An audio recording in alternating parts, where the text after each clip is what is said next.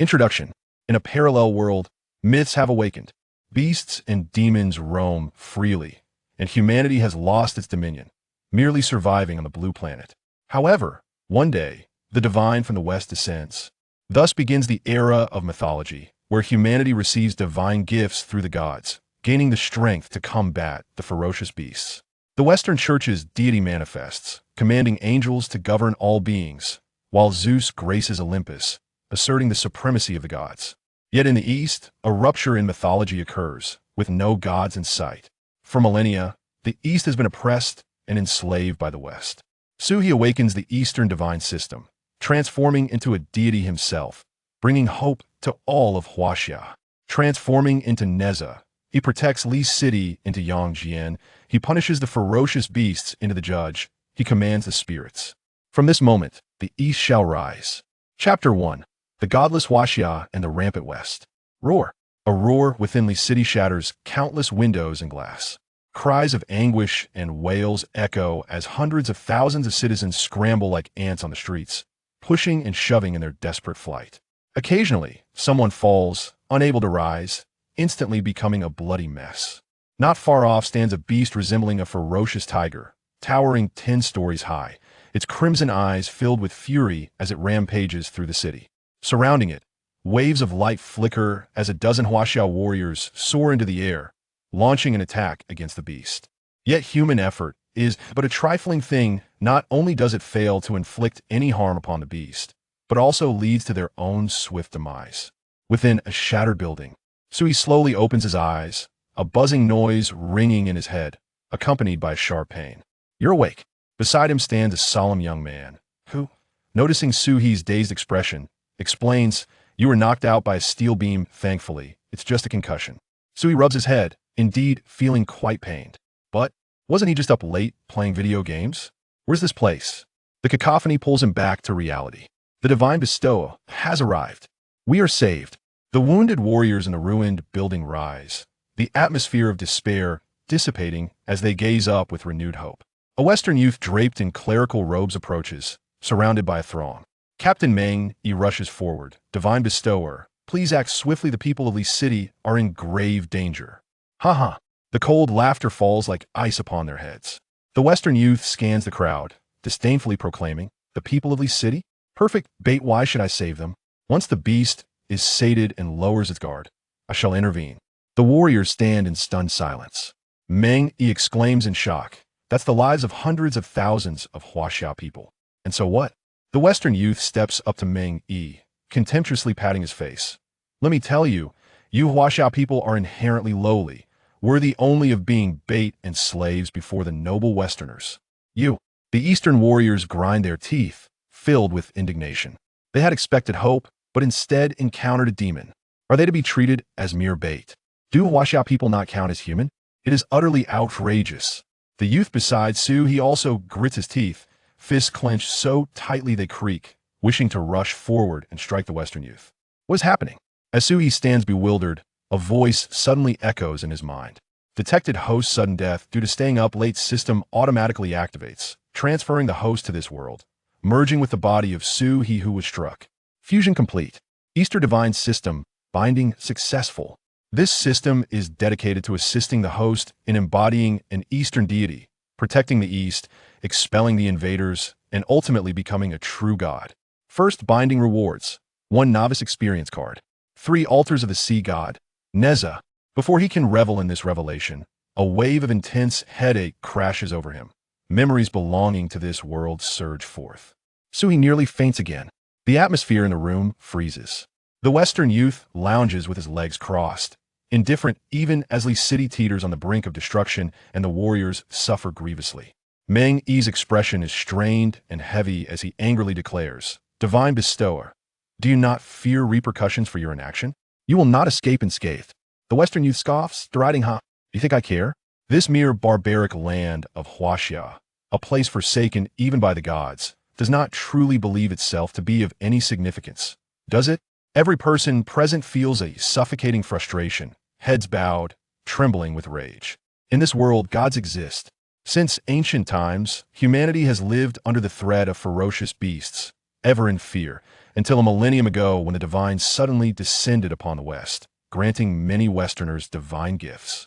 From that moment, humanity gained the ability to stand against the beasts.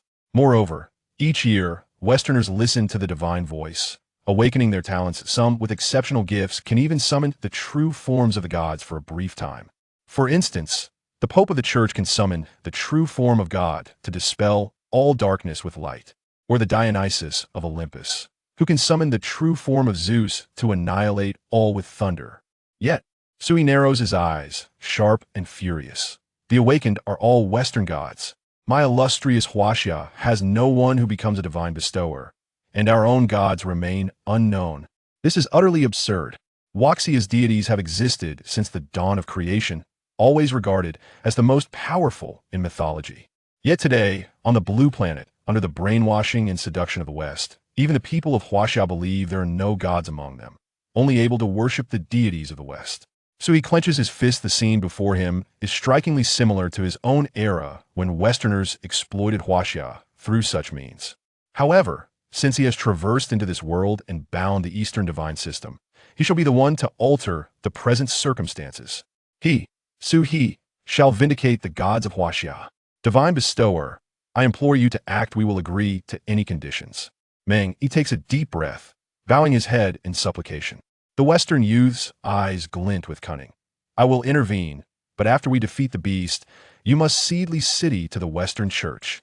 What? What is this? Is this a case of seizing the opportunity amidst chaos? The already furious warriors are incensed further. Captain, we cannot agree to this. These vile Westerners will perish together with the beasts if need be. Silence. Meng, he roars, his expression twisted with agony. We may sacrifice our lives, but what of the thousands of citizens of Li City? Do they too deserve to perish? Everyone falls silent, seething with anger, yet feeling helpless. Huaxia is godless, allowing the West to trample upon the dignity of the Eastern people at will. Huaxia has no divine bestowers, thus the West can audaciously demand everything from the East. This is the reality, a reality that fills countless Huaxia people with gritted teeth, a shared humiliation. Divine bestower, I beseech you please lend us your aid. I can agree to your terms. Mengi understands more than anyone that accepting the Western youth's terms would forever brand him with the mark of a traitor, a name he would carry through lifetimes. Yet for the sake of Huaxia, he is willing to bear this shame. Meng lowered his head deeply, his robust body trembling slightly as he slowly knelt amidst the pained and unwilling gazes of the crowd.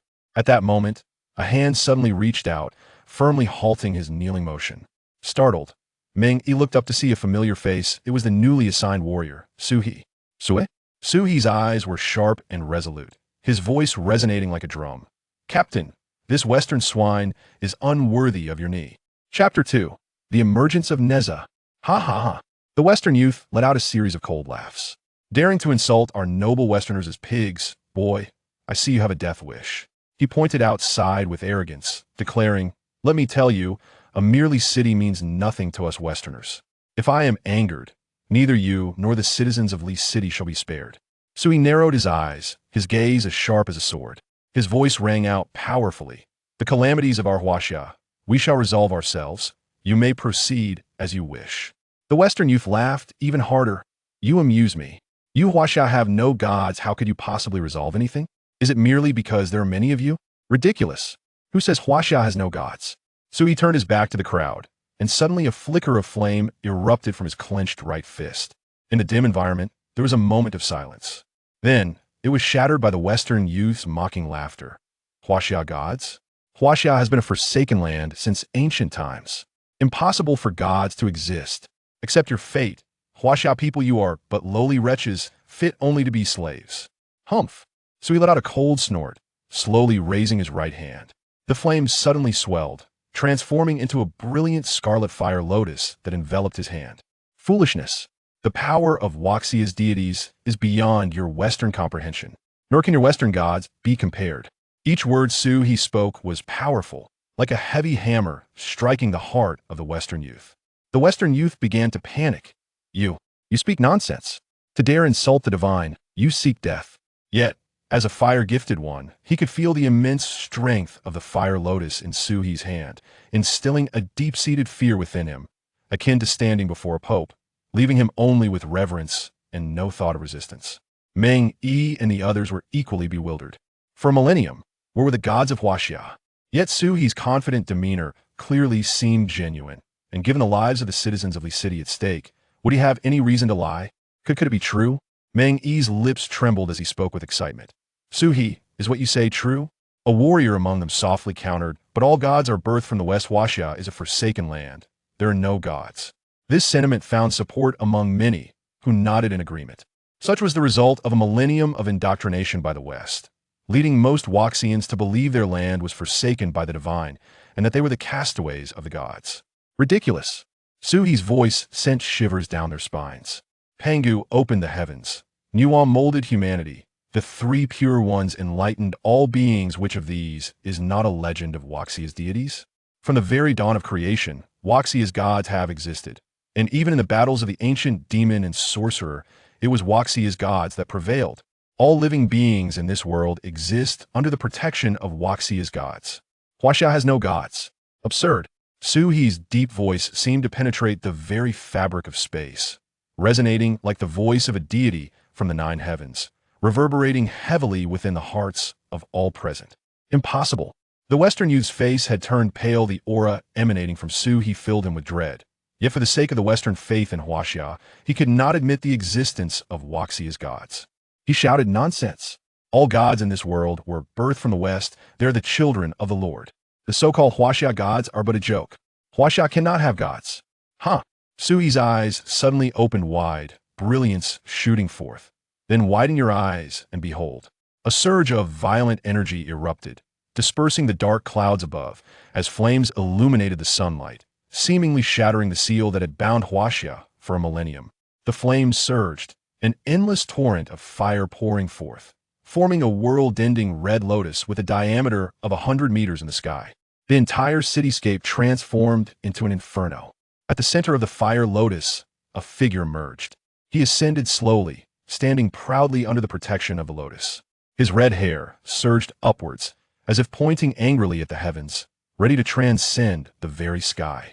His towering physique radiated a fierce aura, and his stern face exuded a murderous intent. Standing upon the wind-fire wheel, wielding a fiery spear, swinging the universe circle, and draped in the celestial silk. I am the martial god of heaven. I am Nezha of the three altars sea meeting. Though his voice carried a tone of irreverence, his arrogance was still awe-inspiring, for he was a true deity of Huaxia. Roar! Nearby, a fierce beast suddenly halted its destruction, its previously ferocious gaze now filled with fear. As a class beast, it had never faced an opponent since its birth. Not even when its parents were slain by the human pope today, it felt an unprecedented fear. This was a suppression born from realms, a fear engraved into its very bones. Within the crumbling building, the warriors stood in stunned silence, the flames nearly scorching their brows, yet causing them no harm, even healing their wounds. Is that Su He? Someone murmured, their face a mix of disbelief and astonishment.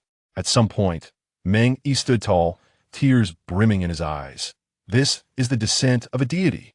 Only the Pope and a few supreme beings in the world could achieve such a feat. And now, after a millennium, Huaxia has finally witnessed the true embodiment of a deity. How exhilarating, truly exhilarating. In stark contrast, the Western youth was far less fortunate. He wailed in terror, fleeing, even resorting to his divine-given abilities just to barely withstand the searing flames. No, this is impossible. It must be fake. Huaxia cannot have gods. Yet, no matter how he howled, to others, he was merely a foolish jester. In the Western Holy See, as the Pope settled onto his golden throne, his expression suddenly changed, and he spat out a mouthful of blood. With fear and disbelief, he gazed into the distance. His entire being radiated with golden light, nearly unleashing all his divine power.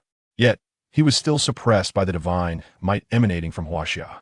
The Pope gritted his teeth, a sense of helplessness rising within him. He muttered in terror, This is a Huaxia god. On Olympus, Dana's experienced a similar fate to the Pope, but being slightly weaker than him, she was pinned to the ground by the divine might, unable to move. The terrifying divine pressure, such a powerful aura. Dana's was in a state of panic. How is this possible? The gods of Huaxia were extinct, weren't they? Why? Why is there still a Huaxia god? Throughout the long annals of history, most records of Eastern gods had faded away, yet a few remained. In these records, the might of Huaxia's gods was unimaginable, capable of creating and destroying. Even the Western gods could very well have originated from the East and were merely lesser gods of the East. Thus, the Pope and Danas joined forces to intervene. They sought to erase all records of Huaxia's gods from the world, indoctrinating Huaxia's people in a bid to eliminate any possibility of Huaxia's gods ever re-emerging. Yet today, the divine might of Huaxia has astonishingly re-emerged. Chapter 3. The Citizens of Leeching. Subduing the fearsome beast for eternity. What is that? Is it a deity of our illustrious Huaxia?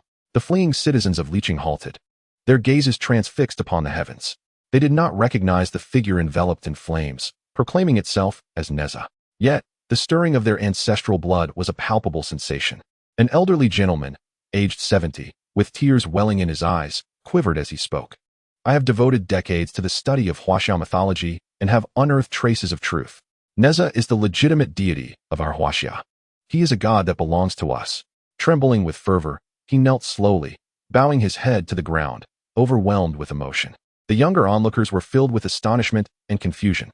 But Huaxia has no gods, right? I've never heard of such a thing. Isn't it only the West that possesses deities? Where would Huaxia find a god? Bah, you brainless fools. Huaxia certainly has gods. The West has merely brainwashed you. Finally, we Huaxia have a god. Amidst the clamor, voices of argument and celebration intertwined. The despair that had hung over the crowd dissipated, and they collectively knelt before the figure soaring in the sky. Roar. The beast was enraged. It was a formidable creature, unmatched since its birth, having wreaked havoc upon numerous cities and slaughtered countless humans. Now, it found itself threatened by a mere child, a transgression unforgivable. With a furious roar, its massive form transformed into a streak of light, moving at a speed beyond the grasp of the naked eye, and in the blink of an eye, it stood before Suhi.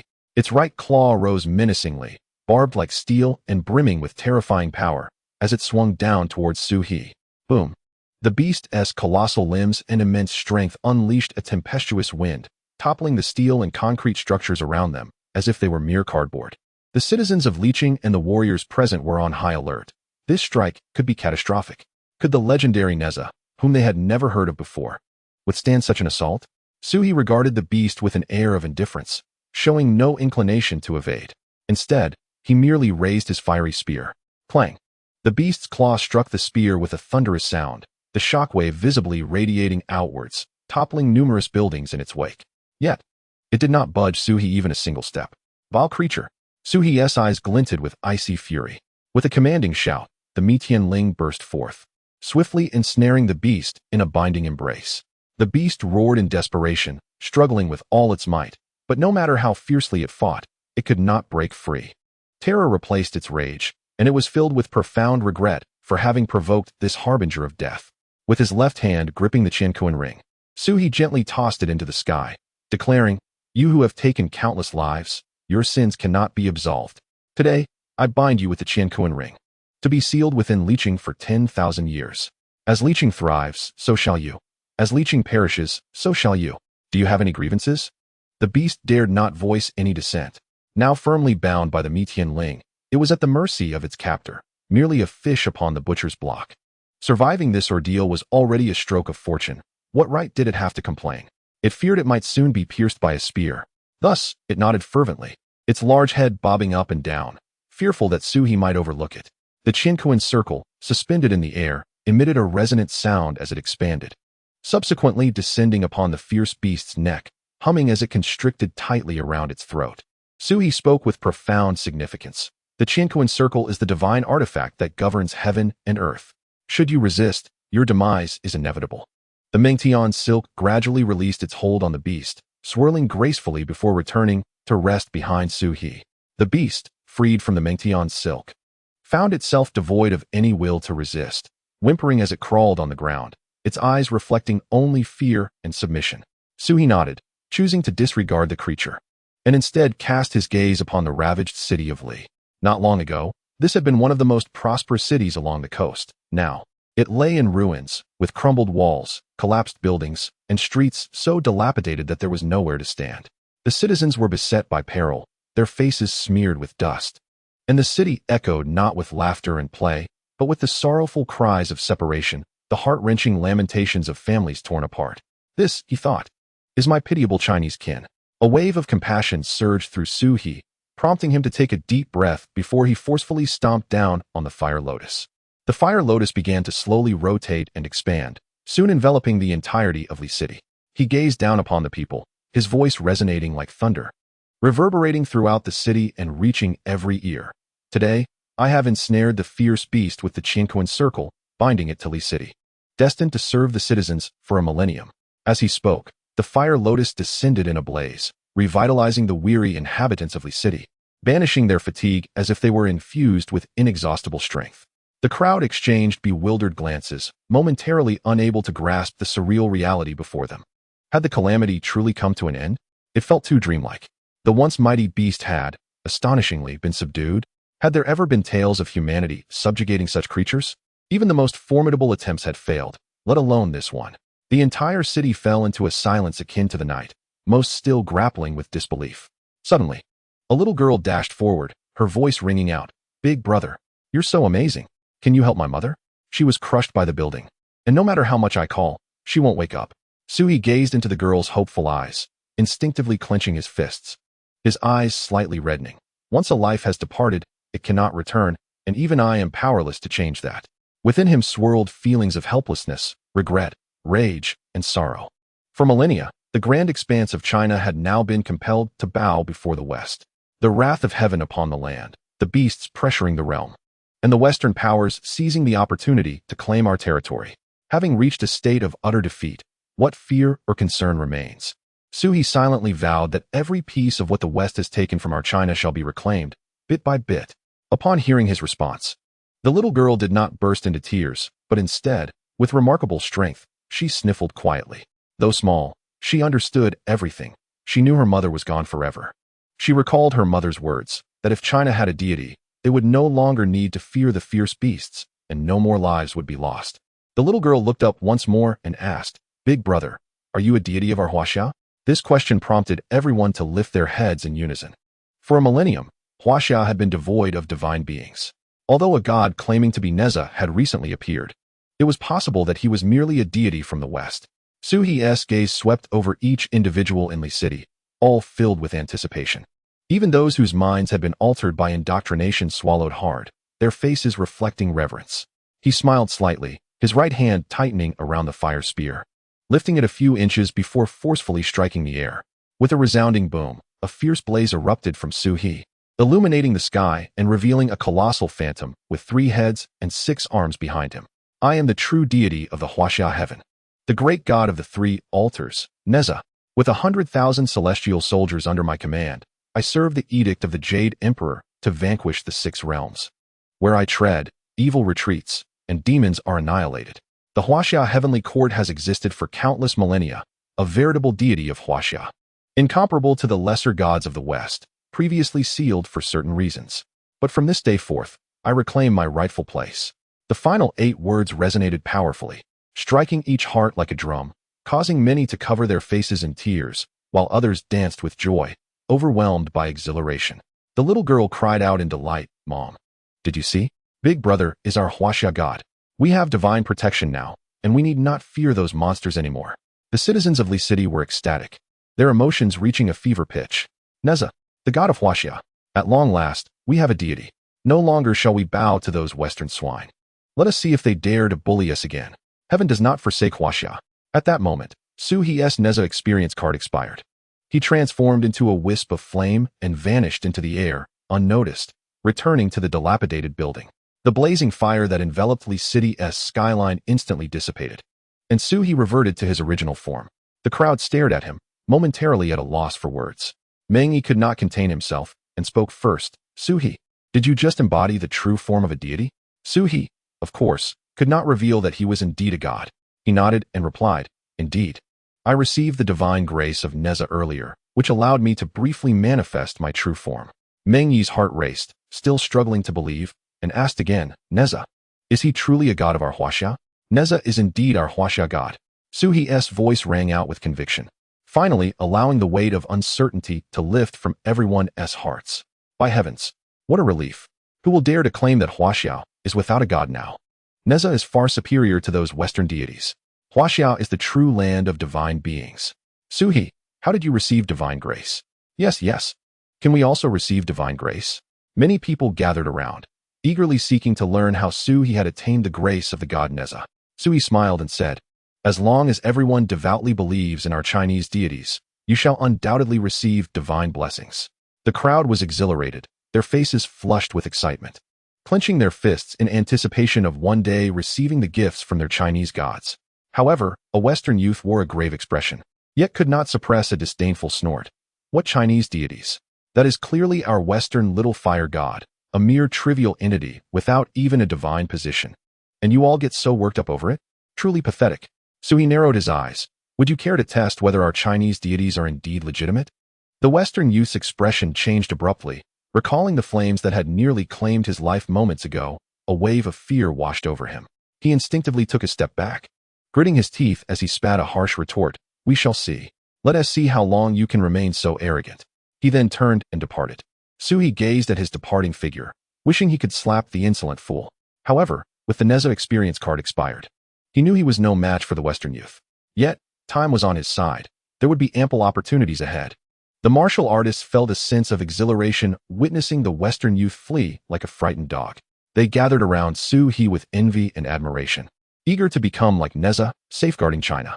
Before long, Meng Yi returned from a phone call, his expression somewhat somber.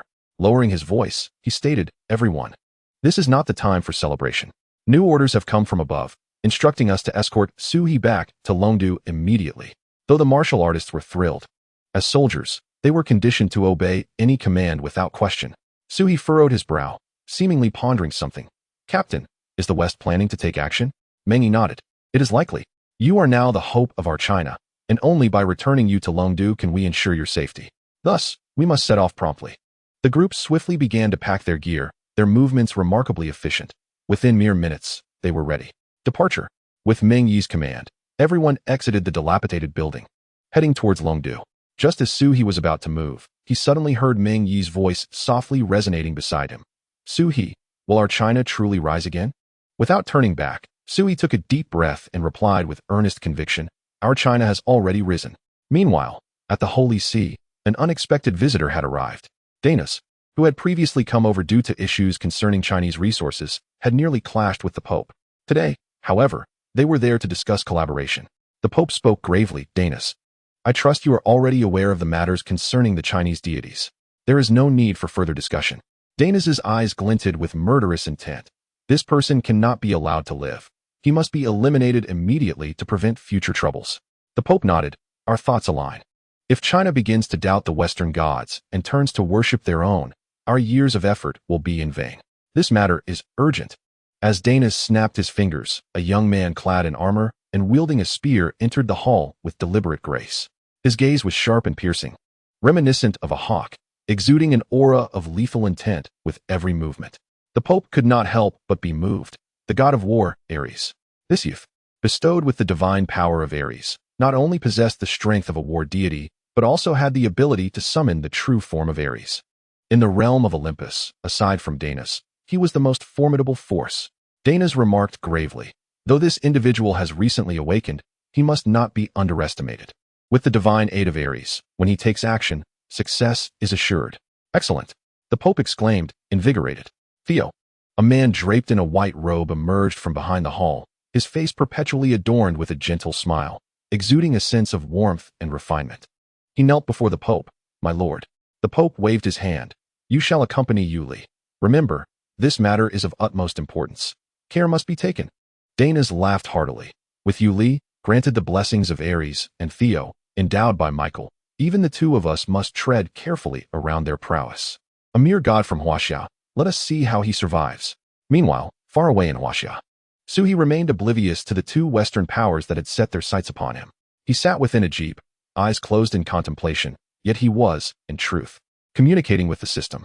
Ding. Congratulations, host, for defeating the ferocious beast and successfully safeguarding Li City. Rewards include the magical weapon of Nezha, the fire-tipped spear. Additionally, You have received Nezha's cultivation method, the Lotus Incarnation, and the divine ability of Nezha, the 3 heads and 6 arms. Furthermore, this act of protection has garnered the faith and offerings of the citizens of Li City, bestowing the host with 20 faith points. Suhi was elated. Previously, he could only wield Nezha's might through experience cards, but now, having acquired the methods and divine abilities, he could manifest them even without the cards. However, the power would not match that of the true Nezha, and he needed further cultivation. Suppressing his inner excitement, Suhi inquired, "System, what is the purpose of faith points?" The system responded, "Faith points are generated through the devout worship of your followers and can be exchanged in the faith mall." Suhi understood. This meant that as more followers emerged and their devotion deepened, he could amass more faith points for greater exchanges. Suhi could hardly contain his eagerness. Then, "Dear system, open the faith mall and let me see what I can obtain." The system replied, "Victorious Buddha, Sun Wukong experience card, 20 faith points. Heavenly Sovereign of Demon Extermination. Zhenwu the Great experience card, 35 faith points. Tathagata Buddha, Shakyamuni experience card, 50 faith points." Chapter 5. The Western Warriors' Assault. Though Li City had endured calamities, Nezha had healed everyone. Thus, the reconstruction began swiftly. The video of Nezha was, of course, disseminated online by those with intent, provoking a tremendous uproar. Western netizens vehemently denied and condemned, accusing the shameless Huaxia people of misappropriating their fire god and claiming him as a Huaxia deity, a blatant insult to the Western gods. The Western Holy See has audaciously declared that Nezha is a fiery angel under the throne of God, positioned beneath the Archangel Michael, categorized as a lesser deity. The Holy See further proclaimed that even our lesser gods in the West are not to be insulted by the mere mortals of Huaxia. Huaxia must issue an apology and surrender the individual embodying Nezha. Western netizens erupted in a frenzy, vehemently accusing the Huaxia people of thievery, deriding Huaxia as utterly insignificant for having pilfered the Western gods, and threatening that the divine beings of the West would obliterate the shameless Huaxia. However, the netizens of Huaxia were not to be trifled with and immediately surged onto the battlefield to counterattack. Although the West has spent years indoctrinating the people of Huaxia, and indeed many have fallen prey to this brainwashing, the majority can still discern truth from falsehood.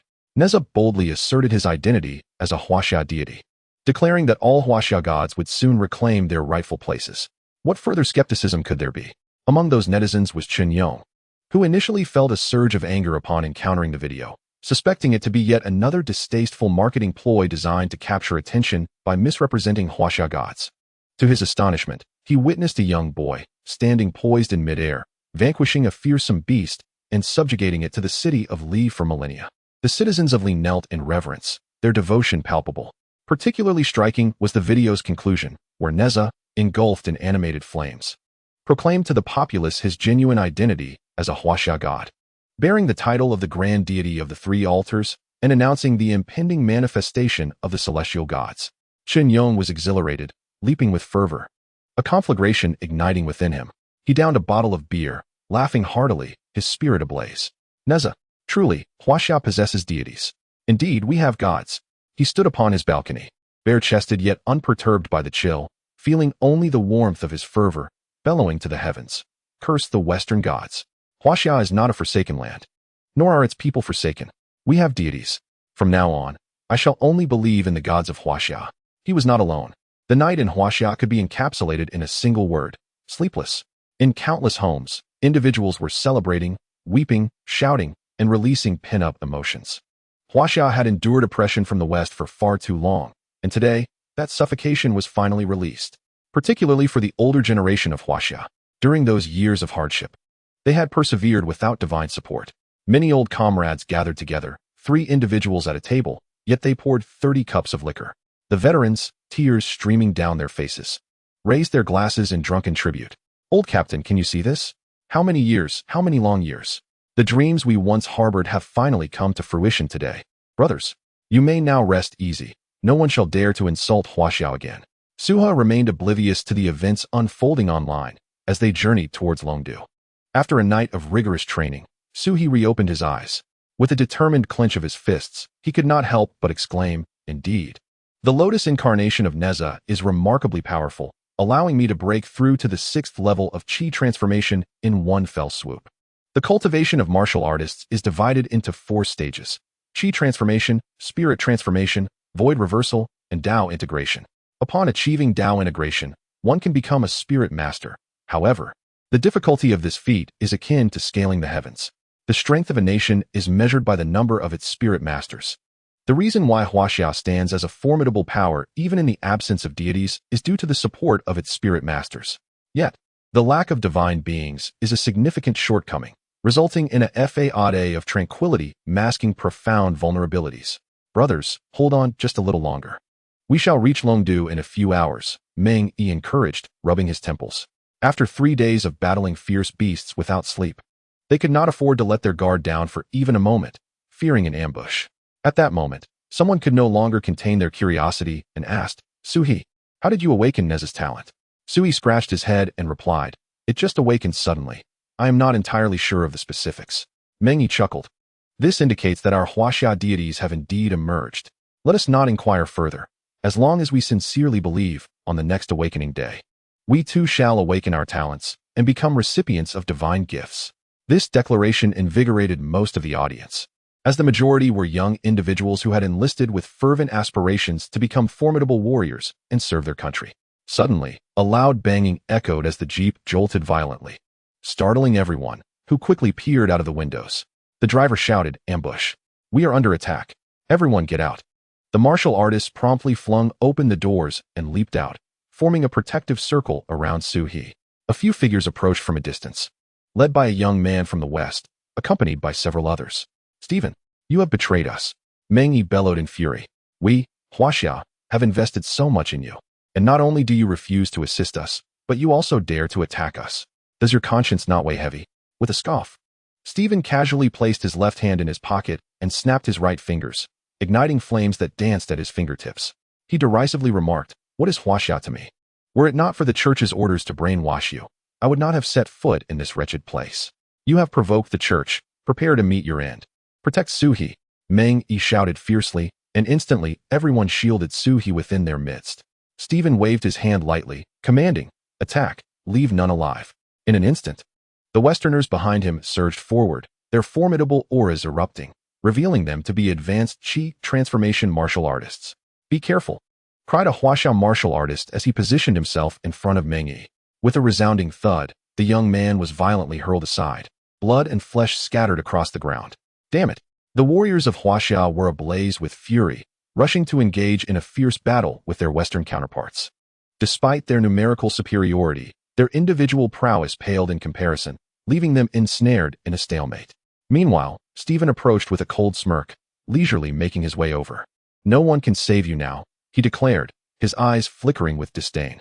Although he was merely a high-level Qi transformation warrior, as a divinely favored being, he surpassed even the average god transformation warriors. Meng Yi was acutely aware of this fact. His palms were slick with sweat as he gritted his teeth and said, Suhi, I will hold Stephen at bay. Take this chance to escape. Humph. Stephen roared, unleashing a torrent of lethal intent. None of you shall escape. Meng Yi's pupils constricted as he barely raised his fists to resist, his voice hoarse and desperate as he shouted, Suhi, run. You cannot die. You are the hope of Huaxia. Hurry. With a single punch, Stephen's overwhelming strength sent Meng Yi hurtling backward, blood spewing from his mouth. His ribs cracking with a cacophony of sound, likely shattered beyond recognition. Thud. Meng Yi collapsed to the ground, blood streaming from his mouth. Struggling to rise but finding himself utterly powerless, he could only scream in despair, Suhi, run. Chapter 6. Those who offend Huaxia shall be punished, regardless of distance. Run? With what? Stephen spat derisively. You, a mere fledgling just awakening, think you can escape my grasp? You must be dreaming. Is that so? Suhi observed his beleaguered comrades, a surge of nameless fury igniting within him. Dignity. Where is the dignity of Huaxia? These arrogant Westerners dare to wield power on Huaxian soil, even resorting to the murder of Huaxia people. It was evident that even if they all perished here today, Stephen and his ilk would face no condemnation or punishment, for they were Westerners, and the deceased were Huaxia people. Suhi clenched his fists tightly, glaring at Stephen.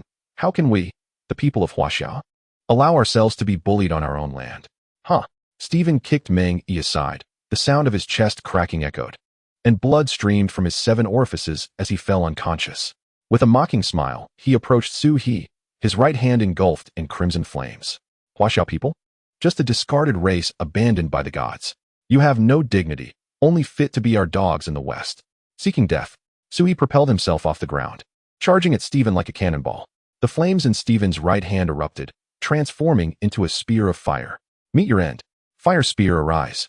Unfazed, Sui unleashed a torrent of lotus-shaped flames from his palms, swiftly morphing into a crimson lance. With a resounding clash, their weapons collided, flames erupting around them, encircling them in a fiery domain. A glint of determination sparkled in Sui's eyes. He understood that Stephen was a high-level Qi transformation warrior, exceedingly close to God transformation, and his apparent strength vastly exceeded his own. Yet, he refused to concede defeat. Lotus transformation, he silently chanted within his heart. In the fiery depths of the Su River, flames transformed into a blazing red lotus, occasionally flickering from his body, while the tip of the fiery spear erupted, sending Stephen soaring. Stephen's expression altered drastically, his hands clutching the spear growing numb as he swiftly retreated, tension mounting within him. What sorcery is this? Stephen's tone shifted to one of caution, a stark contrast to his earlier arrogance. Oh, Su River grinned widely, declaring, "This is the divine art of Huaxia." He charged forward once more, enveloped in the flames of the lotus, radiating a tempestuous aura as the spear tip lunged directly at Stephen. Gritting his teeth, Stephen proclaimed, "This heretical path is not to be feared." With a sudden surge of strength, his fiery spear blazed even brighter. The fire god descends. A resounding hum echoed as a humanoid silhouette, formed of flames and wielding a spear, materialized behind him. This was the divine summoning technique, distinct from the embodiment of deities, allowing temporary access to the power of the gods he revered. With a thunderous shout, Stephen bellowed, "Fire god Apollo." Boom! The two flaming spears collided violently, creating ripples that affected the surrounding melee of Eastern and Western warriors, their expressions shifting as they swiftly distanced themselves from the battlefield. The Eastern warriors, before departing, carried away the unconscious Mangi. "Is Su River all right?" Someone glanced back with concern. The group exchanged resolute looks, their expressions solidifying. "He is the chosen of the Huaxia deity. He shall be fine. Indeed, we must have faith in him. The Huaxia gods are surely superior to their Western counterparts." With the assurance of his comrades distancing themselves, Su River felt a sense of relief, his worries slightly alleviated. With a sudden surge of power, Stephen unleashed his fiery might, forcefully pushing Su River back. He sensed the overwhelming strength he now possessed, realizing he far surpassed Su River. Though the peculiar lotus flames were no trifling matter, they were still significantly weaker compared to his divine summoning of Apollo. "Die!"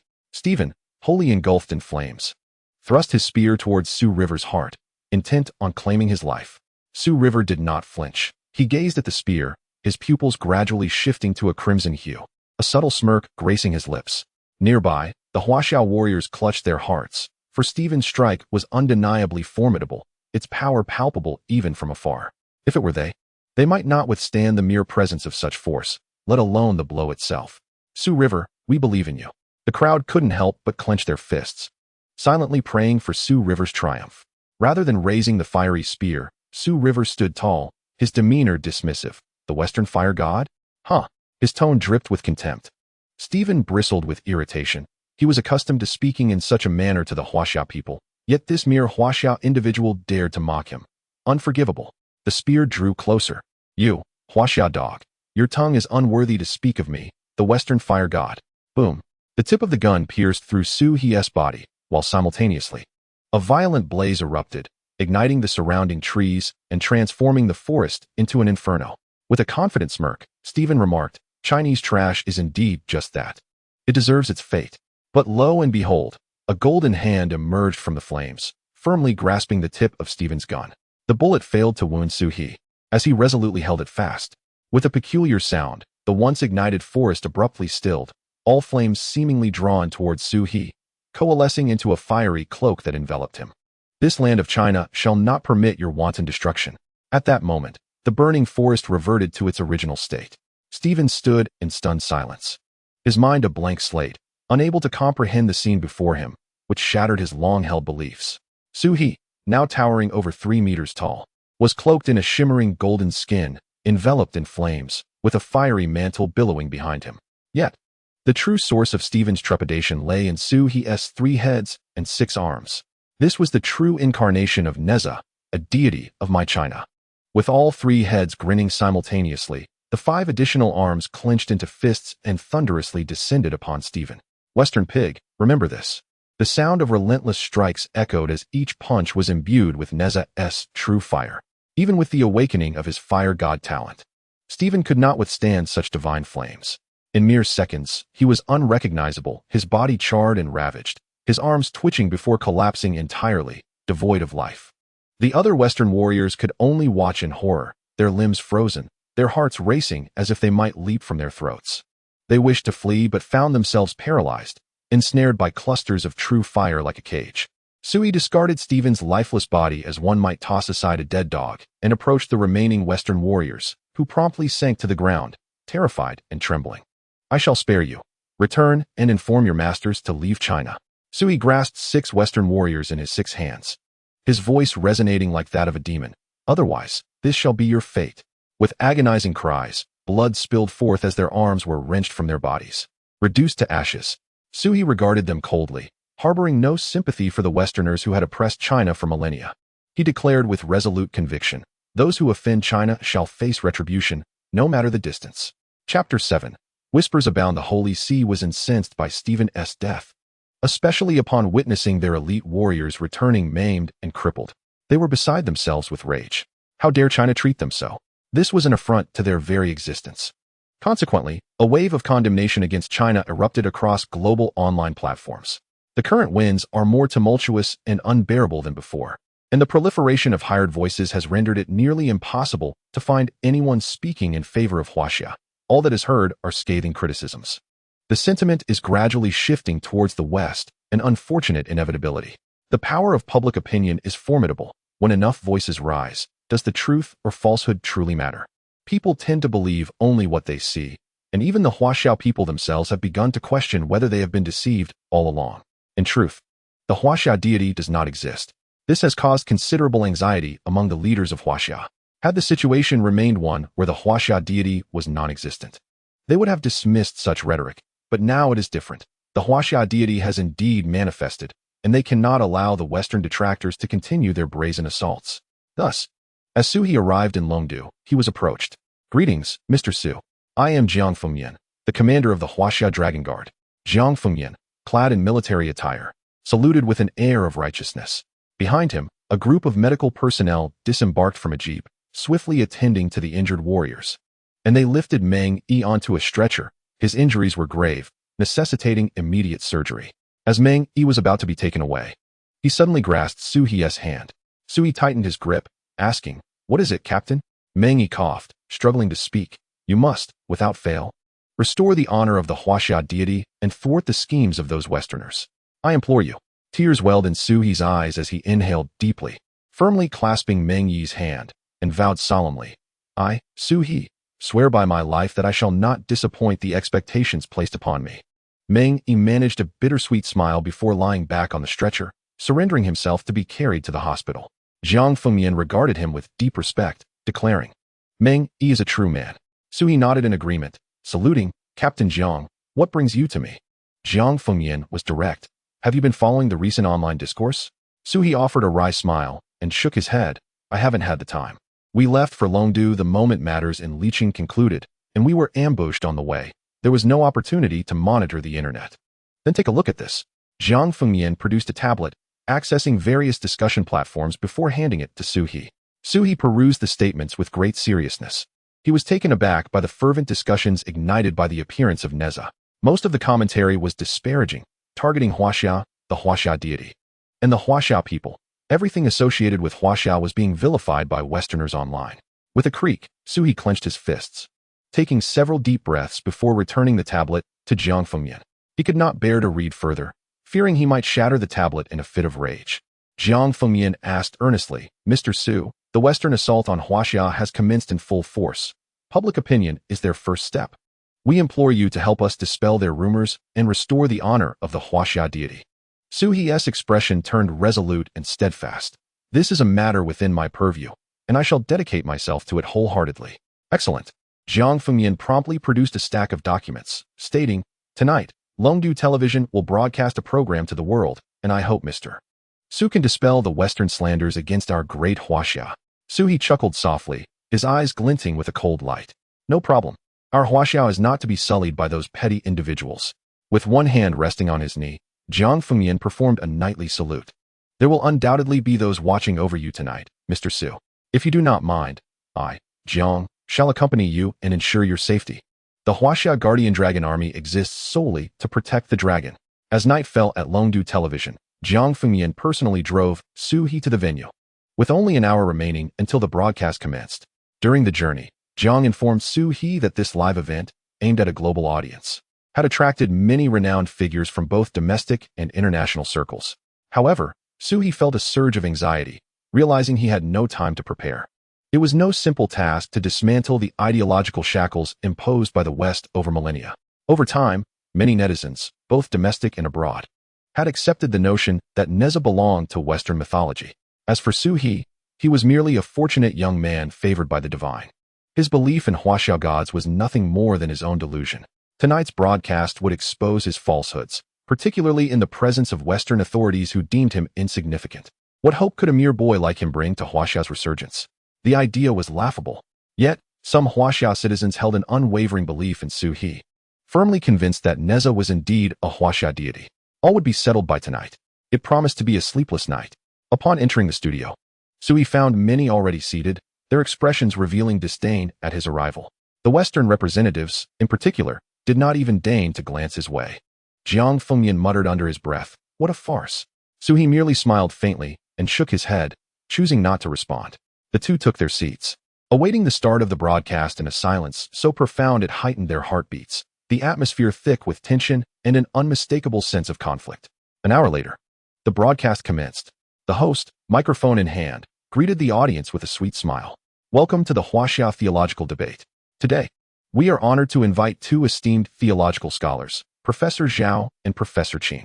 The camera shifted to the two elderly gentlemen, who remained with their eyes closed, their demeanor stern and haughty as they nodded slightly. The host continued, "And we also have with us the authoritative scholar from the Western Church, Professor Come On." The camera focuses on an elderly gentleman draped in a crimson robe, his hands resting upon his knees, exhibiting no inclination to greet anyone, even disdainfully shaking his head at the lens. This behavior incites dissatisfaction among many viewers from Huaxia, while Western audiences cheer in approval. Although the debate has yet to commence within the studio, the comments section has erupted into a cacophony of voices. The host, despite feeling quite irked, maintains her composure and continues. "Now, we shall place particular emphasis on our final guest, whose identity is rather unique. Unlike the preceding three scholars, he is, in fact, a true divine envoy. Let us extend a warm welcome to Su He, the divine envoy of the great deity Nezha from the three altars of the sea." Chapter 8, Divine Retribution. A wave of commotion envelopes the venue, with both the audience and staff casting complex glances at Su He, their hearts conflicted with unspoken sentiments. As individuals of Huaxia, they fervently wish for Su He's claims to be genuine, yet the Western dominion over Huaxia seems insurmountable. Everyone is convinced that Su He will be mercilessly ridiculed today. Western authorities emit disdainful scoffs, casting derisive glances at Su He, embodying scorn and mockery. Prior to the broadcast, the audience had clearly discerned the appearance of Huaxia's sole divine envoy. Is this it? Apart from his handsomeness, he possesses little else of merit. I am eager to witness how he will embellish his narrative today. A savior of Huaxia? I perceive nothing but a charlatan. Are you not Huaxia people? Helping others to deride one of your own. How remarkable.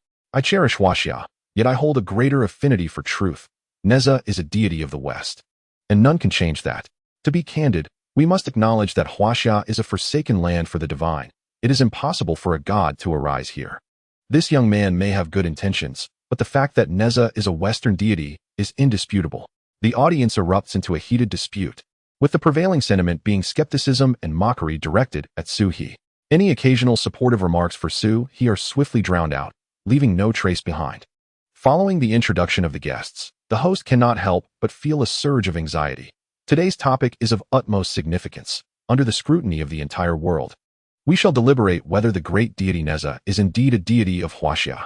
Upon uttering these words, the studio staff, the audience gathered prior to the broadcast, and Jiang Fengyan, who stands behind Su He, all experience a slight tension. For millennia, the global pantheon has been divided into two factions, the Western Church and Mount Olympus. Beyond this, no other deities exist. Huaxia is particularly a land abandoned by the divine, devoid of even a divine envoy. Now, with the sudden emergence of Nezha, who could possibly believe he is a deity of Huaxia? In the eyes of the majority, this debate serves merely as a trial for Su He, whose rebuttals are destined to be feeble and futile. Professor Zhao rises first, seizing the microphone. I, Zhao, have delved deeply into the study of mythology. May I be so bold as to be the first to speak? The assembly nods in agreement, showing no dissent. Professor Zhao organized his thoughts and then spoke in a deep voice. In my opinion, what nonsense is this Nezha, the deity of Huaxia? It is nothing short of blasphemy. His words immediately plunged the live studio into a profound silence. Even Su He was taken aback. He had presumed that this Huaxia professor would align with him. But it seemed he had overestimated the situation. The audience, however, erupted in fervor. Well said, Professor Zhao. Deities are all from the West. Huaxia gods are merely a farce.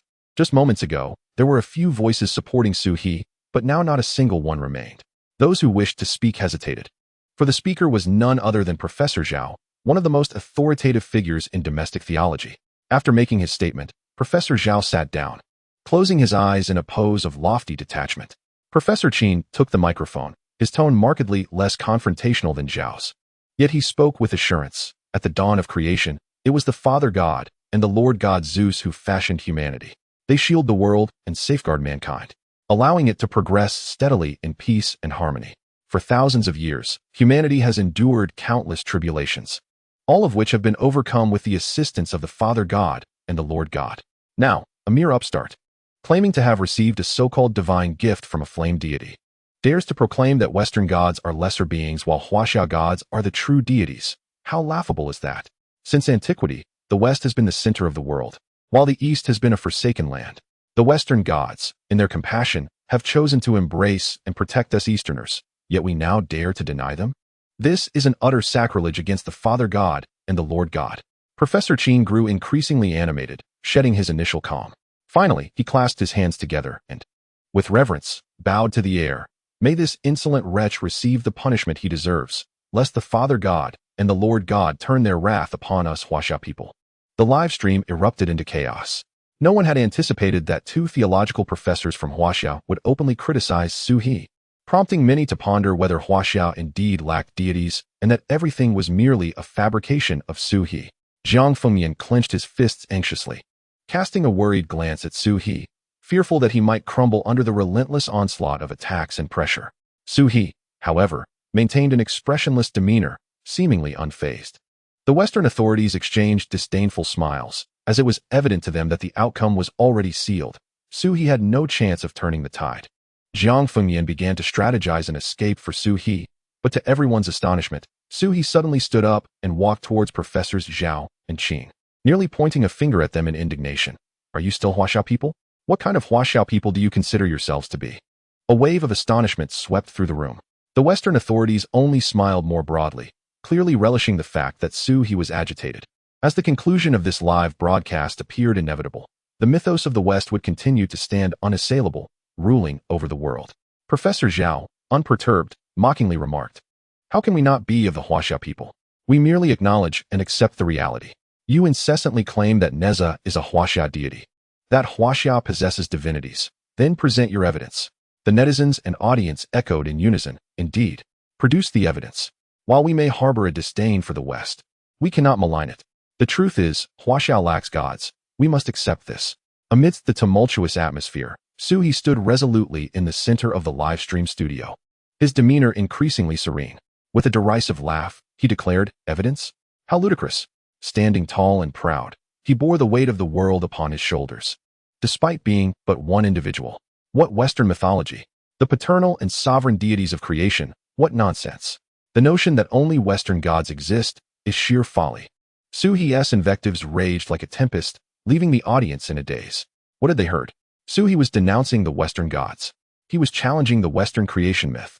A shiver ran down everyone's spine. The existence of gods in the West and the sanctity of the divine rendered any insult unforgivable. Until now, all who dared to defile the deities faced divine retribution. Su He would not escape such a fate. Western authorities guffawed. "You are finished. To insult the paternal and sovereign deities invites divine wrath. Prepare for your demise." Divine retribution? Suhi chuckled coldly, casting his gaze skyward. Suhi awaited. An immediate tension gripped all present, including the viewers in the live stream, instinctively clutching their hearts. Suddenly, ominous clouds gathered above the studio, and an ominous voice resonated through the air. For insulting my creator deity, you shall perish. Chapter 9. The frightening of Zeus. The sky darkened, shrouded in clouds like a legion of vengeful spirits hovering above the studio. A fierce wind howled, and the atmosphere grew electric. The individuals within the studio stood frozen, while the Western authorities knelt in fervent worship, laughing maniacally. The sovereign and paternal deities have manifested. Foolish Huaxia people, brace yourselves for divine retribution. Professors Zhao and Qin trembled as they knelt, their faces marked with piety. Though they hailed from Huaxia, their allegiance lay firmly with the West in their minds. The West was the epicenter of the world, while the Huaxia people were innately inferior. Even those who firmly believed in the existence of Huaxia gods, faced with the impending wrath of the Western deities, could do naught but bow in fear. The global audience watching the live stream erupted in excitement. The insects of Huaxia now know fear, but it is too late. Continue your arrogance. Didn't you claim that the Huaxia gods are the true gods, while the Western ones are mere subordinates? Now, behold the arrival of my esteemed Western deities. Where are your Huaxia gods? Extinct? I have long asserted that no Huaxia gods exist, merely a gathering of Huaxia individuals, and now, you've been proven wrong. How laughable. I believe it is prudent to adopt a neutral stance. Perhaps Suhi has a plan. The individual above is evidently foolish. Suddenly, a bolt of blue lightning, as thick as a barrel, illuminated the night as if it were day. The power of the deity descended with a thunderous force, suffocating all present. Jiang Fengyan's expression shifted. Though he ranked among the upper echelons of martial artists in Huaxia, before a deity, he felt as insignificant as an ant. He cast a worried glance at Suhi. Yet, Suhi stood proudly, hands clasped behind his back, glaring defiantly at the heavens, exhibiting no trace of fear. Crack! The walls of the live-streaming studio began to crack, as if the immense divine power threatened to shatter reality itself. Under such pressure, a profound sense of helplessness washed over everyone. This was a Western deity, the mightiest among those who created worlds. Beside the blue lightning, two crimson, lightning-like eyes seemed to materialize, fixating on Suhi, their voice reverberating like thunder. It is you, who dares to speak arrogantly, treating us, the supreme deities, with disdain. Suhi, far from trembling, proclaimed boldly. What supreme deities? Merely a handful of minor gods fleeing from Huaxia, daring to claim such a title? Preposterous. This proclamation left everyone in stunned silence. The onlookers in the studio widened their eyes in disbelief, unable to fathom their ears. Such audacity. To insult a Western god in their presence was tantamount to courting death. The audience was equally dumbfounded. This fellow was doomed. The deity descending was none other than the chief god, Zeus. How delightful it was. He relished in showing off, yet now had gone too far. Truly deserved. Are you all still Huaxia people? Why do you speak on behalf of the Westerners? Are you blind? The chief god, Zeus, has arrived. Accept the reality that Huaxia is a forsaken land, and we Huaxia people are inherently inferior to the Westerners. I refuse to accept this. Damn it. I fervently hope Suhi can vindicate the Huaxia gods and deliver a resounding slap to the faces of you traitors. I stand with Suhi. The chief god Zeus heard Suhi's words. Although he had descended merely as a thunderbolt, it was sufficient to obliterate the world. A mere human dared to insult him. Such folly. Zeus snorted coldly. Huaxia is godless. You spread falsehoods, which is a sin. The Western deities guard the world. Your public slander against them constitutes a second sin. For these, you must die. The blue lightning surged, expanding ominously, resembling a pillar reaching the heavens, surrounded by a tempest of thunder, which had transformed into a sea of lightning. As Zeus pronounced the sentence of death, the lightning descended. The world-ending power of lightning struck the studio, causing everyone to instinctively shut their eyes. A god is not something humanity can withstand.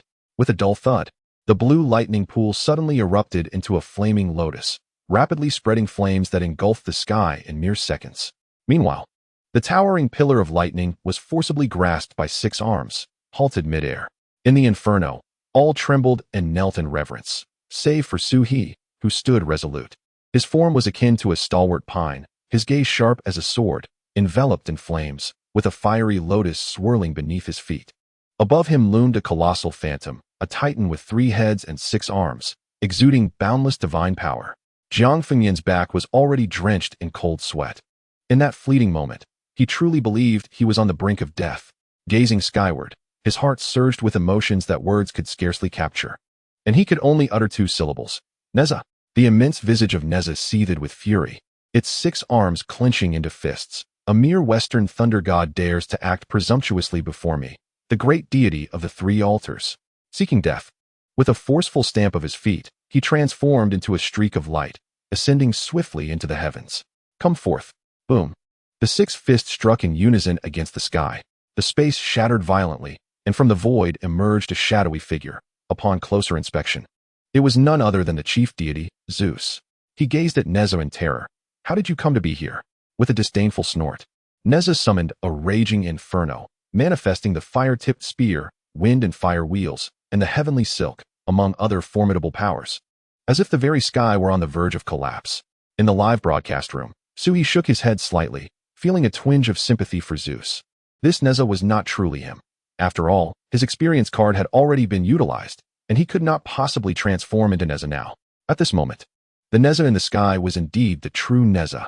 Since Sui had embodied Nezha, there had been a resurgence of faith in him within China, albeit modest. This collective belief had enabled Nezha to breach the Western blockade against Blue Star, allowing for his descent. Yet, the faith was limited, hence only a phantom had manifested. If you wish to live, depart. Nezha roared to the heavens, and the flames surged forth with an almost sentient vigor, converging upon Zeus. Zeus's expression shifted through myriad emotions. Although he understood that Nezha was merely a phantom, he was acutely aware of this madman's formidable strength and dared not act recklessly. Gritting his teeth, he summoned the azure lightning of the sky and vanished in an instant. At that moment, the sky was left with only the divine silhouette of a god standing upon the wind and fire wheels, wielding the fire-tipped spear, draped in heavenly silk, and bearing the universe circle upon his shoulders. His proud gaze surveyed the multitude, and with a faint utterance, he vanished once more. Such a feeble deity is worthy of your faith? Ridiculous. The sky returned to tranquility. Night had deepened. The moon shone brightly, the stars sparse, and a gentle breeze carried a profound stillness. Yet, within the live broadcast room, none could find peace. Their hearts raced as though they might burst forth, leaving everyone stunned and bewildered. To this moment, most found it hard to fathom the reality of what had transpired. What had just occurred? The gods of China and the West had both descended, and the mightiest of Western deities, Zeus, had been frightened away? Is this truly the once mighty Western deity that has dominated the Blue Star for a millennium? Chapter 10, A Surprise Attack. Goodness, what am I witnessing? Someone pinch me. It feels as though I am dreaming. This is utterly exhilarating. This is the essence of the Huaxia deity. Remarkable. The people of Huaxia are so insidious. They must have deliberately ensnared our Western god. Indeed, shameless Huaxia. Continue your antics, Westerners. Observe your supreme deity, reduced to a mere plaything by our Huaxia god. Huaxia is extraordinary. The Huaxia deity is extraordinary. Let us proclaim that phrase. Huaxia has risen. Among those watching the live broadcast, support for Huaxia has surged. Those who had been silently seething now unleashed their frustrations, striking back fiercely against the Westerners. Meanwhile, in the studio, Western dignitaries rise. Casting malevolent glances at Sui, they realize that what just transpired is profoundly detrimental to the West, potentially undermining the indoctrination of Western mythology that has persisted in Huaxia for years. The architect of this upheaval is none other than Sui, and he must not be allowed to continue living. Sui, the Western dignitaries exude a murderous intent. You, with your deceptive words, incite the masses and seek to tarnish our Western mythology. This is a grave offense. You shall meet your demise. Professors Zhao and Qin also rise, their subservient postures on full display. Shameless Sui, you are unworthy to be a Huaxia person. To desecrate Western mythology, what punishment do you deserve? Their actions evoke disdain from the on-site staff. If they were previously engaged in rational analysis, they now reveal their true colors. These two have been the Western lapdogs from the very beginning. Clang. The sword is drawn.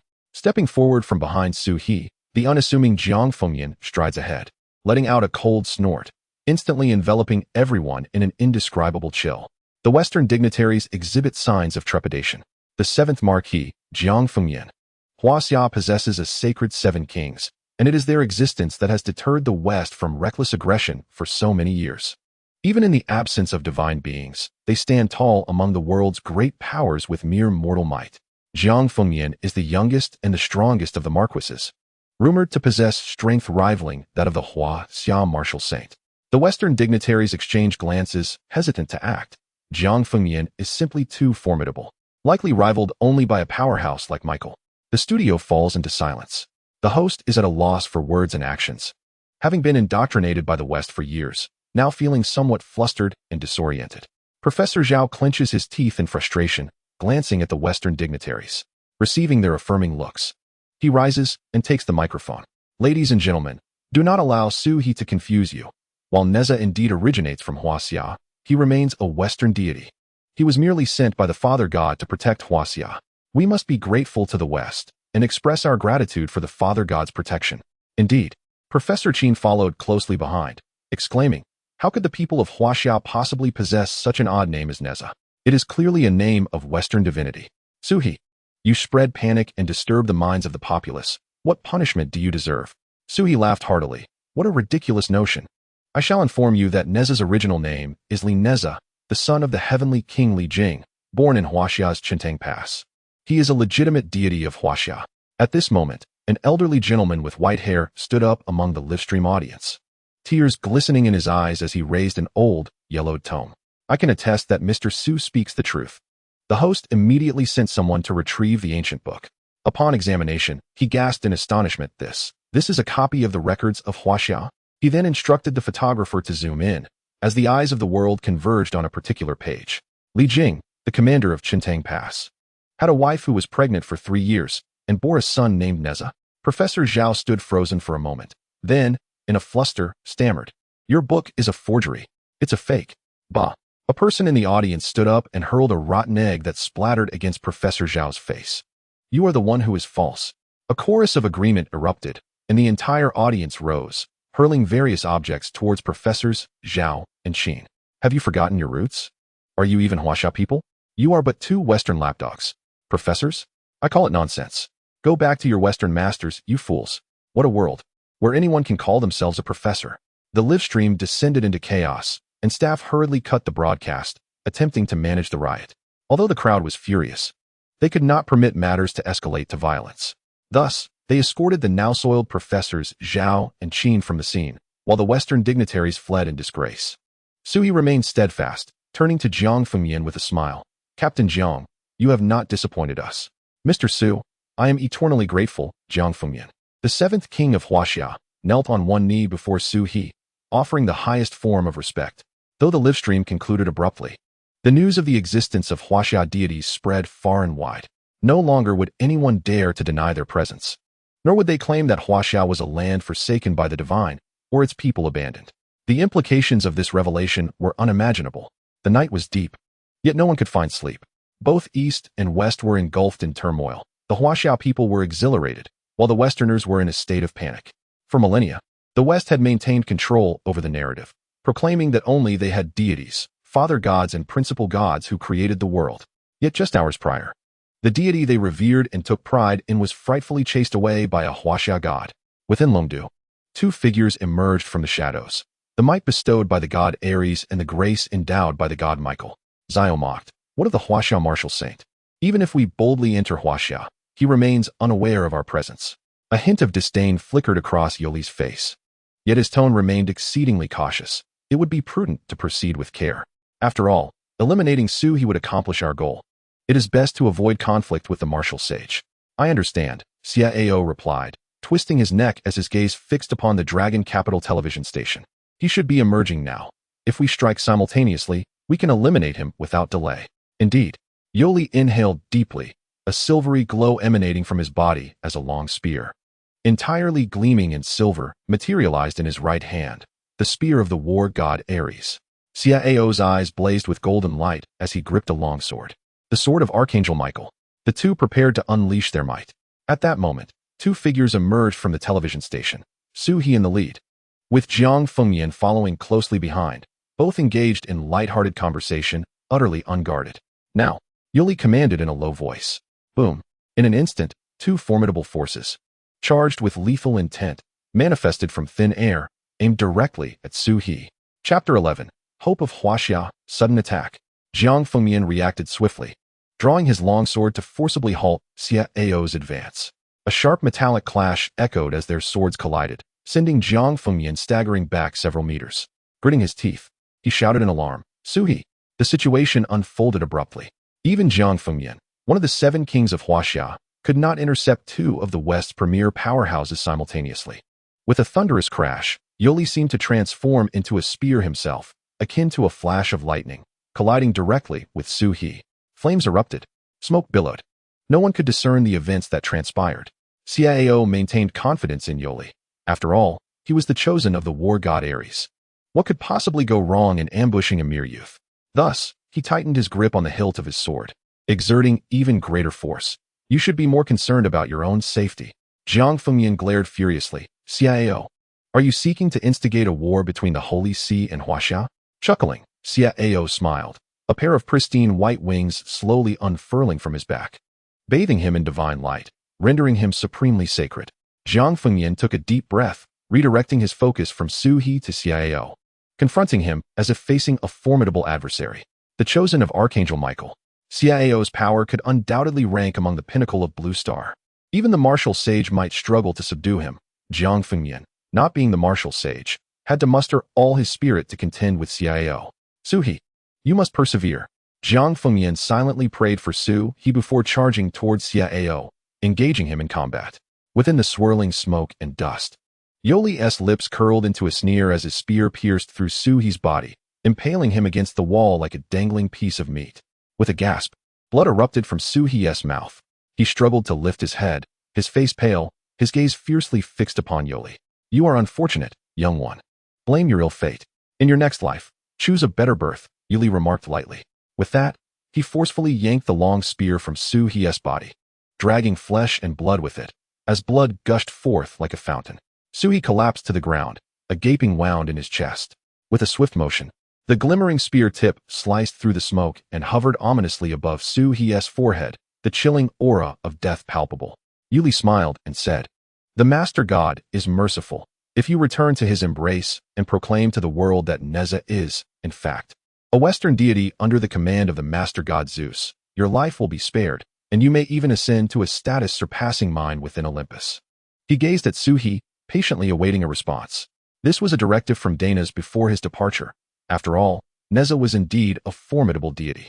If they could harness such power, the church would stand no chance against Olympus, and the entire Blue Star would be theirs to command. Suhi felt as if all his strength had been rapidly siphoned away, rendering even the act of standing a monumental challenge. Yet, he forced himself to rise, his legs trembling, on the verge of collapse. He spat out a mouthful of blood, and, with a grimace revealing blood-stained teeth, weakly declared, "Olympus? Huh, such a petty hill. You are unworthy." Yuli's smile gradually faded, replaced by a frigid demeanor, his eyes glinting with a lethal intent. "Stubbornness will lead you to death." Suddenly, a powerful shout pierced the air, "Protect Mr. Su." The smoke was dispersed by an overwhelming surge of energy as dozens of Chinese warriors rushed forward. All members of the Dragon Guard, loyal subordinates of Jiang Fengyan. A glimmer of cold calculation flashed in Yuli's eyes. "Foolish mortals, you shall perish." The first warrior to shield Su, he was impaled by the spear. He was not a divinely favored one, and his ordinary body could not withstand Yuli's full force, resulting in a spray of blood as he collapsed lifelessly. However, this did not deter the relentless advance of the other warriors. They charged forward recklessly, undeterred, even as they fell one by one to Yuli's spear. Their resolve only seemed to intensify. Sui pressed his right hand against the wound inflicted by the spear, where a crimson lotus burned fiercely. Nezha's lotus incarnation possessed remarkable regenerative abilities, healing at an almost visible rate. Witnessing so many warriors march towards their doom stirred something within Suhi. His lips trembled, and the corners of his eyes glistened with unshed tears. Two warriors approached Suhi, supporting him on either side. "Mr. Su, please come with us," they urged. Suhi's throat constricted as he rasped, "What about them?"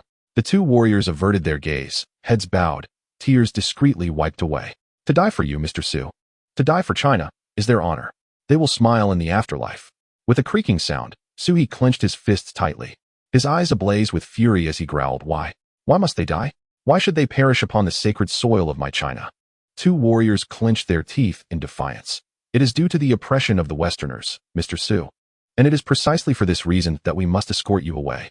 You are the hope of China. the hope of countless sons and daughters of our land. Hope, am I?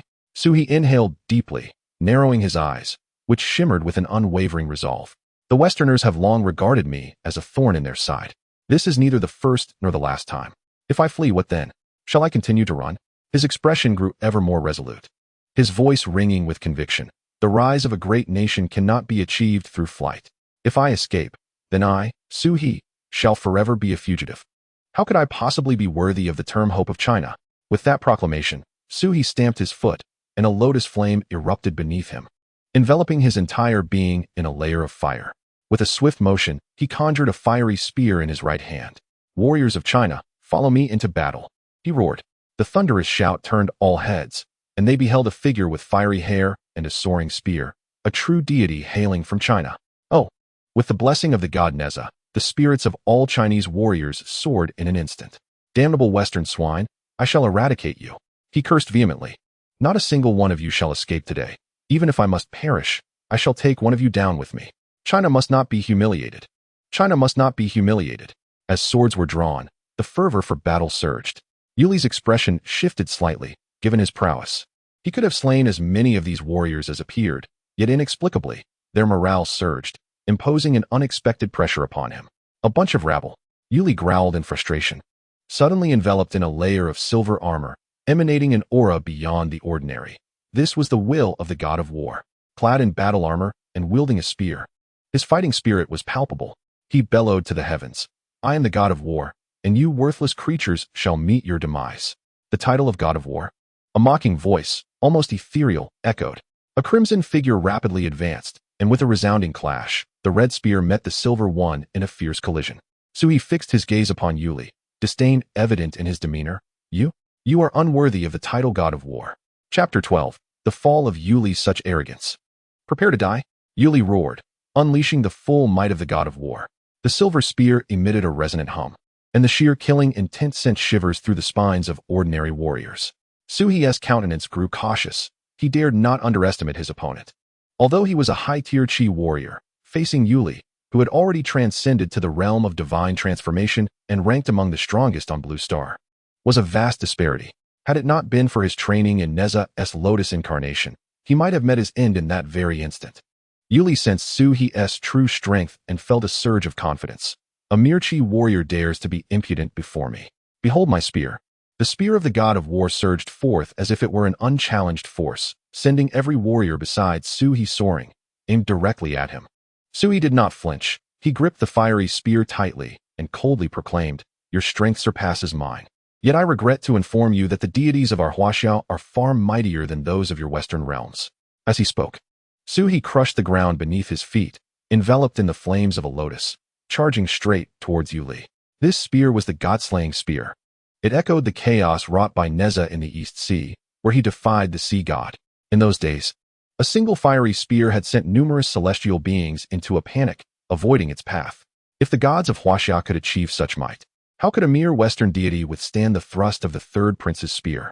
At some point, Suhi's eyes transformed into a fierce crimson, reflecting the flames at the spear's tip, crashing thunderously against Yuli's divine spear. In an instant, a sharp crack resounded in the ears of all present. Yuli's expression shifted dramatically. How is this possible? I am the chosen of Ares. I am a transcendent being. He was propelled backward. Disbelief etched on his face as he gazed at the spear in his hands, now stained red. With sections charred black, the spearhead obliterated, the entire weapon splintered in two. Mr. Su. The spirits of the Huaxia warriors soared, each one clenching their fists in excitement, leaping up to cheer. Throughout history, despite the immense talent within Huaxia, they had always been overshadowed by the West, and the reason was simple. The West possessed gods and their chosen ones. The disparity between a divine chosen and a non-chosen warrior of the same realm was as vast as heaven and earth. Yet today, Huaxia not only boasted its own divine chosen, but had also triumphed over a Western divine chosen. What did this signify? It illustrated that the deities of Huaxia were overwhelmingly superior to their Western counterparts. Seeing the tide turn unfavorably, Xiao swiftly struck Jiang Fengyan aside with his sword. Retreating to support Yuli, Jiang Fengyan, battered and bruised, staggered backward for dozens of steps before barely halting near Suhi, his face pale, throat convulsing as he struggled to swallow the metallic taste of blood. Captain Jiang, are you all right? Suhi approached, gently patting his back. Jiang Fengmian forced a bitter smile. Had he not possessed angelic powers, I would not fear him. But alas, I am indeed at a disadvantage now.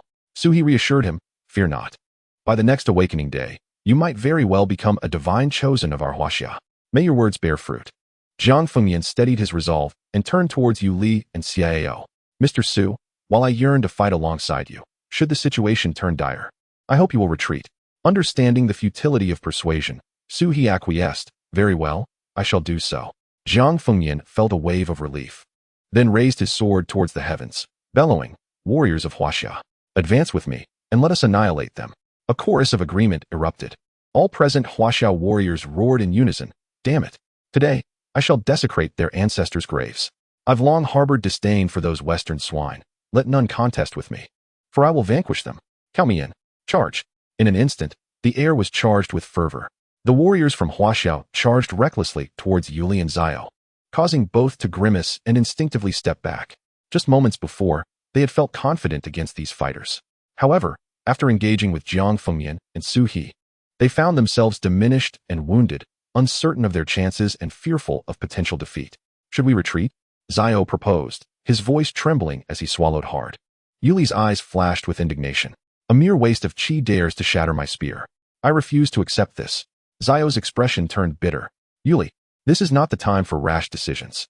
I trust in your unwavering loyalty to the Master God, but if you perish here today, Olympus will suffer greatly. Yuli clenched his jaw, unable to counter Zio's reasoning. After all, the strongest among Olympus were few, and his demise would severely undermine their competitiveness, leaving them vulnerable to the predatory gaze of the church. With a glance at Zio, Yuli conceded, let us withdraw. They nodded in agreement, and Zio murmured a few sacred words. Suddenly, 3 pairs of golden wings appeared on his back, radiating a divine light. Yet, his expression was marred with pain as he gritted his teeth. I can only hold on for a moment. We must hurry.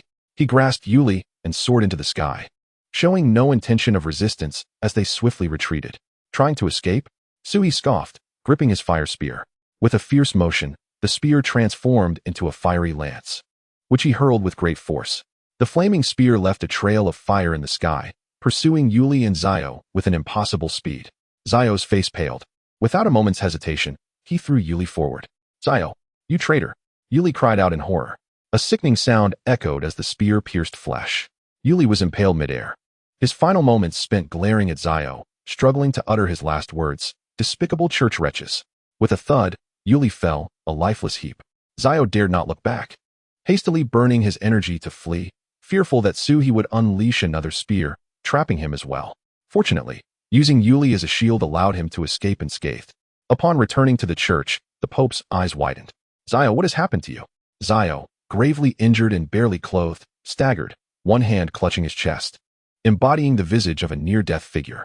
Dana's furrowed his brow. Zio, why have you returned alone? Where is Yuli?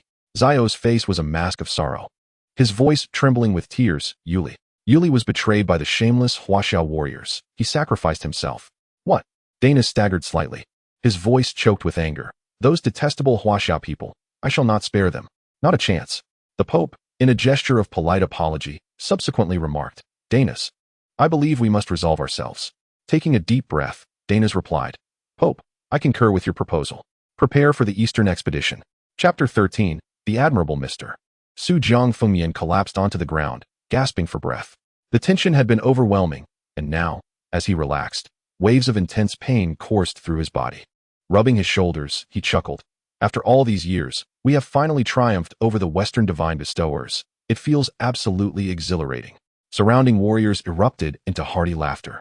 Despite their grievous injuries, some even incapacitated on the ground, they rejoiced in merriment. Suhi also sank down, his face betraying fatigue. Thank you all for your hard work. No trouble at all. As long as Mr. Su is well, we are of no consequence. Mr. Su is magnificent. Long live Huaxia. Various voices resonated around him, and Sui could not help but smile. Truth be told, he had considered employing a card of experience earlier, but such a trump card was not to be played lightly. In this world, each person could only receive divine endowment once. Should he transform into another deity before the eyes of the crowd, how could he possibly explain it afterward? The worst-case scenario would see him ostracized by the entire world. Even Huaxia would not accept him. Therefore, Unless in dire circumstances, Suhi would never resort to such a last resort. Fortunately, the outcome was favorable. They had driven away Theo and Uli through their own strength. Ambulances arrived in succession, transporting the injured for urgent treatment. Captain Jiang, Mr. Su, several medical personnel gathered around. However, Suhi waved his hand. We are fine. Their injuries are more severe, so do not concern yourselves with us just yet. But the medical staff grew anxious. After all, Jiang Fengyan was the seventh king, and Suhi represented the hope of Huaxia. Both were priorities for protection. Stop being so fussy. Jiang Fengyan lightly kicked one of the medical personnel in annoyance. I am not at the point of needing an ambulance, so hurry and leave. Or else do not blame me for striking you. The medical staff exchanged glances, then, with wry smiles, retreated. Everyone at the scene busied themselves. Occasionally, glances were cast towards Su He and Jiang Fengyan. Both warriors and medical staff alike displayed genuine admiration, feeling honored to fight alongside these two. Naturally, there were also soft cries that pierced the air. This was a war. Where there were injuries, there were also losses. A warrior knelt before a heap of shattered remains. Weeping for the deceased, a brother in arms, with whom he had shared laughter mere hours ago, now reduced to fragments, a complete body no longer to be found. However, he did not blame Su He. He only reproached himself for his lack of strength and lamented the arrogant and domineering Westerners. Mr. Su, this warrior clenched his fists and, with tears in his eyes, cried out, Is our sacrifice worthwhile? Will Huaxia truly rise? The atmosphere was palpable as everyone slowed their movements. Even their breaths seemed stifled. Su He's legs felt weak from exhaustion, yet with the last vestiges of his strength, he managed to rise, his right fist slowly raised towards the heavens. Esteemed comrades, this marks our first victory, yet it shall not be our last. Today, we have defeated the war god, Ares of Olympus, and the archangel, Michael of the Holy See. We, mere mortals, have triumphed over deities. But you are not yet the chosen ones. Await the next day of awakening. For I believe that many among you will become divine emissaries. At that time, neither Olympus nor the Holy See will stand as our adversaries. If this is not what we call rising, then what is? No force can halt the relentless march of history. For Huaxia, this inexorable force is known as ascendance. Huaxia has risen. The final 5 words were nearly screamed from Su He's throat, his voice hoarse yet profoundly uplifting. At that moment, every warrior and medical personnel present, even those gravely injured lying in ambulances, raised their right fists towards the sky, unleashing a deafening roar. This was the pent-up rage of Huaxia, suppressed for a millennium, and the resistance against Western oppression that had endured for just as long. Su He, having expended his last ounce of strength, swayed unsteadily, nearly collapsing, but fortunately, Jiang Fengyan rushed over to support him. Thank you. No, Jiang Fengyan shook his head earnestly. It is I who should express gratitude, and indeed, it is the myriad citizens of Huaxia who deserve thanks. Sui felt somewhat embarrassed by the compliment and jested, You're laying it on a bit thick. They both shared a hearty laugh. After a while, the scene was nearly cleared, leaving only the two of them and a handful of medical personnel. Captain Jiang, Mr. Su, you must accompany us to the hospital, the medical staff urged persistently. Unable to resist any longer, Jiang Fengyan and Su He eventually boarded the ambulance. On the way to the hospital, the medical team conducted a comprehensive examination of Su He, leaving everyone in stunned silence at the results. His body bore few unscathed areas.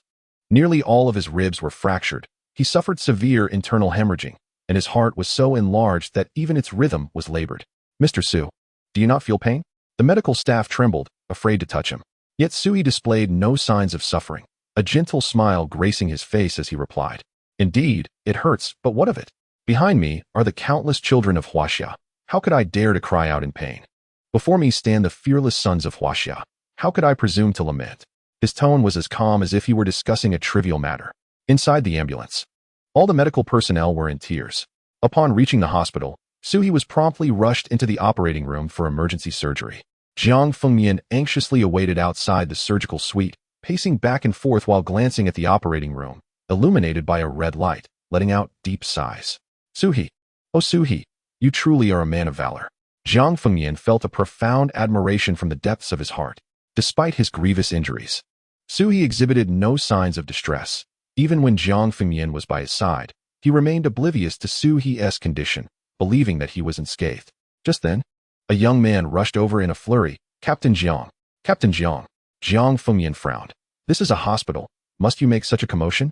The young man, in a state of urgency, replied. Captain, something has happened. Realizing the gravity of the situation, Jiang Fengyan replied solemnly, "Speak." The young man swiftly produced a tablet, opened a document, and handed it over. Jiang Fengyan perused the file with utmost haste, his expression growing increasingly grave, his pupils narrowing to mere pinpoints. After returning the tablet to the young man, he remained silent for a few seconds before speaking.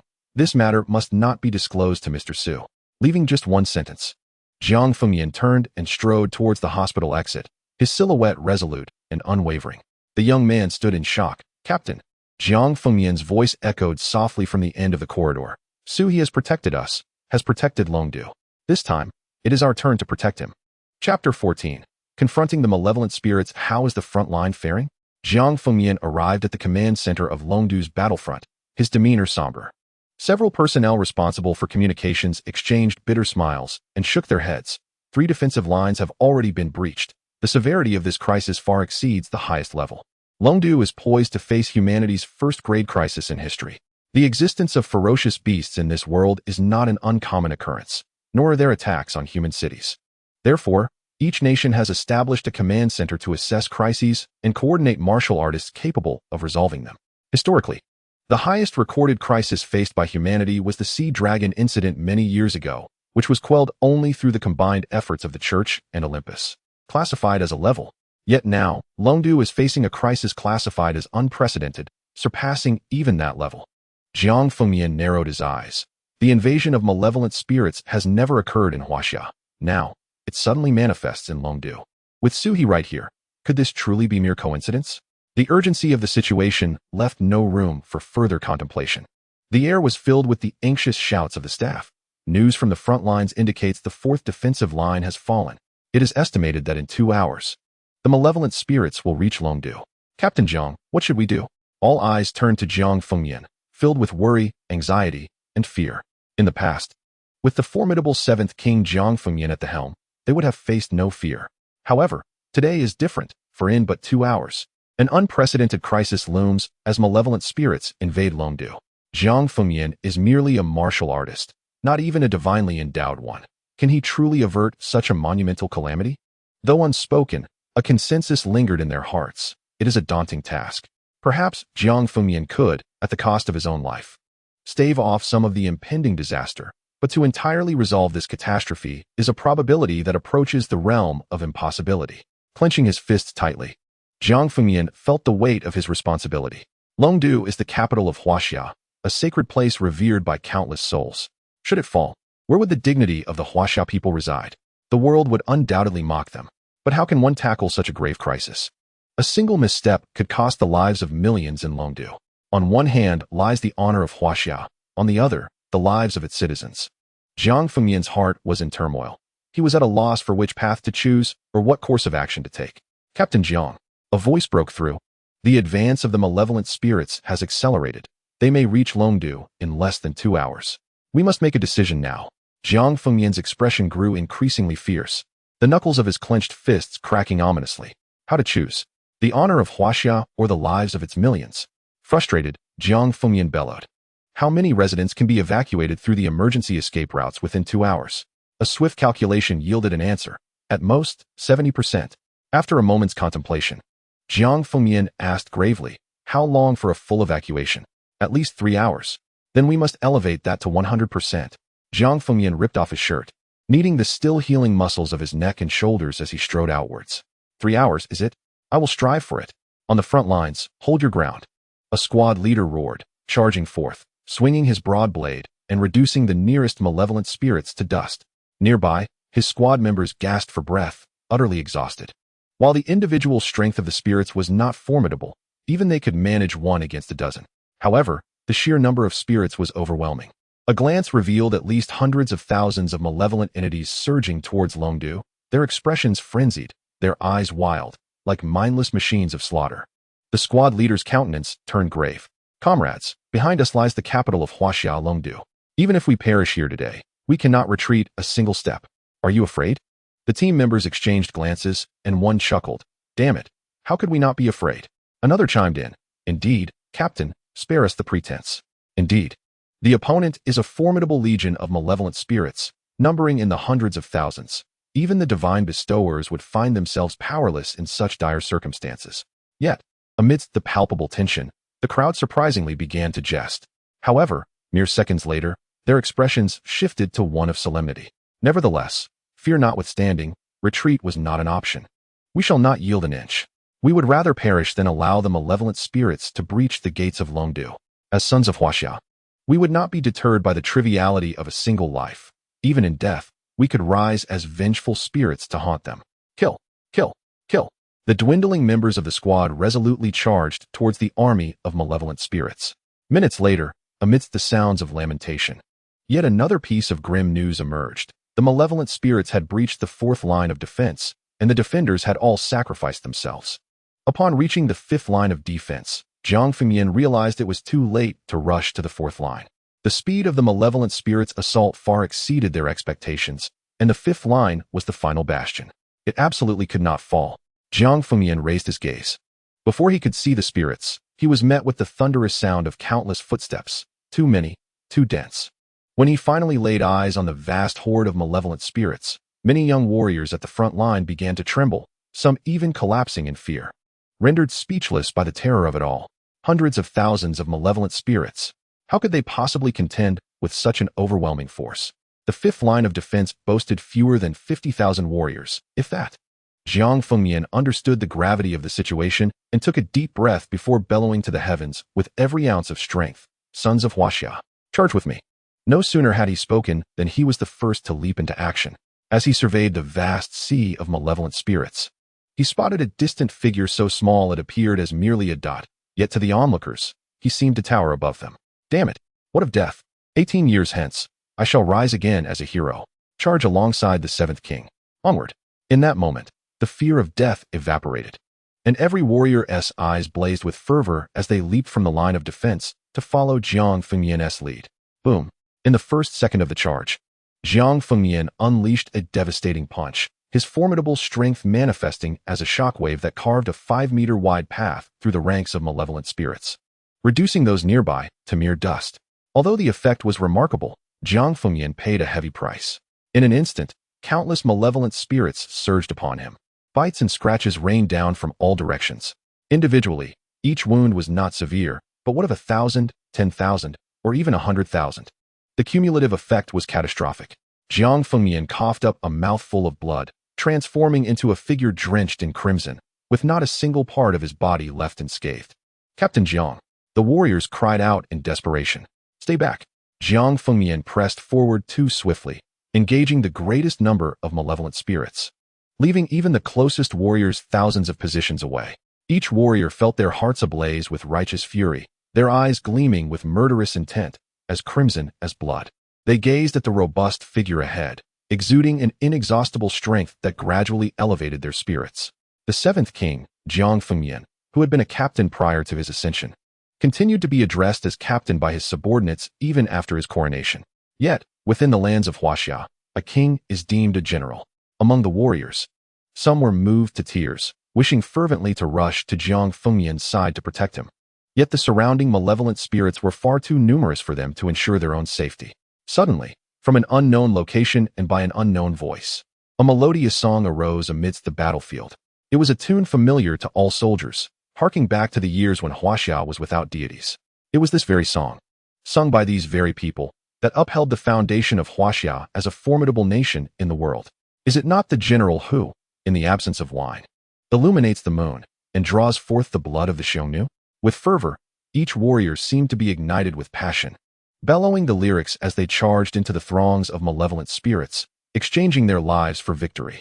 Is it not the general who, without steed, treads upon the mountains and consumes the loam of the earth? Boom. Some warriors, grievously wounded, displayed no signs of fear or trepidation.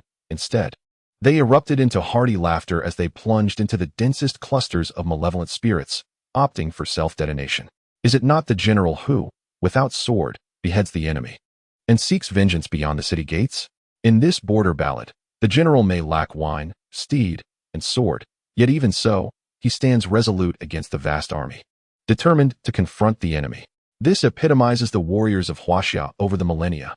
Bereft of divine intervention or divine gifts, They possessed nothing but the indomitable spirit of Huaxia's sons. Fearless and unwavering. Kill. Jiang Fengyan coughed up another mouthful of blood, the thick, viscous fluid betraying the numerous times he had done so before. Oblivious to how much blood he had left. Yet, he could not dwell on such thoughts. He silently counted down the time. 3 hours. By any means necessary. He must secure 3 hours for Longdu, even if it meant sacrificing himself and his comrades to ensure the safe evacuation of all its residents.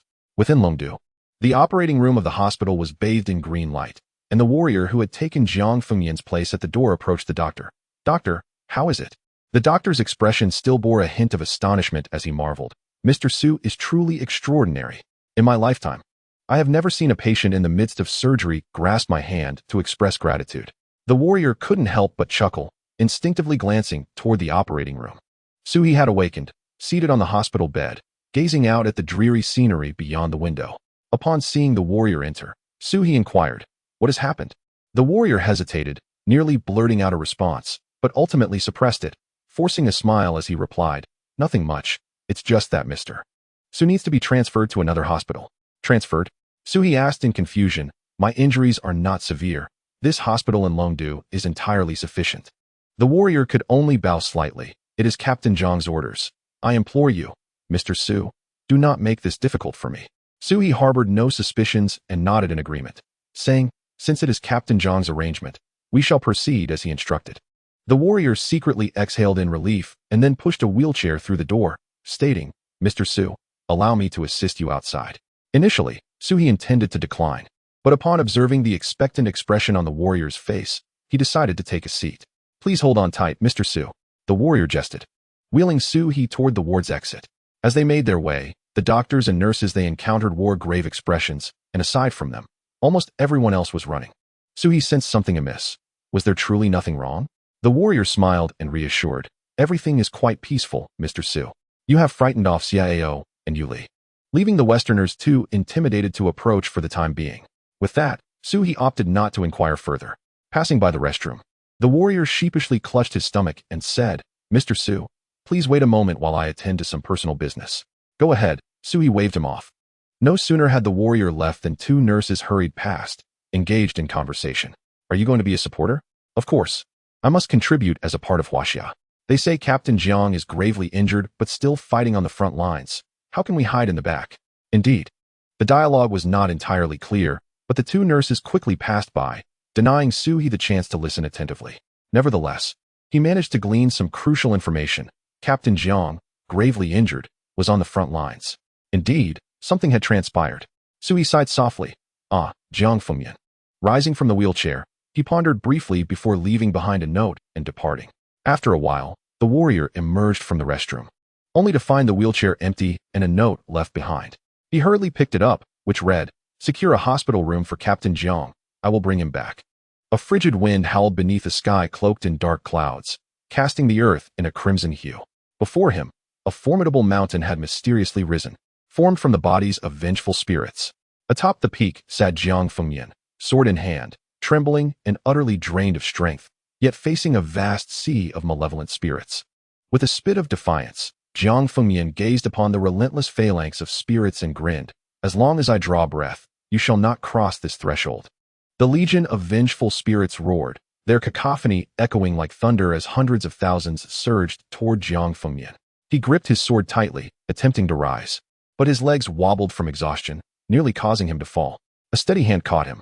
Jiang Fengyan looked up in astonishment. "You see, you can hardly stand," Sui remarked with a smile. He addressed the medical personnel, instructing them to take Captain Jiang back for treatment. "Wait," Jiang Fengyan exclaimed, his eyes wide with terror. "Sui, what are you doing here?" Without hesitation, Sui lifted him and placed him onto the stretcher brought by the medical team, then turned resolutely towards the vast army of vengeful spirits. "Sui," Jiang Fengyan cried out, his voice hoarse and desperate. "Come back. It's enough for me to be here. You must return." He struggled to rise, but his exhausted body was too feeble to comply. Tears welled in Jiang Fengyan's eyes, his voice trembling. "You cannot be harmed. Do not worry." Sui suddenly paused, turning back with a smile. "They're merely a horde of little ghosts. I shall return shortly." The medical personnel bowed deeply to Sui before hurriedly carrying Jiang Fengyan away from the scene. On the vast earth, Only the advancing multitude of vengeful spirits remained. Alongside Su-he, he grinned widely. Vengeful spirits? After becoming a Buddha, I shall fight against them. With a flash, a golden light pierced through the dark clouds. The exchange was successful. Congratulations to the host for acquiring the Buddha of Battle, Sun Wukong Experience Card. Chapter 16. The Great Sage, Sun Wukong. With 3 heads and 6 arms. Su-he roared, his form expanding to over 3 meters in height, enveloped in fiery lotus flames. His crimson eyes glaring at the vast army of vengeful spirits. The army surged forward recklessly, engulfing Su-he in an instant. Boom. A tremendous sound erupted as the ground blossomed with a furious Buddhist lotus, while the 3-headed, 6-armed Su-he carved through the chaos as if in a realm devoid of opposition. Even the countless vengeful spirits could not breach his formidable presence. Each punch obliterated a spirit, and soon, mountains of corpses piled around him, remnants of those who had charged forth. Breathless, Su-he's expression grew serious. His punches gradually slowing. The spirits were not particularly strong, yet their sheer number was overwhelming. Jiang Fengyan had likely faced a similar fate, exhausting himself to eliminate them. Had Su-he not arrived in time, Jiang Fengyan would have surely been devoured by the remaining spirits. Taking a deep breath, Su-he felt the numbness in his fists and the fatigue creeping into his body. Unless he could vanquish the tens of thousands of spirits before his strength waned, he might meet the same grim fate as Jiang Fengyan, ultimately succumbing to exhaustion. Even if I perish, I shall eradicate every last one of you. Su-he gritted his teeth, gripping the fire-tipped spear, and charged once more into the horde of spirits. With a sweeping motion, his spear pierced through dozens of spirits, reducing them to ash in the fiery lotus that consumed them. The roars and screams melded into a brutal symphony. Even from a distance, the horror of the battlefield was palpable. At the gates of Dragon City, Jiang Fengyan was carried by the medical personnel for urgent treatment. The city guards swiftly assembled, encircling Jiang Fengyan, fearful that any remaining threats might emerge to attack. Captain Jiang, are you unharmed? Upon seeing Jiang Fengyan, the captain of the city guards breathed a sigh of relief. The 7th prince was their pillar of strength. Should Jiang Fengyan perish on the battlefield, they would forever be haunted by guilt. Jiang Fengyan, in a weakened tone, admonished, did I not instruct you to ensure Su-he remains unaware of this matter, and to shield him from danger? How could you allow him to pass? The captain, with a hint of helplessness, replied, Captain Jiang, it was not our choice to let him go. We simply could not stop him. Despite the fury boiling within, Jiang Fengyan refrained from approaching them. Although Su-he was merely a high-tier martial artist, the divine boon from Nezha rendered him a formidable opponent, one that even Jiang Fengyan might struggle to overcome. He hoped fervently for Su-he's safety. Closing his eyes, Jiang Fengyan silently prayed for Su-he, longing to recover swiftly and rush to the battlefield to lend him aid. The captain of the city guards inquired, Captain Jiang, should we dispatch troops to support Su-he? After a brief contemplation, Jiang Fengyan gently shook his head. Since Su-he chose not to bring you along, it signifies his confidence in handling the situation. We must place our trust in him. The guards collectively gazed towards the distant battlefield, where the acrid scent of blood wafted through the air at intervals. They were unaware of the events unfolding at the center of the battle, yet instinctively understood that it was surely a scene of horrific slaughter. Clenching their fists, they fervently prayed for Su-he. At that moment, Su-he was utterly exhausted, having expended his last ounce of strength to vanquish hundreds of vengeful spirits. He found his knees buckling beneath him, collapsing to the ground with a thud. His energy seemed to drain away like a flood, rendering him incapable of rising. Meanwhile, an extraordinary occurrence transpired. The army of vengeful spirits abruptly halted their advance, refraining from delivering a final blow to Su-he and instead parting to create a pathway. From the depths of the throng emerged a towering vengeful spirit, clad in armor, with a resolute visage and blood-red eyes that glimmered with intelligence. Unlike ordinary spirits, he clearly possessed consciousness. Su-he fixated on him, uttering 2 words, Spirit King. Vengeful spirits were typically mindless beings driven solely by a thirst for slaughter, lacking the capacity for organized behavior, so the presence of such a vast army today was no mere coincidence. From the outset, Su-he had surmised that a more potent force lurked behind this legion of vengeful spirits. The appearance of the Spirit King confirmed his suspicions. The Spirit King approached Su-he and spoke in a calm tone. Human, what is your name? After taking a moment to gather his breath, Su-he rose to his feet, stating, Su-he, you are formidable, the Spirit King acknowledged with a nod. Su-he, among the humans I have encountered, you rank among the top 10. Had you been from the West, I would not provoke you today. Alas, you are of the Huaxia. This statement ignited Su He's curiosity. He inquired, "Why is that? Are you not afraid of the people of Huaxia?" "Indeed," the Ghost King proclaimed with pride, "we, the Ghost Clan, are the embodiment of extreme darkness in this world. The only force capable of restraining us is the divine. Thus, we have never ventured into the West. Not out of fear of its people, but out of fear of its deities." Sui grasped his meaning. "So your audacity to tread upon Huaxia is rooted in the absence of gods there." The Ghost King conceded, "Without gods, the mere mortals of Huaxia can only retreat in the face of our onslaught, and even the likes of you and Jiang Fengyan are of no consequence." "Is that so?" Sui discarded his spear, his form reverting from the terrifying visage of 3 heads and 6 arms back to that of a pale human. He rubbed his neck and asked, "Are you not afraid of the gods of Huaxia?" The Ghost King disdainfully shook his head. "I acknowledge your strength, yet you remain merely human. The notion of Huaxia possessing gods is laughable. For millennia, Huaxia has been a feeble and inferior race, unworthy of divine favor." Sui laughed heartily, his mirth echoing through the air.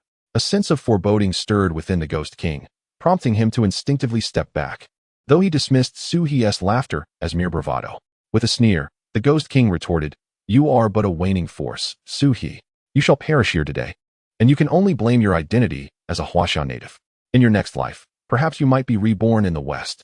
With that, the Ghost King waved his hand lightly, and the legion of vengeful spirits surged forward once more, their crimson eyes gleaming with the intent to tear Suhi to shreds. Suhi halted his laughter abruptly, a sly smile curving at the corners of his mouth. "You just claimed that for a millennium, Huaxia has been weak and scorned." The Ghost King furrowed his brow, the ominous sense within him intensifying. He asked, "Is there a problem?" "None." Sui shook his head, suddenly raising his gaze, his black pupils having transformed into a resplendent gold. He smiled. "1,000 years ago, the entire world looked down upon Huaxia, dismissing it entirely. That was an undeniable truth we could not alter. However, do you know that Huaxia can also feel wrath? Do you know that the people of Huaxia can rise up? Whether or not you know matters little. For in the next 10,000 years, you shall remember a race, and their name will be Huaxia. You will also remember another name, the great sage equal to heaven, Sun Wukong." Chapter 17. The Hidden Hand. The news of the vengeful spirits attacking the capital of Huaxia, Longdu, spread rapidly across the globe. The recently humiliated people of the West experienced an instant surge of exhilaration. "Is this the Huaxia you take pride in? Their capital is under siege by vengeful spirits. It's utterly laughable." Indeed, remember decades ago when vengeful spirits attacked the West, only to be vanquished by the Pope before they even reached the shore? This is the disparity. Pardon my bluntness, but Huaxia is but refuse.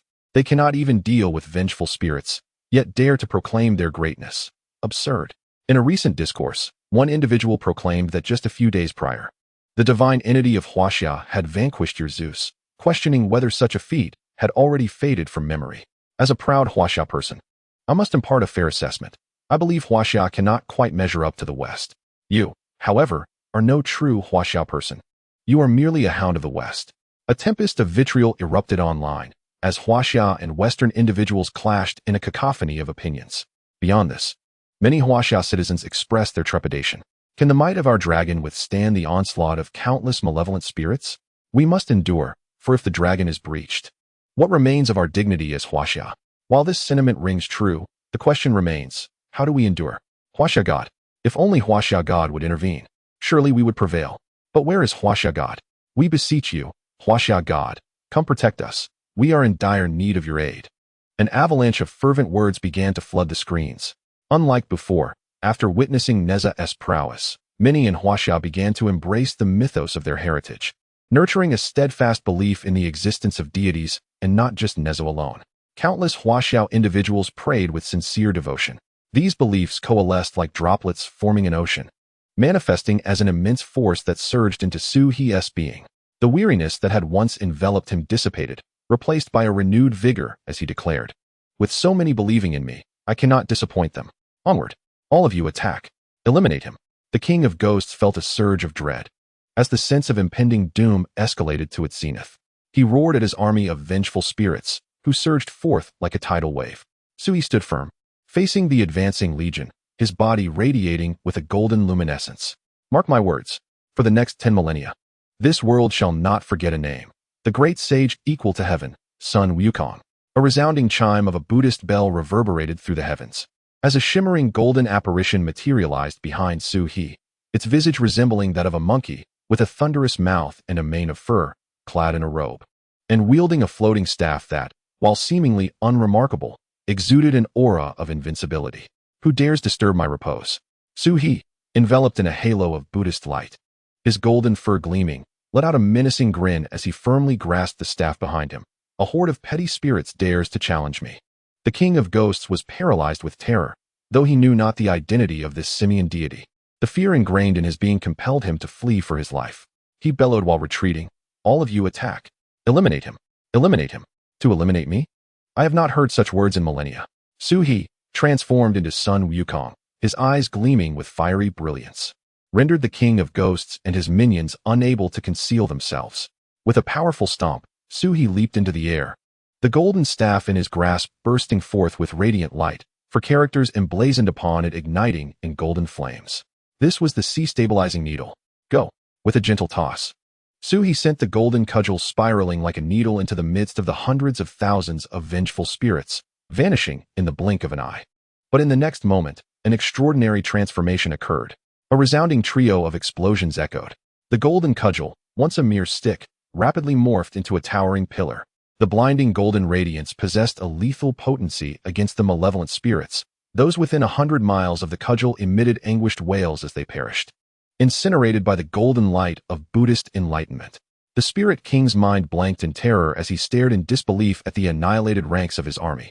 Collapsing to his knees, with a smile, Su He addressed him. "Do you still claim that our Huaxia is weak? Do you still assert that we are easily bullied?"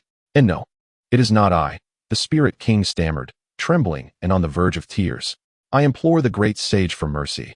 I am but a pawn of wicked men, not acting of my own volition." Indeed, Su He's eyes sparkled with cunning. He had initially feigned weakness, allowing the vengeful spirits to believe they could vanquish him, only to draw out the spirit king and employ the experience card of Sun Wukong. His true aim was to unearth the mastermind behind this sinister plot. The timing of the vengeful spirit's emergence was far too coincidental, and the sheer number of them, hundreds of thousands, prompted the question, who could orchestrate such a formidable army in silence? Moreover, this force had launched an attack on the capital, Longdu, without any intelligence reaching Huaxia. It was simply unfathomable. Sun Wukong reverted the golden cudgel to its original form and pointed it directly at the spirit king's head. "Now, tell me, who is the puppet master behind you?" With no other option, the spirit king lowered his gaze and confessed, "It is the church." "So it is you." Su He inhaled deeply, his grip on the golden cudgel tightening ominously. "Humph." With a fierce grunt, he raised the cudgel high and struck the air with tremendous force, propelling himself into the sky, where a formidable armored divine figure emerged behind him. It was none other than the great sage, Sun Wukong. In that instant, the entire blue planet felt an immense pressure. This spectacle was captured by a helicopter attempting to rescue Su He, broadcasting live on various platforms. "What is that? A new deity? It can't be a Huaxia god. Look at all that fur. It must be a Western deity." Yet he single-handedly dealt with hundreds of thousands of vengeful spirits. Incredible. Such prowess must belong to a Western god. Are those upstairs kneeling too long to stand? It's obviously a Western god. What nonsense logic. Well said. It is indeed a Huaxia god. I concur. I agree. The live chat was predominantly filled with Huaxia citizens, while the occasional foreigner was drowned out by the fervent voices. Following the preceding events, an increasing number of people began to believe in Huaxia deities, despite the reluctance of Westerners to admit it. The influence of Western mythology in Huaxia was rapidly diminishing, and in due course, it seemed likely to lose all belief in Huaxia. This is an utterly devastating blow to the Holy See and Mount Olympus. However, neither the Pope nor Dana's possesses the inclination to dwell on this matter, as they find themselves once again crushed under an overwhelming pressure, rendered utterly immobile. Yet again, a deity from Huaxia has emerged. The Pope gritted his teeth, blood seeping from the corners of his mouth, but he found himself devoid of any strength, compelled to acknowledge that this oppressive force seemed even stronger than the last. Dana's attempted to wield divine power in resistance, only to be horrified to discover that he could not summon it. "The Lord of Gods has severed his connection with me." "What?" The Pope, bewildered, likewise endeavored to test this and found that his bond with the Father God had also been severed. Chapter 18. The Unmatched Victory Buddha. All divine bestowers of Blue Star, heed my words. Su He stood in the void, the golden hoop staff floating behind him, dispelling the dark clouds above. as the blazing sun illuminated the earth, casting an incredibly radiant glow upon Su-He. I am one of the 35 Buddhas, the Victory Buddha. You may also refer to me by another name, the Great Sage equal to heaven, Sun Wukong. Today, I manifest here to convey a message to all divine bestowers of the Western realms and the deities that stand behind you. Huaxia is not a place for you to taint or tread upon. Begone. The final word gone erupted in a thunderous roar, reverberating across the entirety of Blue Star. Su-He howled to the heavens, and the golden silhouette of the Victory Buddha behind him mirrored his roar. The immense divine power weighing down upon Blue Star like a celestial footfall. At that moment, regardless of their strength, all ferocious beasts on Blue Star prostrated themselves on the ground, whimpering in fear, trembling in terror. These beasts, being half demons themselves, could only submit and worship in the presence of Sun Wukong, the Demon King. The divine bestowers of the West were also sprawled on the ground, their strength seemingly siphoned away, unable to muster even the slightest effort. What instilled them with even greater dread was the realization that their connections with the Western deities had been entirely severed. What does this mean? Are the Western deities afraid of this monkey-like god? Hiss. The mere thought of such a terrifying reality made them shake their heads, unwilling to delve deeper into the implications. Meanwhile, the people of Huaxia felt no discomfort. Instead, under the divine power of the Victory Buddha, they experienced a sense of elevation and progression. Numerous martial artists who had been stuck at their bottlenecks broke through, and the collective strength of martial artists across Huaxia surged exponentially in that moment. Jiang Fengyan, who had been lying in an ambulance, suddenly sprang up, startling the surrounding medical staff. Without explanation, he leaped from the ambulance, gazing upward. Another deity from Huaxia. Jiang Fengyan's voice trembled, tears welling in his eyes. He recalled Su-He's words, Huaxia has risen. Indeed, a deity who treats Zeus like a mere dog, and a Buddha who annihilated countless legions of vengeful spirits. Huaxia possesses these two gods. What significance does the West hold? The once gravely wounded warriors, enveloped in a somber atmosphere, gradually regained their footing. Even those who were previously incapacitated summoned the strength to rise. They all gazed at the Buddha of battle with hearts swelling with fervor. From an unknown source, resonant murmurs echoed, inspiring everyone present. Each individual set aside their tasks, lifted their heads towards the Buddha of battle, and collectively chanted, Buddha of battle, Buddha of battle, Buddha of battle. The fervent cries reached Su-He's ears. To his astonishment, he felt ethereal clusters of nearly invisible light merging with his being. These were the forces of faith. Indeed, the essence of Sun Wukong is etched within the genes of every Chinese person. A look of satisfaction graced Su-He's face as he gradually descended from the air. The time on his experience card was nearing its end. He needed to swiftly confront the Ghost King to eliminate potential threats. Upon Su-He's return, the Ghost King bowed fervently, exclaiming, Great Sage, spare my life. Great Sage, I beseech you. Su-He grasped the golden staff and retorted, Spare your life? What about the lives of those valiant Chinese men who perished in battle? Who will spare them? The Ghost King's countenance shifted dramatically, his heart racing as he sensed Su-He's murderous intent. Gritting his teeth, he expelled a dark orb of light and bowed his head, saying, Great Sage, this is the soul of our ghost clan.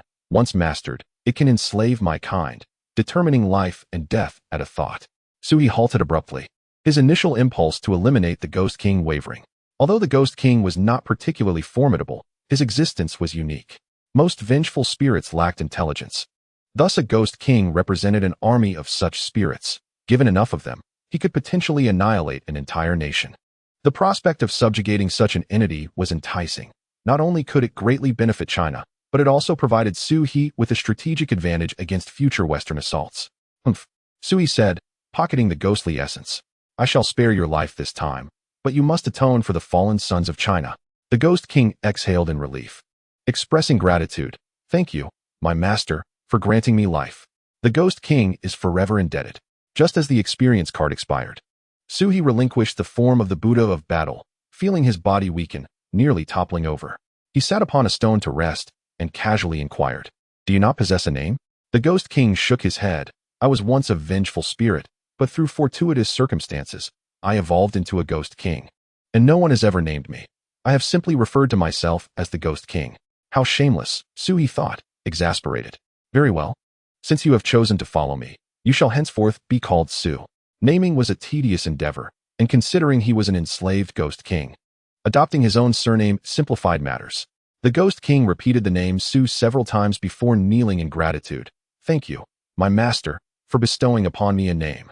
From this day forth, I am your servant, and I shall be known as Su. With the Buddha of battle now vanished, their new journey began. The land of Huaxia, and indeed the entire world, is in a state of fervent upheaval. Were it merely an ordinary deity, such commotion would be unwarranted, for the blue planet is scarcely lacking in divine beings. Yet, this fighting Buddha is no ordinary figure. His audacity to threaten all Western gods, even brazenly commanding them to depart, is simply astonishing. Who could possibly endure such insolence? Indeed, no Westerner can tolerate it. They ardently proclaim online, how can one so hairy dare to call themselves a god? Is this truly Huaxia? It is laughable. It is hard to disagree. Only the people of Huaxia would elevate a monkey to divine status, a stark contrast to our noble Western lineage. Henceforth, let us not refer to the people of Huaxia as such, but rather as monkeys. TSK, is this the caliber of Westerners? It is laughable that they still have the audacity to mock us, when the fighting Buddha has openly scorned their gods, yet none have dared to show their faces. How cowardly. These are the impassioned sentiments of online citizens, though there are also those who remain exceedingly rational. In an instant, countless malevolent spirits were vanquished. Huaxia truly possesses deities. Oh my God, with such a god in Huaxia, can we in the West still claim to be their rivals? In any case, regardless of the discourse, the undeniable truth remains. Huaxia has gods. The entrenched Western mythology crumbled overnight in the hearts of the masses, as the once towering figures of the chief god and the father god were supplanted by Nezha and son Wukong. You assert the chief god's might? Very well. Behold this footage that showcases how your chief god Zeus was pummeled by Nezha. What? You claim the father god is the most powerful deity in the world? Come now. Witness how the fighting Buddha is nearly trampling upon your Western heads. Where is the father god? Asleep? Such rhetoric leaves the Westerners utterly speechless, observing the Huaxians, whom they once scorned and derided, now flaunting their prowess. They can only feel the heat of embarrassment upon their faces. At this moment, the entire world sensed a shift. Huaxia is ascending. The discord between East and West has reached a critical juncture, fraught with insurmountable tensions. Chapter 19, The Battle Within the Holy See. All the foremost powers of the West convened within the Holy See, each countenance grave, each expression solemn. The denizens of Olympus also arrived. At this critical moment, they set aside their grievances with the Holy See, uniting to strategize against Huaxia. The atmosphere within the hall was heavy. The archangels of the Holy See radiated golden light, yet it lacked the former brilliance, as if suppressed by the divine might of Huaxia. The Olympian deities gritted their teeth, for their war god, Ares, had recently perished at the hands of those detestable Huaxians. Huaxia, indeed, poses a significant threat to the contemporary world. The Pope's countenance was so dark it seemed it could drip with water. He had never anticipated that the Huaxia he once dismissed would, in mere days, develop to a point where it could threaten the very foundations of Western mythological faith. Originally, the world was solely dominated by Western mythology. Although certain nations still harbored ambitions, they outwardly paid homage to the West, believing only the Western deities could vanquish the monstrous beasts. However, should the rise of the Huaxia occur, the Vatican and Mount Olympus would undoubtedly lose their status as global hegemons, a most unfavorable outcome. The Pope, wielding his scepter with fervor, bellowed, "These wretched Huaxia dogs. Why can they not simply obey? Why do they refuse to act with decorum?" The invasion of the beasts had plunged many nations into turmoil. Yet instead of uniting to repel the threat, they engaged in internecine strife. Should they not understand that by submitting to the Vatican and obeying God, peace would reign across the globe? A foolish assembly of Huaxia individuals, the very cancer of the world, the bane of the blue planet. Huaxia is heretical. We of the West must unite to eradicate this malignancy and heresy. The Pope rose, with Dana standing beside him, one radiating sanctity and the other enveloped in thunderous energy, both deities bestowing their divine power upon the assembly. All the Western deities knelt in reverence and respect. Zeus stepped forth first, clad in the armor of Michael, blazing like the sun, kneeling on one knee. "Lord, we are willing to be the vanguard, to deliver judgment upon Huaxia." "Judgment upon Huaxia," echoed the chorus of angelic deities, their fists clenched, the sound of clashing armor resonating like thunder, resembling furious flames intent on reducing the insolent Huaxia to ashes. Dana's raised his thunderous hammer. "The sacrifice of Uli from Olympus is a provocation by Huaxia. Can we bear such an insult? No." The gods of Olympus raised their weapons, howling to the heavens. Uli, held in high esteem among them, not only possessed formidable strength as the god of war, but also a commendable character, often aiding them in their training. Yet this war god had met his demise at the hands of Huaxia. The vile Huaxia must have conspired to bring about Uli's death. Huaxia must be judged. The grand hall erupted into chaos, each individual ignited by a blaze of fury, believing that unless the miscreants of Huaxia faced severe punishment, their anger could not be quelled. Very well. The Pope glanced at Dana's and spoke solemnly. We, the Vatican, shall join forces with Mount Olympus to form a crusade solely to punish Huaxia, to make these uncivilized monkeys aware that the Western gods are the true deities of the blue planet. The gods of Huaxia are but a jest. Indeed, Dana's piercing gaze swept across the assembly. Are you willing to pave the way for the Western gods to quell Huaxia? We are willing, resounded the collective agreement.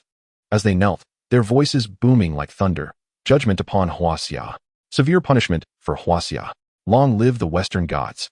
For millennia, the Vatican and Mount Olympus have represented the legitimate pantheon of the blue planet, their coalition embodying a faith revered globally. However, they generally refrain from interfering in national affairs and maintain a position of detachment, revered by all nations. Today, the Holy See has allied with Olympus to form a crusade, an unprecedented event in the history of Blue Star that has stirred considerable uproar upon its announcement. Although the divine presence of Huaxia has recently gained prominence, the Western deities remain deeply entrenched in the hearts of the populace across Blue Star. When it comes to faith, the Western gods are still the most widely acknowledged. Consequently, a majority of nations have expressed their support. Even if they do not deploy troops, they can still denounce Huaxia. Online, this has sparked a wave of jubilation. Since the emergence of Nezha and Sun Wukong, Western netizens have found themselves subjected to ridicule, nurturing resentment, and seeking vengeance against Huaxia's online community. Today marks their revelry. Little Huaxia, why not swiftly return to the West? For the West is your true progenitor. Indeed, what a farce to consider Huaxia's deities as anything significant. The dignity of the supreme and father deities allows no one to trample upon it. Those who dare touch it shall face dire consequences. Meanwhile, the people of Huaxia have been rendered speechless. No one anticipated that the arrival of Huaxia's deities would incite such chaos. Online discussions abound, filled with capitulation, resentment, anger, and even panic. After all, it is the West. What can we, Huaxia, use to confront them? Surrender seems the most prudent course. Damn it. Things were going well until that so-called Suha appeared, claiming Huaxia possessed divine beings, leading to today's predicament. Should we not offer up Suha? Just declare that it has nothing to do with us. Is there something wrong with those upstairs? The West is already at our doorstep, and you still utter such words. Truly lacking in backbone, I scoff. I shall emigrate tomorrow. Huaxia is doomed. To hell with it. If I must go, I shall go. I was born a Huaxia citizen and will die a Huaxia spirit. Indeed, we shall share the fate of Huaxia. In the capital, Longdu, a high-level meeting is currently underway. Jiang Fengyan, having recovered from his injuries, is participating in this conference. Governor Qin Zheng stands and states, "Ladies and gentlemen, nations across the globe have sent us letters demanding our apology to the West, and the West is exploiting this incident to their advantage. We, Huaxia, have nearly become the public enemy of Blue Star." As his words fall, the attendees exchange glances. In truth, they have long debated this matter, broadly dividing into two factions, the war hawks and the conservatives. One faction believes in meeting force with force, asserting that if the West dares to provoke us, they should be made to regret it. The other faction contends that war will only lead to mutual destruction, and that fostering amicable relations is the best course. Damn it. Jiang Fengyan, known for his fiery temperament, suddenly slams the table and exclaims, "The West has provoked us first. These sycophants dare to meddle, so let us strike back." Qin Zheng sighs, his expression somewhat grim, but in terms of hard power, it is difficult for us, Huaxia, to prevail. The meeting room falls silent, as if shrouded in night. For a moment, no one speaks. After a considerable pause, a knock is heard at the door. Qin Zheng says, "Come in." An officer entered, his countenance resolute and his eyes sharp as a blade. After saluting, he stood upright and addressed the commanders. "Greetings, esteemed leaders. I am the personal martial officer of the martial sage, sent by his command to convey his message." "Speak swiftly," came the response. The martial sage has uttered but two words: "Engage in battle." Chapter 20. The divine arrival. He sat upon his hospital bed, exhaling a deep breath. The moment his eyes opened, they shone brilliantly, reminiscent of the vast expanse of stars, drawing one in irresistibly. transforming into the great sage had proven immensely beneficial, allowing him to leap across two realms in one go. Clenching his fists tightly, he felt an inexhaustible strength coursing through his being. He had reached the 8th level of Qi transformation. At this age, such cultivation was truly formidable. It should be noted that he had only recently celebrated his 18th birthday. Ding! Congratulations, host, on successfully safeguarding Longdu, dispelling hundreds of thousands of malevolent spirits, and subduing the Ghost King, Su. Rewards include the Buddhist power of the Fighting Buddha, 72 transformations. Additionally, you have received the discarded armor of the Fighting Buddha, the armor of the Great Sage equal to heaven.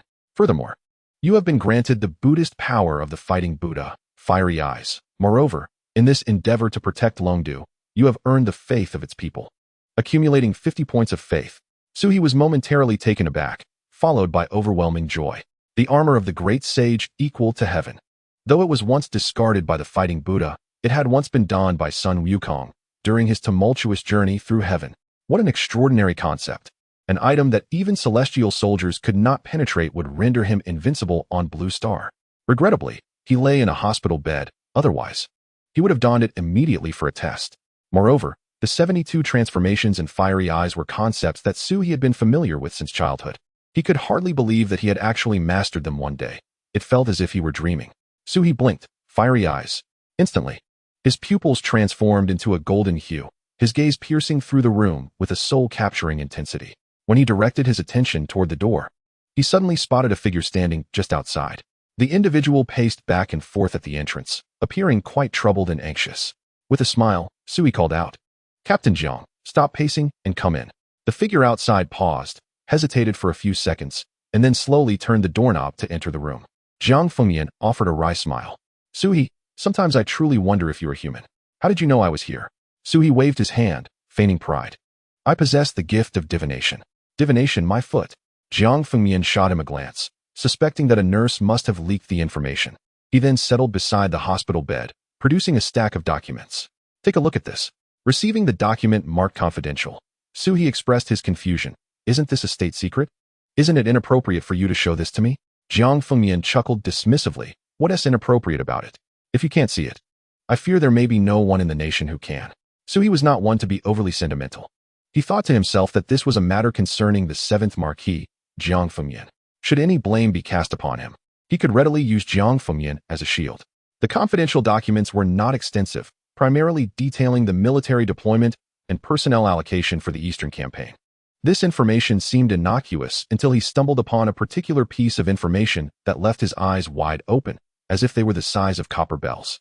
"What does this mean?" Suhi questioned, pointing at the classified documents with a mixture of astonishment and doubt. Jiang Fengyan shrugged and explained, "As you can see, for this deployment against the Eastern Army, the position of temporary general has been entrusted to you, the divine gift of Huaxia, Suhi, granting you the highest military authority and decision-making power." Suhi could hardly believe his ears. "Do you realize what you are saying? I am merely a minor martial artist, lacking in strength and accomplishments. There is no rationale for appointing me as this temporary general." The reasoning was straightforward. Jiang Fengyan pointed at Suhi, enunciating each word carefully. "You are the only divine gift of Huaxia and the hope of our nation. If you lead the army to defeat the Eastern forces, Huaxia will truly rise to the pinnacle of Blue Star once more." Suhi gasped in disbelief. This secret was far from trivial. The leadership's objective in assembling this deployment was not merely to repel the Eastern Army. They aspired to ascend through the ranks, showcasing to the world that Huaxia was the strongest. This would not only bring down the long-standing supremacy of the Holy See and Olympus, but also shatter the Western myths that monopolized both Huaxia and the globe. After a prolonged silence, Suhi managed a wry smile. "I suppose I cannot refuse, can I?" Jiang Fengyan replied with a smile. "Of course, you can refuse." Taking a deep breath, Suhi spoke with a sense of resignation. "You are correct. I can indeed refuse, and I would like to, but I shall not. If there were a single reason, it would be this: I cherish my homeland." He tucked away the classified documents, rose from the sickbed, and solemnly saluted Jiang Fengyan. "I, Suhi, am willing to accept the directive from above and lead this battle to vanquish the Eastern Army." Jiang Fengyan's expression turned serious as he patted Suhi's shoulder.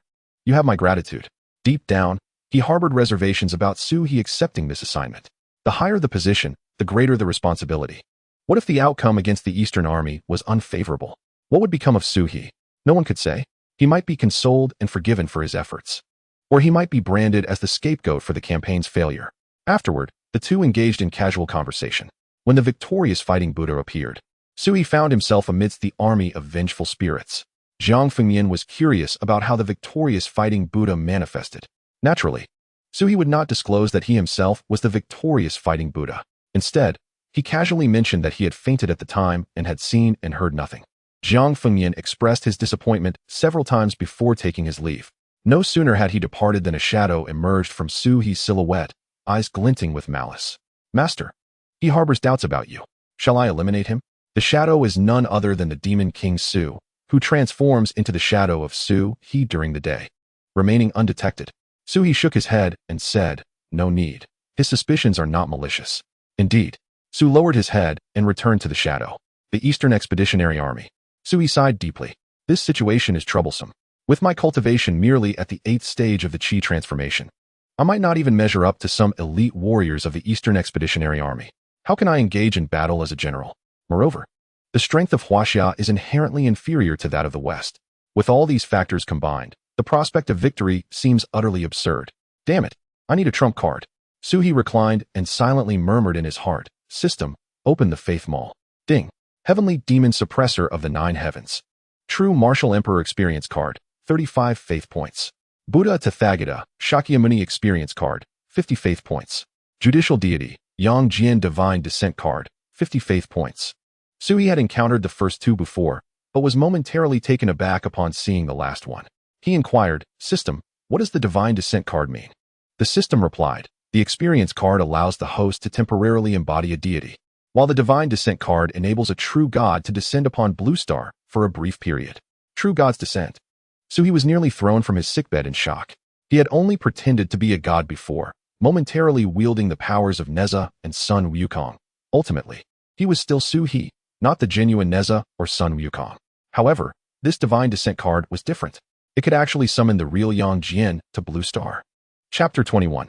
Even in the face of national ruin, why should I spare my head? In mythology, Yang Jian is the divine being who cleaved mountains to rescue his mother, caused a ruckus in the heavenly court, severed dragons, and protected the populace. The description of him as the true monarch of the Jiang River is well known. Even his uncle, the Jade Emperor, cannot command him. Such a fearless judicial deity, should he descend to the mortal realm, what could the mere West possibly amount to? With this trump card, Su He felt considerably more at ease. The Eastern Expeditionary Army?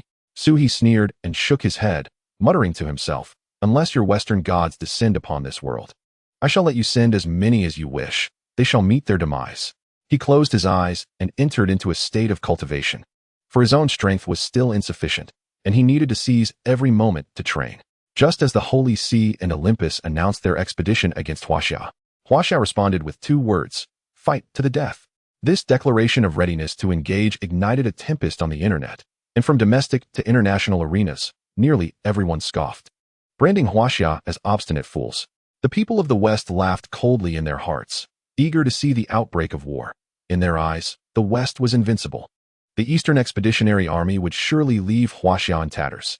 As for Emir Huaxia, how dare they issue a challenge and speak of fighting to the death? It was nothing short of a joke. The repercussions of this response were monumental. Almost every nation hastily severed ties with Huaxia, fearful of inviting disaster upon themselves. After all, it is only the West that possesses divine favor, should they incur the wrath of such powers. One cannot even speculate whether assistance in vanquishing the monstrous beasts would be forthcoming. The ire of the Church and Olympus alone is a burden too great to bear. Nevertheless, a few resolute nations stood in solidarity with Huaxia. The State of Air was among them, being one of the closest yet formidable powers, promptly declaring its support for Huaxia, pledging any economic and military assistance they might require. To put it plainly, they had long harbored discontent towards the West, which, wielding its divine endorsement, thrived on conspiracies and warfare, never once contemplating the prospect of peaceful coexistence. This malignant tumor of Blue Star ought to be eradicated swiftly. Meanwhile, the citizens of Huaxia lamented in despair, with large numbers fleeing under the cover of night. In their eyes, Huaxia stood alone, supported only by an obscure pantheon, attempting to confront both the Church and Olympus. What a fanciful dream. Only a scant few believed in Huaxia's victory. Zheng Yu, the governor of Jiangnan, hurried to Longdu to hold a clandestine meeting with Governor Qin Zheng. Qin Zheng, draped in a cloak, poured him a cup of tea, remarking, "Ah, Zheng, what brings you here in the dead of night?" Zheng Yu, with a grave countenance, replied, "Governor, I come bearing the will of the prominent families of Jiangnan." "Oh," Qin Zheng said, his expression revealing intrigue. "Do tell." Taking a deep breath, Zheng Yu stood and earnestly proclaimed, "Governor, forgive my bluntness. I am here to advise you. Huaxia is beyond salvation. It would be prudent to swiftly sever ties and establish an independent realm. We are willing to crown you as our sovereign and found a new nation." Qin Zheng paused in his tea drinking, casting a sidelong glance at Zheng Yu. "Are you suggesting an uprising?" Zheng Yu nodded. "An uprising." Qin Zheng erupted into hearty laughter. Sensing potential, Zheng Yu's eyes sparkled with hope. But just as he prepared to speak, a chilling sensation gripped his neck. An unseen blade had been drawn against him. Turning, he beheld a youth with a visage as sharp as a blade and eyes like piercing swords. Qin Zheng shook his head, saying, "Zheng Yu, in the face of a great enemy, as officials of Huaxia, you should be contemplating unity against our foes, yet your minds dwell on surrender and independence. Do you deserve the affection of Huaxia's millions? Do you merit the title of Huaxia's officials?" Sweat beaded on Zheng Yu's forehead as he stammered, "Governor." "I." With a cold gaze, Qin Zheng swiftly gestured. In an instant, a head fell to the ground. Turning his back, Qin Zheng's voice thundered with wrath. "To yield before the battle even commences. A disgrace to the sons of Huaxia. This night, not only in Longdu, but across military camps throughout Huaxia. Many displayed cowardice before the conflict had even begun, resulting in a grim harvest of severed heads and rivers of blood. Yet, these lives were not worth lamenting. Even if they were to face the battlefield, they would likely turn traitor at the first opportunity. Beyond these individuals, in the land of Huaxia, countless valiant men arose. At this moment, even those who could not become warriors took up their hoes to enlist, yearning to serve on the front lines and defend their homeland. Today marks the ceremony for Su He, the temporary general of the Eastern Expeditionary Army, a role he was reluctant to assume. However, Zhang Fengmian strongly urged him to demonstrate the courage of the Huaxia people to the world and to instill courage in the soldiers. Although everyone was filled with fervor, many harbored feelings of despair in the face of overwhelming force. The autumn winds howled as numerous Huaxia warriors gathered in the training ground, each standing tall, their eyes bright with passion and love for their country. Suhi emerged from the entrance, clad in a general's uniform, his posture erect and handsome. The arena fell silent, all eyes fixed on him as he ascended the stage. "Greetings," Suhi began, grasping the microphone with a steady voice. "I believe many of you do not know me. Allow me to introduce myself. I am Su He, the great god of the three altars of Huaxia, the divine bestower of Nezha." A wave of astonishment rippled through the crowd. Most had only heard of him, never having witnessed his presence. Now, encountering him, they recognized his exceptional nature. Clearing his throat, he continued, "As you all know, the West has formed the Eastern Expeditionary Army with the intent to flatten our Huaxia. Can we endure such an insult? No." His resonant voice pierced the heavens. "Indeed, we cannot endure it. We will not submit. For we are Huaxia, a civilization that has stood firm for millennia. If the West dares to come, we shall ensure they return empty-handed." The warriors, filled with fervor, felt their breaths quicken, their blood surging with a desire to rush to the battlefield and annihilate the Western forces. Raising his right arm, he called to the heavens, "We, the sons of Huaxia, live for the prosperity of our nation and die for its demise. Are you willing to give your life for your motherland? Are you willing to fall on the battlefield defending our territory? We are willing." The warriors echoed, raising their right arms in a thunderous roar, as if to disperse the shadows looming over Huaxia. Sui took a deep breath and shouted, "If the nation is in peril, what do I care for my head?" The crowd followed suit, their voices resounding. "If the nation is in peril, what do I care for my head? If the nation is in peril, what do I care for my head?" Days later, on the coastline between the papacy and Mount Olympus, the Pope stood atop the highest stone peak, gazing into the distance, his discerning eyes seeming to pierce through to the eastern Huaxia. Donas approached him, remarking, "The attitude of Huaxia is unexpectedly resolute." Indeed, the Pope sighed. "Why does the heretical Huaxia refuse to surrender and become our vassal? Truly, they are a malignant growth on Blue Star. Very well, we have offered them ample opportunities." Danas nodded. "The Eastern Expeditionary Army has assembled, and this time, I will have Casa lead the charge personally." "Oh," the Pope's eyes brightened. "The divine envoy of Poseidon, is it not? It is said he has surpassed the 7th tier of divinity, correct?" Danas smiled with satisfaction. "Indeed, given time, he shall undoubtedly surpass us. Ha ha. The Pope stroked his beard. We have grown old. The future world belongs to this new generation. At that moment, Theo stepped forward and knelt on one knee. My lord, the Eastern Expeditionary Army is fully assembled and ready to depart at any moment. The Pope and Danas exchanged glances, then raised their eyes to the boundless ranks of the expeditionary force and shouted in unison, set forth. Yes, hundreds of thousands of soldiers knelt in unison, displaying cruel and confident smiles. In their eyes, this expedition could scarcely be deemed a war. It should be described as a slaughter. What power could the mere yellow-skinned monkeys of Huaxia possess to halt the advance of the Eastern Expeditionary Army? They are fit only to be exterminated like dogs. Theo, mounted on a grand white steed, rode to the forefront of the ranks, raising his sword high, and let out a long cry. Judgment upon Huaxia! Judgment upon Huaxia! The Eastern Expeditionary Army echoed his fervent shout. A cold smile crept across Theo's lips. Forward! Slay them all! Oh, Eastern Expeditionary Army, advance! In the eastern sea of Huaxia, the gentle sea breeze tousled the hair of the Huaxia warriors, yet there was no air of leisure. Instead, the atmosphere grew increasingly tense and desolate. Though defending the homeland is the duty of every individual, faced with an adversary nearly impossible to defeat, those truly willing to stand and fight were few and far between. The numbers of the Eastern Expeditionary Army were not precisely estimated, but they were roughly around 700,000 to 800,000. In contrast, Huaxia could muster barely 300,000, a figure that was already at the very limit. After years of battling fierce beasts, countless warriors had perished daily, leaving little hope for reinforcements. Yet, despite the overwhelming disparity in numbers, where nearly every warrior would face 2 or 3 divine envoys, none displayed cowardice or fear. Another autumn breeze swept through. Not a single warrior spoke. They quietly bowed their heads, polishing their weapons. The gleaming blades shone brilliantly under the rising sun, poised for bloodshed. Some lay quietly on the shore, gazing at the sea for one last time. In their hands, they held a pen, contemplating the final words to leave for their parents and families. But words eluded them. On the battlefield against fierce beasts for so many years, death had become commonplace. Thus, they ultimately inscribed 2 words, no regrets, at the front of the army. Su He and Jiang Fengyan stood side by side, acutely aware that the enemy awaited them beyond the sea. Su He and Jiang Fengyan took a deep breath, with Jiang Fengyan smiling. After I die, you must take good care of the 7th Army for me. Su He scoffed and shook his head. Forget it. I wouldn't want to. Jiang Fengyan shot him a glare. We are friends, after all. You want to help with this small favor? Not a chance. Su He stubbornly shook his head, expressing his aversion to trouble. I am not one to assist you, so don't count on me. With that, he gently patted Jiang Fengyan's shoulder and added leisurely, just don't perish. All right. Jiang Fengyan nodded vigorously, then, as an afterthought, solemnly stated, by the way, Su He, if the situation turns dire, you must retreat immediately. Su He furrowed his brow slightly. What do you mean?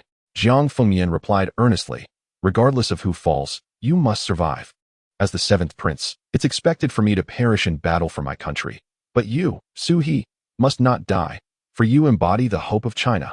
Let us not forget that this individual is the sole divine gifted of China.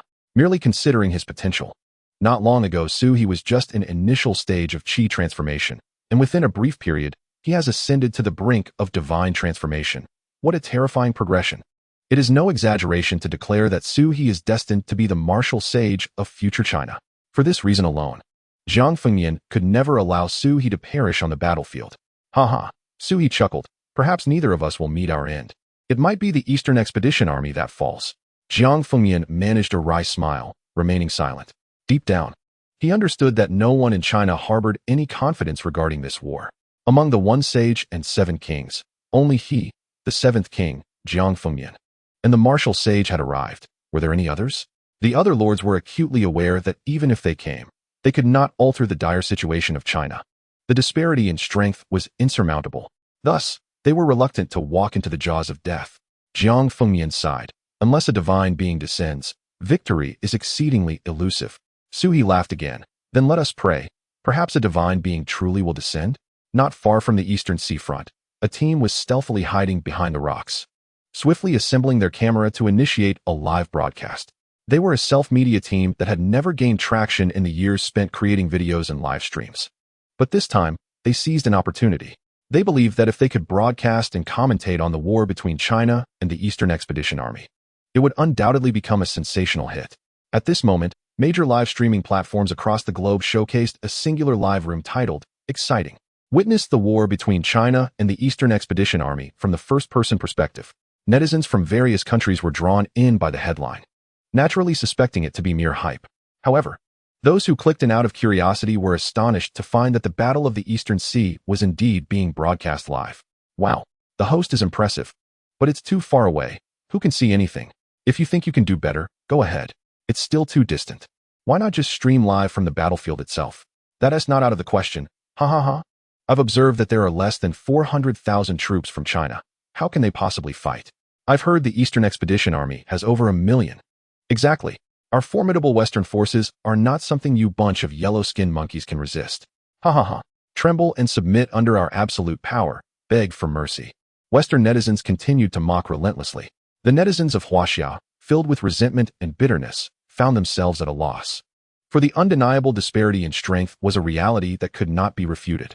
Amidst the fervent arguments, the host suddenly exclaimed, "Look!" All viewers of the live broadcast turned their gaze in the direction of the camera. There, on the distant coastline, an ethereal golden bridge had mysteriously manifested, stretching across the shore, facilitating the advance of millions of the Eastern Expeditionary Army towards Huaxia. The host's heart raced, and with a hoarse voice, he uttered a few words. The Eastern Expeditionary Army has arrived. Chapter 23. The sword that answers our call suddenly. A beam of holy light descended from the heavens, divine illumination from the Holy See. The voice of the Pope resonated in everyone's ears. Eastern Expeditionary Army. Courageously advance under the protection of our Lord. The Eastern Expeditionary Army, clad in armor of holy light and riding upon steeds illuminated by divine grace, appeared as gods of war, a fervent aura surrounding them as they marched resolutely upon the golden bridge. The sight sent shivers down the spines of onlookers. How could they possibly fight? The numerical disadvantage was already daunting, and now with the Pope's blessing augmenting their combat prowess, hope seemed utterly elusive. Before the battle had even commenced, despair began to permeate the ranks of Huaxia, with some warriors trembling and faltering in their resolve. "Brothers!" A sudden cry rang out. From the rear of the army, a middle-aged man leapt onto a stone platform. Jiang Fengyan was taken aback. The governor, Qin Zheng, stood resolute at the back, the sea breeze tousling his hair, his determined visage sharp as a blade. With one hand resting on the hilt of a long sword and the other poised with unwavering strength, he embodied an immovable force, as if he were a steadfast pillar against the tumult of fate. Behind him stood several individuals, each emanating an aura of lethal intent. The warriors erupted in astonished cheers. The governor, the highest leader of Huaxia, who was expected to be stationed in Longdu awaiting the outcome of the war, had chosen to appear at the front line today, solely to share in Huaxia's fate. With a resonant clang, Qin Zheng raised his sword, pointing it defiantly at the oncoming tide of adversaries. His fierce gaze and thunderous roar reverberated. Huaxia shall not be humiliated. The morale, which had begun to wane, was ignited like kindling meeting a fierce flame. Every individual grasped their weapons tightly, their hands aching from the pressure. Yet no pain could compare to the centuries of humiliation they had endured. Today was the moment to cleanse those affronts. Kill. The single command from Qin Zheng propelled him into the throng of Huaxia's warriors, charging forth alongside them. Countless warriors followed suit, shouting, "Kill." The sound of unsheathed blades pierced the air with an overwhelming aura of combat. Meanwhile, the golden bridge approached the eastern coast, the thunderous sound of iron hooves resonating like war drums, as the two armies were on the cusp of collision. At last, the warriors of Huaxia engaged in a fierce confrontation with the Eastern Expeditionary Army. One person, one blade, slaying horses and men. In this battle of stark disparity in strength, victory was not decided in an instant. Rather, both sides were evenly matched. The warriors of Huaxia fought with fervor, their eyes clouded with bloodlust, determined to take down their foes even at the cost of their own lives. For whom do they perish? They fight for their nation, their people, their families, and for the countless souls of Huaxia behind them. Blood gushed forth, staining the vast East Sea crimson within mere seconds, the entire coastline resembling a hell's cape, replete with corpses and blood. Nearby, several individuals broadcasting live were utterly astonished. The host stared in disbelief, completely forgetting that he was still on air. Meanwhile, the viewers engaged in heated disputes. What nonsense is this, Huaxia? Witness my Eastern Expeditionary Army flattening your East Sea. This is the fate of heretics. Meet your demise. Eliminate all yellow-skinned monkeys. Huaxia is invincible. So what if there are many Westerners? They shall all perish. With a martial saint at the helm, how can Huaxia lose? Victory is assured. The war gradually escalated to a fever pitch. The once mounted Eastern Expeditionary Army dismounted, engaging in close combat with the Huaxia warriors. As far as the eye could see, all was drenched in red. Even the seasoned warriors present felt dizzy, struggling to suppress their nausea as they continued to fight. Su He and Jiang Fengyan led the charge at the forefront. As the vanguards of the Huaxia army, each had slain hundreds of Eastern Expeditionary soldiers, their blades falling with a relentless rhythm, yet with the enemy numbering in the hundreds of thousands, even as their wrists grew numb from exertion. The end of the Eastern Expeditionary forces remained elusive. "Be careful," Jiang Fengyan exclaimed, leaping to push Su He aside, then swiftly dispatching a Western warrior attempting to ambush Su He with a single strike. Su He's face turned pale, his throat parched, forcing a smile. "Thank you." Jiang Fengyan patted his shoulder. "Hold firm." Su He nodded, inhaling deeply, gripping his spear tightly as red flames ignited beneath his feet. Now was not the time to conserve strength. The battlefield was a tempest of chaos where death could beckon in the blink of an eye. He must give his all. Moreover, as the temporary general against the Eastern Expeditionary Army, Su He was the soul of the military. Should he fall, the Huaxia warriors would collapse like a house of cards, disbanding entirely. 3 heads, 6 arms. The armor of the victorious Buddha. The fiery spear. The lotus incarnation. In an instant, Su He summoned forth all his might, transforming into a towering giant over 3 meters tall, clad in the armor of the victorious Buddha. Wielding the fiery spear, with 3 heads and 6 arms, an awe-inspiring sight. "Huaxia army, charge with me," Su He bellowed, leaping over the martial saint and plunging into the throng. In that fleeting moment, hundreds were reduced to mere blood and viscera, leaving no bodies behind. This scene left Qin Zheng astounded, exclaiming, "Is this truly the divine gift of Huaxia?" Jiang Fengyan approached him. "Indeed, Governor, you witness it firsthand." "Ha ha." Qin Zheng laughed heartily. "What a fine youth. Huaxia has a bright future. I shall no longer worry. If we survive this battle, I shall undoubtedly raise a toast with him. Count me in." Jiang Fengyan laughed heartily, following closely behind Su He, their swords drawn, plunging into the fray. "Heretics!" A muffled voice of outrage echoed. Soon, 2 robust figures approached Su He, Michael, the god-given of Michael, and Kassa, the god-given of Poseidon. 6 white wings unfurled behind Zio, radiating a palpable killing intent. "Su He, this time, your life shall be claimed."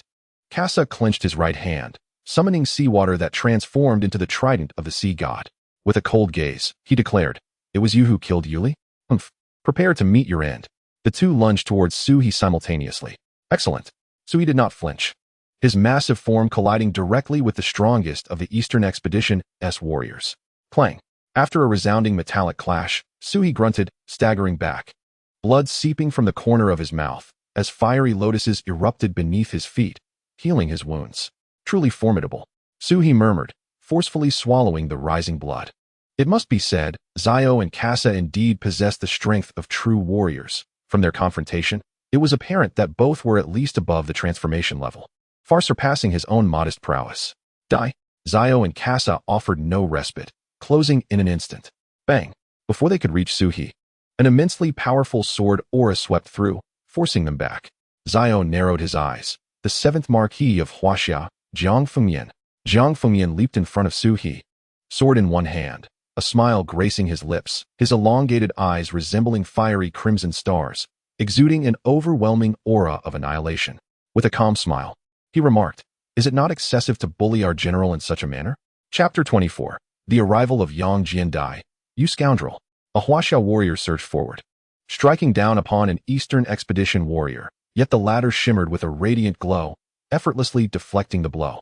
The Huaxia warrior paused, bewildered. "A god-given?" The Eastern Expedition warrior sneered, glancing back. "This is the defensive gift bestowed upon me by the Father God. How could you mere yellow-skinned monkeys break through it?" Slicing down with a sword, blood sprayed profusely. The Huaxia warriors pressed on, even at the cost of their lives. It was exceedingly difficult to conquer a god-given. Such occurrences were not isolated, but unfolded across every corner of the battlefield. The West has its deities. Countless god-given have emerged over millennia. The current composition of the Eastern Expedition is predominantly made up of god-given warriors. Gasping for breath, the remaining Huaxia warriors dwindled in number, huddling together, panting heavily. tending to their wounds with whatever means available, tearing fabric to bandage when necessary. This was no longer a predicament, but a dire strait. Yet even so, not a single Huaxia warrior exhibited a hint of cowardice. Rather, their resolve intensified, each pair of eyes gleaming with profound determination, brimming with an unquenchable fervor. Clang! The sound of violent impact reverberated. In an instant, Xiao and Casa once again collided with Su He and Jiang Fengyan, both retreating several dozen steps. Coughing, Jiang Fengyan could not restrain himself and spat out a mouthful of dark blood. Su He patted his shoulder and squinted at Xiao and Casa. The 6 wings of the angel behind Xiao shone with an extraordinary brilliance, while the trident of the sea god in Casa's hand continuously emanated a divine aura. How challenging! Jiang Fengyan sighed deeply, his gaze resolute. To defend our homeland today, should we both perish on the battlefield, it would indeed be a noble end. Su He narrowed his eyes. Captain Jiang, it is still too early to speak of death. It may not be we who perish. Ha! Hearing Su He's words, Xiao burst into a series of hearty laughs, raising the sword of the angel and proclaiming loudly, "You heretics, the outcome is already determined, yet the Lord is merciful. If you lay down your arms and surrender, we may intercede for you." As he spoke, a cunning glint flickered in his eyes. Though the warriors of Huaxia did not possess divine gifts, their martial prowess was remarkable. One could not help but admire their talent. If these warriors could be persuaded to submit to the church, it would be an incredible triumph. Suddenly, a piercing sound sliced through the air. A long spear soared across the sky, targeting Xiao directly. With a cold snort, Xiao swiftly deflected the spear with his sword. Voices of indignation erupted from the Huaxia warriors. To hell with you. Dream on if you think we will surrender. We are Huaxia people, born in Huaxia, and we shall die in Huaxia. Enough of this nonsense. If you wish to fight, then let us fight. If not, leave. Xiao's brows knitted in anger. He scoffed. If you are so ignorant, then allow me to demonstrate the true disparity of power. A resonating voice echoed in the ears of all present, instilling a sense of dread. What is this? Jiang Fengyan swallowed hard, fear gripping him as he looked up. Su He's expression grew increasingly grave as he solemnly declared, "They are summoning the true forms of the deities." Xiao and Casa were enveloped in sacred light, slowly ascending into the air, radiating a divine power that did not belong to this world, gradually transforming into 2 ethereal figures. O revered Archangel Michael, I am your loyal follower. Please heed my prayer and descend upon this world. Xiao bowed respectfully towards the heavens. The ethereal figure behind him solidified, transforming into a young man clad in armor, wielding the sword of judgment, with 6 holy angelic wings sprouting from his back. This is Archangel Michael. On the other side, Casa also knelt towards the sky. O esteemed sea god, I am your humble servant. Now, as Huaxia shows you disrespect, please descend to the mortal realm and judge Huaxia. The ethereal figure behind him similarly solidified as the sea churned, revealing a young man walking upon the waves. Wielding the trident of the sea god and adorned in divine armor, his face stern. This is Poseidon, the sea god. Michael and Poseidon exchanged glances before directing their gaze towards Huaxia, proclaiming in unison, "Huaxia, you shall be punished. Retreat." Su He's pupils constricted as he shouted. Jiang Fengyan gritted his teeth, exclaiming, "Where else can we retreat to now?" Su He pointed behind him, 10 miles back. "Is that of any use?" Jiang Fengyan, gripping his sword, inquired tersely. Su He, his expression grave, replied, "Just trust me. I have a way to deal with them." Jiang Fengyan clenched his jaw and glanced at Qin Zheng, who was positioned at the rear of the formation, nodding in affirmation. He then turned and shouted, "Everyone, follow the general's orders and retreat 10 miles. As soldiers, they must never defy orders." The entire force moved swiftly, retreating over 10 miles in an instant. Before departing, Jiang Fengyan patted Su He on the shoulder, asking, "Will you be able to return?" Su He smiled confidently, looking at him. "I'm still waiting for your wine." "All right." Jiang Fengyan suddenly halted, bringing his feet together with a thud, and raised his right hand in a solemn salute. "To the general, may you return victorious."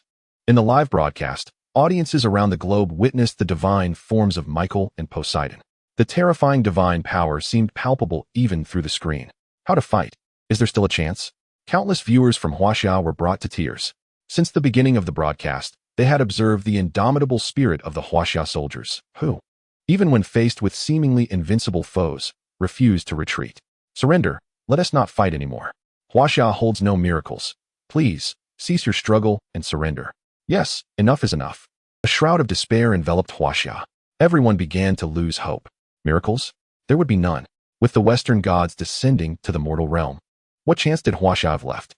Look, the previously silent host suddenly exclaimed. The camera swiftly focused on the front line of the battlefield, zooming in, and further in. It was only when the image reached its maximum magnification that they realized. Not all Huaxia warriors had retreated 10 miles. One remained. Who is he? Quickly, focus on him. The host urged. The cameraman struggled to adjust, finally capturing the face of the individual, zooming in to reveal his identity. It was Suhi.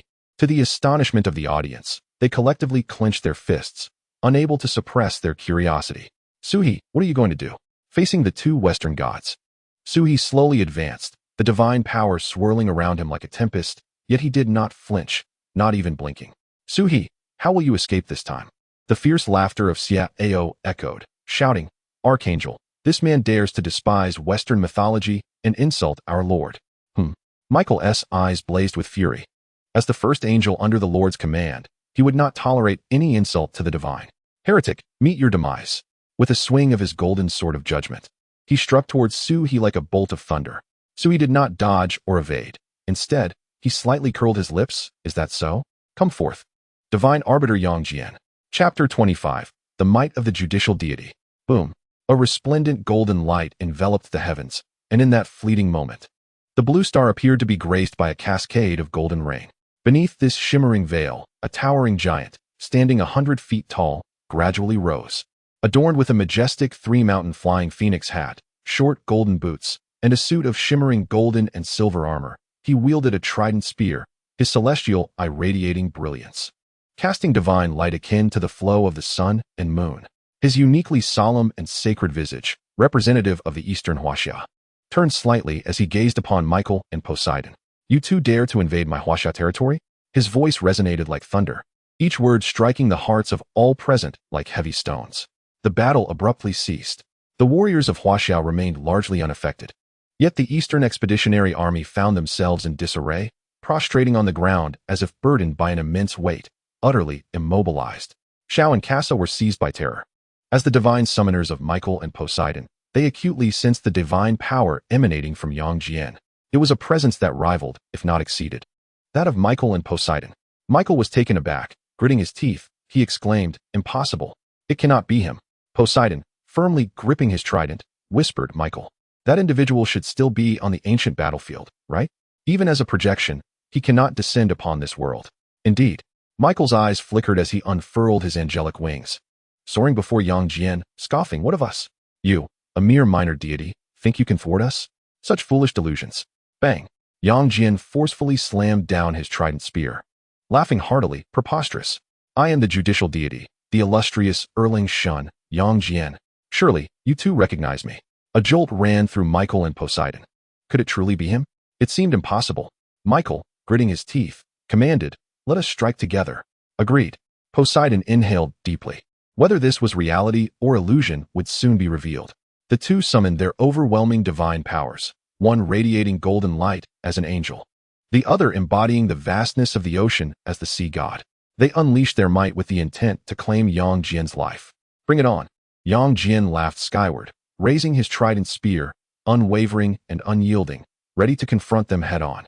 Nearby, the broadcaster covered their mouth in disbelief, while the cameraman struggled to steady his trembling hands. Heavens! The broadcaster exclaimed, tears welling in their eyes. Is that our deity of Huaxia? This three-eyed celestial being dares to face the Archangel Michael and the sea god Poseidon alone. The online community erupted with fervor. Western netizens brimmed with unwavering confidence in their deities. With Michael and Poseidon attacking together, this insignificant Huaxia is surely doomed. Can Huaxia even be called a deity? What is this three-eyed nonsense? Indeed, a three-eyed god? I see nothing but folly. The Eastern netizens have lost their desire to engage in debates. Their emotions are intricately woven with joy and trepidation. Oh my! Yet another divine figure from the land of Huaxia, including Nezha and the victorious fighting Buddha. This marks the third deity. Huaxia is rising. Damn it! Next time on the day of awakening, I too shall become a divine bestower of Huaxia. Having a deity is indeed a fortuitous event, but does this not spell doom for him? Indeed, facing both Michael and Poseidon, even the Almighty would surely face peril. Not far from the battlefield, Qin Zheng and Jiang Fengyan gazed towards the newly emerged Yang Jian. Qin Zheng exclaimed in astonishment, "Isn't Su He the divine bestower of Nezha? How can there be another?" Jiang Fengyan was equally perplexed. They naturally assumed that this new Huaxia deity was conjured by Su He. However, it is well known that one can only be a divine bestower to a single deity. Jiang Fengyan swallowed hard. It seems Su He harbors many secrets yet unknown to us. Qin Zheng nodded in agreement. Though we possess a deity, defeating two simultaneously seems implausible. Jiang Fengyan took a moment to steady his breath and grasped his longsword. I am ready to advance at any moment. Even if I perish, I shall rescue Su He. I will stand by your side. Qin Zheng also settled into a meditative position, striving to regain his strength in every fleeting moment. For them, the outcome of this battle paled in comparison to Su He's life. A single defeat may be temporary, but Su He embodies the future of all Huaxia. Suddenly, a panicked outcry erupted from the remaining Huaxia forces. Both Qin Zheng and Jiang Fengyan, previously in deep concentration, turned to see what had transpired. They observed every Huaxia warrior covering their mouths, as if witnessing something utterly incredulous. What could have happened? Following the gaze of the crowd, they looked up. In an instant, both Qin Zheng and Jiang Fengyan were left speechless, momentarily forgetting their meditation. High above, Yang Jian stood upon clouds of vibrant colors, gripping Poseidon's face with his right hand and pinching Michael's wings with his left. The once mighty celestial beings, who had flaunted their power moments before, now dangled like defeated hounds in Yang Jian's grasp. For a millennium, I, Yang, have held dominion over this ancient battlefield, eschewing worldly affairs and neglecting the state of the realm. How is it that in this millennium you have forgotten everything? Let me issue a warning. Should one dare to challenge Huaxia, let that wretched Yahweh come forth. You are unworthy. With a slight squeeze of his right hand, Poseidon, devoid of any resistance, was crushed to dust. Though this was merely a projection of his avatar, the demise of such an image still inflicted harm upon the original, especially when the one to obliterate it was Yang Jian himself. In the vastness of the starry sky, within a mansion suspended in the void, Poseidon spat out a mouthful of blood, his eyes aflame with rage and fear. He growled, Yang Jian, remember this day. When the time comes, I shall personally crush you. However, for the moment, he found himself unable to do so. Michael gazed in horror as Poseidon was reduced to mere fragments. The piercing strike he had just endured rendered him utterly defenseless, and it dawned on him that the three-eyed deity before him was indeed the invincible Yang Jian. And then there was this little chick. Yang Jian, with a sense of amusement, grasped Michael's wings and lifted him to eye level. Trembling, Michael pleaded for mercy, judicial deity. Spare my life. I was wrong. I shall not dare to return to Huaxia again. I beg you, grant me clemency. Yang Jian disregarded his pleas, instead turning his attention to Su He. Su He, momentarily taken aback, felt a surge of anxiety, for he was now in the presence of a mythological figure. The one who cleaved Taos Han to rescue his mother, the one who heeds not the proclamations, Yang Jian. Greetings, judicial deity, Su He managed to utter with a strained smile. Waving his hand awkwardly, Yang Jian inquired, did you summon me? What is your name? Su He promptly nodded. Yes, it is I. My name is Su He. Very well. Yang Jian responded, pondering before asking, how do you intend to deal with him? Su He turned his gaze to Michael, who could only muster a forced smile. Ah, dear Su, it is true that we meet without prior acquaintance. I hope you and the judicial deity will show mercy and spare my life. Chapter 26, Seeking Justice for Them. Su He contemplated briefly and then shook his head gently. He raised his right arm and pointed towards the remnants of the Huaxia army. 10 miles behind him. I spare your life. But who will spare the lives of the tens of thousands of valiant men of Huaxia? Upon hearing these words, the warriors of Huaxia rose in unison. Despite their grievous wounds, even those with severed limbs stood tall, enduring the pain with the unwavering posture of resilient pines. Their military stance impeccable, tears welled in their eyes. Jiang Fengyan and Qin Zheng also stood tall, their bloodied right hands trembling at their temples. In that moment, it seemed as though myriad spirits appeared beside them. They were the souls of Huaxia's army, all ready to bravely lay down their lives in defense of their homeland. Faced with such indomitable spirits, Michael felt a twinge of fear. He began to tremble, regretting his descent upon Blue Star and opposing Huaxia. He hastily pleaded, judicial deity. Lord Su, I truly realize my folly. I will ensure the church compensates you. When will grievances be settled? Is it not said that peace is of utmost importance? Peace is of utmost importance. Su He suddenly burst into laughter, his mirth echoing into the sky. As he laughed, tears streamed down his face. As he laughed, He clenched his fists. Slowly, he crouched down, his tear-filled eyes reddening as he caressed the earth, stained with blood, a vivid reminder of the pain. Do you know what this is?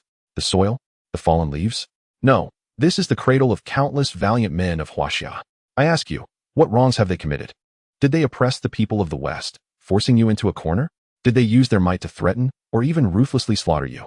Did they once exhibit arrogance and indifference, coldly observing as ferocious beasts reduced your Western cities to ashes and ruins?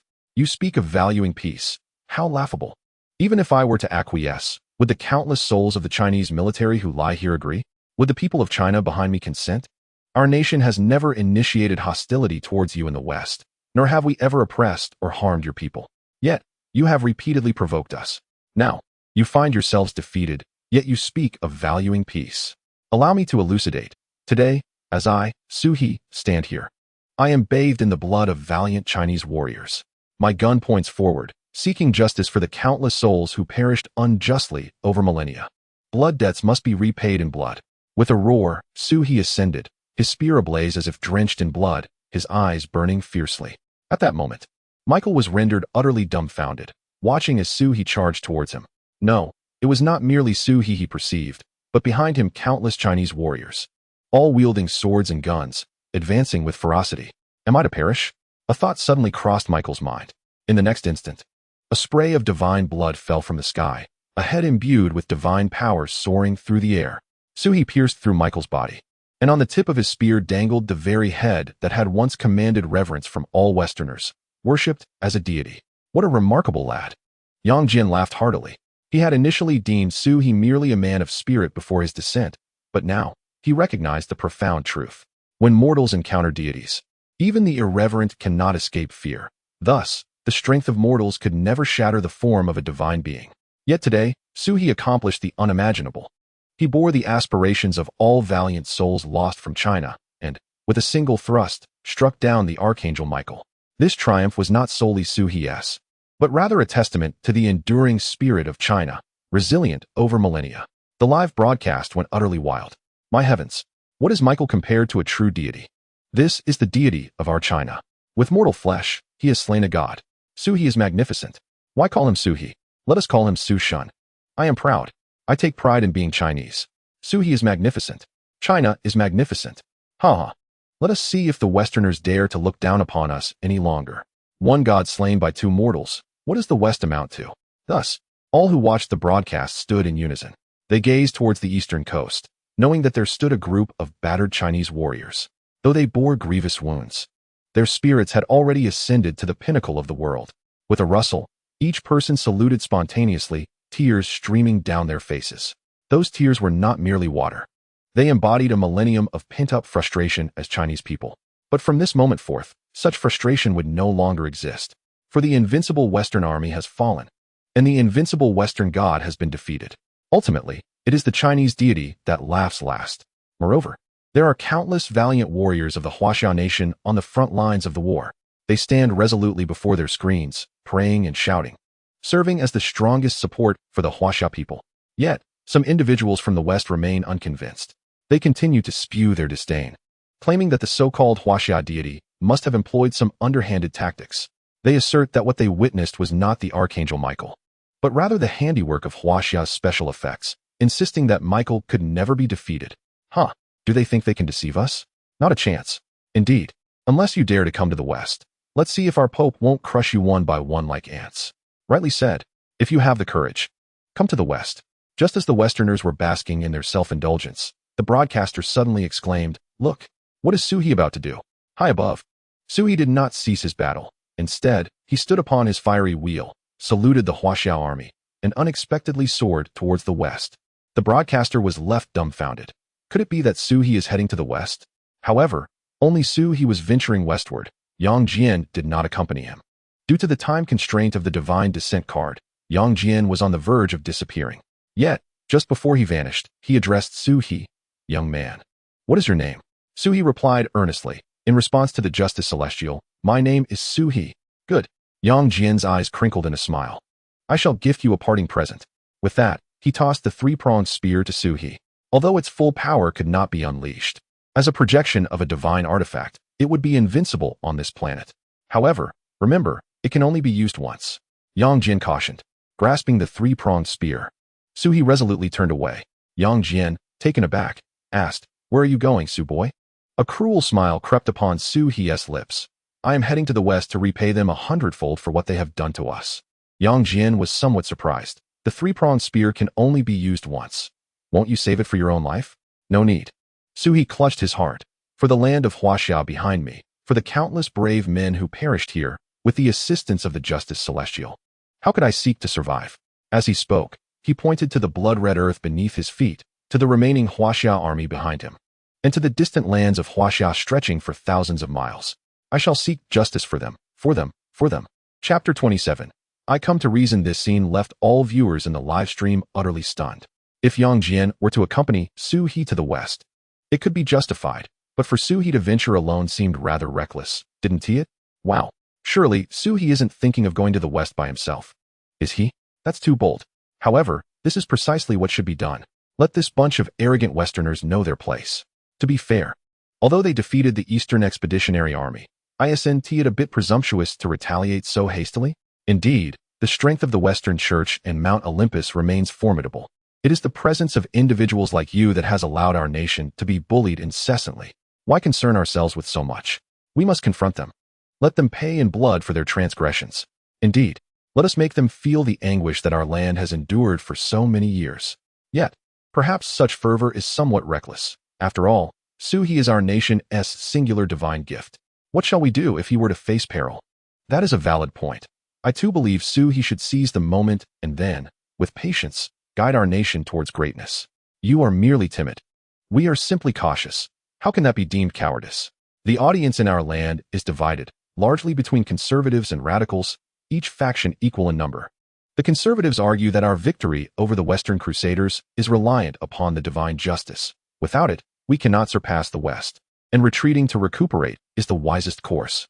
Conversely, the radicals contend that we cannot afford such considerations, for our nation has endured oppression for far too long.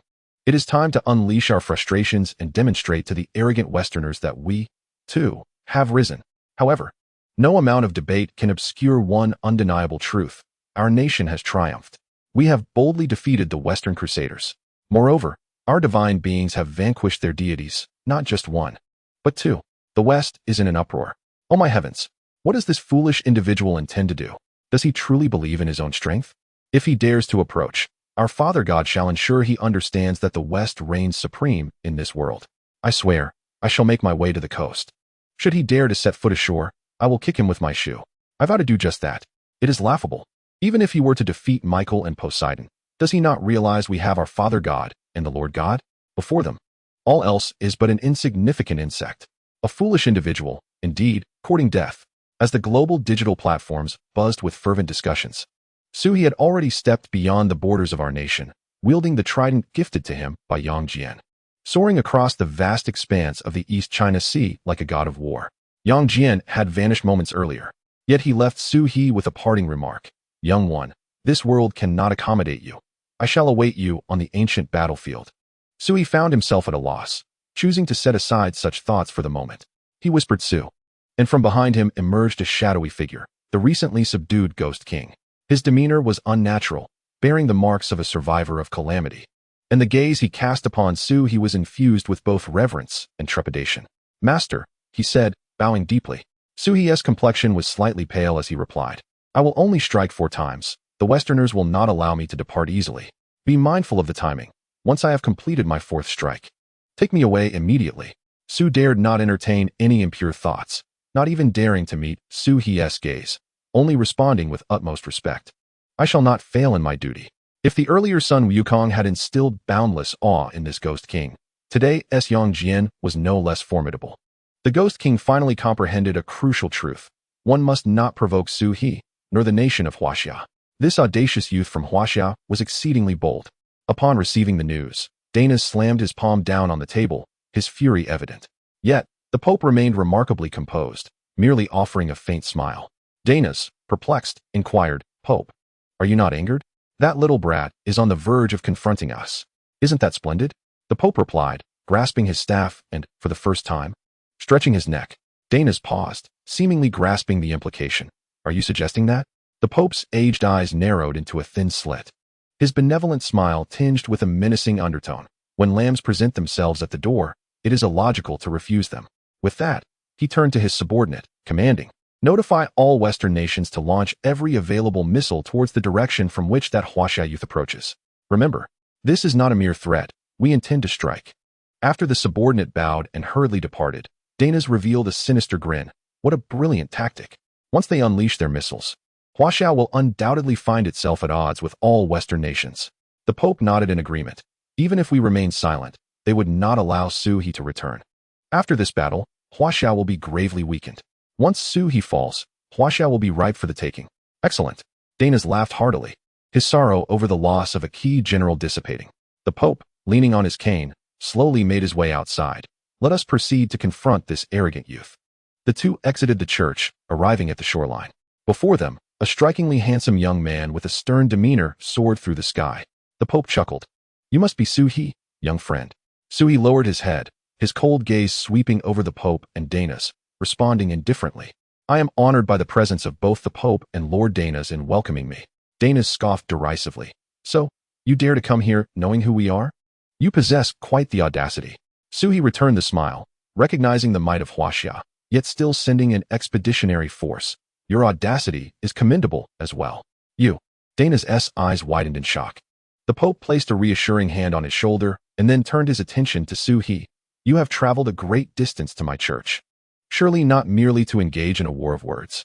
"Of course," Suhi declared, brandishing his trident spear, his voice resonating like thunder. "I, Suhi, have come to the West today to discuss reason with you all." This revelation caught both the Pope and Danas off guard. They had anticipated a confrontation, not a discourse on reason. Suhi continued, "For a millennium, Huaxia has upheld the principles of benevolence and righteousness. While you in the West may dispatch armies without justification to assault my realm, Huaxia cannot stoop to such a level. Hence, I am here to speak reason." The Pope appeared even more bewildered. "What do you mean, young friend?" Buzzing filled the air. Suhi wielded his three-pronged, dual-edged spear with a resounding power. "Today, I stand here, with this very spear, to elucidate several principles that our Huaxia has long cherished." Chapter 28. A shot to shatter the holy sea. You are audacious. Danaus's eyes flickered with intensity, and in an instant, his body transformed into a bolt of lightning, crashing into the air with a thunderous boom. The hammer of thunder materialized. The sky, once clear and serene, became engulfed in a tempest of dark clouds, with bolts of lightning swirling around Danaus like serpents. He was not reckless. He understood that Suhi must possess some formidable backing to dare approach alone. Yet, he was Danaus, the bestowed of the god Zeus, one of the highest leaders of the West, the mightiest of the Blue Star. What if Suhi had support? As long as those allies did not arrive, Danaus was invincible on this planet. Perish. With a resounding crack, Danaus's eyes blazed with electric blue, and he swung his lightning hammer with force, causing all the lightning to coalesce into a thunderous dragon, roaring as it surged towards Suhi. Suhi regarded Danaus with icy detachment. Noisy. His voice was calm and measured. In a flash, a golden beam sliced through the heavens. No one could discern its nature. They merely witnessed a light that seemed destined to rupture the very fabric of the world, tearing through the stormy skies at a velocity imperceptible to the naked eye. Danaus emitted a muffled groan. His advancing body was violently repelled, and it took him a while to regain his composure. With a cough, he expelled a torrent of fresh blood, clutching his chest, his gaze now laced with fear and trepidation as he stared at Suhi. Suhi maintained his original stance, a smile gracing his lips as he declared, "This first shot serves to impart the first principle. It is mercy. For a millennium, our Huaxia has stood resilient in the realm of the Blue Star, never having oppressed foreign lands. Yet, it is precisely this that has led to your bullying and oppression. Do you consider us your slaves? This shot shall not claim your life. It is a singular mercy." Danaus returned to the Pope's side, his eyes now filled with increasing apprehension and dread as he reflected on that last shot. He had not even seen it. To him, Suhi had remained stationary, and that shot had struck him like a specter, too swift to evade. But that was not the most terrifying aspect. That beam had pierced through Danaus's very being. In that moment, he sensed death itself. In other words, he had already perished, yet the horrific truth lay in the fact that the light had restored his body. It had slain him, only to revive him. Was this the mercy of Huaxia? Danaus trembled as he uttered two words, terrifying. The Pope nodded slightly, losing the initial calmness he had exuded. Suhi, what exactly do you intend to achieve? What do I intend? Suhi let out a chuckle. Questioning His Holiness the Pope, pray tell, what purpose does the Crusader army serve in my land of Huaxia? The Pope slowly narrowed his eyes, offering no response. The answer was glaringly apparent. To kill, to slay the people of Huaxia, to seize their land, and to make them experience the consequences of defying his holy see. Though the Pope remained silent, Suhi grasped the truth. He answered his own inquiry. Indeed, you wish to demonstrate the disparity in strength, and more so, to show the world that opposing you, the Pope, leads only to annihilation. Thus, Suhi gradually raised his trident spear, the cruel smile upon his lips transforming into something sinister. The second principle is this: those who dare to offend Huaxia, no matter how distant, shall meet their doom. Boom. A second golden ray of light streaked across the skies of Blue Star. In that instant, regardless of where one stood on Blue Star, be it day or night, the heavens were unmistakably rent asunder, torn apart by a beam of light, a light brimming with lethal intent. Bang! The Pope's pupils constricted suddenly. Though he could not see the light clearly, he distinctly felt it, unerringly directed towards him. Could it be? His heart skipped a beat, and he quickly turned to look. Flames. An expanse of raging flames. The once majestic and hallowed church had, in that moment, been reduced to ashes, engulfed in golden fire. The faithful scurried anxiously to extinguish the blaze. Yet, being the work of Yang Jian's spear, such flames were beyond mortal extinguishment. They could only watch helplessly as the church was slowly ground to dust. The Pope's breath grew heavy, his gaze towards Suhi filled with murderous intent. If he could, he would relish the opportunity to flay Suhi alive at that very moment. Gritting his teeth, he nearly roared, Suhi, you go too far. Has my Crusader army ever laid hands on your people? Is this destruction of my holy see to be deemed merciful? Suhi met the Pope's murderous gaze with unwavering resolve, his voice resonating powerfully. The mercy of Huaxia is reserved solely for humans, not for dogs. This standoff sent the global audience watching the live broadcast into a frenzy. Although the local broadcasters from the East Coast were absent, Western commentators had arrived, eager to seize the opportunity to garner attention as news of Suhi's impending disturbance at the Holy See spread. One female host indignantly declared, "Is this what Huaxia people are like? Not an ounce of gentlemanly conduct. No wonder Huaxia women prefer our Western men." Her remarks resonated with Western viewers. Indeed, this is the barbaric and repugnant nature of the Huaxia people. The Pope is the true savior of Blue Star. Look at the comparison. That Huaxia man resembles a rabid dog. I believe His Holiness will personally bring this insolent wretch to salvation. Huaxia is but a pile of filth. Long live the Pope. Meanwhile, the influx of Huaxia netizens swiftly caught wind of these comments, and they were far from pleased. What nonsense is this about Huaxia women favoring Western men? Do you even consider yourselves men? Su Xin spoke wisely. That is a dog, not a human. TSK, TSK, TSK, still stubborn. Even after the Vatican was scorched by Su Xin, with a snap of his fingers, Thanos left only a mouth to speak in the world, yet still praising the Pope and exalting the Vatican. Aside from the audiences from both East and West, many leaders are naturally observing all of this. Qin Zheng's eyes brimmed with tears. What a splendid remark. Only to humans, not to dogs. Zhang Fengyan could not help but clench his fists. After enduring so much humiliation for our Huaxia over the years, today Suhi has finally avenged us. However, a Huaxia soldier expressed concern. Though Mr. Su is formidable, he is ultimately alone. If anything happens, it would be a significant loss for our Huaxia. Qinzheng, however, revealed a peculiar smile. If he dares to go, he undoubtedly has a backup plan. Besides, we Huaxia have that gentleman, do we not? The soldier's pupils constricted. Do you mean that gentleman has arrived? Qinzheng merely smiled and did not respond. His gaze turned toward the distant horizon, where a small wooden boat floated upon the vast expanse of sea between the east and west. At the bow stood a middle-aged man draped in a crimson cloak, a long sword sheathed at his waist. Behind him, a young man rowed the boat. He softly remarked, "My lord, we are nearing our destination." Chapter 29, Psychological Warfare, What to Do. Dana spoke in a hushed tone, his teeth clattering with a clicking sound. It must be said that he was now exceedingly wary of Suhi. If one were to solely consider hard power, Suhi was at best a high-level Qi martial artist, vastly inferior to him and the Pope. Against others, they could crush him with a mere finger. Yet, Suhi possessed methods that they could not fathom. That gun, what was its origin? The Pope squinted his eyes into a narrow slit.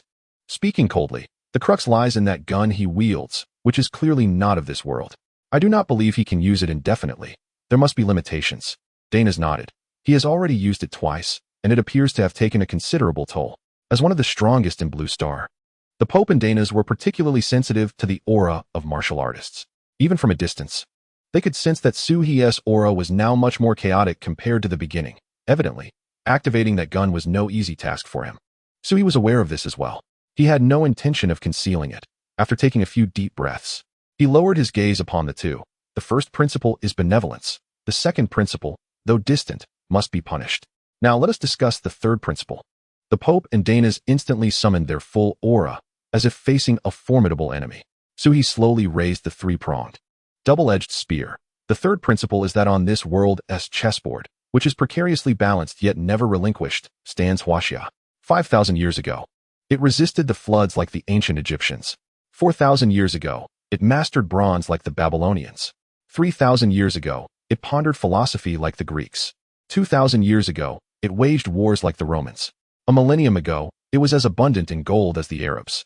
Today, it stands upon the chessboard of the Azure planet, its adversaries changing time and again. Occasionally, it slumbers, and thus some dare to upturn the board. Yet it swiftly restores order. Do you comprehend the reason? For the two characters of Huaxia embody the essence of inviolability and integrity. Those who dare to offend are cast off the board. Throughout 5 millennia, countless souls have dared to challenge this truth, and now, it is your turn. With each utterance of Su He, the resonance is powerful, and as each millennium is proclaimed, the clouds above grow heavier, until, upon the completion of 5 millennia, the sky darkens ominously, pressing down as if it were a tangible weight, making breath a laborious task. Danaus's pupils have constricted to mere pinpoints, and he whispers in astonishment. This is a miracle. No, it cannot be. The Pope, incredulous, declares, he is merely a martial artist. How could he possibly invoke the laws of the universe? It must be an illusion. It must be an illusion. Su He smiles. An illusion, you say? Truly, you Westerners are adept at cloaking your fears and transgressions with absurd words. Pope, Danaus, this third truth is meant for you. Do not dare provoke Huaxia. Boom. The third shot bursts forth like thunder. This time, Danaus and the Pope finally perceive the nature of this shot. It is a dragon. A golden spear transformed into a dragon. Roar. The dragon emits a deafening roar, instantly dispersing the ominous clouds. Beneath the clear sky lies a magnificent golden dragon, resembling a deity. Its eyes, ablaze with golden fury, fixate on the Pope and Danaus, as if surveying all living beings upon the western lands. You shall perish. A terrifying event unfolds. The dragon, seemingly alive, utters 2 words, and in an instant, it lunges towards the Pope and Danaus like a bolt of lightning. To the outside observer, the Pope and Danaus stand frozen, not evading nor resisting, as if rendered senseless by fear. In truth, both were at a loss for words. From the moment the dragon appeared, they had been ensnared by its divine aura, an inescapable power. Boom. A tumultuous thunder roars along the coastline, rippling outward, leaving a desolate expanse for 10 miles. Thud. The Pope and Danaus are pressed to the ground, both spitting blood, their faces ashen. In stark contrast to their earlier haughty demeanor, they now resembled defeated hounds, disheveled and broken. The Pope struggles to rise, and as he gazes at Su He, his eyes betray not fear, but an uncanny rationality. Breathing heavily, he exclaims, Danaus, something is amiss with that shot. Danaus senses the same, wiping the blood from the corner of his mouth. Compared to the previous 2 shots, this one is rather lacking. If I surmise correctly, the Pope clenches his fist tightly. That young man is likely at the end of his strength. They exchange a knowing glance, unspoken words passing between them, yet understanding each other's intent. Meanwhile, high above, the atmosphere thickens with tension. A sensation of tightness gripped Su He's chest, nearly causing him to expel a mouthful of blood, yet he managed to suppress it forcefully. The tri-pronged, 2-edged spear of the judicial deity, indeed, is not something everyone can wield. Su He's expression subtly shifted. There remains one final shot. Should I attempt to use it again, I fear my body may succumb. If that demon king were to betray me, the consequences would be dire. Unable to suppress a bitter smile, Su He mused, I may have overstepped this time. Had he departed after firing just 2 shots initially, even if the Pope and Danas pursued, he could have unleashed a 3rd shot as a deterrent. However, while a 4th shot is feasible now, its aftermath is unpredictable. That said, appearances must be maintained. Thus, Su He raised his head high, eyes filled with disdain. Do you see? This is the might of my Huaxia. We do not slay you out of mercy. We do not annihilate you. Also out of mercy. This is the first and the last time. Should you transgress again, We shall eradicate you completely. The final 4 words were pronounced with fervor. All Huaxia people could not help but rise, expressing their respect for Su He, who wielded dominance on the screen. Some veterans even trembled slightly, saluting. For thousands of years, since ancient times, Huaxia has not boasted such pride. Ever since the emergence of the divine, Huaxia has become a lamb to be slaughtered, as descendants of Yin and Huang, who would willingly endure such humiliation. Yet, there was no alternative. The law of the jungle dictates the world is cruel in its simplicity. But all that has transpired is but a fleeting shadow. From this day forward, Huaxia shall reclaim its throne, casting its gaze upon the blue planet. And none shall dare to offend our Huaxia again. If one were to inquire why, there exists but a singular answer: complete annihilation. Seeing Su He still exuding confidence, the Pope and Danas found themselves momentarily indecisive. Su He was aware that these 2 cunning old foxes were scrutinizing him. Should he reveal even the slightest hint of weakness, they would undoubtedly respond with ruthless resolve, sparing no mercy. The situation was straightforward. Act. For Su He, performing well and intimidating these 2 old geezers would ensure his safety. Should he fail to act convincingly, he could only leave his fate to chance. Chapter 30. Approaching. This is the principle I wish to convey to your holy see, your Olympus, and all Westerners. It is the rightful doctrine of my Huaxia. Drawing upon his last reserves of strength, Su He forcefully uttered those final 2 sentences.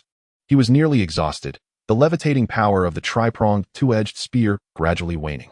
If he lingered here any longer, he might not even maintain his elevation, plummeting to the ground. What awaited him then would not solely be the vengeance of the Pope and Danas, but the retribution of the entire West against Huaxia.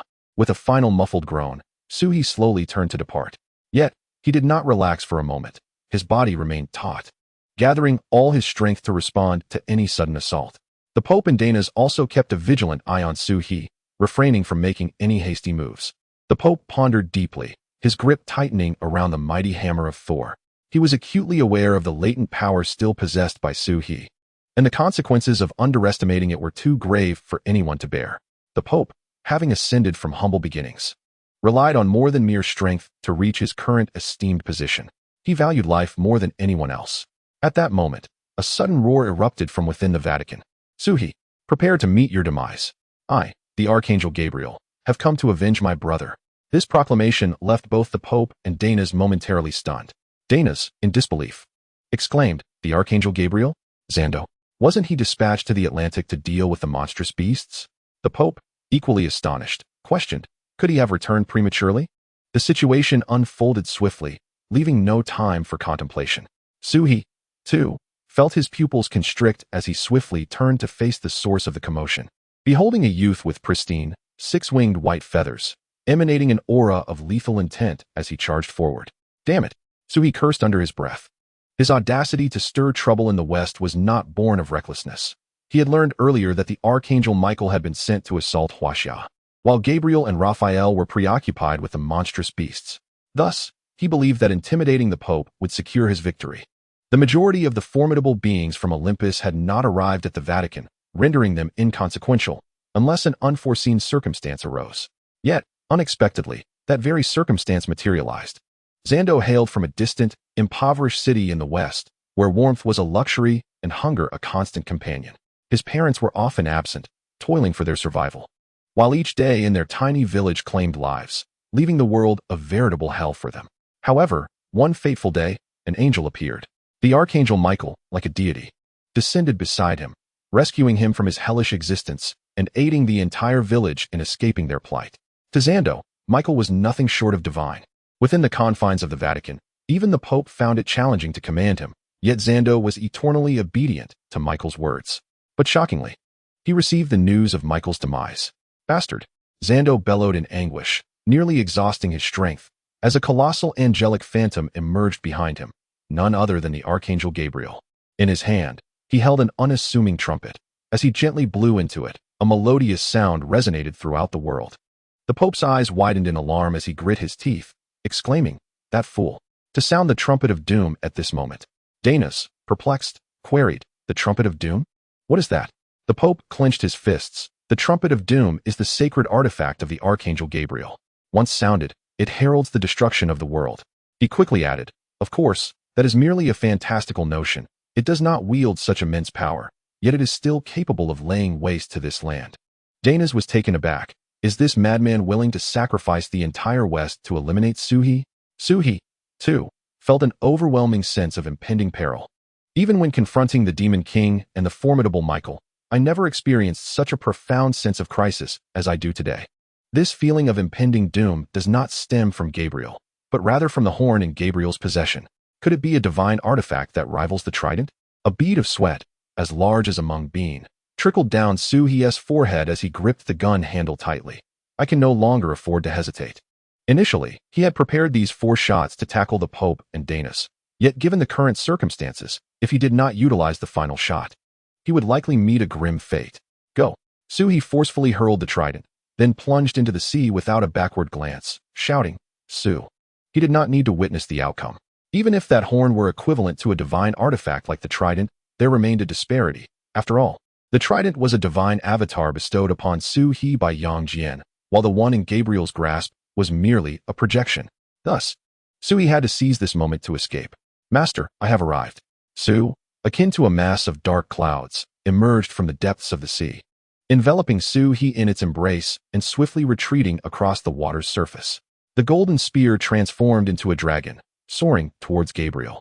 While the doomsday horn had entirely darkened the sky, a terrifying aura reminiscent of hell gradually descending upon the world as if to obliterate everything. Roar. The dragon let out a thunderous roar as it surged into the blackened sky. Zando's expression shifted dramatically. He gritted his teeth, unable to suppress a mouthful of blood that erupted forth, his upper garments shredding, revealing a distinct gaping wound in his chest. This final shot pierced not only the doomsday horn, but also Zando's very being. Gabriel's phantom vanished utterly under the force of this shot. The sky cleared. Zando plummeted from the sky.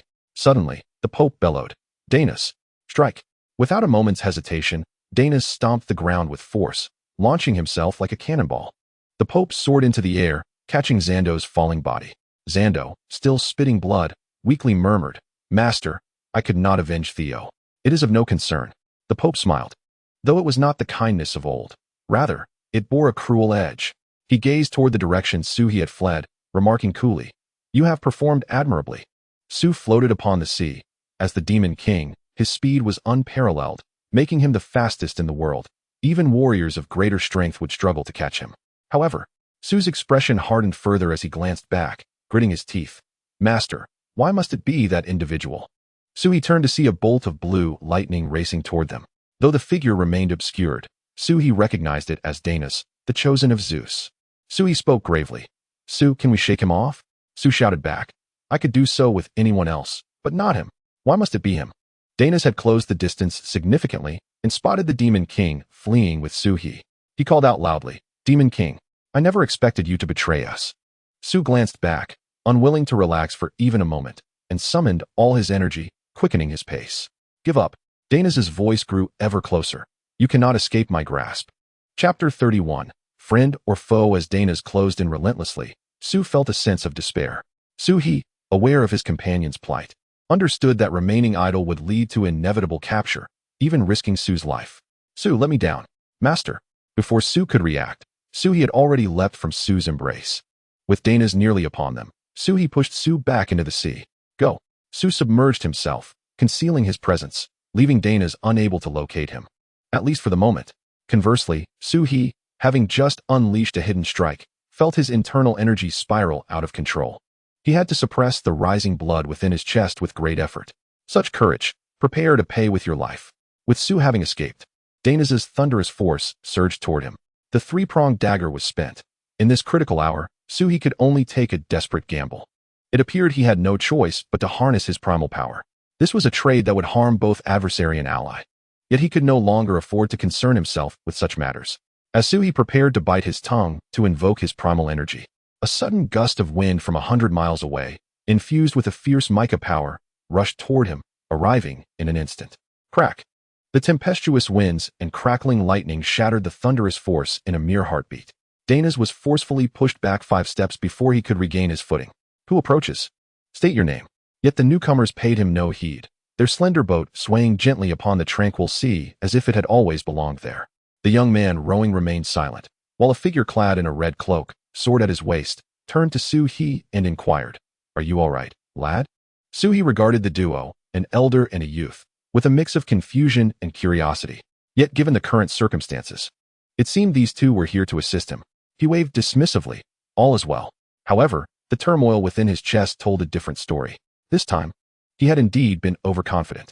The man in red noticed Suhi's distress, but chose not to comment further. Instead, he turned his attention to Dana's and declared, "Boy, I present you with two options. I can send you on your way, or you can choose to depart on your own." Upon hearing this, Suhi raised an eyebrow, noting the eloquence of the phrase, which bore a resemblance to the profound expressions of Huaxia. Such depth of language could not possibly originate from the wooden minds of the West. Such audacity, you seek death. Danas, a figure of dominance in the West, would not abandon his intentions merely because he was outnumbered. How intriguing, he mused. The man clad in a crimson robe, with a long sword still sheathed at his waist, summoned the power of the wind with a mere gesture of his hand. Gradually, a small whirlwind began to form in his palm. Though diminutive, it stirred the previously tranquil sea into a tempest.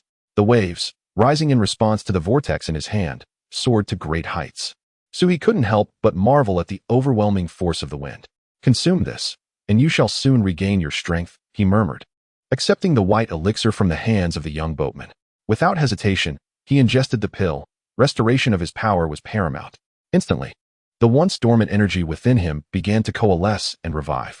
Dinas, unperturbed by the modest whirlwind, was the wielder of the power of the thunder god, bestowed upon him by Zeus himself. Thunderhammer, go. With his first strike, Dinas unleashed his most formidable attack, his gaze fixated on Suhi, intent on ensuring his demise. The moment he released the thunderhammer from his palm, it expanded exponentially, racing toward the towering waves. The violet lightning crackled like myriad serpents, eager to pierce through the curtain of water and rend Suhi asunder. "Suhi, perish!" Dinas roared, his crimson eyes ablaze with gathered power, transforming to a purplish hue, while strands of electricity danced through his hair, emitting sharp crackles. In contrast, the man in the crimson robe appeared utterly unfazed, akin to a leisurely observer at the shore. Yet the swirling tempest in his hand belied the gravity of the situation. "Watch closely, young one," he spoke with a calm demeanor directed at Suhi. Feeling a sense of relief in his chest, Suhi finally opened his eyes. Winds swirl, stirring the clouds, transforming fish into dragons. "Go." With those words, the small whirlwind in his palm descended into the depths of the sea. In an instant, the concealed dragon carps beneath the surface leaped forth, surging over the monstrous waves conjured by the whirlwind, passing through the gateway formed by the rising fish. Roars echoed as the dragons emerged, their power rivaling that of Dinas's thunderhammer. In mere breaths, the once ferocious violet lightning began to decelerate, revealing the true form of the thunderhammer. Dinas, taken aback by how effortlessly the man before him had dissipated his mightiest blow, felt disbelief welling within him, nearly causing his eyes to bulge. "Impossible! Impossible! There is nothing that is impossible. Do not judge the world's wonders through the narrow lens of your limited perception," the young boatman replied with a smile. Yet his demeanor exuded a chilling aura of menace. "I refuse to believe it." Again, Dinas suppressed a mouthful of blood, fury etched across his brow, ready to strike once more. The man in the crimson robe merely smiled faintly and shook his head. "You shall have no opportunity." As the words fell, under the relentless assault of the dragon carps, the violet lightning surrounding the thunder god's hammer grew fainter until, at last, it vanished entirely. With a resounding crash, it plunged into the boundless sea.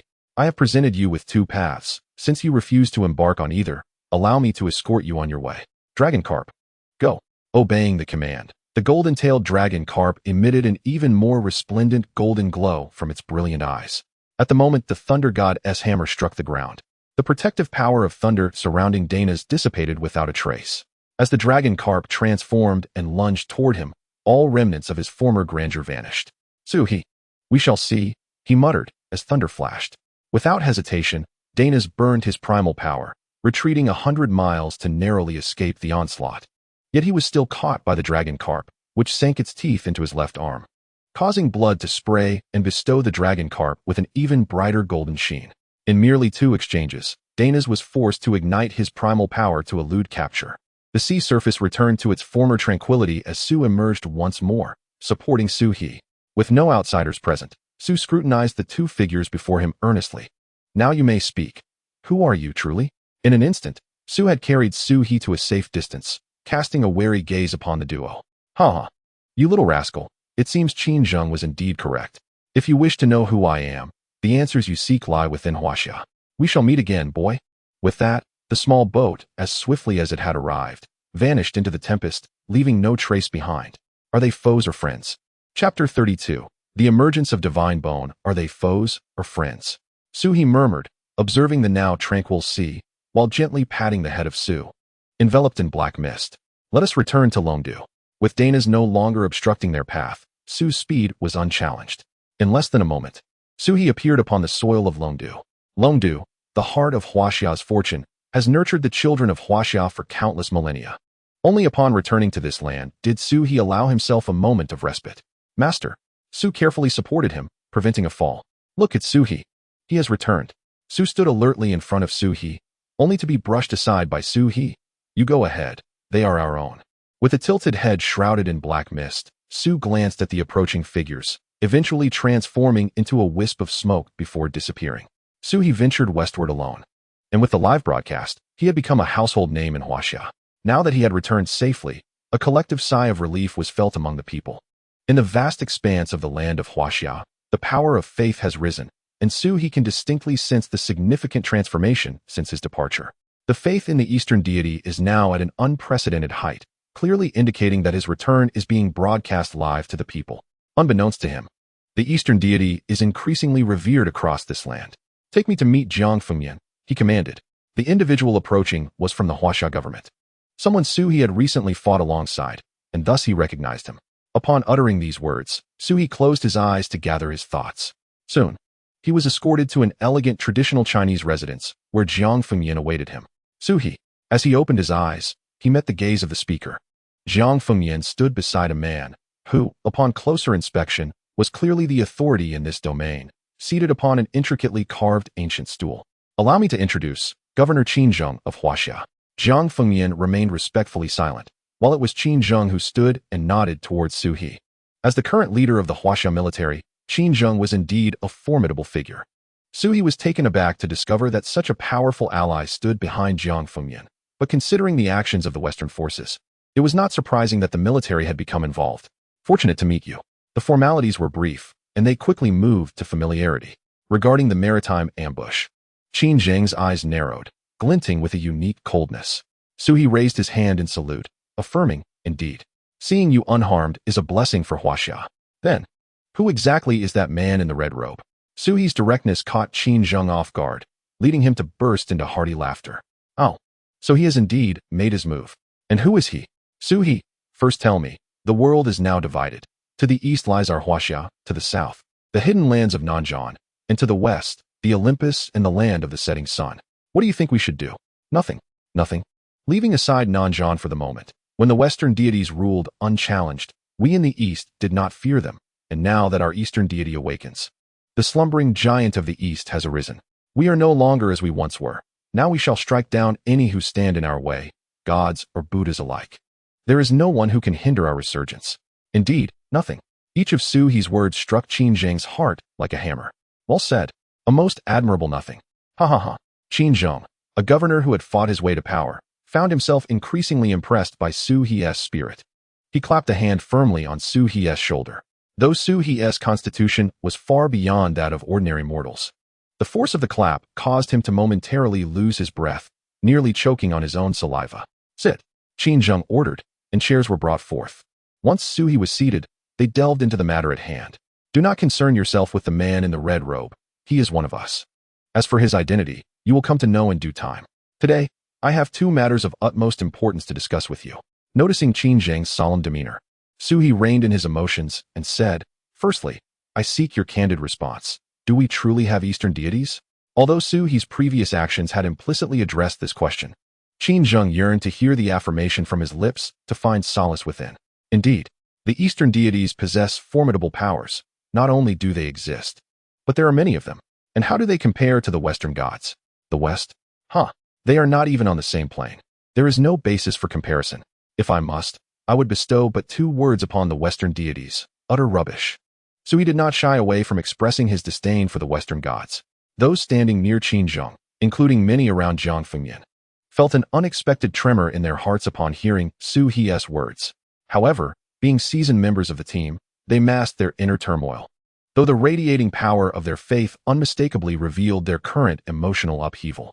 Excellent, Qin Zheng exclaimed, accepting the yellowed envelope handed to him by Jiang Fengyan, its prominently stamped red seal making it particularly conspicuous. Take a look. He promptly passed it to Suhi. The waterproof leather bag felt light in his hands. Yet at the moment Suhi grasped it, everyone around instinctively turned away, avoiding any gaze that might linger. Without hesitation, Suhi opened the long-sealed bag, revealing a stack of colorful photographs alongside a sheet of letterhead. Upon noticing Suhi had opened it, and clearly had no intention of refusing, Qin Zheng waved his hand, instructing Jiang Fengyan stays. The rest of you, please leave. Understood. Yes. Soon, only the three of them remained in the room. Suhi picked up the photographs, examining them closely. At Baiji Mountain in western Huaxia, there exists a spring within the Baiji Stone Cave, where a stone platform devoid of soil yet adorned with flora has shown unusual phenomena a fortnight ago. Petrified bones, a striking contrast of black and white, an absolute marvel. Coincidentally, we have a team stationed nearby. These are first-hand photographs and materials obtained at the time. Qin Zheng pointed to one of the photographs in Suhi's hand. What is your perspective, Brother Su? Suhi did not respond immediately, instead delicately tracing his fingers over the photograph. I believe I should know. What is it? Chapter 33. The Arrival of Divine Bones, Portents of the Extraordinary. At Baiji Mountain Cave, deities descend. Jiang Fengyan remained silent, having seen the photograph before. Yet he had never contemplated it in the context of divine beings. After all, the East has been devoid of deities for millennia. Suddenly, no one had thought to consider that possibility. Suhi, are you certain? Jiang Fengyan's arm gripped Suhi tightly, and upon seeing his anxious expression, Suhi offered him a gentle smile. I am certain. Baiji Mountain is indeed a land of celestial fortune, an unparalleled place for cultivation. Judging by the photographs and materials, there must be deities. Let go, you little rascal. Qin Zheng forcefully pulled Jiang Fengyan's hand away, just as Suhi was about to speak. He found himself drawn back by Qin Zheng once more. Brother Su, please enlighten me. Is this a deity of the East? Although Qin Zheng has long held a high position, at his core he remains a rough man, devoid of any intricate schemes. Suhi paused momentarily before shaking his head. As of now, I cannot ascertain, but it is highly probable that this is indeed a deity of our East. The Eastern gods would never permit traders to set foot on this sacred land of Huaxia. Suhi spoke with a surprising clarity. Very well, your assurance suffices. With the recent occurrences of anomalies, news can hardly remain concealed for much longer. Tomorrow, I shall send Jiang Fengyan with you to Mount Baoji. What do you think? Agreed. Suhi was equally intrigued about which divine presence resided in Mount Baoji. Soon, news of the divine light and oddities emanating from Mount Baoji spread swiftly throughout Huaxia, reaching spies across the Blue Star with remarkable speed. At that moment, not only the martial artists in Huaxia were taken aback, but even the West Nyohua prefecture was caught unawares by this revelation. Mount Olympus, what? We cannot allow another Eastern deity to emerge. At this moment, Dana sprang up from his platinum chair, having been profoundly shaken by Suhi's earlier revelations. The mere thought of another individual akin to Suhi resurfacing was beyond his control. Do not be hasty. Huaxia has already become a powerful bowstring, incapable of forming any significant climate. There is no need for concern. In contrast to Dana's, the Pope remained remarkably composed. Just insignificant rabble. Summon Uriel. The Western Holy See and Dana's swiftly determined the candidates to proceed to Mount Baoji. The Earth Angel Uriel and Dana's attendant, Aljef. The internet once again erupted into a frenzy, broadcasting this operation live, with viewers clamoring as the camera panned. Get closer. I must see what sort of antics Huaxia is up to this time. Have those upstairs lost all sense? Have they come here blind and mindless? Shut your mouth. Western pig, have you finally gained some sense after spewing your swill? Now you acknowledge that our Eastern deities truly exist? The verbal skirmish between the East and West in the live stream continued, inadvertently heralding the onset of the contest for Mount Baoji. At this moment, Suhi stood within the military encampment at Mount Baoji, observing the unmistakable signs of recent passage. He turned to Jiang Fengyan beside him. What transpired? Has someone been here? Jiang Fengyan swiftly tapped a sequence of codes on a small device he held, his expression turning grave. Indeed, quite a few. Let us proceed. Follow closely. Due to the intervention of the Huaxia authorities, a significant number of individuals had been cleared out, leaving only a handful of Western divinely favored beings and numerous wandering martial artists, evidently drawn by curiosity. Fearing the truth of the rumors regarding a deity's descent, they sought to partake in the unfolding drama. Suhi, initially at the forefront of the gathering, sensed a ripple of disturbance and glanced back. Jiang Fengmian immediately shifted into a combat-ready stance, but Suhi restrained him with a raised hand. Mount Olympus, the sacred mountain of the unsetting sun. Suhi gazed at the two distant factions, murmuring softly. It was evident that they had already marked him the moment he appeared. Jiang Fengmian followed Suhi's gaze, his eyes betraying an unmasked hatred. Now is not the time. We must proceed inside. This is the territory of Huaxia. And no matter how formidable the Western Church may be, they can only linger outside. As Jiang Fengmian entered Baoji Mountain alongside Suhi, they had not yet approached the cave when tremors reverberated towards them. Suhi halted, unable to restrain his curiosity regarding the system. System. Do you know which deity resides within? I do, the system replied. It is the Eastern Flame God, Shinnon. I had thought that Eastern deities could only be accessed through experience cards, Suhi remarked. Experience cards merely serve to augment your faith value. In the Blue Star, there are indeed genuine divine heritages. Suhi was momentarily taken aback. Who is worthy of receiving such a heritage? Those with fate, the system answered enigmatically, refusing to disclose who these fated individuals might be. At that moment, Jiang Fengmian returned with intelligence. Suhi refocused his attention on him. What news? How many from the west have arrived? The Angel of Earth, Uriel, and the retainer Aljef of Danas, both of considerable martial prowess, have brought a mere 50 or so individuals, currently encamped in the Shishan Valley. Though few in number, most among them are bestowed with divine gifts, setting them apart from the straightforward warriors and mortals on our side. Jiang Fengmian refrained from elaborating further. After a brief silence, Suhi raised his head. Is there anyone of the Jiang surname in our ranks? The Flame Emperor's true name was Jiang, and if there were any fated individuals among their group, they were likely to bear that surname. Yes, wait here. Shortly thereafter, Jiang Fengmian introduced a frail figure, barely recognizable as a soldier without his military attire. What is your name? Zhang Liao, male, 26, medic, from Baoji. Excellent. You will accompany me inside shortly. Suhi said no more. Though Zhang Liao was puzzled as to why such a formidable figure as Jiang Fengmian would choose to bring him along, he silently acquiesced to the order. As dusk descended, the bright moon enveloped the mountain, and the sounds of patrolling soldiers echoed around the cave's perimeter, while the inner fires crackled and popped. Suhi glanced at his wristwatch. 8 hours remained. The following day, as the first light of dawn broke upon the eastern horizon, the cave erupted in a brilliant golden glow, illuminating the entirety of Baoji Mountain. Suhi sprang to his feet, prompting his companions to rise as well. The time has come. As his words fell, Uriel and his companions from the Shishan Valley unfurled their angelic wings, soaring closer. It was clear they had been awaiting this moment, and now the opportunity had finally arrived. Behind Suhi, a cohort of soldiers had long been prepared for battle, armed with sharp swords and ready to engage. Leading the charge was Uriel, the celestial angel of the west, and all were poised with weapons drawn. A grand confrontation was imminent. With a sweep of his white wings, Uriel surveyed the assembled multitude below, his icy gaze seemingly tangible. Whatever emerged from the cave would undoubtedly belong to my everlasting sacred mountain. Those who wish to survive should step aside. Chapter 34. Heir of the Flame God. This proclamation could hardly be deemed modest. Huh. Suhi scoffed coldly. His arrogance surpassed even that of Uriel. God slays gods, Buddha slays Buddhas. Those wretched souls attempting to encroach upon the land of Huaxia shall become mere fodder for me. At Suhi's command, a group of soldiers led by Jiang Fengmian charged fearlessly towards Uriel and his entourage.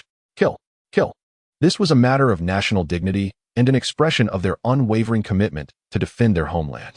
As Jiang Fengmian and his comrades surged forward, a flicker of fear crossed the eyes of Uriel's angelic cohort. They lacked the patriotic fervor of the Huaxia people. Their presence here was solely for the sake of profit. Noticing Zhang Liao preparing to charge, Suhi swiftly yanked him back. My lord, Zhang Liao protested, bewildered by Suhi's restraint. You must watch and remember the feeling of being oppressed today. Although Zhang Liao served as a medic, he had lost his entire family in a fire when he was merely 6 years old, leaving him to survive as an orphan within the military. This visceral sensation of oppression was deeply ingrained within him. Once, he had been a young master of the Jiang family, a once prominent clan. But the shame of weakness far outweighed the upheaval in his life. He despised this feeling of helplessness. Zhang Liao's eyes turned crimson, a reflection of the bloodlust intertwined with humiliation.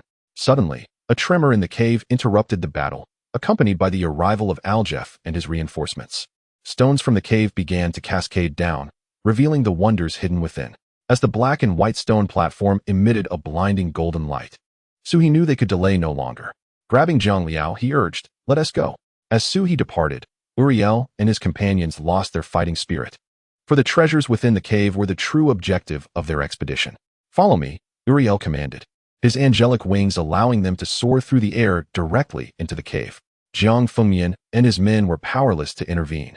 Their only hope rested on Suhi. Now, they could only wish for Suhi to safeguard their eastern deity. The situation at Baoji Mountain stabilized due to the cave's unexpected activity. Yet the verbal skirmishes in the livestream continued unabated. "Fight! Why have you stopped? Get back to fighting." The emergence of divine artifacts was imminent. Yet the ignorant only desired to witness the brawl. Inside the cave, it shone as bright as day. The dazzling golden light forced even Uriel to retreat momentarily. The power of the angels was instantaneously suppressed upon entering the cave, and the angels of the everlasting sacred mountain fell heavily to the ground. Had it not been for the timely arrival of Aljef and his companions, it is likely that each individual would have found themselves in a most unfortunate predicament. The commotion barely caught Suhi's attention as he swiftly redirected his gaze towards the stone platform above the spring within the cave. As dawn broke, the presence of the fire god manifested. With Suhi's words echoing in the air, the waters of the stone spring below surged upwards, all being drawn into the stone platform ahead. The originally radiant golden light enveloping the black and white orbs transformed as if animated, forming two ethereal fish that glided gracefully upon the surface of the platform. The once serene cave resonated with the sound of the returning spring water. While Suhi and his companions remained relatively unfazed, the Western devotees were struck by a cacophony that pierced their eardrums, causing them to collapse in anguish. "My lord, what is happening?" At that moment, Jiang Fengyan remained outside, unable to enter, leaving Zhang Liao with no recourse but to rely upon Suhi. "For he is our eastern deity," Zhang Liao murmured to himself, a surge of unprecedented power coursing through his chest. Though he could not perceive it, Suhi observed clearly that this was the power of faith. Zhang Liao had not yet received the divine legacy, so how could he possess such faith flowing within him? In an instant, an ethereal voice reverberated above the cave, and as Suhi gazed around, he could find no trace of its origin. "So that is it. Zhang Liao is indeed a legitimate descendant of the Shinnong. No wonder the system spoke thus." With the reverberation of that celestial voice, the oppressive aura surrounding the Western devotees dissipated. The sound of clashing metal rang out once more, and the black and white fish morphed into a dark head and transparent limbs. Yet, this was all there was, only the head and limbs, devoid of any other form, with a faint luminescence swirling within the chest, hinting at the nascent shape of internal organs. "Among you, there exists a descendant of mine. Today, you have come to my domain for what purpose?" The dark head did not emanate a sinister aura, but rather radiated a golden light more resplendent than that of angelic glory, leaving Uriel and the others still trembling from their previous dread. Yet, upon hearing the words of the deity, an indescribable sense of relief washed over them. Suhi refrained from speaking. Today was not his arena. The awakening of divine power must be grasped through personal insight to maximize its potential. This was one of the reasons he chose not to intervene. In stark contrast to the excitement of the Western devotees, he was more eager to witness the miracles that the power of the fire god Shinnong would bring forth. "Esteemed dark god, I am your devoted follower, here solely to welcome your awakening." Aljef from Olympus, evidently unaware of the situation, hastily approached to pledge his allegiance. The golden gaze of the Shinnong emperor merely swept over him, and he collapsed to the ground, rendered unconscious. "Xiongnu, mere insects," Suhi mused, his eyes alight with fervor as he regarded the ethereal figure upon the platform. "Such immense power. Where are my descendants?" "The great dark angel, I am your devoted servant." Behind Uriel emerged another figure, one whose fate was even more tragic than that of Aljef. Before he could finish his words, he had already transformed into a pool of black water. The sight was enough to instill terror in anyone who beheld it. Within the cave, golden light shimmered. Yet those who approached were met with utter desolation, leaving no one willing to take a step forward. "Go." Suhi discreetly kicked Zhang Liao from behind, propelling him forward. The onlookers assumed Zhang Liao had lost his wits, for he not only remained standing, but also gradually advanced towards the stone platform. "You are my descendant." The pull of the bloodline power ignited a fervent heat within Zhang Liao's heart. He could feel the strength from the platform calling out to him. "Descendant of Shinnong." Zhang Liao pays homage to the ancestor. With that, he bowed 3 times deeply to the ethereal figure in the air. Suhi nodded, pleased that this young man grasped the situation without needing guidance. "Come closer, let me see." Zhang Liao glanced back at Suhi, and upon receiving a nod of approval, he stepped forward. Su He understood that Jiang Liao's Shinnong bloodline was on the verge of awakening, and what kind of talent would emerge from this awakening was a mystery, even to Su He. The path to talent awakening was fraught with challenges. Yet one method was both powerful and straightforward: bloodline awakening, a gift one was born with, which could not be envied by others. That is a being of the East. Stop him. It was only at this moment that the Western believers jolted awake. Chapter 35. The talent of Shinnong. Jiang Liao's talent awakening was an arrow nocked and ready to be released. Should the Western believers approach him now, Su He could only imagine the dire consequences that would ensue. Dare you? Su He swiftly positioned himself in front of Jiang Liao. Hearing the commotion outside, Jiang Fengmian rushed in with his companions. Seeing Jiang Liao with closed eyes, accepting the inheritance, a smile spread across his face. Su He understood his intent and nodded in agreement. No one must disturb him at this moment. Otherwise, death would be the consequence. As he finished speaking, Su He charged forward, having long been displeased with this group of Westerners, whose wings rendered them less than human. Although Su He's side was primarily composed of martial artists and commoners, due to the earlier pressure exerted by the Emperor of Flames on Uriel and the others, Aljef and his companions now found their strength matched with Su He's group. Soon, Jiang Fengmian recognized this fact. Brothers, their talents are suppressed. Strike fiercely. With shouts of kill, kill, chaos ensued. Uriel and his companions, clearly at a disadvantage, found themselves struggling. What began as an advantage for them had devolved into a brutal melee, their numbers now a liability. You bastards, seeking death. Uriel unfurled his angelic wings, sweeping away a large swath of those around him. Come on. Seizing the opportunity, Su He executed a flying kick, sending Uriel crashing heavily to the ground. With a sudden spurt of crimson blood, Uriel's eyes gleamed with a golden light. I beseech you, Archangel. Indeed, to burn one's life for the sake of the true form. A flicker of astonishment passed through Su He's eyes, while on the other side, Jiang Liao's inheritance was reaching its crucial climax. Yet, the avian creature had forgotten whose territory this was. Huaxia, a land where such Western feathered beings could not act with impunity. A smile curved Su He's lips as he beckoned Uriel, now possessed by the Archangel, with a delicate finger. You seek death. Angel's Rift. At that moment, deprived of divine cards, Su He was compelled to evade to grant Jiang Liao more time. Observing this, Uriel burst into laughter. Coward. Indeed. An unevolved monkey dares not show its face. Su He responded with a wry smile. It is merely that you are unworthy. You seek death. Let us change the phrase. I am weary of hearing the same old lines. Casting a glance at Jiang Liao beside him, he thought, splendid, it shall be done soon. His anticipation surged as he yearned to witness the talents of the flame god Shinnong. Depths of the earth, bind. Damn it, I was careless. Su He noticed his feet ensnared to the ground, the surrounding stones tightly gripping his ankles. Break free. Boom. He narrowly avoided Uriel's earth spike, which grazed his ankle. Had it been a fraction slower, his foot would have been severely injured. You have successfully provoked my ire, you wretch. With a sinister grin directed at Uriel, Su He shifted his stance, once more closing in on Uriel. Alarmed by Su He's uncanny movements, Uriel hastily retreated 5 steps, creating a safe distance, while his angelic wings unfurled to ascend into the skies. This was the opportunity Su He had awaited. There, the illusory figure of the flame god Shinnong lingered, and Jiang Liao had evidently completed his inheritance. Old child, you seek death. Yet, upon realizing the trap, Uriel's wings pivoted, charging directly towards Jiang Liao, who remained with his eyes yet to open. However, Jiang Liao, now endowed with the inheritance of the flame god, perceived every flower, grass, and tree within the cave as his own vision. Shinnong's essence, both exquisite and toxic, flows through my being. Jiang Liao's eyes suddenly opened, yet they were devoid of substance, as if they had never contained irises. As Uriel approached, his form became translucent, rendering his internal organs distinctly visible. Uriel's wings, resembling serrated blades, lunged toward Jiang Liao's chest. Yet, instead of Jiang Liao's anguished cries, it was Uriel who fell to the ground, howling in despair.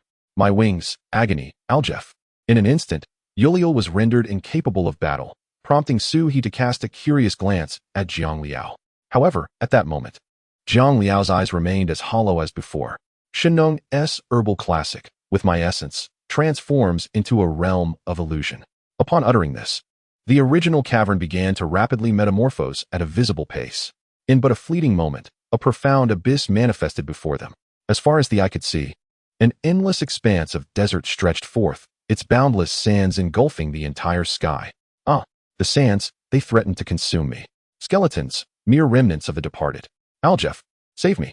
The echoes of anguished cries reverberated through the cavern, as Su He and Jiang Fengyan gazed upon Aljef and his companions, who resembled phantoms of despair, casting glances toward Zhang Liao that were tinged with reverence. Zhang Liao's eyes had returned to their normal state. He raised his hand, and a deep, enigmatic green suddenly materialized at his fingertips. A talent, indeed. Su He's eyes sparkled with intrigue as he gestured for Zhang Liao to continue. Zhang Liao pointed decisively at Jiang Fengyan's left arm, the very spot where the angel's wing had severed flesh during their recent battle. The Shinong Benchao Jing. The gift of life, an eternal cycle. As Zhang Liao's words faded, Jiang Fengyan felt the numbness in his arm dissipate, returning sensation with miraculous swiftness. Upon glancing down, he was astonished to see fresh, tender flesh sprouting where the skin had been lost. Zhang Liao, you are quite remarkable. Zhang Liao cast a sidelong glance at Jiang Fengyan, a faint smile gracing his lips, before turning to the previously silent Su He. My lord, may we allow these individuals to perish? Su He regarded Aljef and Uriel, who were on the brink of self-destruction, and smiled with indifference. No, they possess greater value. I am genuinely curious to see the reaction of the Pope and Dinas upon witnessing their disciples and followers in such a state. We have always adhered to the principle of winning hearts through virtue. With that, Su He broke into a smile himself. Jiang Fengyan paused in surprise before joining in hearty laughter. Ha ha ha, well done, you've grasped the essence of it. It seems you are well informed. All jest aside, Su He turned his gaze toward Zhang Liao. Are you able to bring them back with us? Clearly, Zhang Liao's abilities exceeded those currently witnessed. Indeed, the Shinong Benchao Jing. Guide me home. No sooner had he spoken than Uriel, Aljef, and the other Western followers appeared as soulless marionettes, obediently following Zhang Liao out of the cave on Baoding Mountain. I can also save these individuals. Many brothers at the cave entrance were gravely injured, some barely clinging to life. Yet in that moment, Zhang Liao merely raised his hand, and a surge of green energy soared forth, entering the bodies of those on the ground. Chapter 36, The Awe of the Thunder Realm. Zhang Liao's demonstration of power struck Jiang Fengyan as nothing short of divine. He too yearned for such a God-given ability. Cough, cough, cough. Those who had been lying on the ground, on the verge of death, now stood up, clutching their chests. How do you fare? Jiang Fengyan rushed over to assist a comrade. This man had clearly suffered a gaping wound from the angel's wing, his life hanging by a thread. Yet miraculously, he had returned from the brink. I am perfectly fine, not a single issue remains. To ease Jiang Fengyan's doubts, I even got up and jumped around. One by one, the others stood up as well, their demeanor remarkably similar. It felt as though they had been abruptly pulled back from the clutches of death, still bewildered by the sudden turn of events. The previous battle lingered vividly in their minds. They were prepared for what lay ahead, yet now they gazed at Zhang Liao, who was enveloped in a faint green glow. Zhang Liao, a descendant of the fire god Shinong, awakened to the power of Shinong's bloodline. Su He's words struck the hearts of the assembly like a thunderclap. They were all acutely aware of the extraordinary phenomena at Baoji Mountain, and before their arrival, they were certain of the significance of this mission. Little did they expect to witness a divine bestower up close. And this raised the tantalizing possibility that they too might one day become divine bestowers in their own right, representative of their Eastern heritage.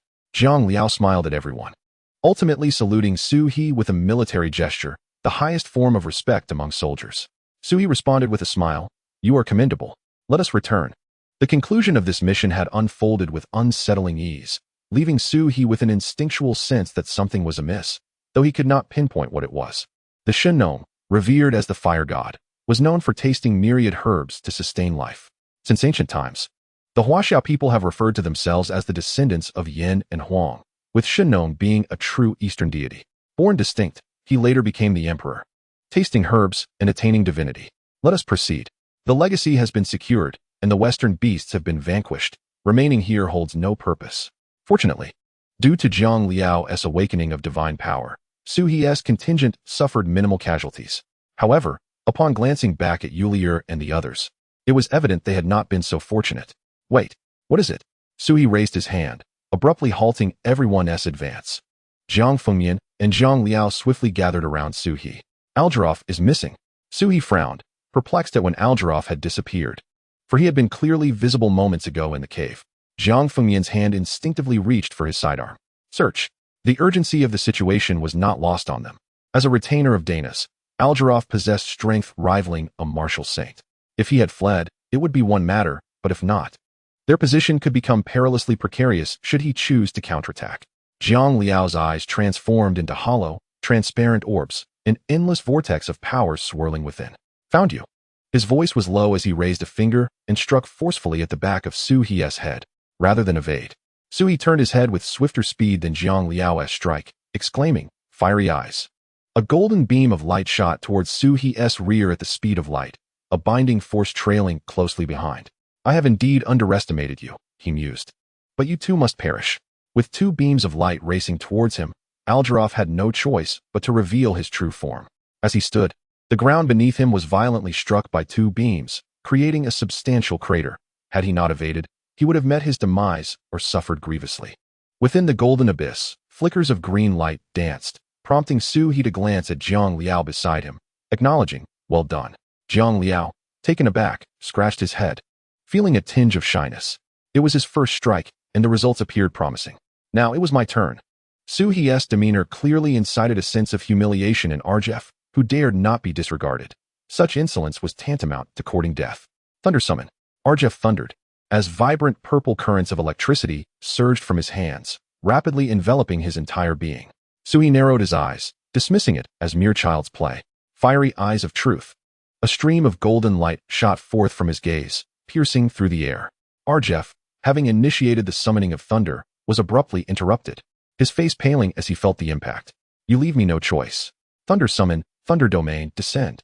With that command, a tempest of thunder descended from the heavens, radiating outward from Arjef, forming an independent thunderous realm within a 50-meter radius, ensnaring him in a cocoon of purple lightning. Flash! Su He lifted Jiang Fengyan beside him, and with a powerful kick, sent him stumbling back several paces. Zhang Liao, not to be outdone, swiftly positioned himself 100 meters away. However, the subordinates brought by Jiang Fengyan were less fortunate. Before they could react, they found themselves at the heart of the thunder domain. The crackling sound of the purple lightning reverberated ominously within that space, sending shivers down the spines of those who heard it. Good heavens! Jiang Fengyan attempted to turn back and rally his companions, but was swiftly yanked back by Su He, who then soared into the fray. "Zhang Liao, keep an eye on him." Zhang Liao grasped Jiang Fengyan, his eyes transforming into hollow, transparent whirlpools. "Even Dynas cannot contend with me. Who do you think you are? Just a trivial thunder domain. Armored sage of heaven, coalesce." Su He adorned himself with the majestic armor of the sage, wielding the Rui Jingu Bang, his crimson cape billowing in the wind as he gazed down mercilessly at Arjef. Arjef, licking his lips with bloodthirsty glee, retorted, "An unrefined monkey cannot penetrate my thunder domain." His laughter grew increasingly derisive. "Domain of the thunder god, unleash the thunderstorm." Boom, boom, boom. The once expansive 50-meter thunder domain was violently compressed, causing the already ferocious lightning to dart even more rapidly. With a resounding explosion, the limbs and torso of those within the thunder domain erupted in a cacophony of devastation. Ah! The air was filled with agonized cries. Arjef laughed maniacally. "Death is simple, but living is rare. Let the ants of the eastern domain show your deity what happens when one provokes the wrath of the western gods." The thunder domain erupted once more. Boom, boom, boom. Once again, the air reverberates with the sound of explosions. In the realm of thunder, he, Aljef, reigns supreme. If he were to end their lives swiftly, it would be one thing, but he chooses not to. At this moment, Su He and his companions have distanced themselves from the cave, and the live broadcast reemerges, its clarity surpassing that of before, transmitting this almost torturous scene across Blue Star. A tremendous uproar is ignited anew across the internet. In the live stream, Olympus stands majestic. Did you witness this? This is the lightning bestowed by my lord. All falsehoods and hypocrisy shall be obliterated, turning into the soil of remorse, nurturing new life to serve my lord. The thunder god's might is palpable. Do you see, Eastern dogs? This is the chasm of power. Chapter 37, The Divine Possession. The oppression is intolerable. The live chat is filled with Eastern netizens, their eyes brimming with tears, struggling to suppress their emotions. What if they are bullied? The powerful and magnificent deity values strength. A firm fist speaks louder than anything else. The chat continues to scroll furiously, and after this statement, the Eastern netizens fall into a brief silence. They possess a plethora of retorts, yet the final assertion rings true: a strong fist surpasses all. For years, The Chinese have endured oppression. Many have grown accustomed to kneeling, such that even if an Eastern deity were to truly manifest one day, they would lack confidence. The indoctrination of Western deities has seeped into their very bones, a transformation that cannot be achieved overnight. To insult my kin and demean my deity, they must perish. In Suhi's eyes, golden light shone radiantly. The scarlet cloak behind him billowed without wind, and the staff in his hand began to whirl. Aimed directly at Aljef on the ground. As I wish, the wheel turns. The Rui Jingu bang, grant me passage. Bang. The Rui Jingu bang suddenly elongated, crashing down upon the realm of thunder with ferocity, causing Aljef's gaze to grow icy. Concentrate the realm of thunder, collide. In an instant, the 50-meter-wide domain of thunder shrank to a singular point, hurtling towards the strike of Suhi's staff, with golden light blazing in his eyes. Suhi uttered the sacred incantation, transform, O Rui Jingu, and let me wield it with the might of 99 times 81 strikes. A single staff weighs 13,500 pounds, imbued with celestial energy. It transformed into 91 Rui Jingu bangs, while Aljef might have managed to resist one, facing 91. Even the thunder god himself must momentarily retreat. As the staff descended, the protective barrier of the thunder realm shattered, and Aljef knelt, spitting blood, the metallic taste enhancing the bloodthirsty grin upon his face. The Shinong's Materia Medica, the 100-mile herb garden, resurrect and heal. Zhang Liao, having anticipated Suhi's movements, acted swiftly. The moment Suhi breached the thunder realm, Zhang Liao had already initiated his rescue. The soldiers, who had previously suffered grievous injuries, were once again saved. This is a miracle. Viewers in the live stream witnessed this event with crystal clarity, and it remains unclear who spoke first. In an instant, the live chat nearly collapsed.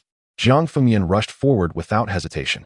It is often said that a man sheds not tears lightly, yet he had not yet reached the depths of sorrow.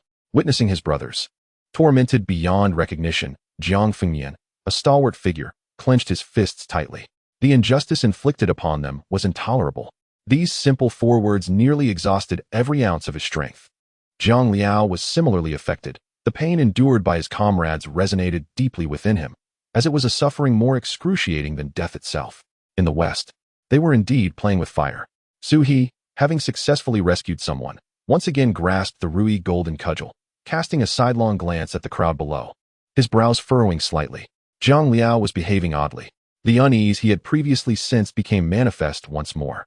It was evident that this disquiet did not stem from Aljef, but rather from Zhang Liao himself.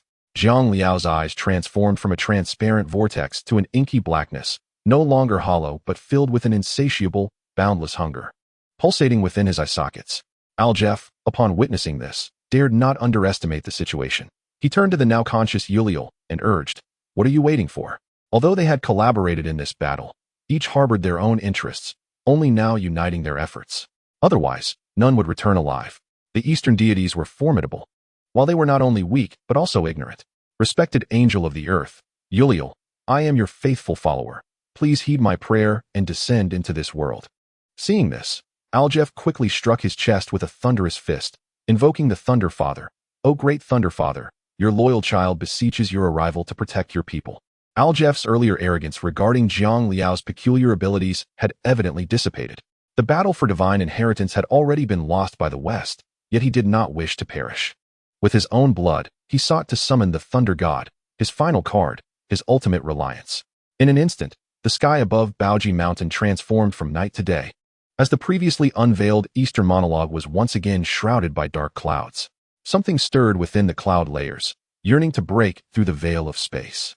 Aljef and Yuliel exchanged glances of elation. This was a sign of the Thunder God and the Angel of Earth's impending arrival. The nearly paralyzed livestream reconnected at that moment, revealing a scene like no other. As the angels descended, it marked the demise of the Eastern dogs. The Western pigs had always been devoid of restraint. Let us see. This is my Eastern realm, where even gods must face the consequence of their presence. This proclamation sent ripples through the digital space, as one faction representing the West prepared for the slaughter of the East, while the other, embodying the unstoppable rise of the East, stood resolute. Should the Western deities truly descend, they would ensure that no return was possible. The livestream battle was on the verge of erupting when an extraordinary phenomenon re-emerged. A tear in the pitch-black sky revealed a beam of light, and there, suspended in the air, was an angel with golden hair, blue eyes, and clad in white with gilded wings, the angel of earth, Ulil, my esteemed master. In the sunless, sacred mountain, Uller knelt reverently on one knee, prostrating in devotion. A golden radiance suffused half the sky. Meanwhile, on the other side, lightning flashed, creating a stark contrast. Though Zeus, the god of thunder, did not personally descend, the ethereal image of his hammer pierced through the fabric of space, casting its shadow over Mount Baoji. Grateful to the Father God for sheltering his child, the fervent worship continued amidst the thunderous roars.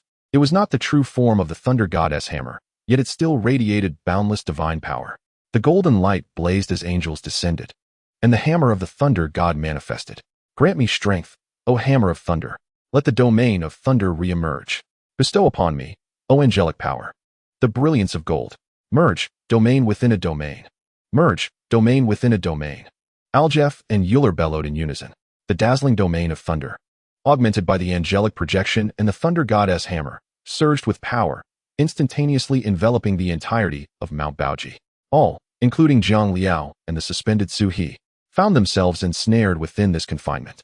Su He, calculating rapidly in his mind, realized that relying solely on the skills of the great sage equal to heaven would likely be insufficient to counter the domain before him. It appeared that invoking the divine once more was the only recourse. However, before Su He could act, Zhang Liao's dark eye sockets began to stir, and his body suddenly ascended. Arrogant Hunnic brutes, do you believe this place is yours? Zhang Liao proclaimed. Su He looked on, recognizing that this was the embodiment of a deity. Unlike Uller's angelic projection or the divine power of the thunder goddess hammer, Zhang Liao's current state mirrored that of Yang Jian's divine manifestation from days of yore. This was the fire god Shinnong, the embodiment of healing and poison, a crowned sovereign of the divine.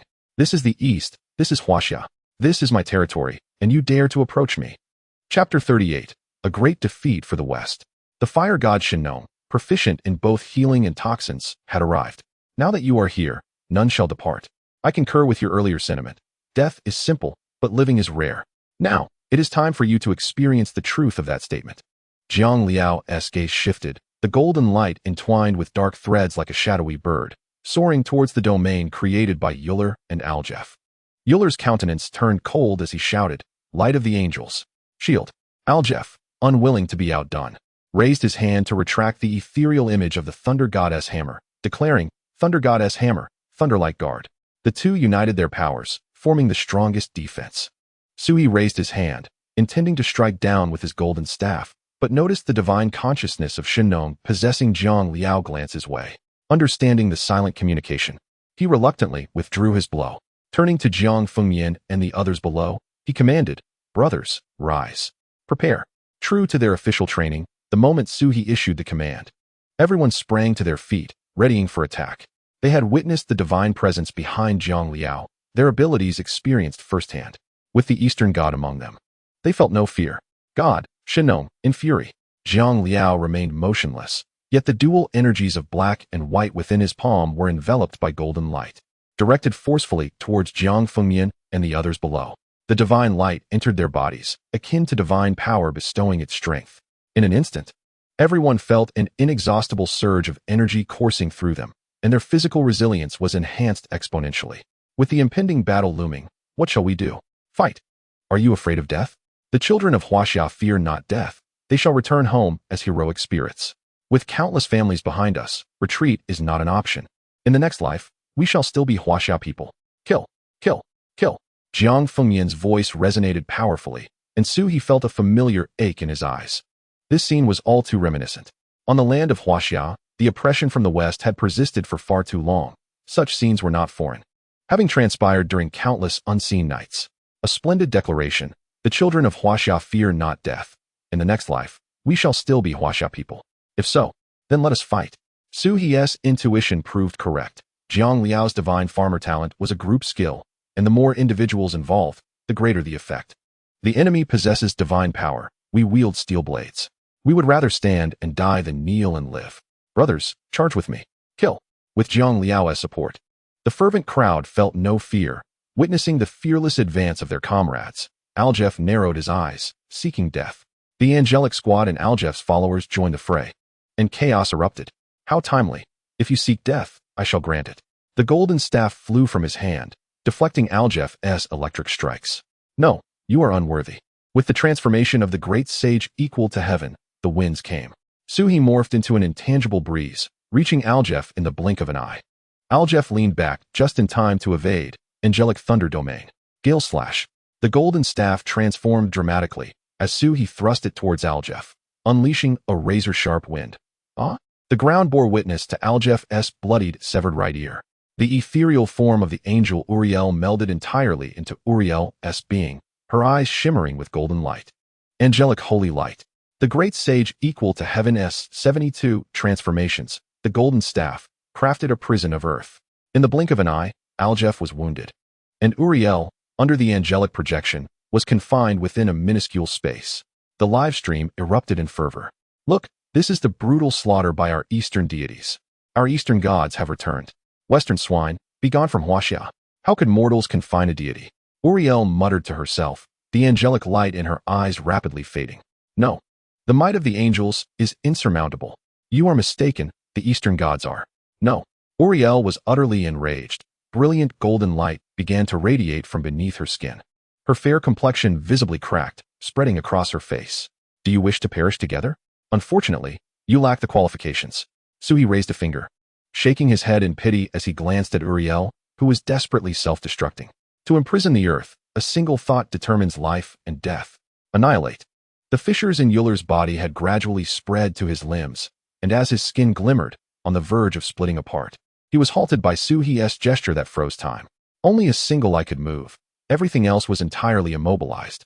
Terror emanated from Euler's gaze. He was afraid. Teetering on the brink of death, he was but a step away from the abyss. Suhi leapt forward, restoring his original form, gazing upon Euler, who appeared as if petrified. Remember, this is Huaxia, turning stone to gold, shattering.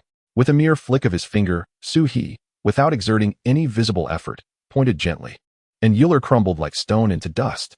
A gust of wind swept through, dispersing him from existence. Buzz. The angelic phantoms dissipated instantaneously, and the cascade of golden light shattered into rays, vanishing without a trace. The remaining followers of the sun never set's holy mountain fell to the ground. They had been utterly defeated. Witnessing the collapse of their faith was akin to a fatal blow. To slay was merely to strike the head, but to pierce the heart was the most devastating. Just as Aljef had previously remarked, death is simple, what is rare is how to live. They were still alive. Yet the divinity they held sacred, the angelic deity that had bestowed upon them all hope and glory, had just crumbled before their eyes. Suhi turned away, not casting them a second glance. The angelic beings, stripped of willpower, were insignificant, and Jiang Fengmian and others could easily make them bow. Now, it is your turn, Aljef. Suhi's Rui Jingu Bang pointed directly at Aljef, whose pallor was ghostly, and the Mjolnir in his grip crackled with electricity. This cannot be real. Western deities are the true rulers. The East is a forsaken land, utterly incapable of harboring such formidable gods. I refuse to believe. Aljef clutched the Mjolnir tightly, seeking a semblance of security. Yet, Suhi advanced relentlessly into his domain of thunder. The slumbering Eastern deity had awakened. It was laughable that they would attempt to deceive themselves. The rise of the East was inevitable, yet sadly, he would not witness that day. Great Father God, Zeus, I implore your descent upon this world to save your child.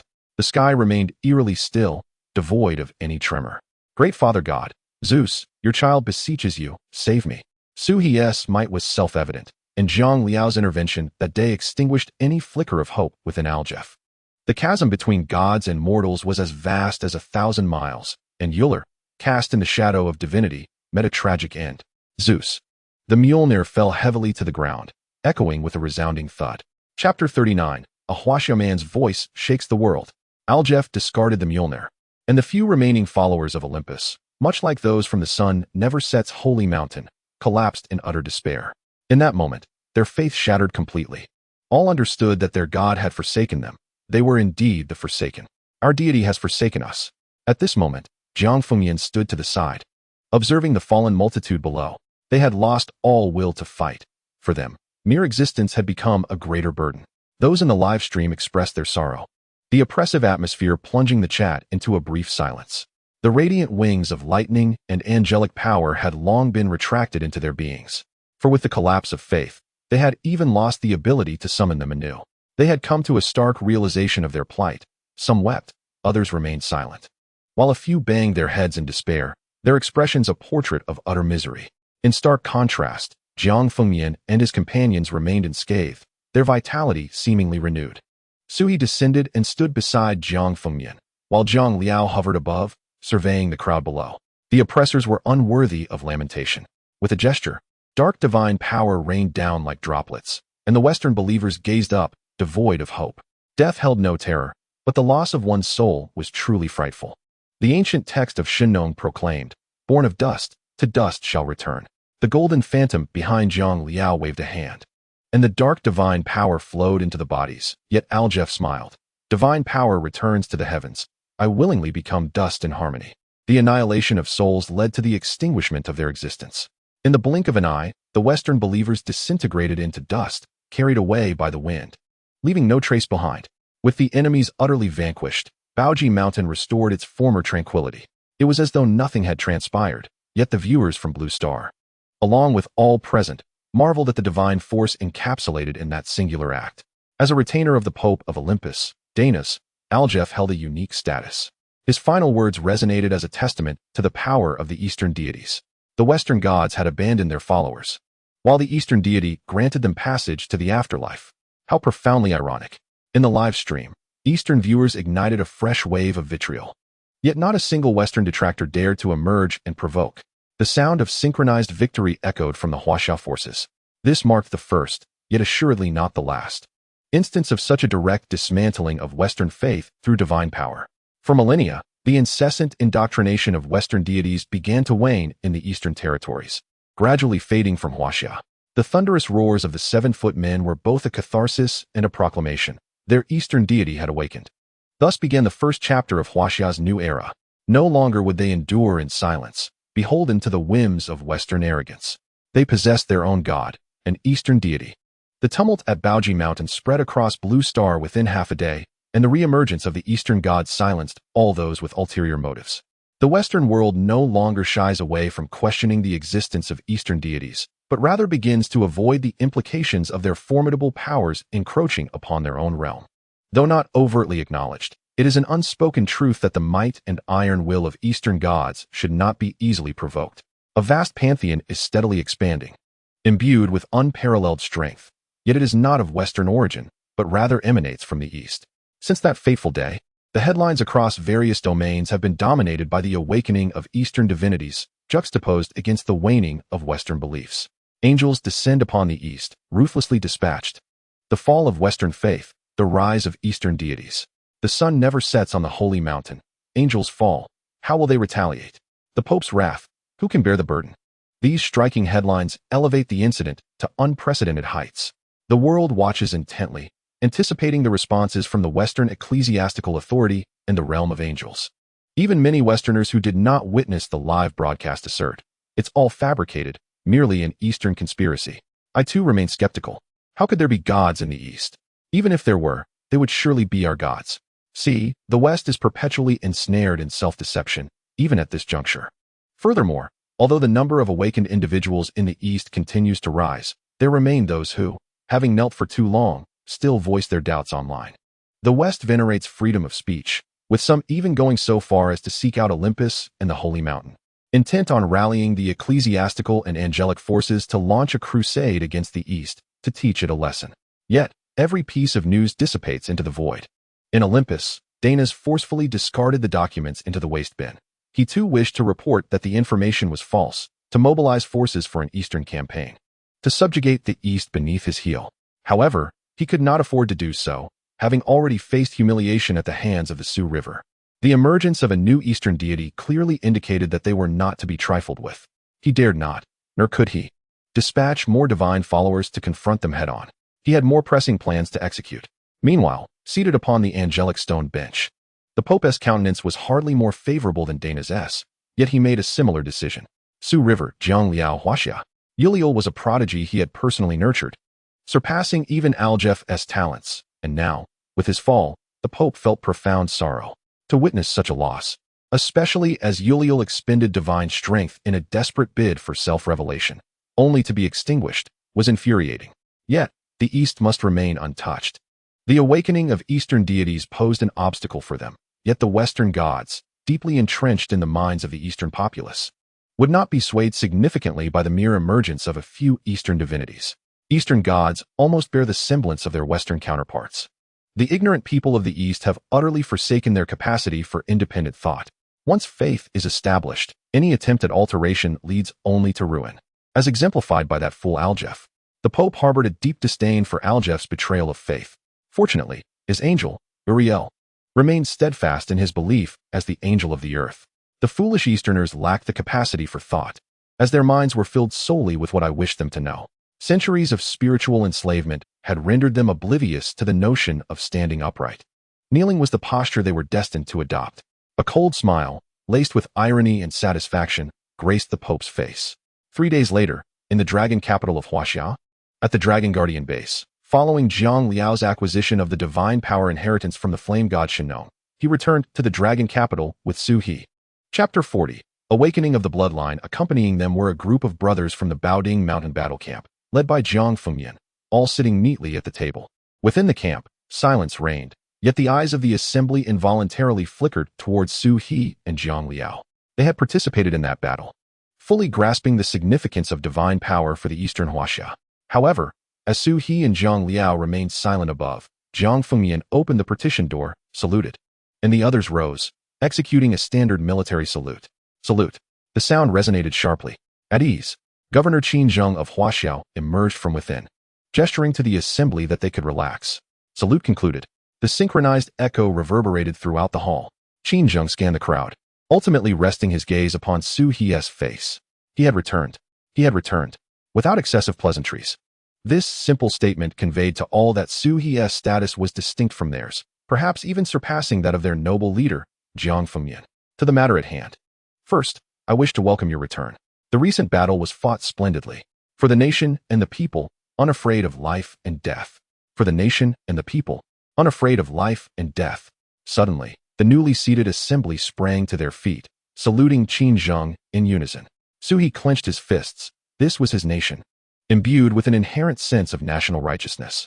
Those who continued to self-deny were merely afflicted by a malady known as pseudo-Westernism. Yet he believed that with the awakening of the Eastern deities, they too would gradually awaken. Excellent. Be seated. Yes, yes, I have summoned you today to convey 2 matters. First, due to the recent events, our relationship with the West has been laid bare. With the awakening of the Eastern deities, the rise of Eastern divinity is now unstoppable. Huaxia needs you to become a sharper instrument. Second, numerous secret families within our borders have begun to stir. A new wave of internal turmoil is likely to emerge in the near future. We must be mentally prepared to withstand the dual trials posed by internal and external forces. Do you have confidence? Yes, yes, yes. Excellent. This time, we have achieved a near direct confrontation with the Western deities. According to credible sources, Olympus has devised further arrangements regarding this incident, the specifics of which remain unknown. The Sun Never Sets Sacred Mountain has its own plans as well. It seems that the contest between the Western and Eastern gods will soon unfold in its entirety, leaving us with an increasingly urgent time frame for preparation. After uttering these words, Qin Zheng's gaze fell unabashedly upon Su He, who was seated beside him. Su He met his eyes, their gazes colliding. Brother Su, I believe it is time for us to have a serious discussion, he remarked. This conversation lasted for several hours, and as Su He emerged from the council hall, the sky outside had already darkened. Jiang Fengyan caught up with Su He from behind, casually resting his hand on Su He's shoulder. Brother, do you truly believe what we discussed is feasible? Jiang Fengyan's face bore an unmistakable excitement. Though it sounded far-fetched, he was inclined to believe in the possibility of Su He's words becoming reality. Do you trust me? Su He asked with a faint smile, gazing at the man before him. Their acquaintance had grown through various encounters, including Su's previous conquests and their shared experiences on the battlefield, softening the formality of their exchange. Without a moment's hesitation, Jiang Fengyan nodded vigorously. I naturally trust you. Then it is settled. 3 days hence, at Hulong Mountain, let us not fail to meet. With that, he turned on his heel and vanished from sight. Jiang Fengyan ran his fingers through his hair, pondering when he too might possess such nonchalance. Soon, very soon, he mused, a foolish grin spreading across his face. 3 days later, at Hulong Mountain, Jiang Fengyan arrived early, bringing his men to the Hulong encampment, which had been cleared, leaving only the finest warriors from the entirety of Huaxia.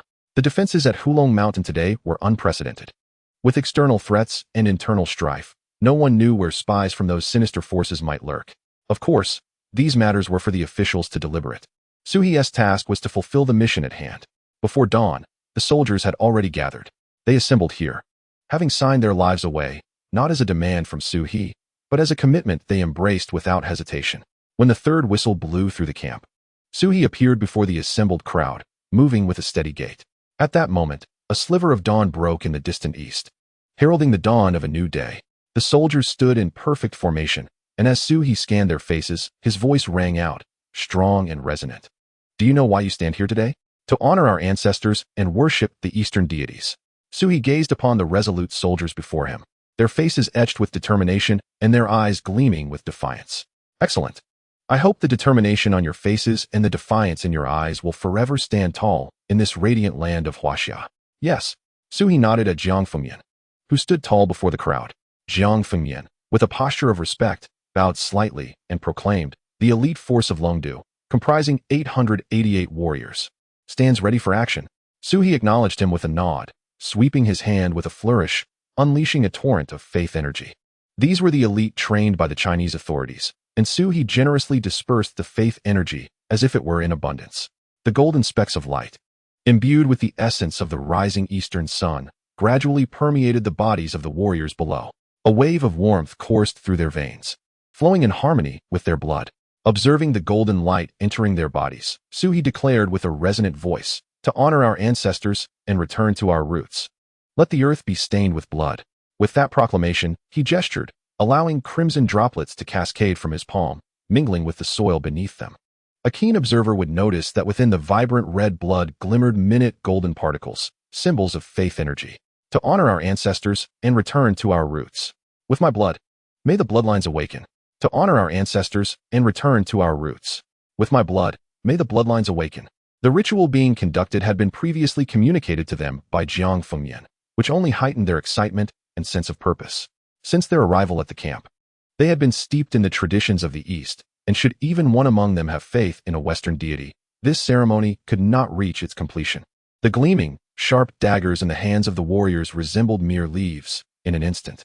The vibrant red blood mixed with the delicate golden flecks dripped onto the land they cherished so dearly. As the blood touched the earth, extraordinary phenomena unfolded.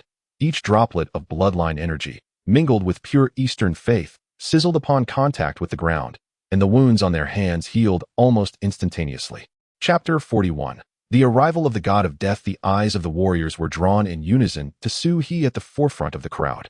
This was a miracle, and they were privileged to partake in it. Suhi closed his eyes, attuning himself to the generation of Eastern faith energy, communicating silently with the system within. Suhi, system, does the Eastern faith value meet the exchange requirements?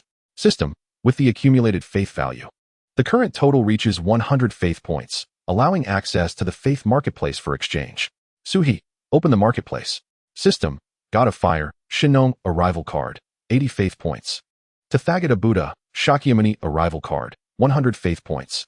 God of Death, Bai Chi, arrival card, 100 faith points. The inheritance of faith necessitates the arrival of a deity. Suhi opened his eyes, a flicker of golden light flashing within them. Suhi, let the Eastern god of death descend upon the world. A soft chime resonated within his mind. System, exchange successful. In that instant, the warriors knelt, their gazes fixed unwaveringly upon the place where the blood surged. Though their wounds had healed, the fervent faith energy within their blood remained ablaze. As Suhi's voice faded, the statue positioned at the center of the altar suddenly soared into the air, hovering before the assembled warriors. Gongsun Baichi, we humbly welcome your descent. A radiant golden light emanated from Suhi, distinct from the previous flickers of starlight in his bloodline. This brilliant, dazzling glow was so intense that it blinded the onlookers. However, the marvel did not end there. The golden light from Suhi intertwined with the faith that had previously merged into the ground, mingling with the blood of the warriors, causing the earth to seethe and boil, producing bubbling blood foam. The cacophony of the roiling sea of blood intensified, mingled with the pungent scent of the air. It was the acrid aroma of blood intermingled with the earthy essence of the soil, both foul and ferocious. Suddenly, a low groan escaped from an unknown warrior. An increasing number of soldiers began to roar. Suhi glanced over the crowd and noticed their peculiar expressions, prompting him to hasten his gestures.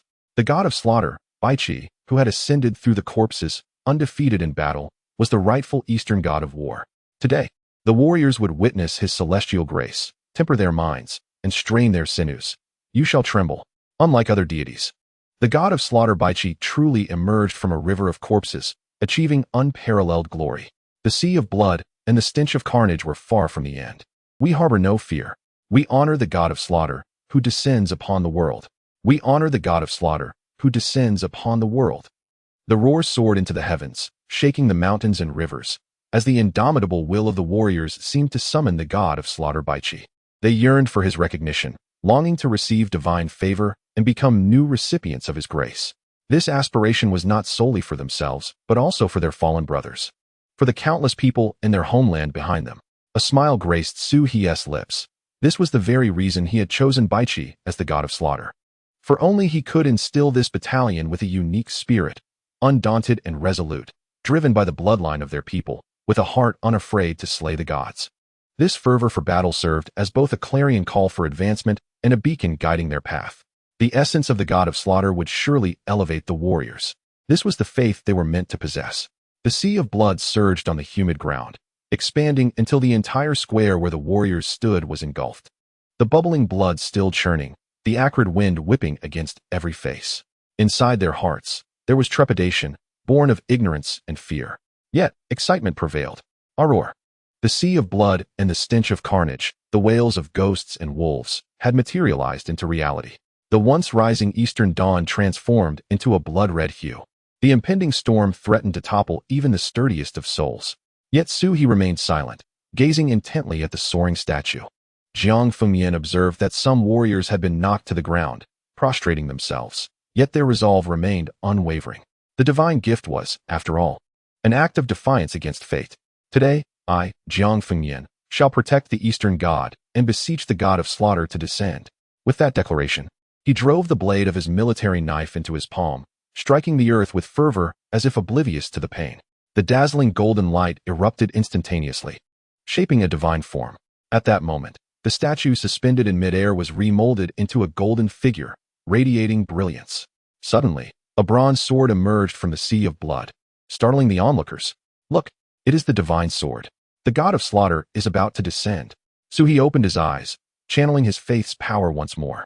The gleaming bronze sword unsheathed itself in an instant, standing resolutely beside the statue of the god of slaughter. Yet, it was but a fleeting moment before the bronze sword surged toward Jiang Fengyan with visible speed. With a piercing sound, the bronze sword pierced through, striking his heart. Your Highness, the soldiers gasped, taken aback by the scene before them. Even though they had prepared for sacrifice, they never anticipated it would unfold this way. My lord, please save. The crowd turned their gaze back to Su He, but before they could finish, he raised his hand and pointed at Jiang Fengyan, signaling them to look. Awaken me, if you dare. I am quite satisfied. These words echoed as if from the void. The crowd searched in vain, still seeing no trace of the speaker. They then looked at Jiang Fengyan, who had been pierced by the bronze sword yet appeared unfazed. Had the sword not been lodged in his chest, they might have dismissed the earlier events as mere illusions. Jiang Fengyan knelt, the bronze sword embedded in his chest, and bowed deeply toward the sea of blood. Jiang Fengyan, descendant of the East, humbly welcomes the descent of the god of slaughter. The sea of blood roiled once more, waves reaching heights of 100 feet, engulfing the onlookers. The once resplendent ceiling was swiftly shrouded, transforming into a confined space saturated with the scent of blood. Even seasoned warriors, accustomed to the specter of death, found it unsettling. As the blood sea churned, a sickle-shaped long spear ascended from its depths, standing silently before the golden statue, resembling a loyal guardian. Golden body, iron bones. Descendant of the East. I am Baichi, the god of slaughter from the East. Today, we summon you. Are you aware of the consequences? The spear trembled, producing a resounding roar. Only then did the soldiers realize that the eyes of the golden statue glimmered with light, as if it had come to life. The cold, divine voice emanated from the statue of the god of slaughter. Fearless in life and death, believing in the Eastern deity, Baichi, the god of slaughter. The god of war. Jiang Fengyan's voice resonated like a great bell, the bronze sword still lodged in his chest, and in that moment, the golden light intensified. The golden-eyed statue scanned the remaining crowd. What about you? Fearless in life and death, believing in the Eastern deity, Baichi, the god of slaughter, the god of war. We shall follow. Fearless in life and death, believing in the Eastern deity, Bai Qi, the god of slaughter, the god of war. We shall follow. Chapter 42. The might of the East, the god of slaughter's inquiry and the soldier's oaths reached a crescendo, causing the power of faith to soar to its zenith. The golden light broke through the blood sea, soaring into the heavens, piercing the clouds. The long-dormant blue star trembled, releasing a resonant roar. Across Blue Star, the earth shook as if in an earthquake. Dinah's on Olympus in the west emitted a thunderous roar. What is happening? Where does this oppressive force originate? Dana's found himself forcefully pinned to the chair, utterly immobilized. This overwhelming pressure penetrated the protection of the Western deities, bearing down upon him with a force he recognized, yet could scarcely believe. His confusion went unanswered, as even he, rendered powerless, could not seek clarity, let alone the other followers on Olympus. The East, once again the East. Dana's gritted his teeth, sensing the oppressive force emanating from that direction, which deepened the pallor of his countenance. Indeed, he had been too lenient with you. He intended to utter a harsh retort. Yet the weight of this class-based power made speech exceedingly arduous. Before he could finish his thought, he was thrust back to the ground, his face scraping against the earth in a brutal friction. In the Dragon Guard camp of Huaxia, a Western dagger concealed in the shadows on the mountainside bore witness to this scene unfolding within the camp. Trained in assassination and intelligence gathering from a young age, he had nestled himself beside the slumbering lion of the East, acting as the eyes of the Western powers to obtain first-hand information from the East. This operation had been meticulously planned, aimed precisely at piercing the throat of the East today. The sea of blood no longer roiled. Yet the stench of carnage lingered in the air, for the god of death, Bai Qi, had awakened, and the man known as Jiang Fengyan was receiving his divine blessing. With a chilling breeze, the soldiers resolutely advanced. The bronze sword had been withdrawn from Jiang Fengyan's chest, resting beside him. This is bestowed upon you, the Qin sword of bronze. I am quite satisfied with you, affirmed the golden statue of the deity. The bronze sword, originally a weapon of the soldiers under Bai Qi, had been granted to Jiang Fengyan, signifying a tacit acknowledgement of him by the god of death. Naturally, the crowd below was also included. Your responses are welcome as well. Upon uttering these words, the radiant sword of destruction soared once more, hovering above the multitude. Now, I bestow upon you. The crowd rejoiced. The Eastern deity had not forsaken them. In that moment, they too would become the recipients of divine grace. The concealed observer watched this all unfold, his calm demeanor betrayed by the cold sweat pooling in his palms, for the scene was utterly bizarre. Although he held faith in the Western deities, he was ultimately just a free soul dancing on the edge of a blade. Trained in the arts of assassination, he had never encountered divine power, and this surpassed all his comprehension. My mission is to assassinate Su He repeatedly reminded himself, dismissing these events as mere tricks of the East, lacking substantial evidence. Strength and skill were the essence of survival. Su He, in his mind, communicated with the system.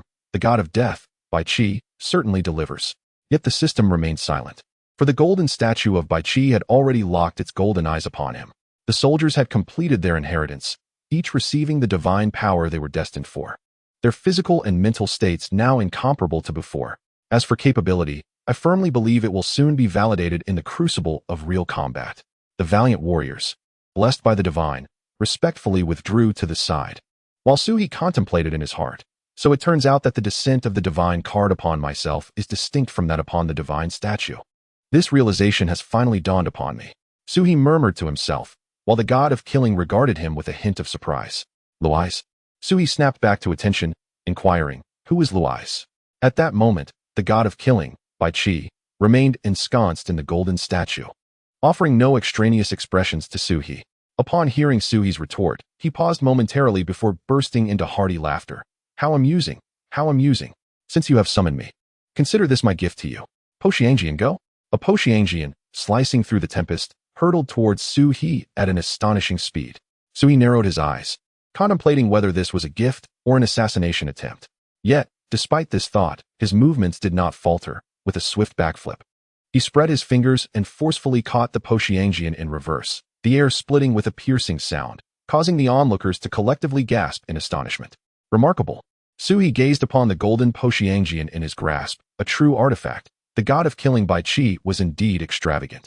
Thank you, god of killing, Su He said, fondly caressing the Po Yang Jian, his eyes gleaming with satisfaction. The golden statue of the god of killing emitted another radiant glow. The item is yours, and these individuals as well. As for the meddlesome intruders, You shall handle them yourself.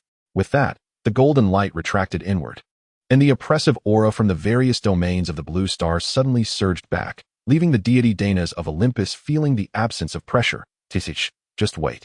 He finally rose from the ground. Meanwhile, the nearest assassin, and was taken aback. The god of killing's words were unmistakably directed at him. Having been at the center of the event earlier, he had remained unharmed by the pressure, but now, with the golden light retracting, the pressure converged, and he was the most severely affected.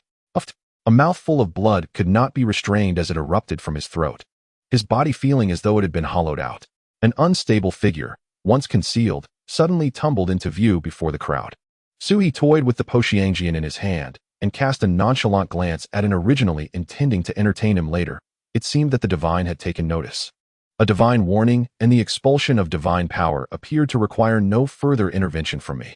The Yang Jian in Suhi's hand shimmered with golden light as he waved his hand, causing it to vanish into his consciousness space. You seek death. Before the words could fully escape, another spurt of blood gushed forth. Suhi chuckled lightly, a warning from the god of killing. The expulsion of Eastern divine power. You do not belong to this land. If you do not depart, you shall remain here forever. As a spy placed in the East since childhood, and understood the weight of Suhi's words all too well. To remain forever meant to be buried here. Though reluctant, witnessing the remarkable transformation of the soldiers, akin to a rebirth, the surging blood within his chest urged him to leave this place. Stealing a glance at Jiang Fengyan, who wielded a bronze sword, and then at Suhi, standing resolutely at the forefront of the group, he hastily departed towards the outskirts of Hulong Mountain before he could expel another mouthful of blood. This place was no longer tenable. Chapter 43. The divine punishment falls upon the West system. Congratulations, host.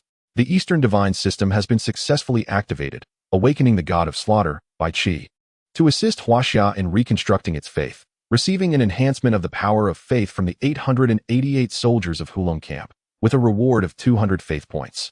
Faith generated, the soldiers of the god of slaughter. Roar. We have finally become the bearers of divine gifts, and it is our own Eastern deity. Indeed, we have awaited this moment. Fallen brothers, can you see? We have succeeded. No longer will we cower and bow our heads to the disdain of the Westerners. Can you see? The god of slaughter, by Qi, returned to the statue, quietly residing within the golden effigy. Jiang Fengyan embraced the statue, devoutly bowing his head once more. Suhi, observing the fading golden light, wore a smile. Yes, the monologue of the East has risen. It is inevitable that the sun shall illuminate the earth. Overcast skies are but temporary. The rain will pass, and clear skies will prevail. This is the natural order that cannot be obstructed. Western Olympus. Dana's awaited the anticipated divine punishment. The East yearned to awaken its faith, yet for millennia, the absence of deities in the East was a universally acknowledged truth. Even now, with their own Eastern god, those indoctrinated by the Western divine ideologies would find it arduous to shift their beliefs. The previous oppressive force, although formidable, did not convince him. He believed that his great father would remain indifferent to those who forsook the Western god. Those foolish mortals, attempting to embrace the Eastern faith, would ultimately face the most merciless divine retribution. He waited, anticipating the thunderous wrath that would pierce the skies of the East. Roar, my great father. Let those who dare to betray you witness the consequences of their folly. Danas, with hands raised in fervent supplication, buried his head deeply, resembling a devout disciple awaiting divine will. Yet, evidently, his father did not heed his plea. The sky remained tranquil, as if nothing was destined to unfold. The followers beside Danas, witnessing this, raised their hands in earnest prayer. Oh, our revered Father Zeus, we are your most loyal devotees. Please bestow upon us divine punishment. Shatter the illusions, and let the ignorant receive their deserved retribution. On Olympus, an increasing number of devotees sprawled in prayer, beseeching their mighty thunder god for guidance. They were eager to witness the Easterners falter, yearning to prove that the Western thunder god reigns supreme over all. Yet nothing came, nothing at all. Impossible. The great Father must have heard our prayers. Father Zeus, please open your wise eyes and behold your children. Look. As the words of the Grand Protector beside Danas resonated, a rumbling thunder suddenly reverberated through the heavens. Crackle bang. Boom. The sound of thunder struck like a hammer against the hearts of the gathered disciples.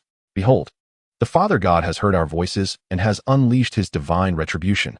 The Grand Protector trembled with excitement, for his deity was responding to his fervent hopes. Crackle, crackle. The thunderclaps grew louder, echoing across the western sky, illuminating the previously pitch-black night as if it were day. However, before Dana's could revel in the moment, a serpentine bolt of purple lightning descended upon the very heart of Olympus. The thunder god, standing at the center of the temple, reacted swiftly, yanking a nearby individual aside as he narrowly evaded disaster. Boom! The temple's roof was pierced by the lightning, and the Grand Protector, who had just been boasting of the Father God, was reduced to a charred remnant before he could utter a single cry of despair. Dana stood frozen for a moment, gazing at the Grand Protector who lay merely 2 steps away, pondering that had he hesitated even for an instant, he might have met the same grim fate. Why did the Father God bestow divine punishment upon the West rather than the East? The disciple of the Grand Protector murmured in confusion, unable to comprehend why the great deity he revered would punish them. That was his master, the most devoted worshipper of Father God Zeus. Surely, the Father God had summoned him to his side. This was an honor. Dana's turned to the young protector and spoke with sudden clarity. The surrounding disciples began to murmur. If it was indeed an honor, why did the Father God not bestow energy upon him, instead stripping him of his name? Clearly, he was the Father God's most devout follower. With the first voice raised, the gazes of the crowd began to waver, sensing the situation slipping from his control. Dana's expression darkened, and the lightning in his hand crackled ominously. If you truly wish to know, why not let me send you to the Father God's side right now? And you may ask him yourselves? With these words, who could dare to question further? Olympus fell into a terrifying silence, yet for the first time, the faith of the West wavered ever so slightly. The following day, the young disciple of the Grand Protector resolutely fled, renouncing his belief in the great Father God who had so callously taken his master to the divine realm. Far in the east, the Sioux River remained oblivious to the turmoil brewing on Olympus. However, the young disciple's escape heralded a momentous revelation for the Western world. The Eastern deities re-emerged, and the Western thunder god Zeus unleashed his divine wrath, slaying his most loyal follower, the Grand Protector of Olympus. Within half a day, headlines across the West erupted with this shocking news. The wrath of thunder god Zeus. The 10 sins of the East unveiled. As the incident continued to unfold, the distant lands of Huaxia in the East finally learned of this astonishing revelation. Sui glanced at the front-page newspaper in his hand, a cold smirk escaping his lips as he could not contain his emotions in response to the sensational headline. Divine retribution descends upon the West. The so-called thunder god Zeus of the West was nothing more than a traitorous deity from the East. Faced with the oppressive aura of the god of death, Bai Qi, he recognized his inability to resist. The fervor of his followers only served to fuel his humiliation and rage. What was initially a casual remark from Su, he unexpectedly caught the attention of Jiang Fengyan, who had just arrived at the door and overheard his words. Casting a glance at the headline in Su He's hand, he took a moment to look before returning it. Clearly, this matter had become common knowledge. He referred, of course, to the awakening of Eastern deities at the Dragon Guardian camp and the subsequent divine blessings. This event, originally classified as a state secret, had ultimately become widely known due to its considerable commotion. Whether this was a blessing or a curse remained uncertain. In contrast to Jiang Fengyan's concerns, Suhi appeared remarkably composed. He casually set the newspaper aside on a nearby table, reclining in his chair with his hands behind his head, gazing at the azure sky. Is this why you have come to see me? Since obtaining the legacy of the god of death and possessing the legendary bronze sword, Jiang Fengyan held an even greater admiration for Suhi. Not at all. I have matters of greater significance to discuss with you. Chapter 44. Assassination go on. Suhi encouraged, watching Jiang Fengyan and gesturing for him to take a seat. However, Jiang Fengyan merely shook his head. It suffices to speak while standing. As you have seen, the awakening has caught the attention of the Western Church and the Holy Mountain. The higher-ups regard this matter with great seriousness and wish for me and Zhang Liao to accompany you, just in case. To his surprise, Sui shook his head in response. You and Zhang Liao can contribute more effectively by remaining with the team. There is no need for you to follow me. Yet, Jiang Fengyan did not engage with his argument. The order had been issued directly by the governor of Huaxia, and if Suhi opposed their following him, they would simply have to remain in the shadows close by. Suhi understood this reasoning and, observing Jiang Fengyan's expression, realized that even if he did not permit them to accompany him, they would find a way to do so regardless. Reluctantly, he waved his hand. Fine. If you wish to follow, then follow. But let me make this clear. The abilities gained after the awakening of the deities will require your own exploration. The accumulation of faith cannot be achieved overnight, so do not expect me to assist you. I fully understand, Jiang Fengyan replied. Then it is settled. Is there anything else? There is one more matter. Many groups and families within the country have recently exhibited the anticipated unusual activities. Sui furrowed his brow at this news. I cannot assist with that. He bluntly refused Jiang Fengyan. If it pertained to Eastern deities, he would not hesitate to lend a hand. But when it came to these familial factions, as a solitary individual, he truly felt powerless. They were all compatriots. Yet he currently lacked the inclination to entangle himself in such disputes over interests. Jiang Fengyan evidently anticipated his response. It is not your responsibility to address this matter. Rather, the governor has sent me to inquire.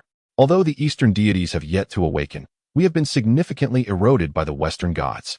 Nonetheless, numerous families and factions within our homeland continue to hold faith in deities, some of which they themselves cannot even identify. What do you imply? The governor wishes to know if you could investigate this further. Faith requires a foundation. The awakening of the Eastern deities is inevitable, and currently, you are our only hope. Sui did not respond immediately. Instead, he stood up, turning his back to Jiang Fengyan, gazing out at the tranquil lake, lost in contemplation. Jiang Fengyan did not intrude upon his reverie, but stood silently behind him, awaiting Su He's decision. This pause extended for half an hour. Ultimately, Sui turned around, his eyes alight with determination, and fixed his gaze upon Jiang Fengyan. Tomorrow, you, Jiang Liao, and I shall embark together. Jiang Fengyan's face brightened with joy. Excellent. In the days that followed, Sui embarked on a new flurry of activity, though it bore fruit. The infiltration of Western beliefs had, after centuries of spiritual void, instilled a sense of faith in the East. Yet, despite the extensive reach of the West, there remained oversights. Those families that had thrived to this day had done so for good reason. Upon further investigation, Sui discovered that most of the deities worshipped by these families were, in fact, Eastern gods. However, due to their inability to summon the names of these deities, their faith remained woefully scant, despite daily offerings. Yet, even in the absence of awakened divinity, relying solely on that meager strength of belief, these groups and families continued to flourish, not at the pinnacle of power, yet achieving modest success. Sui, of course, could not awaken each Eastern deity one by one as the Dragon Guardian camp had done. But imparting the names of the deities and enhancing the infusion of faith was a task well within his capabilities. As more individuals began to worship, the collective belief would grow strong enough to prompt the deity's awakening. This was the essence of his efforts. The path toward the awakening of the Eastern deities lay far beyond the horizon, yet was also within immediate reach. How many more remain? Sui inquired of Jiang Liao as he exited yet another family's residence. Jiang Liao, naturally a man of few words, had become even more taciturn since awakening the Shinnong legacy. He quickly perused the leather-bound notebook in his hand before replying. Only 2 families remain. Very well, let us proceed. We must complete this today, as there are other matters to attend to. Just as Sui finished speaking, he abruptly halted his steps. In an instant, Jiang Fengyan's bronze sword materialized in his grasp, shimmering with an ethereal presence. A friend arrives from afar. How delightful. Jiang Liao, too, found his voice during such moments. Subsequently, the leather-bound notebook in his hand transformed into a gleaming golden volume of the Shinnong Benchao Jing, a manifestation of his innate ability to summon. Unexpectedly, just a few days prior, he had adeptly concealed himself in the shadows, monitoring their movements. Yet, within mere days, despite his careful preparation and remaining several hundred meters away, they had already discerned his presence. What had instigated such a shift? Was it the influence of the Eastern deity? However, no one would provide an answer. Are you not coming out? Or do you wish for us to invite you? Sui maintained a faint smile throughout, his arms crossed over his chest, exuding an air of serene indifference towards the premier assassin from the West.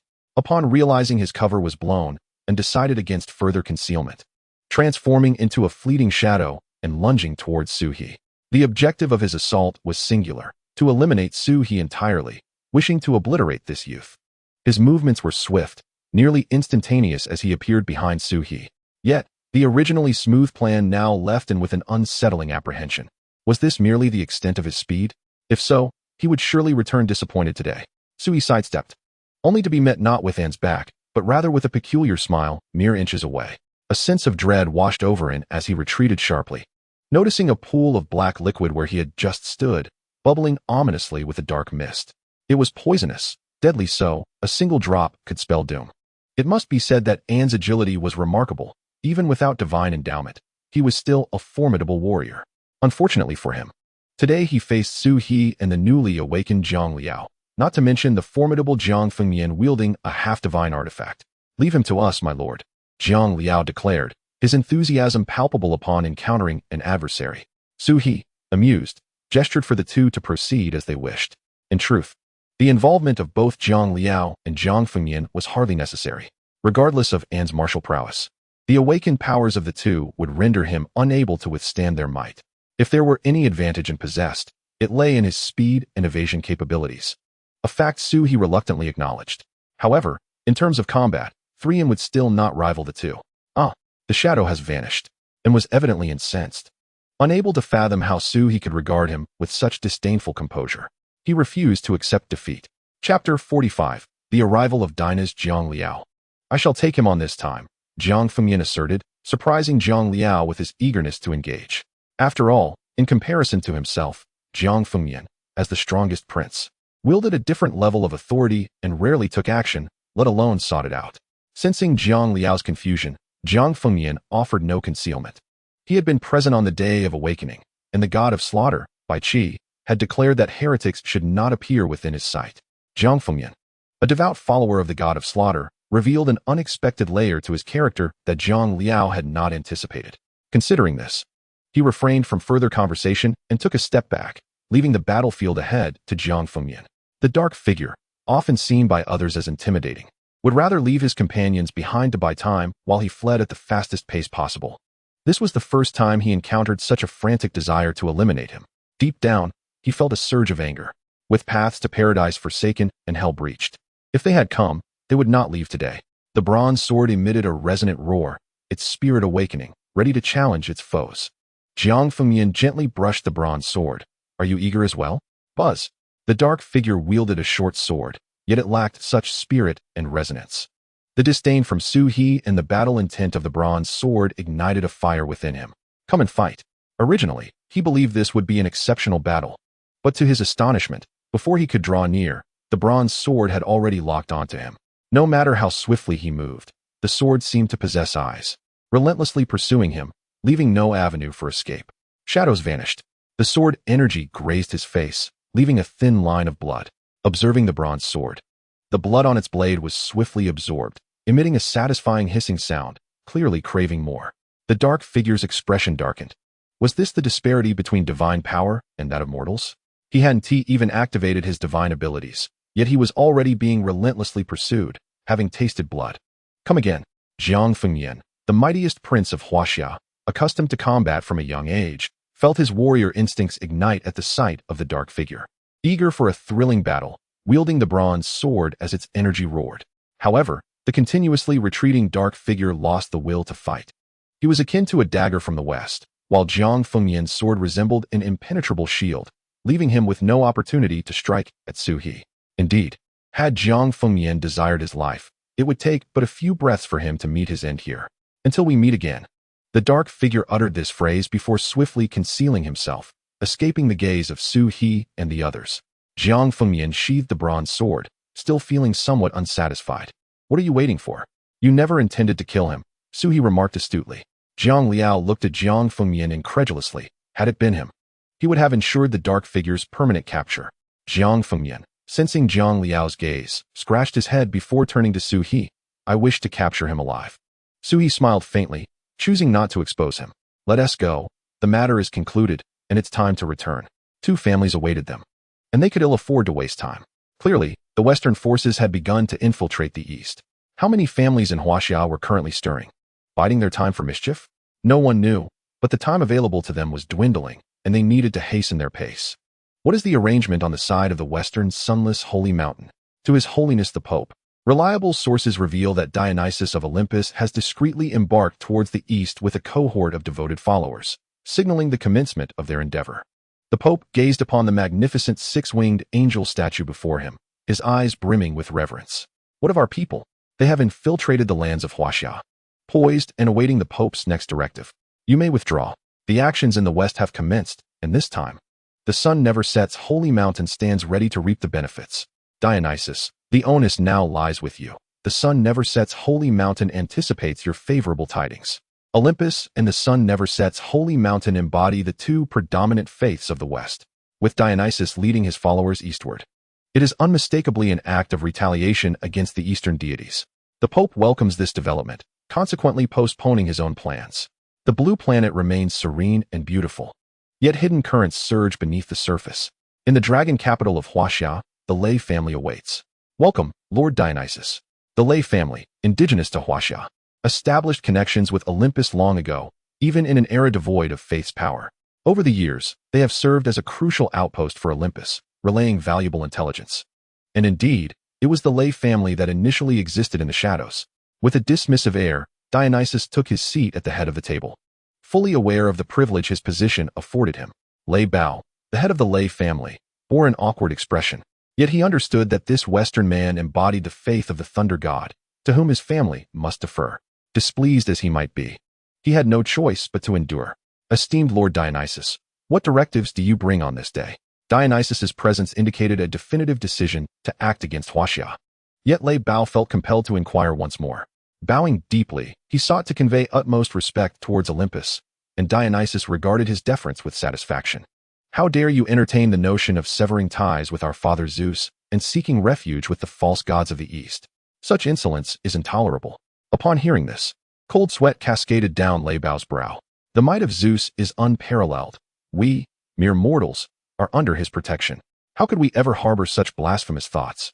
Should there be those audacious enough to defy him, surely the Father would unleash divine retribution, extinguishing their ignorance. With that, Lei Bao and the members of the Lei family knelt before Dionysus. Observing the prostrated figures, Dionysus's disdain intensified. Understand this well. The majesty of the Father cannot be challenged. You, Lei family, have done well. Thank you, Father, for your discernment, and thank you, Lord Dionysus, for your guidance. Lei Bao wiped the sweat from his brow, still unwilling to rise. Today, I will convey the divine edict of the Father, eradicate the false beliefs, unveil the void, and initiate the final redemption for the ignorant souls of Huaxia.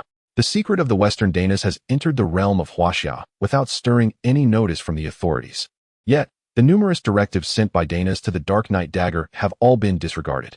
The actions of Danas have commenced.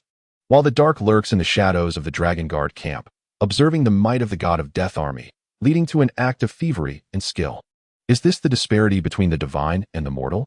Chapter 46. The might of the martial saint concealed in the shadows. Dark took several deep breaths, believing that this might quell the tumult of his emotions. Following the recent awakening of elite forces, the Awakened group has officially adopted the name God of Death Army, a legion devoted to the faith of the God of Death, Bai Qi, with Jiang Fengyan as the embodiment of their spirit. The idol, remade into golden form by the power of faith, is enshrined in the largest tent of the Dragon Guard camp, wherever the God of Death Army is. The golden idol is present. Dark has lingered in the shadows for many days, carefully choosing moments when Jiang Fengyan and Zhang Liao are absent. When Su He is present, he keeps his distance, ensuring he remains far away. Fortunately, Su He seldom visits the Dragon Guard camp, and even Jiang Fengyan and Zhang Liao have made rare appearances of late, affording him the opportunity to observe the God of Death Army. Swish. The training of the God of Death Army has not undergone significant changes. If there is any alteration, it is that during their drills, glimmers of golden light can be faintly seen surrounding them. These golden rays are not abundant, but flicker in and out of sight. What are those? I must uncover the truth. Yet, whenever Dark attempts to draw closer, an invisible force obstructs him, making his breath labored and difficult. Initially, he dismissed this force, pressing on despite the resistance, but inevitably he would end up spitting blood. He could sense clearly that if he continued to advance, his life would be forfeit. The force bore a resemblance to that of the awakening day, and here, the God of Death Bai Qi, the Eastern power of faith, repelled him. Though he hails from the West, he possesses no absolute Western faith. Otherwise, he might have been annihilated by the repelling force upon nearing this place. Even so, he remains in discomfort. What is the status of affairs at the governor's office in Longdu, Huaxia? Within Longdu, apart from the Lei family, the Li and Sun families have also exhibited varying degrees of unrest, transferring their assets through international banks, indicating that the West has commenced its operations. The Lei family? The Lei family, led by Lei Bao, holds dominion over the domestic real estate market, and among these families, his wealth is the most substantial and influential. Should he flee, the repercussions within the country would be immense. Governor Qin Zheng of Huaxiao slammed his teacup down on the table with force. Yet, he chose not to elaborate further. What of Su He? In numerous families across the nation, the quest for ancestral beliefs has reached a conclusion.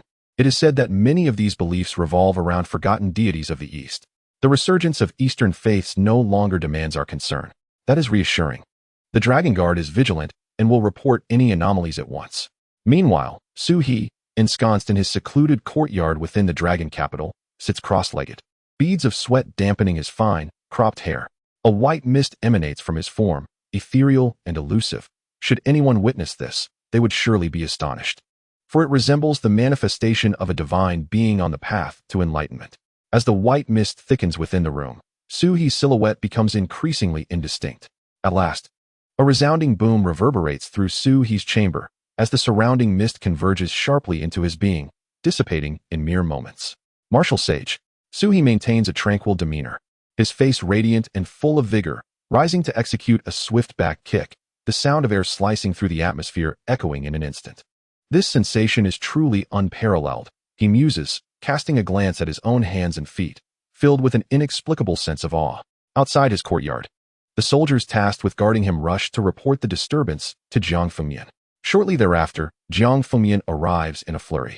What has transpired, Su He? Are you unharmed? Jiang Fengmian's anxious voice filters through the door.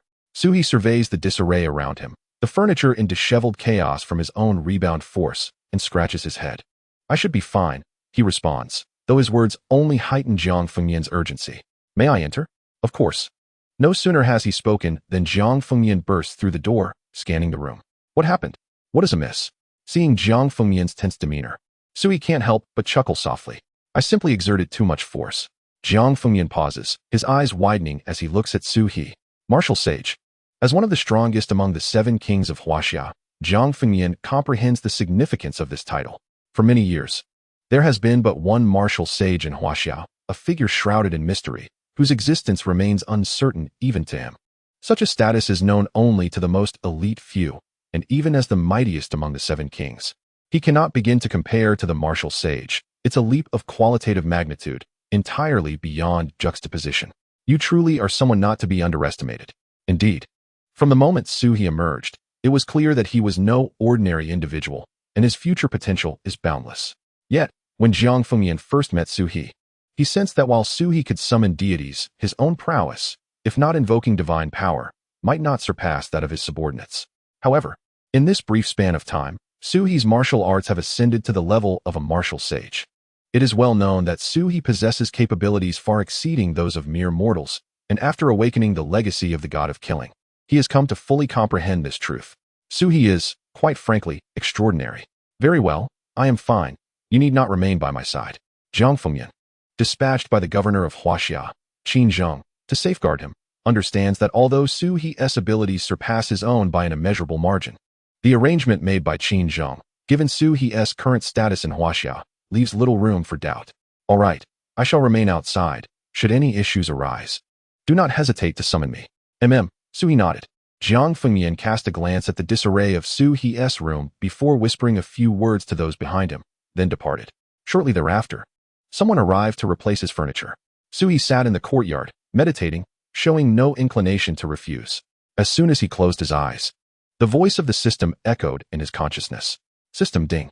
A new dialogue box has been detected from the Eastern God system. Would the host like to receive it now? Surprised, Su He pondered, a system dialogue box? What might that be? Su He accept. System, the host's request has been received, and the new dialogue box is being opened. The host may connect at any time. Ding. Connection successful. The dialogue has been initiated for you. Chapter 47. The one we have always been waiting for is you. With the connection to the system dialogue box established, Su He's consciousness swiftly entered his mind, which resembled a chat dialogue interface. The only distinction was that the figures within were three-dimensional and vibrant. To his surprise, he beheld 2 deities standing before him. He had not anticipated such functionality from the system. Was this truly a face-to-face dialogue with gods? However, it appeared somewhat different. His consciousness space shifted according to his will. For instance, he could summon a genuine leather sofa behind him simply by thinking it.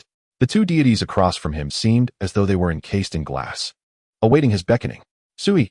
System, what is the meaning of this? Can they not see me? System, to the host. All states of existence here are influenced by your will. If you desire for them to see you, it is merely a thought away. Conversely, their inability to see you at present is solely due to your own intent. System, the dialogue box is now connected, and the other party awaits your engagement. Oh, I see. Indeed, as Sui directed his thoughts, the glass barrier that had previously obstructed the two deities vanished in an instant, allowing them to clearly perceive him. God of killing by Qi, Luais, we meet once more at last. As he gazed upon the god of killing by Qi and the fire god Shinnong, Sui's brows twitched. With a mere thought, two magnificent golden chairs appeared behind the deities, for he felt that such thrones were befitting of these divine beings. Sui, are you the one seeking me? And who is Luais? Sui was unaware, believing that the god of slaughter, by Qi, had mistaken his identity. From the very first moment he aided the god of slaughter's army in awakening, he regarded him with that gaze, calling him Luais. Yet, he was Sui, not Luais. The god of flames, Shinnong, inquired, indeed, we merely wish to understand whether our awakening is a consequence of your actions. Bai Qi, the god of slaughter, replied, clearly, it is indeed you. Sui remained seated, yet the genuine leather sofa beneath him abruptly shifted closer to the two deities, startling them with its swift movement. Such remarkable speed. In this realm, the divine powers of both individuals were rendered ineffective, even at their peak. They could not exert their will here. Yet the youth before them possessed that ability, instilling a shared sense of astonishment in Bai Qi and Shinnong. This suggested that the young man was potentially more formidable than their divine powers, perhaps even embodying the resurgence of Panga's strength. Unbeknownst to Sui, this was the thought traversing their minds, and even if he had been aware, he would have paid it no heed. Sui stated, it is indeed we who have awakened you both. Is there a problem? Bai Qi responded, none, faced with Sui's unabashed arrogance. Even Bai Qi found himself devoid of irritation. After all, the man before them was likely the reincarnation of the legendary figure. They were not ones to provoke. Sui continued, speak freely. The awakening of Eastern deities is inevitable. Not only you, but I shall also awaken more Eastern deities in the future. If you have anything to express, do so directly. As the number of awakenings increases, I would rather not explain each one individually. It would be convenient for you to communicate this. Sui spoke plainly to the god of slaughter and the god of flames. He understood their need for his assistance. Yet if he did not speak so directly, given their esteemed positions, they might choose silence, glossing over the matter entirely. Having initiated dialogue, he preferred clarity. Just as he had stated, the number of awakened deities would only grow. If each were to inquire about it, he would find himself overwhelmed by the task of repeated explanations. Thus, he considered establishing a collective space within this consciousness realm for all awakened Eastern deities, enabling them to address their queries collectively, relieving him of the burden of constant reiteration. Bai Qi and Shinnong exchanged glances, and ultimately, Shinnong spoke first. May I inquire how to address you, esteemed elder? Sui paused, realizing that despite having interacted with both deities and conversed at length, he had yet to introduce himself. The gravity he had attempted to maintain faltered slightly, leaving him somewhat embarrassed. Shinnong, however, displayed no change in demeanor, maintaining his serene smile. May I ask if you, esteemed Sui, have heard of the Eastern Divine System? The mention of the Eastern Divine System elicited a profound reaction. Upon the utterance of the flame god Shinnong, Sui's countenance shifted uncomfortably. He had never disclosed any details regarding the system to anyone, not even to these divine beings. It was only natural that they should remain unaware. Yet, from the implication in Shinnong's words, it became evident that they had been anticipating this moment, eagerly awaiting the emergence of one who possessed the Eastern Divine System. Noticing Sui's altered demeanor, the god of slaughter, Bai Qi, could no longer remain silent and abruptly interjected. Sui, esteemed elder, you are aware of the Eastern Divine System, are you not? Though framed as a question, Bai Qi's tone was more assertive than inquisitive. Observing Sui's retreating demeanor, distancing himself to the extent that the two gods could no longer discern his expression, Bai Qi pressed further. Esteemed elder Sui, you are the one we have long awaited, the bearer of the Eastern Divine System. Sui abruptly lifted his gaze to fixate on Bai Qi. Despite the physical distance, he possessed the ability to perceive every detail within this conscious realm. Even the minutest particle of dust would not evade his notice. Though endowed with the advantageous tool of the system, he himself was still somewhat bewildered about its nature and purpose. Now, hearing both Shinnong and Bai Qi articulate their thoughts, his curiosity was piqued. What exactly was the Eastern Divine System? Indeed, I possess a system, though I cannot ascertain if it aligns with what you describe, Sui replied. The system had never explicitly conveyed its purpose to him, yet from the words of the two gods, he sensed that he was indeed the holder of the Eastern Divine System. However, the reasons for his selection and the system's utility remained elusive to him. Upon hearing this, Bai Qi and Shen Nong exchanged glances filled with gratitude and excitement. Before Su He could react, the two gods bowed deeply, paying their respects to him from afar. This gesture startled Su He. Despite his earlier posturing, the two before him were undeniably revered deities of the East. Such a bow carried immense weight. Chapter 48. The secrets of the Eastern deities. Taken aback, Su He instinctively moved closer, intending to assist the two gods in rising, but to his surprise, his arms were seized by both, one on each side. Even under these circumstances, Su He could easily free himself with a mere thought. "What are you doing?" he inquired, his brow furrowing in mild annoyance as he regarded the two divine beings before him, who showed no intention of relinquishing their hold. "Esteemed Elder Su He, would you care to sit and listen to a tale?" Shenong proposed. "I believe you are curious as to why I address you as Luais, esteemed elder," Bai Qi added. "Rest assured, I have not erred. In your past life, you were indeed Luais." These revelations were new to Su He, and he pondered, recognizing that this was his conscious space, subject to his own will. Without hesitation, he boldly summoned the sofa to return beneath him once more. The two deities observed his effortless manipulation of divine power, noting the absence of any signs of exhaustion. Their understanding of his abilities deepened. Su He remarked, "Now that you are seated, please share your story." The flame god, Shenong, released his grip on Su He's arm and took a seat on the stool behind him before speaking calmly. After the primordial ancestor Pangu created the heavens and the earth, the chaotic universe transformed into a world filled with spiritual energy, where all beings possessed souls.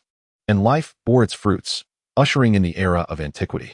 Su He was already familiar with this narrative and refrained from interrupting, gesturing for the flame god to continue.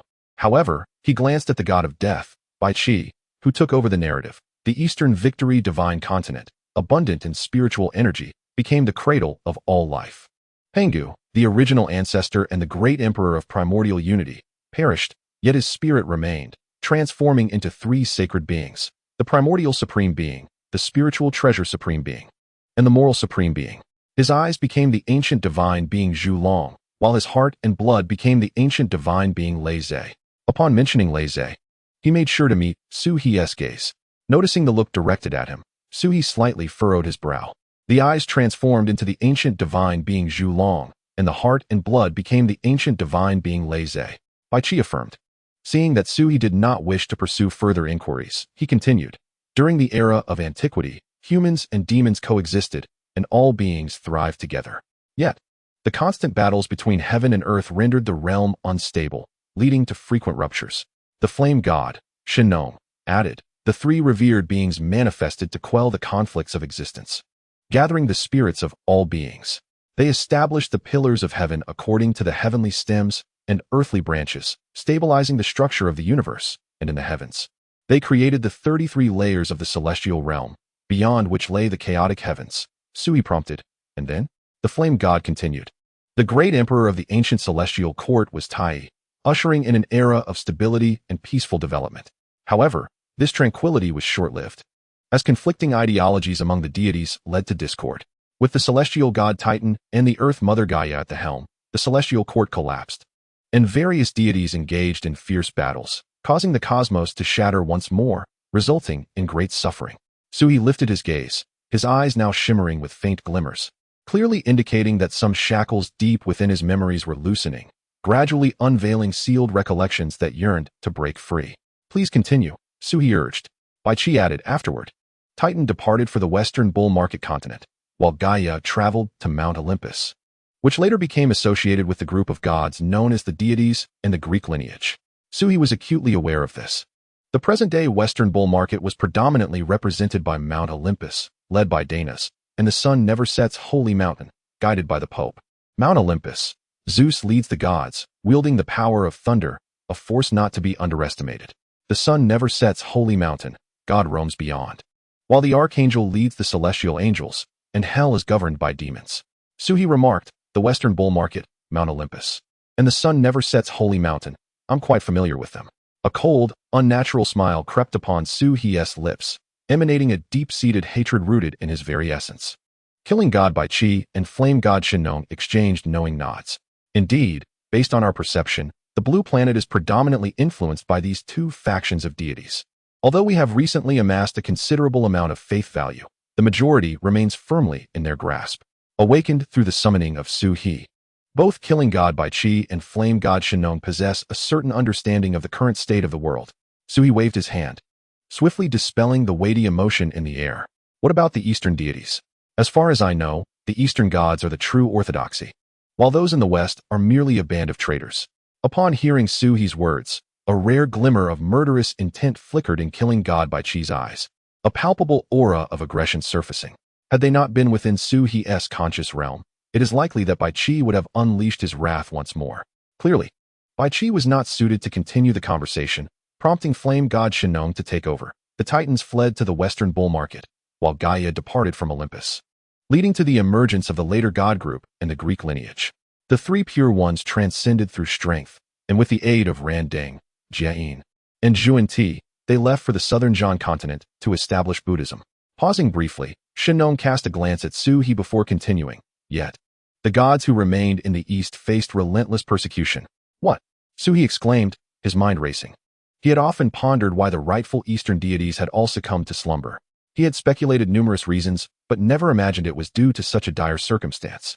The slumber of the Eastern gods was not a result of self-cultivation, but rather a consequence of being hunted. Evidently, speaking such grim truths weighed heavily on Shenong. Yet he understood the necessity of conveying every detail to Suhi, the possessor of the Eastern divine system, if he wished to gain his assistance. After a moment's pause, Shenong composed himself, observing Suhi's expression of despair and anger before continuing his account. The gods who remained in the East were tragically pursued. That battle was unprecedentedly grand, with nearly all deities participating. Even now, that ancient battlefield continues to harbor gods lost in the river of time, perpetually reliving their nightmarish past. Killing God Bai Qi had evidently regained his composure and took over the narrative. Due to the closure of time and space, the slumber of the Eastern deities shackled them, trapping them in a divine graveyard, the greatest battleground for the gods. We later came to refer to it as the ancient battlefield. As the killing god, Bai Qi was particularly qualified to recount the ferocity and brutality of that conflict. In a moment of distraction from Suhi, Bai Qi suddenly leaned in, his face nearly brushing against Suhi's. In the end, driven to desperation, the Eastern gods had no choice but to utilize the 10 sacred artifacts as a medium, unifying their divine powers. All the Eastern deities offered their strength in a bid to seek a successor, hoping that this individual could restore the Eastern heavenly court. And now that you have acquired this power, you embody the Eastern divine system. Chapter 49. The chaotic land of Huaxia and you, Bai Qi declared, are the sovereign of the Eastern gods. Suhi responded, then why do you persist in calling me Luais? Reiser is said to be the essence and blood of the three saints, but what connection does that hold for me? If I were to claim I am that Reiser, even I would find it hard to believe. Although possessing a system and being the master of the Eastern deities is, in itself, quite extraordinary. The god of death, Bai Qi, looked at Suhi with a hint of curiosity. Are you truly unaware? Suhi replied, what am I supposed to know? It is not entirely his fault. If blame is to be assigned, it should be directed at the system, which granted him abilities but failed to elucidate the entirety of the situation from the very beginning. Bai Qi continued, you are the master of the Eastern deities, bound to the Eastern god system, embodying the divine protector of the East. More importantly, your true identity is that of Reiser reincarnated, bearing the power of Pangu, the hope of the Eastern deities. At this point, Suhi glanced at the silent god of fire, Shenong, who nodded in affirmation, confirming Bai Qi's words. You are indeed the reincarnation of Reiser, the hope of the Eastern deities and the master of the East. This revelation concerning Suhi's identity and mission left him momentarily bewildered. Nonetheless, the fact that he was now linked to the Eastern god system was indisputable, and he had no intention of shying away from it. Suhi asked, then tell me, if we were to face the Western deities, would you be able to defeat them? He fixed his gaze unwaveringly upon the two deities before him, as if searching for a definitive answer. However, no sooner had he spoken than Bai Qi's weapon, the breaking heaven spear, stirred restlessly within the realm of consciousness.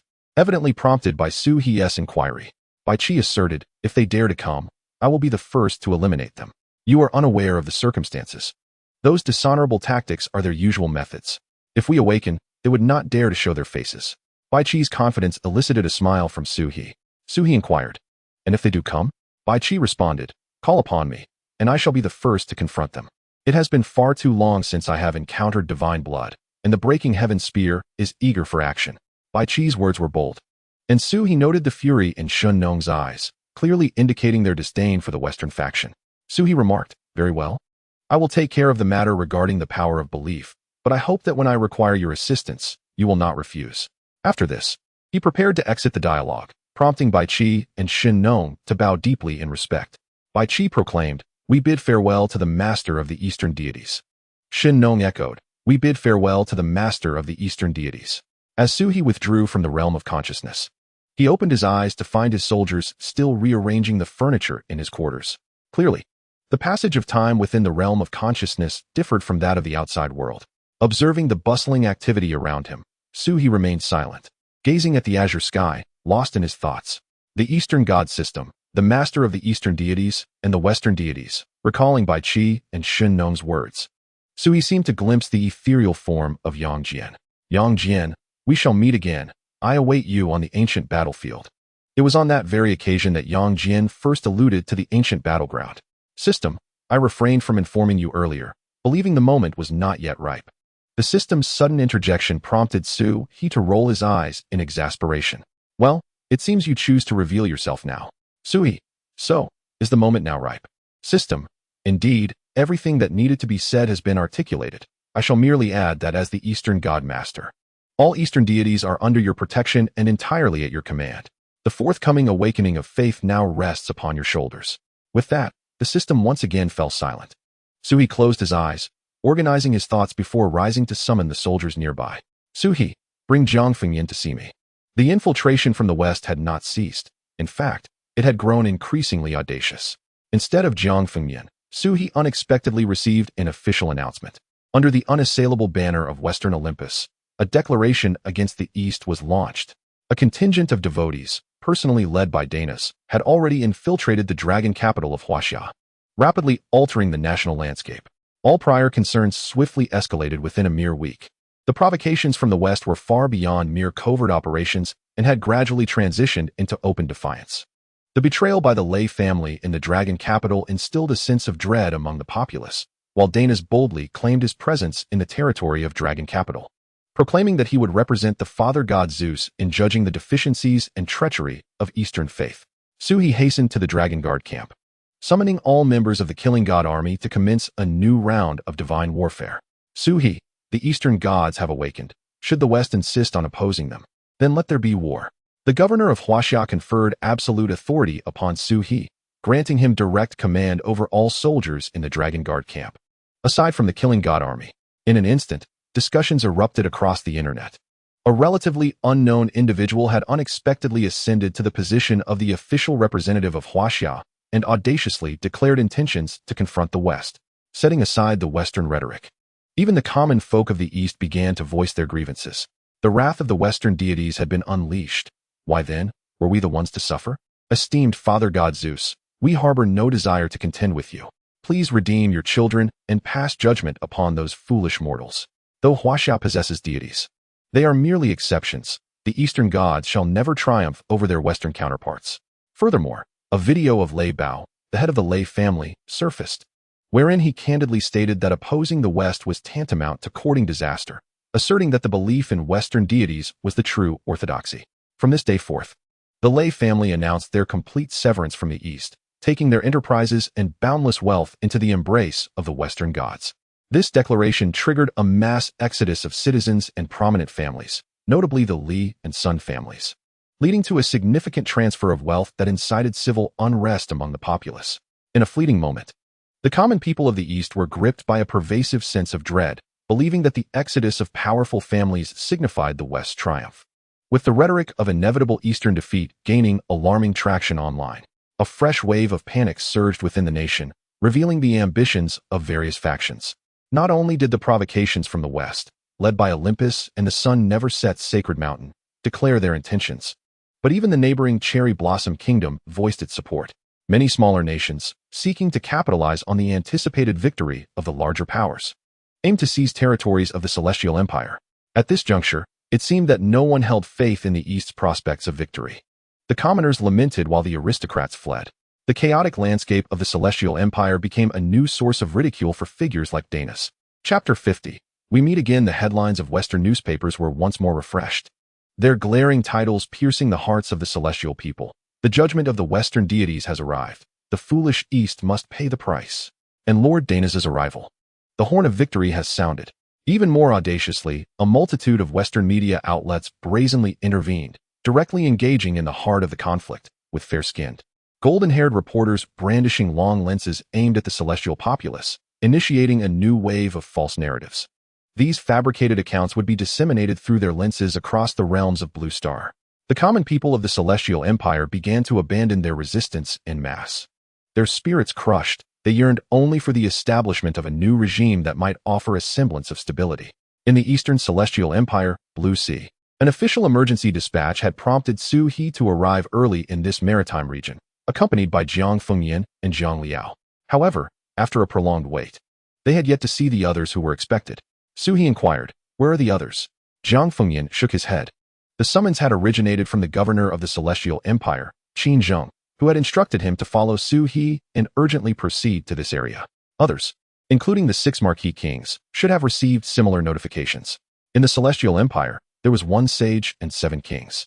Currently, considering Su He had not yet attained the status of sage, there were still 6 Marquis Kings who should be present. Even Jiang Fengyan had seldom encountered the sage, and such a summons would hardly transpire in a location like this. The prolonged absence of the other 6 left him somewhat speechless. When it came to strength, before awakening his god of slaughter talent, he had been the most formidable among the 7, and now, his prowess was beyond compare. His circumstances in the Celestial Empire were somewhat of a secret. He could understand the ignorance of the 6. Let us not wait any longer. We shall meet the governor. Su He decided, unwilling to squander time on others. As the appointed time passed without the arrival of the 6, he opted to return to the temporary camp with Jiang Fengyan and Zhang Liao, prioritizing the reception of the latest intelligence and understanding the operational plans. As for the 6 individuals, their presence or absence held little significance for him. In the face of the official emergency summons, the 6 individuals who were absent were, in fact, present in Blue Sea, yet their non-appearance was a matter of their own consideration. Within the grandest private club of Blue Sea sat a middle-aged man clad in a crimson robe, accompanied by a young man holding a cup of water, which was none other than the crimson-robed man's cherished bamboo leaf green tea. The 6 noble lords, who should have been present in the maritime domain, now stood before the crimson-robed man, bowing respectfully like children. "The one who summoned you is not here. What brings you here?" The crimson-robed man did not regard the 6 before him, but instead lifted the teacup from the young man's hands and took a sip. The absent 6 lords, however, had clandestinely gathered in his club. Should this information leak, he would hardly bother to explain. "Wuxing, we have come to persuade you to withdraw from this endeavor, to refrain from opposing the West," spoke the eldest among them with deference, yet he failed to elicit even a glance from the crimson-robed man. "Are you instructing me on how to act?" "Nay, we would never presume," they replied. "What do you mean, then?" The crimson-robed man blew gently at the froth upon the tea, which, curiously, seemed to possess a certain spirit, as it returned to the center of the cup in response to his breath. Observing this, the young man beside him casually grasped a spoon nearby and flicked it, then returned it to the crimson-robed man. "We merely wish to consider your best interests, Wuxing." "Oh, pray elaborate." "The East has evidently lost its capacity to resist. Even should we intervene, we cannot halt the East's retreat. Rather than await defeat at the hands of the West, it would be prudent to extend an olive branch in advance." Intrigued, the crimson-robed man smiled slightly, as if he found merit in their words.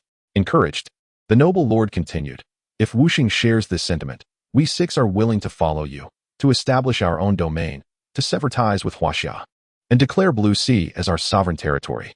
At that time, Wuxing shall be our new king." Upon finishing, the man led the others in a gesture of deep reverence towards Wuxing, a display reminiscent of Western customs. "Excellent, truly excellent." The 6 lords, elated by Wuxing's words, hardly had the opportunity to raise their hands when they felt a sudden warmth at their throats, as crimson, searing blood erupted from their necks, instantly staining the club's lavish carpet. The 6 noble lords scarcely had time to react before their lives were extinguished by a single stroke of the sword. In their final moments, they remained oblivious as to what they had said wrong to provoke such a dire fate. The young man beside the crimson-robed figure, seemingly accustomed to such occurrences, waved his hand, and a broom from the corner of the room promptly fell into his grasp. With an impassive expression, he began to clear away the scattered bloodstains from the floor. To deviate from the path is an act of injustice. To surrender before battle is to collude with the enemy. Such treachery warrants death. The incident that transpired within the Blue Sea Club devoid of negotiation, reverberated throughout various camps. Those who surrendered without a fight, who sought to undermine the morale of the troops and sow discord among the hearts of the people, met with swift retribution. Those who aspire to follow in their footsteps, upon witnessing their fate, cannot help but fall silent, seizing the opportunity to retreat to the west. Naturally, such individuals are few. After all, how many among those who gain official entry can elude the watchful eyes of justice? With the removal of these detrimental elements, the call for warfare within the camp grows ever louder. Sui stands at the forefront, gazing at the multitude of valiant soldiers below, resolutely speaking. Sui, you are warriors of the East, the indomitable spirits birthed from the sacred land of Huaxia. Behind you stand billions of compatriots, countless families. Can you retreat? No, no. Sui, tell me, why can we not? Our homeland lies behind us. There is no retreat. Today, it is either us or our next generation. We cannot retreat. Sui, are you afraid? Tell me, are you afraid? The children of Huaxia fear not the battle. The children of Huaxia fear not the battle. Under this rallying cry, no dissent remains. Well spoken. Huaxia soldiers, there is no fear of combat among you. From the moment you entered this camp, you should have understood why you are here. You should also comprehend whether you are prepared. Always prepared. Always prepared. Always prepared. Always prepared. The resounding military voice reverberates above the Blue Sea camp, as the accompanying statue of the god of war radiates golden light. Sui gazes towards the edge of the camp, his eyes narrowing as he questions the red-robed man among the soldiers below. The appearance of this red-robed martial sage invigorates the morale of the troops. Young man, I told you we would meet again. Chapter 51. Escalating conflict. Sui looks at the red-robed man before him, and Zhang Fengyan is the first to react, bowing respectfully to the red-robed figure. Zhang Fengyan, Lord Martial Sage Fengqi, we welcome your arrival. It turns out that this red-robed man, one of Huaxia's 7 kings, is indeed the most esteemed martial sage among them. Sui, indeed, we meet again.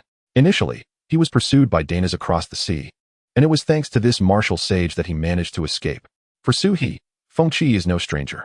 Clearly, Fengqi feels the same. With the arrival of martial sage Fengqi and Sui's steadfast presence, the military morale is more stable than ever before. The will of Huaxia, under the oppression of the West, has grown even more resilient. The warrior spirit has awakened, akin to the emergence of an Eastern deity, advancing boldly, impervious to any impediment. Huaxia Longdu, the Tong family. Crash. The tablet in the hands of the young lady, Tong Yanyu, is suddenly hurled to the ground, rendered a useless wreck. The steward dares not utter a word as he observes her furious countenance. The coward from the Lei family, choosing to betray his country at such a critical moment, is utterly shameless. The steward, seeing the young lady's reddened face, silently shakes his head and crouches down to gather the shards of the broken tablet. This marks the 7th tablet that this young lady has shattered in the past few days. The incessant online commentary has particularly inflamed her ire. Furthermore, today's reports regarding the betrayal of the Lei family have caused this young mistress of the Tong family to erupt once more. Unlike the Lei family, which amassed its fortune through various means, the Tong family has established its prominence through real estate, securing a significant foothold in China. They are not akin to the Li or Sun families, who are mere nouveau riche. The Tong family has been noble since its inception, and the dawn of New China has not diminished the family's influence or wealth. The current young lady of the Tong family, in fact, wields considerable power within it. To claim that she commands a substantial portion of China's financial resources would not be an exaggeration. Endowed with remarkable intelligence from a young age and bolstered by elite credentials, she presides over the Tong family's commercial empire, excelling in power, influence, and wealth that ranks among the highest. This stature is not confined to China, even in the West. The Tong family remains among the top 10. The Tong family heiress lacks for nothing, save perhaps her vulnerability to Sui. Ever since reports of Sui battling Western deities entered her purview, she has been utterly captivated, necessitating first-hand updates on his every move. This obsession has led to the repeated destruction of her tablets. From this day forth, I shall guard my idol. I shall protect my homeland. No one dared to contest the words of Tong Yanyu, the Tong family heiress.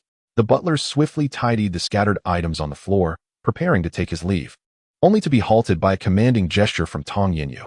Uncle Lu, summon my secretary and assistant. Uncle Lu, the long-serving butler of the Tong family, had watched her grow from childhood. Is there something you wish to convey, miss? The secretary is still in the West. It may take time for her to arrive. What the butler did not articulate was that if a video conference were feasible, he could retrieve another tablet. Recent incidents of electronic devices being destroyed have left a surplus of the latest tablets in the Tong family's storeroom. That won't be necessary. You can simply inform them. She replied, I want to acquire the entire market share vacated by the Lei, Li, and Sun families and double our investment to help China weather this crisis. Although Uncle Lu was advanced in years, he possessed considerable knowledge of commercial affairs. The Lei family's real estate holdings nearly monopolize half of China's market. Acquiring them and doubling the investment would pose no financial challenge. However, the current market conditions in China are not conducive to such actions. Upon hearing this, Tong Yinyu assertively raised her hand, silencing Uncle Lu before he could elaborate. If the Lei family withdraws from the Chinese market, chaos will undoubtedly ensue. Our singular objective at the Tong family is to sustain the lifeblood of domestic commerce at any cost. Do you understand what I am saying? Despite her youth, Tong Yinyu radiated an undeniable aura of authority. Uncle Lu bowed his head in acknowledgement. Yes, Mississippi. I will arrange it immediately. On the banks of the Sioux River. The esteemed warriors continue to gather, utterly unaware that, unbeknownst to them, a woman has resolutely made a momentous decision that reverberates throughout the Blue Star. Before a day has passed, the headlines of Huaxia undergo a dramatic transformation, with bold, crimson letters proclaiming the departure of the Lei family, a true handing over of power. The Tong family group spends billions, resurrecting Huaxia. In global rankings, Huaxia's economy begins a new chapter. The domestic panic instigated by the defection of the Lei family and other clans is swiftly dismantled by Tong Yinyu's decisive actions. At this moment, the common folk of Huaxia once again glimpse the dawn of hope, and public opinion surges anew. Behold, Huaxia's economy has not faltered. We continue to advance. The oppression from the West only serves to unite the citizens further, driving out the treasonous instigators who spread falsehoods. We are the favored children of the divine. As long as we stand united, we shall fear nothing. With renewed hope, the populace perceives through the psychological warfare of the West, which crumbles under a single blow. The West had contemplated interference, yet the repercussions of their attempts to halt progress resulted in the loss of support from the Tong family for the Western economy. With a single command, Tong Yinyu ordered the withdrawal of 20% of their shares from the Western market. In an instant, the tides turned. It was no longer the East that felt fear. The Tong family's holdings in the West, in certain respects, far exceeded those in Huaxia itself. A mere 20% stake was sufficient to render a vast number of individuals jobless, relegated to the streets. Clearly, the West had underestimated Tong Yinyu's resolve, only to be outmaneuvered. The repercussions of Dionysus's provocations left the Western officials decidedly dissatisfied. In response, they pressed Dionysus to promptly resolve this predicament. Faced with official warnings, Dionysus scoffed, redirecting all his ire towards Huaxia. Foolish mortals, can you withstand the wrath of the Father God? At this moment, the Western faithful had assembled, and Dionysus beheld an army of over 100,000 devotees, all blessed by various faiths of the West. These were not solely followers from Mount Olympus. They included angels from the sun never set's holy mountain, emissaries from the realm of elves, and even the little titans from the gnome kingdom. Surrounded by crackling lightning, Dionysus soared into the sky, gazing down upon his followers, raising the hammer of the thunder god in judgment against the east. Chapter 52, Preparations for War. All the devotees raised their weapons high, chanting in unison, Judgment upon the east. Judgment upon the east. In Dionysus' eyes, a storm of gathered lightning swirled, a manifestation of his amassed power. The hammer in his grasp crackled with electrical energy, inciting even greater fervor among the devotees below. Slay the otherworldly, achieve victory in the war of faith. The crowd raised their weapons higher, their roars echoing louder with each utterance. Follow our Lord, slay the otherworldly. The armor of the thunder god, adorned with a purple cloak that billows as if animated by an unseen breeze, is wielded by Danos, whose mighty hammer connects with the rifts in the sky, seemingly responding to the throngs of followers below. A sudden crackle, a flash of purple lightning erupts unexpectedly in the heavens. Charge!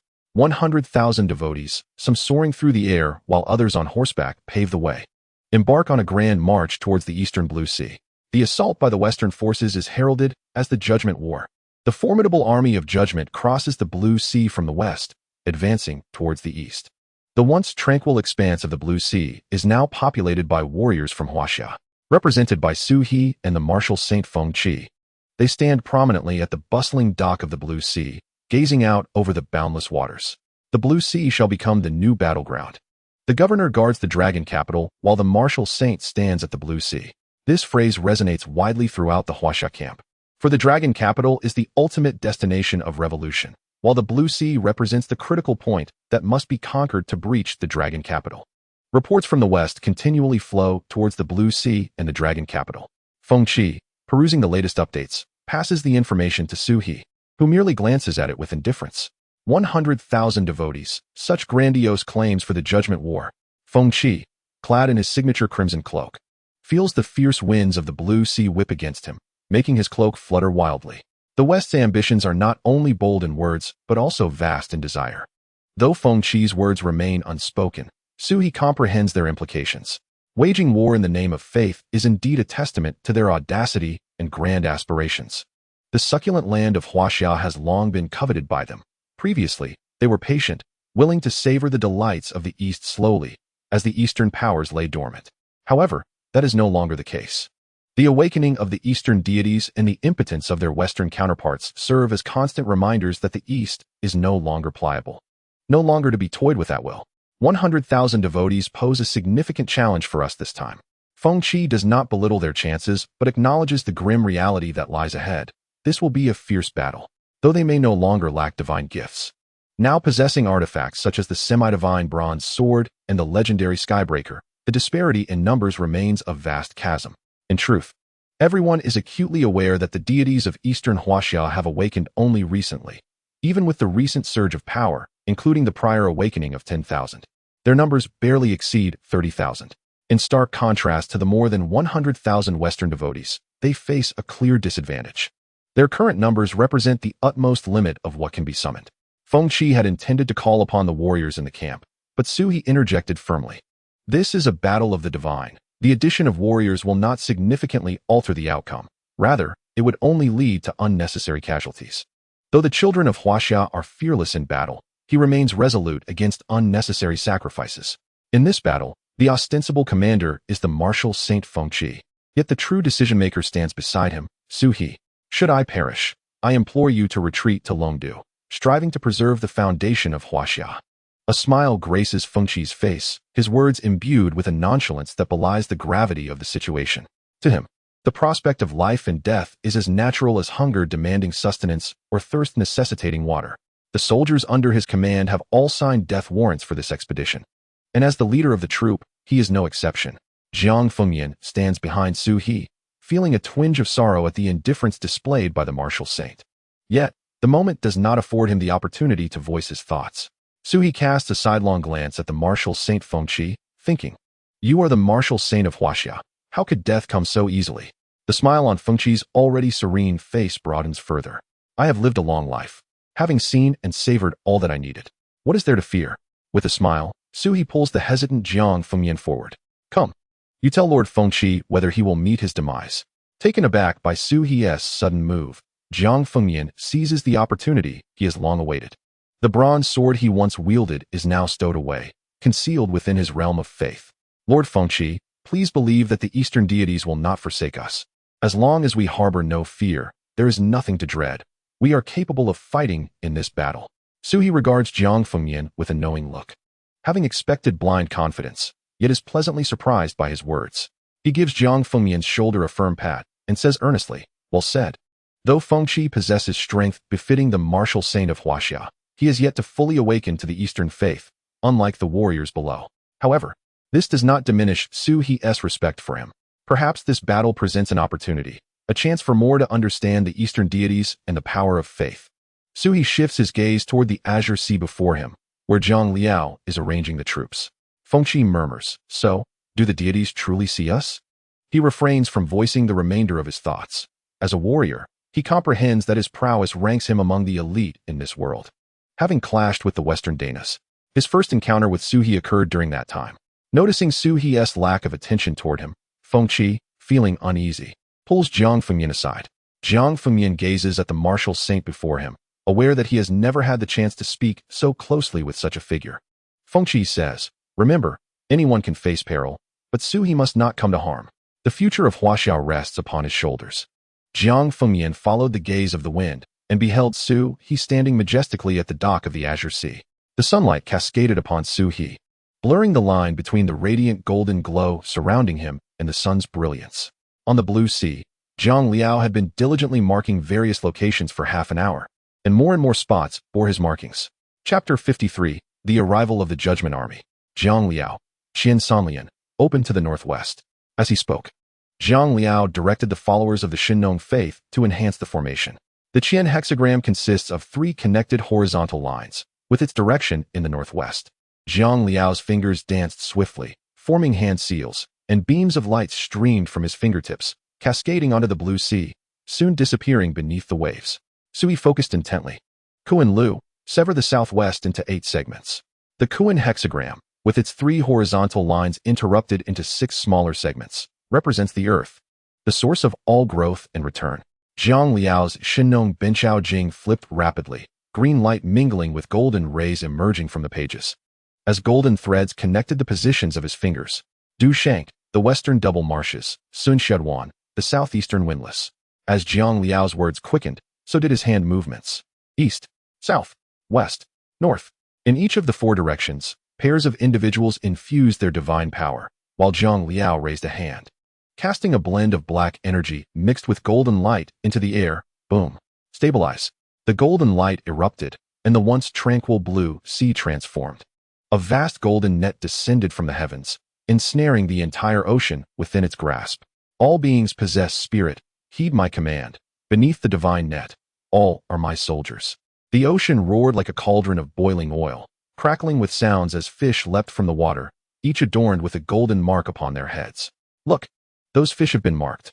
Jiang Fengmian's voice drew everyone's attention to Zhang Liao, who indeed had marked the leaping fish with resplendent golden symbols.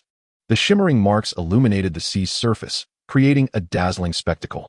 Feng Qi glanced over in surprise. It was his first time witnessing Zhang Liao in action, and he was taken aback by the commotion that had erupted before anything had truly commenced.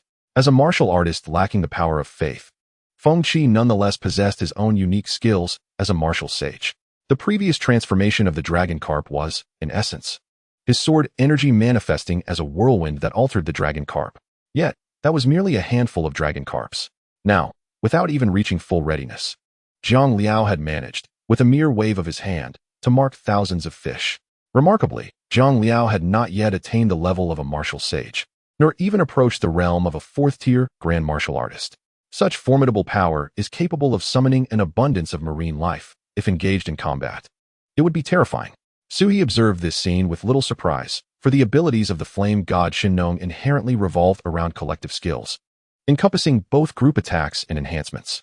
In a one-on-one confrontation, it is conceivable that Zhang Liao might struggle against a divine bestower like Danis. However, in the realm of collective warfare, there is no doubt that Zhang Liao emerges as the most formidable dark horse of this battle. Even he must exercise caution in response.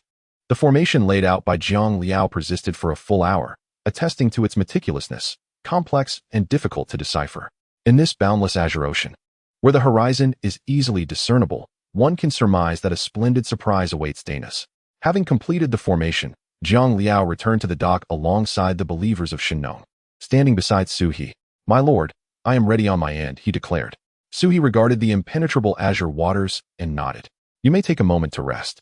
Yet, Zhang Liao shook his head, silently remaining by his side. Jiang Fengmian, concerned about Zhang Liao's determination, urged him, "You should rest. The Western forces will not arrive for a while." Familiarity had bred between Zhang Liao and Jiang Fengmian, prompting Zhang Liao to respond. Setting up the formation incurs nearly no expenditure. The rate of consumption is far slower than the speed of recovery. With their support, as long as I am alive, this formation can be triggered almost infinitely.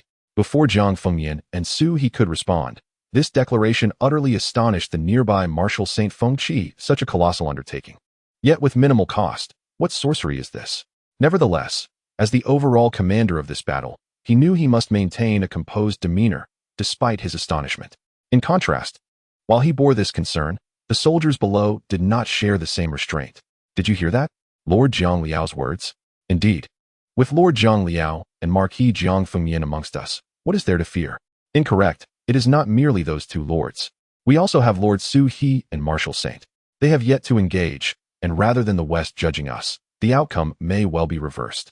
Such whispers circulated among the soldiers, and Su He, overhearing them, chose not to intervene. Presently, what their team lacked was not combat prowess. He possessed the Eastern divine system and was the master of Eastern deities. This battle posed no terror for him. What they lacked was confidence in this campaign, in their national beliefs, self-affirmation, and a belief that the West is not to be feared, for we all awaken as gods. The descent of deities hinges upon the steadfastness of their faith, and Su He's mission is to deepen this conviction, allowing Eastern gods to once again manifest in this realm. An hour later, the army of judgment advanced beneath the blazing sun, a formidable force imposing its presence. In the distance, a dark mass loomed, as if the very heavens had been lowered. Su stood at the forefront of the crowd, and from afar, he could discern the figure of Dana's and his legion of Western believers descending from the clouds. They made no attempt to conceal their presence. Rather, they relished the grandeur of their display. To them, the distinction of being an oppressor was inconsequential. In their eyes, only the one who ultimately triumphed could inscribe the annals of future history. The victors and the vanquished have always been thus. Gradually, the mighty army of Dana's drew nearer, and as they approached, the soldiers recognized that they were enveloped in a realm of thunder. The storm clouds erupted with thunderous booms around the 100,000 men. Yet they posed no threat to them. Jiang Fengyan remarked, "That is the thunder realm of Aljef." The Battle of Baoji Mountain felt like a recent memory. Jiang Fengyan vividly recalled how, as Dana's attendant, Aljef, the emissary of the thunder god, had tormented his dragon guard soldiers with that very thunder realm. It had been equally grand back then. However, Sui shook his head. Aljef's thunder realm was merely a semblance, lacking true power. This, however, was the authentic thunder realm. Such a gifted domain could only be awakened by the true mastery of the thunder god's hammer. Chapter 54, The God of Slaughter's Army versus the Judgment Army. If even a mere imitation of the thunder realm could wield such devastating might, what terror would the true thunder realm unleash? Jiang Fengyan pondered. Indeed, Aljef had only manifested the thunder realm through the projection of the thunder god's hammer. Yet, upon reflection, the dragon guard had inherited a new faith, transforming into the true god of Slaughter's army. Even if the thunder realm were to re-emerge, it would not be the same as before. They were no longer the malleable mortals of yore. Not only the soldiers, but he himself was empowered. He now wielded the semi-divine bronze sword, a true relic of the gods. Even if he could not sever the thunder, he possessed the means of self-preservation. Moreover, Sui was present, alongside Zhang Liao. Although he had not witnessed the entirety of Zhang Liao's legacy, its formidable potency was palpable. With this thought, Jiang Fengyan's aura suddenly shifted, embodying the true legacy of the god of slaughter. As the 10,000 believers drew ever closer, Dana's arrogant voice resonated with the thunder's light, growing increasingly distinct. "You insignificant insects dare to appear here. Who bestowed upon you such audacity?" With that, Dana's erupted into laughter, and the tens of thousands of followers behind him displayed expressions of disdain. Sui stepped forward, his smile broadening. "And who grants you the audacity to speak to me from such a lofty perch? Come down." Boom. As Sui's words fell, the shimmering surface of the azure sea transformed into a golden mirror, and a brilliant beam surged from the water to the heavens, shattering the divine power, sustaining the thunder realm. Before the eyes of the multitude, the Western army plummeted from the skies. Dana's reacted with remarkable swiftness, wielding Mjolnir with great force as it struck the ocean's surface, the resultant recoil preventing the descending multitude from plummeting into the water and becoming drenched. Yet, the tens of thousands of soldiers who barely managed to steady themselves wore expressions of shock and fear that had not yet faded, their earlier bravado completely evaporated. "You scoundrel!" Dana's exclaimed.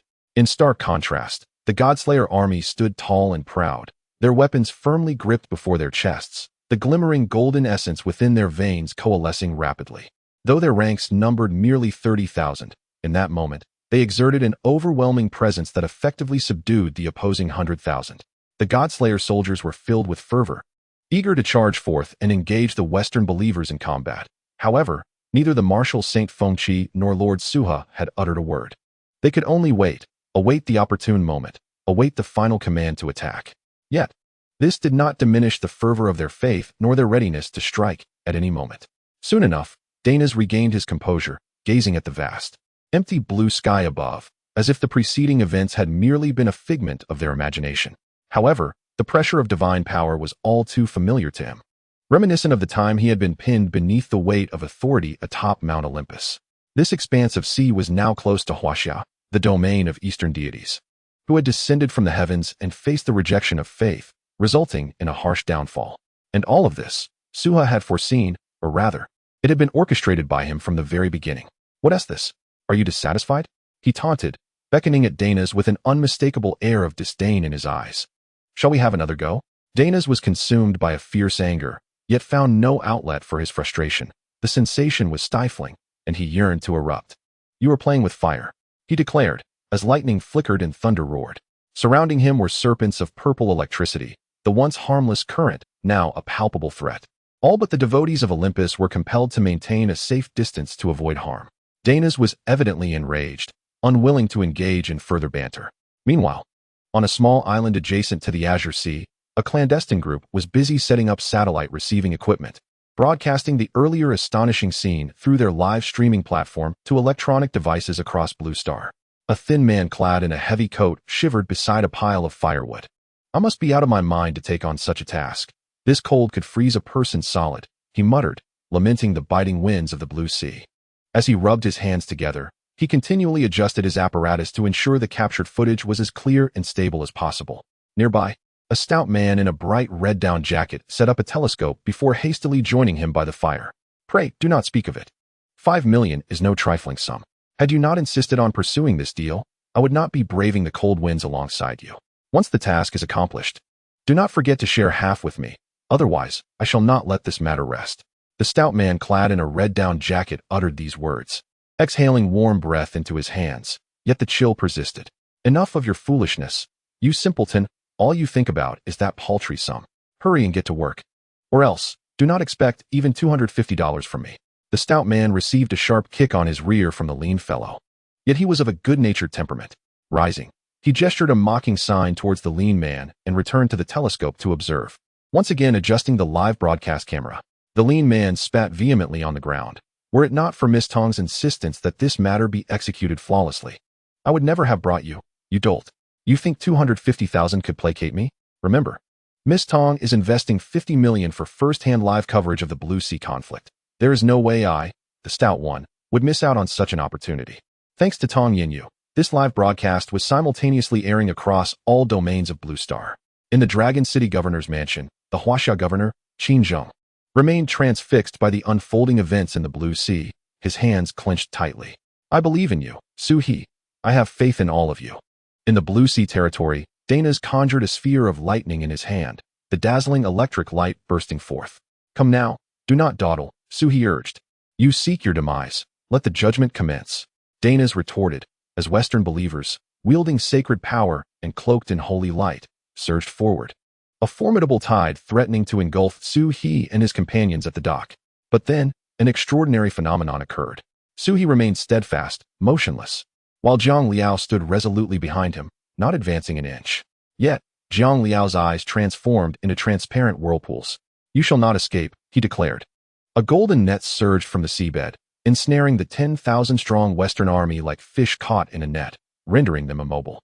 Although the Western believers boasted superior equipment, often of semi-sacred caliber and even higher, a brief moment of panic ensued. However, Dana's quickly regained composure, instructing everyone to unleash their sacred artifacts. The Angel of the Setting Sun launched a fierce assault upon the golden net, attempting to breach its defenses. Yet, their hopes were in vain. The golden net, derived from the Shinnong's canon of herbal medicine, possessed divine power far beyond the capabilities of these so-called semi-sacred artifacts. Su He observed the chaos below with a cold smile.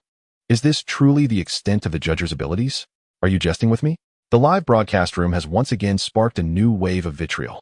As Westerners persist in their unwavering belief that their deities are invincible, despite suffering defeats in numerous battles, they remain steadfast in their conviction of their God's supremacy, dismissing the notion of contention with mere mortals. Who can elucidate the circumstances surrounding this? What is that golden net? Do the foolish Easterners truly believe they can ensnare relentless warriors with a mere fishing net? The esteemed and magnificent Father God shall undoubtedly shatter all ignorance, revealing to them the might of the divine. All your resistance shall prove futile. Ultimately, you shall succumb to the embrace of the West, foolish Easterners. This blind confidence stems from the arrogance of Westerners, compounded by their ignorance. Meanwhile, the portly figure on the small blue island abruptly collapsed to the ground, overwhelmed by terror. Unlike the images perceived in the live stream, his view through the telescope was far more vivid. The South China Sea lay a mere 100 miles from this island, and even at this distance, he could distinctly sense the oppressive force of the grand spectacle.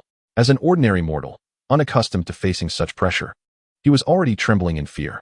It is difficult to imagine that if he were to be present at the scene, a man of his stature would likely be shattered by the sheer force. Perhaps this was the initial consideration of Suhi. It was for this reason that he refrained from bringing the Dragon Guard into this conflict. Within the formation, Danas bore an expression of utmost displeasure, rivaling the hue of his violet lightning.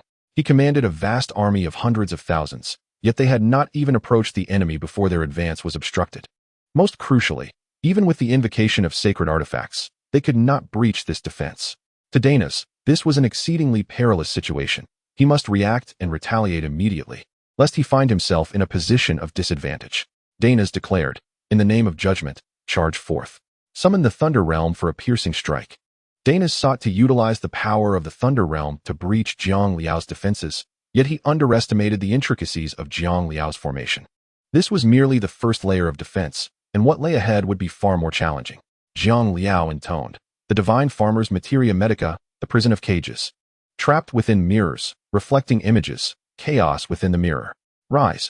As Jiang Liao's words resonated, a resplendent golden light surged within the golden net, transforming its shimmering threads into immaculate mirrors. These golden mirrors ensnared the 100,000-strong army within, allowing those outside to see inside, while those within remained oblivious to the world beyond. This scene was vividly captured in the live stream, prompting Tong Fu and the young lady of Longdu to spring to their feet, their tablet suspended in midair upon their sudden rise. The steward, taken aback, prepared to fetch a new tablet. However, the anticipated sound of shattering did not materialize. Tong Yin Yu exclaimed with fervor, "Well done."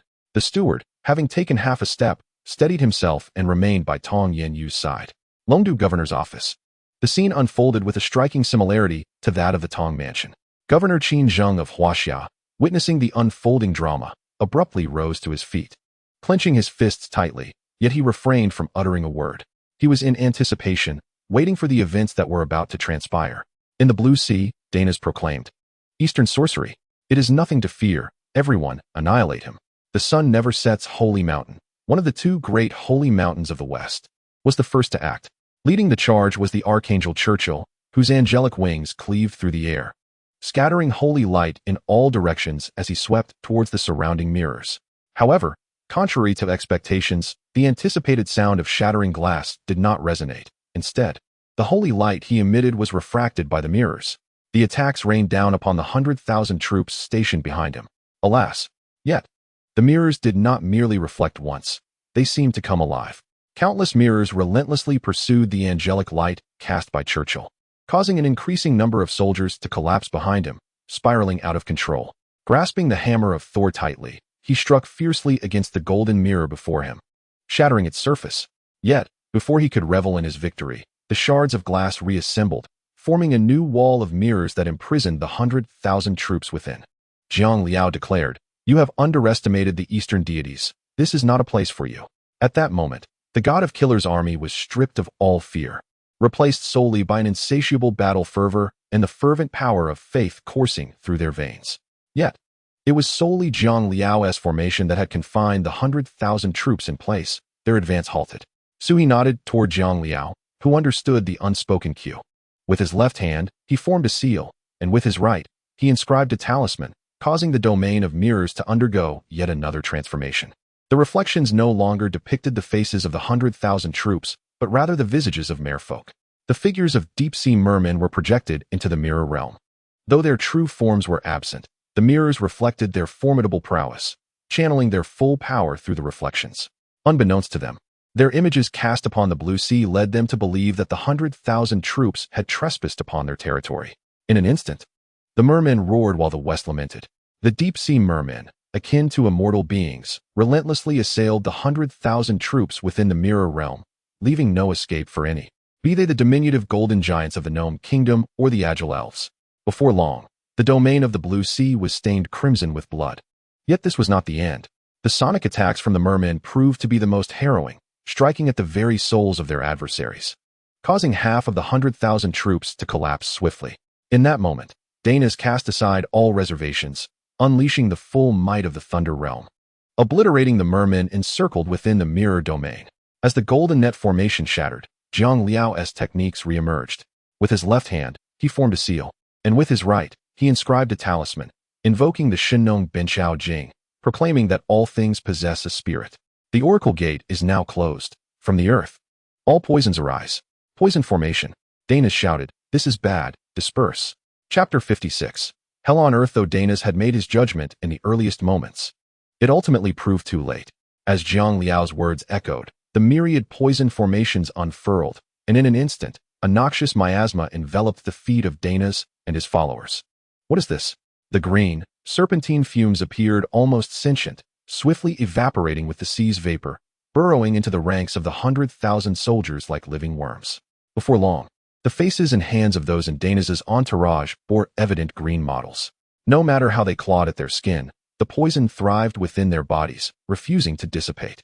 The poison formation's reach was limited, yet those who were even slightly tainted fell to the ground, writhing in agony. Danas, witnessing this scene, felt his eyes bulge with rage, nearly roaring out, "Scoundrels!" Fortunately, his lightning domain had forcefully shattered the golden net formation earlier. Were it not for that, now that the poison formation had manifested, his 100,000 troops would likely have perished in this eerie azure sea before even engaging in battle.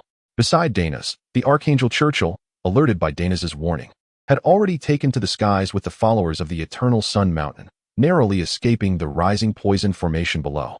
However, they could only manage a low flight, as the oppressive divine power from the Eastern deity rendered them incapable of soaring higher. "O great God of angels, I am your most devoted disciple, Churchill. In the name of the archangels, I beseech you to descend your holy light and save and heal your people." With that, Churchill spread his angelic wings, radiating resplendent holy light like the most brilliant gem, casting forth a pure white glow. The sanctified light illuminated the earth, halting the poison formation's expansion. Below, the followers found temporary respite, yet the vast vacant spaces revealed the toll the poison formation had exacted on many Western believers. Those who had just clamored to pass judgment on the Eastern others had, in this moment, vanished forever from this world. The sea rippled, becoming the nourishment of this azure expanse. The holy light, a bane to poison, elicited a more audacious smile from Danas. "Next, it shall be your demise." His army required recuperation, but Zhang Liao was not inclined to grant him such a reprieve. The Shinong Benchao Jing in his hands shimmered with green phosphorescence, signaling the resurgence of Shinong's power. Su He remarked, "Is that so? It seems you lack the necessary ruthlessness." From beginning to end, a smile lingered at the corner of Su He's mouth. They had yet to strike, yet it was evident that the opposing 100,000 troops were already in disarray. In the lands of the East, attempting to bully its people was, in itself, a profoundly foolish endeavor. Zhang Liao understood the implication, and the Shinong Benchao Jing in his grasp began to flutter autonomously, quickly settling upon a page. The luminous green light gradually transformed into herbs, the vital essence of plant life flowing gently upon the pages of the Shinong Benchao Jing. Zhang Liao. The Shinong Benchao Jing states that all things possess a spirit. Wildfires may not be extinguished, yet the spring breeze brings forth new life. Parasitism. All things are imbued with spirit, and the herbal world is parasitic. This constitutes Zhang Liao's most formidable innate bloodline talent. Attributed to his ancestral power as a true descendant of the fire god Shinong, he possesses unparalleled bloodline strength. A devastating fire claimed the lives of all his family when he was merely 6, leaving him as the sole survivor.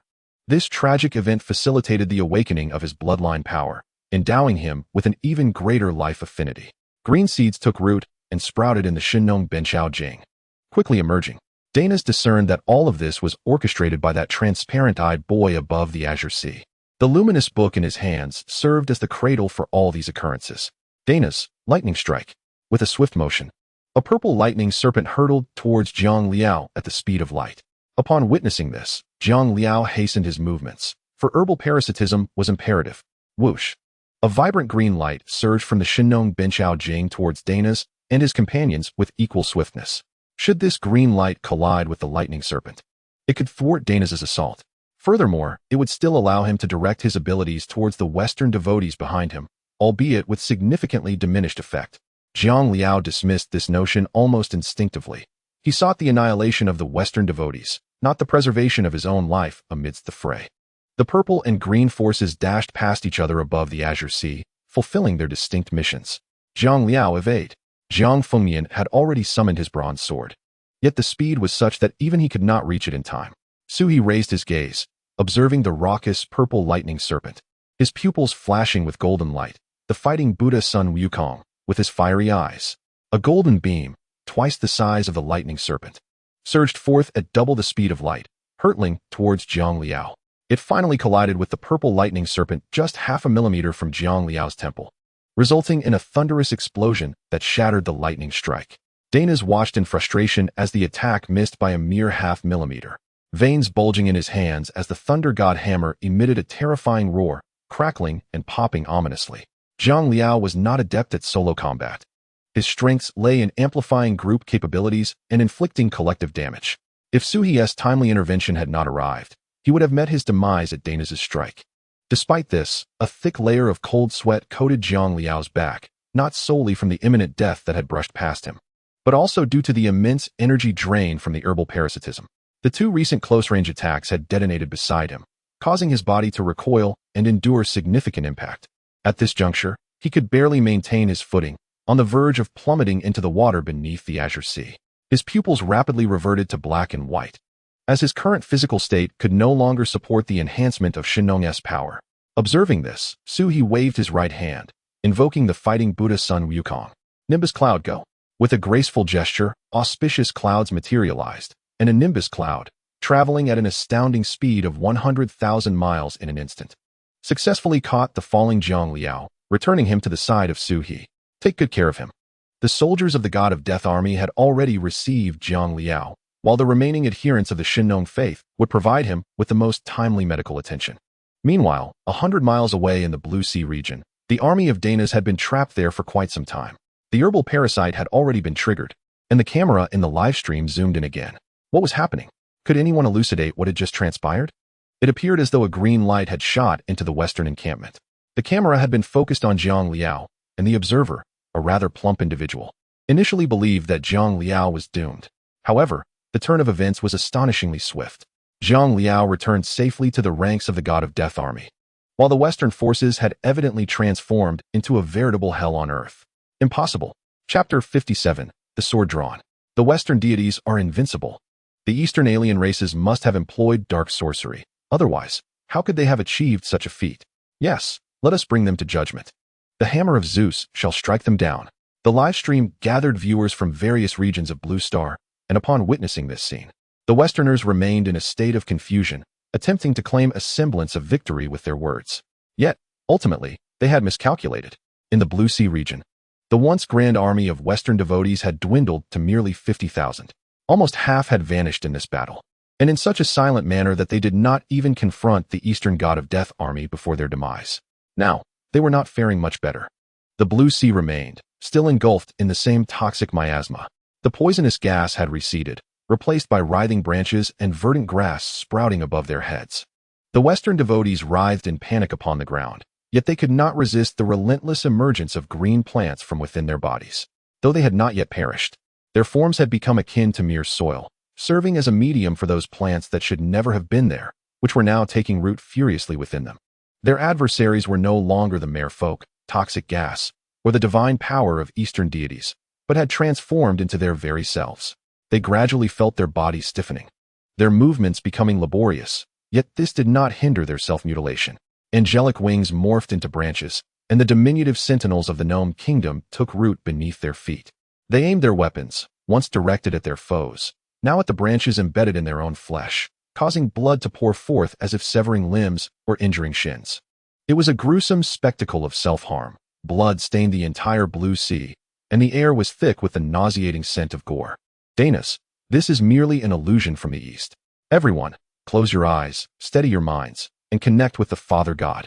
Danas raised the hammer of Zeus high, yearning for divine protection to escape this calamity. As the crowd hurriedly closed their eyes, the pace of the mutations indeed slowed significantly. However, the gnarled branches continued to encircle them. The celestial being, Archangel Churchill, along with his cohort, remained aloft, having already invoked the protective light of holiness early on to evade disaster when the verdant radiance descended. Observing this, Archangel Churchill unfurled his angelic wings once more, emanating a resplendent glow of sanctity.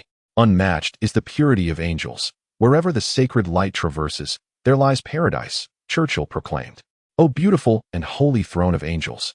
Bestow upon your people your divine radiance, granting them purity. Angelic light. A brilliant white luminescence illuminated the surroundings, eclipsing the blazing sun. The divine light within Churchill erupted, casting its sanctified glow down upon the gathered populace. The angels shall not forsake a single one of their kin. Awaken, my beloved people. A thunderous sound echoed as the herbal parasite was shattered, causing Zhang Liao to violently expel a mouthful of blood, rendering his already frail form even more disheveled. I apologize. My lord, I could not hold them back, he uttered. Su He raised his hand, the force of faith blooming at Zhang Liao's forehead. No, you have performed admirably. To shatter an army of 50,000 single-handedly, Zhang Liao truly embodies the legacy of the awakened Shennou. Su He cast a glance at Zhang Liao before retracting his hand from his forehead. Thank you, my lord. Zhang Liao felt the purity of the energy infused into him. With that, he closed his eyes and commenced a rapid recuperation. The battle had only just begun, and more formidable trials awaited. He needed to recover swiftly to rejoin the fray, fighting for faith. Zhang Liao's initial engagement had ignited a spark of hope among the gods' layers. Yet in that moment, the hope seemed to flicker out. The divine had not descended, yet Zhang Liao's actions vividly illustrated the power that faith could wield. They remained undaunted. On Blue Sea Isle, a portly figure clad in a red-down jacket trembled, clutching his arms, while a lean companion lingered by the fire, urging him to keep a keen eye. The portly man offered no response, his gaze fixated on the battlefield through binoculars, unable to suppress his shivering. Such strength. Indeed, earning money is no simple task. This isle lay a mere 100 miles from the heart of the conflict, and uncertainty loomed regarding whether the battle would extend its reach here. In the live broadcast room, the recent turn of events afforded the Western commentators an opportunity to gloat once more. The chat overflowed with declarations of Western supremacy, denouncing the East as inferior. Strangely, there was no rebuttal from Eastern viewers. They had all witnessed the previous encounter clearly, while Zhang Liao's solitary act of dismantling 50,000 troops was undeniably formidable. It had nearly cost him his life. Moreover, even with the current numbers dwindling to just over 50,000, those remaining were predominantly the strongest from the West. The formidable Dinas, positioned at the forefront, appeared unscathed by the relentless waves of assault. In stark contrast, the Archangel Churchill, who had countered Zhang Liao's abilities, radiated with divine light, resembling a true angel descended from the heavens, an embodiment of untouchable sanctity. In the forefront stood the diminutive figures of the gnomes, all present yet devoid of action. The subsequent ranks of elven envoys, though suffering considerable casualties, exuded an undeniable aura of strength beneath their delicate forms. These were formidable adversaries among formidable adversaries. Could the East truly emerge victorious? Uncertainty clouded their minds. The camera zoomed in once more, revealing Danis, gazing at the remnants of his squad, lightning erupting from his eyes in a torrent of humiliation. Half of his forces lay fallen before the battle had even commenced, a phenomenon unheard of in the annals of Western history. Fueled by rage, Danis raised his warhammer, shattering it into countless smaller lightning hammers. The formation had been breached. If not now, when would they fight? In the name of judgment, let us charge forth. Annihilate this rabble. Kill. The angelic light restored the remaining warriors to their former selves, the recent disgrace igniting a fire of vengeance within their hearts. Under Danis's command, they surged towards the Blue Sea dock with unprecedented speed. As their numbers dwindled, their pace quickened, and Su He exchanged a resolute glance with Wu Sheng Fengqi, each recognizing the determination mirrored in the other's eyes. At Su He's signal, Wu Sheng Fengqi unsheathed his longsword, the blade humming with energy. The Godslayer Legion, restless, felt the fervent blood within them boiling to escape. Godslayer Legion, assemble. Su He's thunderous call reverberated across the blue sea. The moment has come for the swords to be drawn. Are you prepared? Always ready. Always ready. Always ready. Always ready. The Godslayer Legion, poised for action, awaited the final command. The radiant white light, intermingled with the crackling thunder, drew ever closer to the dock. Chapter 58, Massacre. Churchill's angelic wings swept through the air, having covered the distance to within a mere 10 miles of the dock at astonishing speed. With hands clasped above her head, she gathered the holy light, summoning the angel's sword. At Churchill's commanding shout, she spread her arms, and a colossal white sword materialized above her, growing larger until it became a gargantuan sword of light that spanned the heavens. The angelic sword hovered over the vast expanse of the blue sea, its tip slowly descending. Aimed directly at Su He on the dock, Wu Sheng Fengqi gripped the hilt of his long sword tightly, his fearless gaze meeting Churchill's unwavering eyes. The Godslayer Legion, unable to contain their anticipation, felt Su He raise his hand and proclaim, "Defend the Blue Sea. Kill, kill, kill." With Su He's command, the blades of the Godslayer Legion were raised, and without a glance back, they charged forward. Before them lay the endless Blue Sea, yet behind them stood their homeland. There was no retreat. Their only course was to press forward relentlessly. In Su He's hand, the breakthrough sword materialized, and he led the charge, with Wu Sheng Fengqi following closely, ready to engage the approaching enemy. In Jiang Fengyan's grasp, the bronze sword emitted a resonant hum as he chanted a bloodthirsty battle hymn. Charge forth. On the azure surface of the sea, the radiant white light of sanctity collided with the brilliance of gold, resulting in a resounding pop. With the first head claimed, the cacophony of more bodies plunging into the water began to resonate around him. The crimson-clad Fengqi resolutely obstructed Dana's path. "Fengqi, your adversary is I." Su He was but a stone's throw away, yet Fengqi stood as an insurmountable barrier. A glint of bloodlust flickered in Dana's eyes, seeking death. Dana's, domain of the thunder god, augment the tempest. Faced with an old rival, Dana's held nothing back, unleashing his mightiest technique from the outset. He vividly recalled Fengqi's previous maneuver of transforming a fish into a dragon. The entirety of the thunder domain was unleashed, aimed at thwarting Fengqi's potential repetition of that very move. However, he had underestimated Fengqi. The same technique could not be employed twice on the same opponent. The long sword spun with astonishing swiftness. Even Dana's, when focusing intently, could only discern a fleeting shadow. "Fengqi, the wind blade approaches, myriad swords converge. Go." Countless sword tips, nearly 360 degrees devoid of blind spots, lunged at Dana's. The thunder domain, the wall of the thunder god. Thousands of bolts of lightning coalesced into a formidable barrier, fiercely encasing Dana's within. The incessant clash of sword energy against the wall of thunder erupted with a thunderous boom. The myriad swords vanished, and the thunder wall crumbled. "Dana's, you are not a god-given." Fengqi offered a cold smile, realizing now that it might be too late. The sword's shadow was formless, traversing the void. "Go." Dana's, dense thunderclouds, electric serpents gestate. Emerge. One was a god-given, the other a martial arts sage. Their divergent combat styles did not diminish the ferocity of their clash. Neither side fully comprehended the other's capabilities. Yet the wounds adorning their bodies conveyed a stark truth. This confrontation would culminate in either one of their deaths.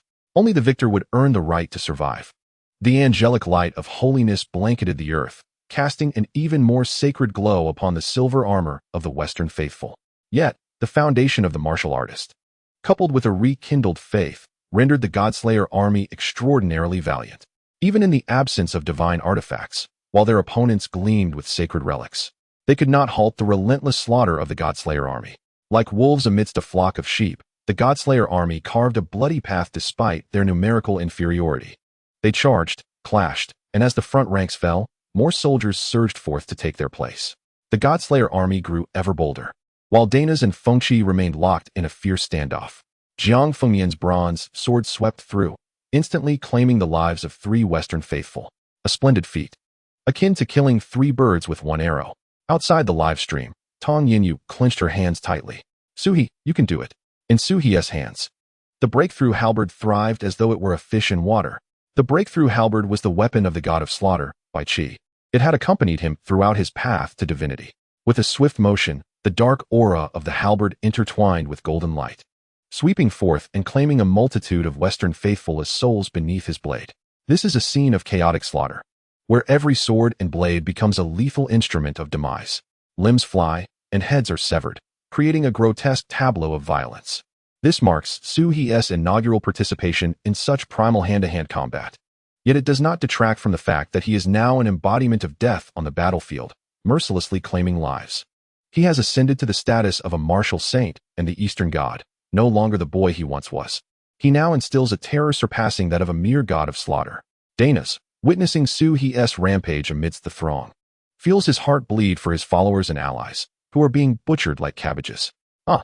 he cries, recklessly charging towards Su He, ignoring the oncoming attacks like a tempest. "Su He, I shall slay you." Upon hearing Dana's voice, Su He turns, a smile gracing his lips as he beckons with a finger, coldly inviting, "Come. You seek death. You seek death." Dana's roars as he brings his thunder god hammer crashing down, unleashing a storm of lightning within a 500-meter radius. The god of slaughter's forces find themselves unable to evade the violent surge of electric power, their lives extinguished in an instant, their bodies collapsing into rigid stillness. Sui narrows his eyes, regarding Dana's with the gaze reserved for the deceased. In a flash, Fengqi appears at Dana's side, fury radiating from him. You have thoroughly enraged me. Fengqi's sword aura envelopes him, dispersing the protective lightning surrounding Dana's, as he lunges fiercely toward Dana's arm with his resounding blade. Boom! The thunder god hammer roars, intensifying the electric force. A colossal serpent of electricity descends upon the most densely packed area of the slaughter goddess army, rending their bodies asunder with a violent current. In the live broadcast room, the sound of retching echoes. As the first wave of nausea escapes the plump commentator, more viewers across Blue Star find themselves overwhelmed by the gruesome spectacle, their stomachs churning uncontrollably. Such bloody scenes are too harrowing. The faint-hearted faint away in terror. What are you doing, you fool? Focus on the broadcast, exclaimed the lean commentator, who had approached to inquire about the situation, only to find himself retching even more violently than his counterpart. The vivid red spillage fills him with a visceral discomfort that resonates throughout his body. Danas, with one ear severed by Fengqi's sword aura, laughs maniacally, his madness growing. Let the lightning blossom. May these foolish humans become lost souls. And let the blue sea transform into a sea of blood. With that, the other ear is swiftly severed, yet Danas remains unfazed, reveling in the blood that stains his hands, invigorating the power of his thunder god hammer even further. Roar, thunder god. These people deserve to perish. Ha! The Western believers have never feared the death of their companions. They only perceive the benefits they can reap. Online criticism persists, fueling an ongoing tirade between the East and the West. In the live stream, the radiant angels of light are said to save all souls, while the Eastern traitors deserve such a fate. This is the consequence of betraying one's faith. It is the divine punishment from the Father God, illuminating the path for these foolish individuals. Charge forth, divine bestowers.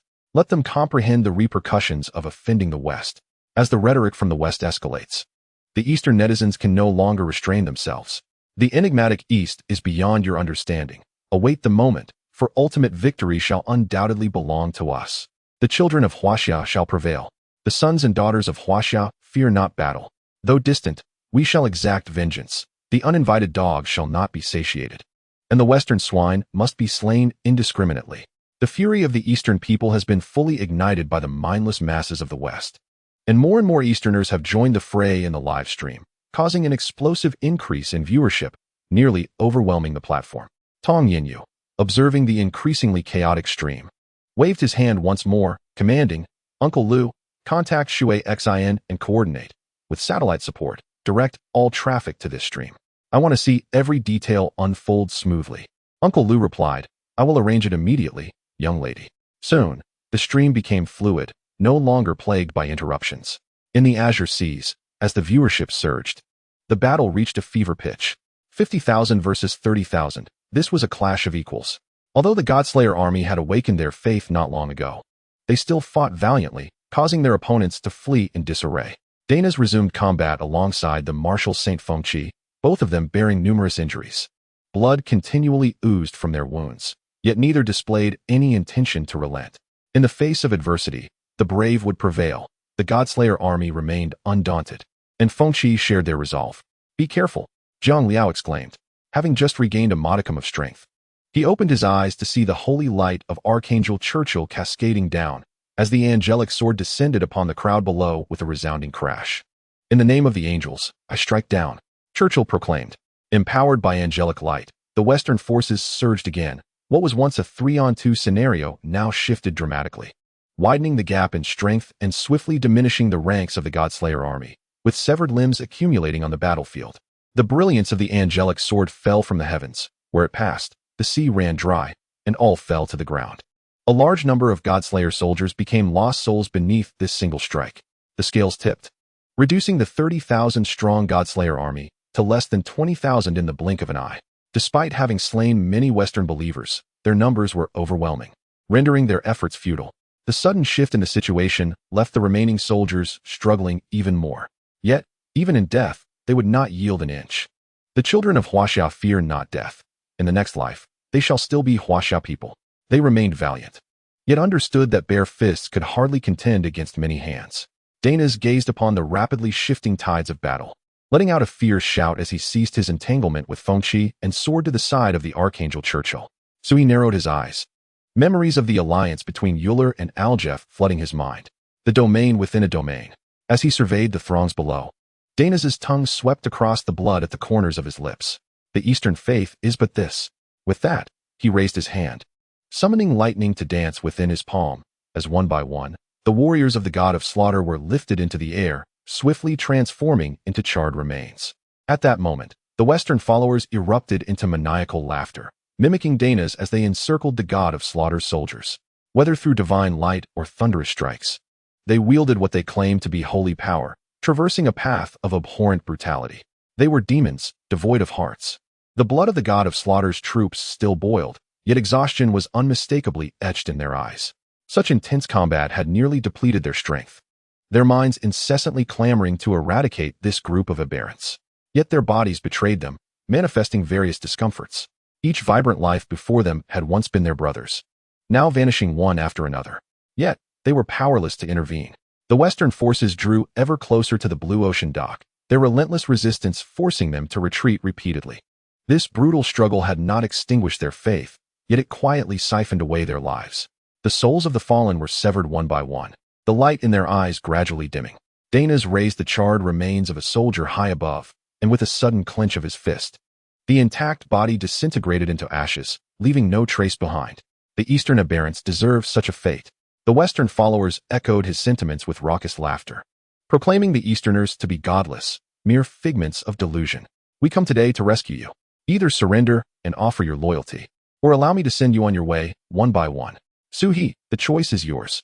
Another soldier of the god of slaughter was reduced to ashes at Dana's hand, their eyes ablaze with fury and veins bulging. This vengeance could not go unavenged, even if it cost them their bodies and souls. As long as Suhi remained, their faith would endure. This was the collective thought of all the god of slaughter's warriors. They awaited the final charge, fully prepared to sacrifice themselves for the land behind them.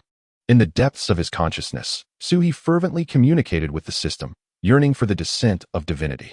Yet, the system informed him that the Western gods had severed the faith transmission in this domain, and the reboot of the Eastern divine system would require time, urging him to wait a while longer. But how could he afford to wait as one by one the soldiers of the god of slaughter fell? Outside the live stream, an increasing number of viewers began to weep, while the Western forces continued their raucous taunts. Stunned are we? The Western gods are eternally invincible, and the foolish Easterners dare to resist. How audacious! Surrender at once and offer the sacred lands of Huaxia with both hands. This would spare some physical suffering. The foolish remain deaf to the sounds of redemption. It is either capitulation or demise, and the wise know which path to choose. Suddenly, the voices of Eastern netizens seemed to vanish, leaving no response to their words. Yet, in reality, an increasing number of people are shedding tears before the live stream. Indeed, surrender. We do not require such sacrifices from you. You are human too. Chapter 60. Rebirth bestows dignity. In this moment, I feel that your importance pales in comparison to mine. Defeat allows for another battle, but once life is lost, all is forfeit. Why must it come to that? However, they are bound to be disappointed. Upon entering the battlefield, they never considered the possibility of returning alive. Those who stand here are imbued with faith and have long been prepared to sacrifice themselves. They understand this well. Suhi, Fengqi, Jiang Fengyan, and Jiang Liao even more so. This battle permits no retreat, for should they falter, their faith would inevitably collapse, and that would signify true ruin. Seeing that Suhi remained unresponsive, Dana's eyes grew cold. Then let us be buried together, fools. With that, the thunder goddess hammer in Dana's grasp expanded dramatically, descending upon the heads of the Archangel Churchill and Danas. Jiang Fengyan exclaimed, "This is bad. They intend to execute the domain within a domain." Indeed, this maneuver had previously been witnessed on Baoji Mountain, when it was employed solely by the Earth Angel Uriel and Aljef. Even then, their forces suffered greatly. Had Jiang Liao not received the inheritance of the fire god Shinnong, they would have faced total annihilation that day. Now, with Dana's wielding the thunder goddess hammer and the Archangel Churchill, one can only imagine the amplified might, perhaps threefold or more. Meanwhile, Jiang Liao struggled to stand after the previous battle, rendering the casting of such a resource-intensive divine spell nearly impossible. An invisible force of death seemed to envelop the ranks of the god of slaughter's army, while the blood sea appeared to thicken. The waters stained red by the blood of Western believers, and the god of slaughter's forces began to spread ominously. Dana's and Churchill's voices resonated almost in unison. "O Thunder Father God, your loyal child beseeches your descent. Shelter your people, my great father Zeus. Esteemed Archangel Michael, I am your most faithful believer. Please heed my prayer. Grant me the holy light of angels, and let the sanctified power of angels descend upon this world." Something stirred within the clouds, as though it sought to break the shackles of heaven and earth and burst forth. Dana's and Archangel Churchill wore cold smiles. This was the portent of the convergence of Thunder God's might and angelic power. Dana's proclaimed, "Grant me strength, hammer of the Thunder God, let the thunder domain re-emerge." Churchill, "By the power of angels, grant me glory, sanctified light." A surge of brilliant radiance pierced through the clouds from the azure expanse above, illuminating both Dana's and Churchill. In an instant, their presence soared dramatically, reaching the exalted realm of martial saints and beyond. With a thunderous roar, they formed intricate hand seals and unleashed their might simultaneously. Fusion, domain within a domain. Fusion, domain within a domain. The terrifying realm of thunder, empowered by the sanctified light, swiftly enveloped the entire azure sea. Dana's eyes sparked with electric fury, while Churchill's angelic form radiated an even more resplendent purity, as if a celestial being had truly descended. The warriors of the Godslayer army gripped their blades with renewed fervor. The sons of Huaxia fear not the battle, they are resolute in safeguarding their homeland. Without a command from Su He or Feng Qi, the Godslayer army surged forward autonomously, the waves roiling and dark clouds gathering. They feared not death, nor anything else. Su He observed his soldiers charging with unwavering determination, a storm brewing in his eyes. He sensed that the system had rebooted halfway. The dialogue box was about to connect. But was it still too slow? Meanwhile, Zhang Liao, disregarding his own wounds, clutched tightly the shimmering Shenong Benchao Jing. Su He squinted, pondering Zhang Liao's intentions. Even if the dialogue box and the sea of consciousness were to connect now, in Zhang Liao's current state, he would be unable to withstand it. The descent of the flame god Shenong required not only the power of faith, but also the proper medium for his arrival. As a descendant of the flame god Shenong, Zhang Liao was undoubtedly the most capable of undertaking this task. Yet, his eyes transformed into a transparent vortex once more, tears of blood streaming down his face, as his body could no longer endure the reactivation of the Shenong Benchao Jing. But he was willing to gamble, wagering his very life. He had witnessed the might of the realm of thunder firsthand, and he wished to avert such calamity once more. He could do little, but at the very least, he would strive to save as many lives as possible, even if it meant sacrificing his own. Su He, Zhang Liao, stop. Realizing Zhang Liao's intentions, Su He panicked. If this continued, it would not only endanger the Godslayer army, but Zhang Liao himself might truly perish. Zhang Liao turned to see Su He rushing towards him, the tears of blood flowing even more rapidly from his eyes. Yet, the smile on his lips was unabashed, directed towards Su He. "Zhang Liao, my lord, this time you cannot stop me." Embracing a resolve of certain death, Zhang Liao opened the Shenong Benchao Jing. A faint voice emerged from his lips, each word resonating as if divinely inspired. "Zhang Liao, Shenong Benchao Jing, by the power of my bloodline, awaken the glory of life. I, a descendant of Shenong, decree this. Those I protect, your lives are sheltered by the flame god, flourishing and thriving, life everlasting, the gift of life, bestow rebirth." Upon reciting the final incantation, Zhang Liao gazed at Su He, who was merely 3 steps away, and resolutely spoke. "My lord, you must flee." With that, he collapsed straight to the ground. "Zhang Liao, hold on," Su He urged, as he continuously infused the power of faith into Zhang Liao's palm, the very locus of his belief. Zhang Liao's abilities manifested almost simultaneously with the domain of Dana's, and in the moment of the lightning domain slaughtering the masses, the members of the Killing God army found themselves enveloped in a green light, successfully resisting the initial, most potent assault. Witnessing his strongest domain thwarted, Dana's hair stood on end, and the lightning in his hands crackled violently. "You wretched brat, I must see you perish today." Yet, what awaited him was the divine radiance of Su He's piercing gaze. Zhang Liao, utilizing the scant spiritual energy he had left, triggered the power of inheritance, amplifying the Killing God army, which surged forth like an unstoppable force, their battle prowess ferocious. This was not merely an enhancement from a life talent. Rather, Zhang Liao's fearless spirit ignited the fury within their hearts. Jiang Fengyan's eyes brimmed with crimson, brandishing a bronze sword as he commenced a new wave of slaughter. "You scoundrels, I will see you dead." The ineffectiveness of the domain against the killing god army tilted the scales of battle once more, leaving Dana's momentarily dazed. "This is impossible." Lightning domain critical strike. Wrath of the thunder god. One skill after another was unleashed by Dana's, yet each was thwarted by the verdant light. Chapter 61. Has he lost his mind? Dana's harbored profound disbelief in his eyes, mirrored by the Archangel Churchill beside him. The amalgamation of the Thunder God's power and the Archangel's might within the domain was something they were acutely aware of. It was far beyond what mere mortals could withstand. This was their most formidable joint strike, and if this failed, then indeed, these mortals must be monstrous beings beyond life and death. But could mortals transcend life and death? Clearly, it was impossible. Churchill cast a deep glance at Dana's, softly uttering new divine words. "Angelic holy light, pursue and punish with thunder." Dana's responded, "Thunder God's blade, bind with lightning." They unleashed another powerful strike. Others may have been oblivious, but Suhi understood well that the fearless charge of the killing god army would only incite Dana's and his companions to unleash even stronger attacks. Furthermore, the enhancement from life talents was not without its limitations. Though Jiang Liao's life talent was formidable, it ultimately could not transcend divine power. The life shield, seemingly indestructible, was, in fact, nearly depleted. If this continued, the valiant soldiers of the killing god army, who had fought alongside him through thick and thin, would undoubtedly meet their demise. Thunder God's great axe, cleave mountains and sever seas. Dana's declared, "Angelic holy light, light barrier prison." Churchill intoned. Suhi's gaze turned icy as he wielded the sky-breaking spear, harvesting the heads of enemies while shouting to Jiang Fengyan behind him, "Come closer." Jiang Fengyan wielded the bronze sword bestowed by the killing god by Qi, which was indeed the sacred artifact of the killing god army. With a furious strike, Jiang Fengyan cleaved through the foes surrounding him, and blood was rapidly absorbed by the bronze sword as he raised it triumphantly above his head. Jiang Fengyan commanded, "Gather around the great leader."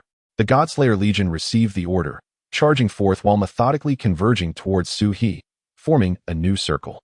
This formation minimized the depletion of their life shields. Yet as the outer ranks of the Godslayer Legion fell one by one, a glint of malevolence flashed in Dana's eyes. "With their shields diminished, the Western divine emissaries, heed my command, slay, slay." The Western followers rejoiced. Without their invulnerability, the once formidable Godslayer Legion appeared diminished in their eyes, and the blades swiftly descended. The Godslayer Legion gradually exhibited signs of defeat from the outside in, while the Western followers grew increasingly valiant.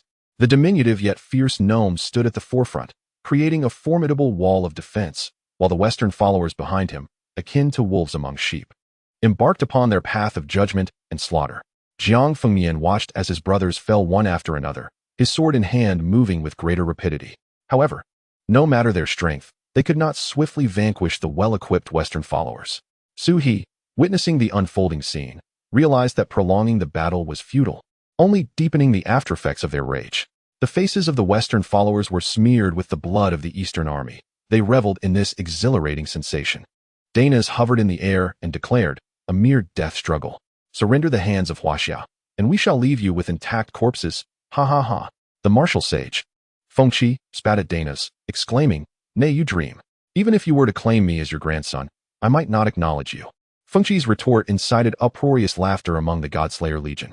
Dana's expression turned icy, "Then perish." He commanded, "All followers, with utmost strength, reap the harvest." The Western followers immediately echoed, "By the decree of judgment, annihilate the heretics, slay." 50,000 troops advanced menacingly, ready to engulf the small circle centered around Suhi. Dana's raised his Thor's hammer once more, unleashing the storm. The final charge was imminent, the arrow drawn. It could not be retracted. The swords of the Godslayer Legion were gripped tightly as they beheld the approaching 50,000 troops. The martial sage, Fengqi, raised his sword high and bellowed, "Slay." Bloodied and battered, the faces of the Godslayer Legion bore the marks of battle, unsure whether the blood was that of enemies or their own. "Slay, slay, slay." Their momentum surged, fearless of life or death. All the members of the Godslayer Legion, including martial sage Fengqi and Jiang Fengyan, were prepared to fight to the bitter end at that moment, their gazes fierce, fixated solely on their foes. But at that instant, Suhi leaped from the midst of the throng, striking the ground with force, creating an impenetrable boundary. This maneuver effectively separated the Godslayer Legion from their adversaries. A radiant circle of golden light erupted, sealing those within and barring entry to outsiders. "Retreat," commanded Su He. Faced with Su He's unexpected action, the soldiers were perplexed. Blood dripped from their swords, the battle nearing its conclusion, and the enemy lay before them. Retreat? Where could they possibly withdraw? The swift windchaser approached, leaping forward to stand midair, seizing Su He and attempting to retreat to the heart of the Godslayer army. It was then that he sternly proclaimed, "It is you who should retreat. Today we embrace death, and we shall fight to the bitter end. As for you, return immediately to Longdu." The Godslayer army appeared bewildered by this decision, yet Hao Tian's voice resounded through the heavens. "We embrace death, fighting until the very end. We embrace death, fighting until the very end." Su He surveyed the crowd before him, positioning himself at the forefront, and once again commanded with authority, "I say retreat 5 miles." His expression was grave, for military orders are as unyielding as mountains. The soldiers ceased their advance, turning their gazes to the side where Marshal Saint Windchaser and the 7th Marquis Jiang Fengyan stood. Although they did not comprehend Su He's sudden command, Windchaser understood that Su He was not a man of impulse. He surely had his own calculations. With a deep glance at Su He, he resolutely raised his longsword and commanded, "All troops, retreat. Fall back 5 miles." As the Godslayer army retreated, the circle that had confined them shifted, leaving only Su He standing firm in place while the others withdrew 5 miles. All viewers in the live stream witnessed this peculiar scene.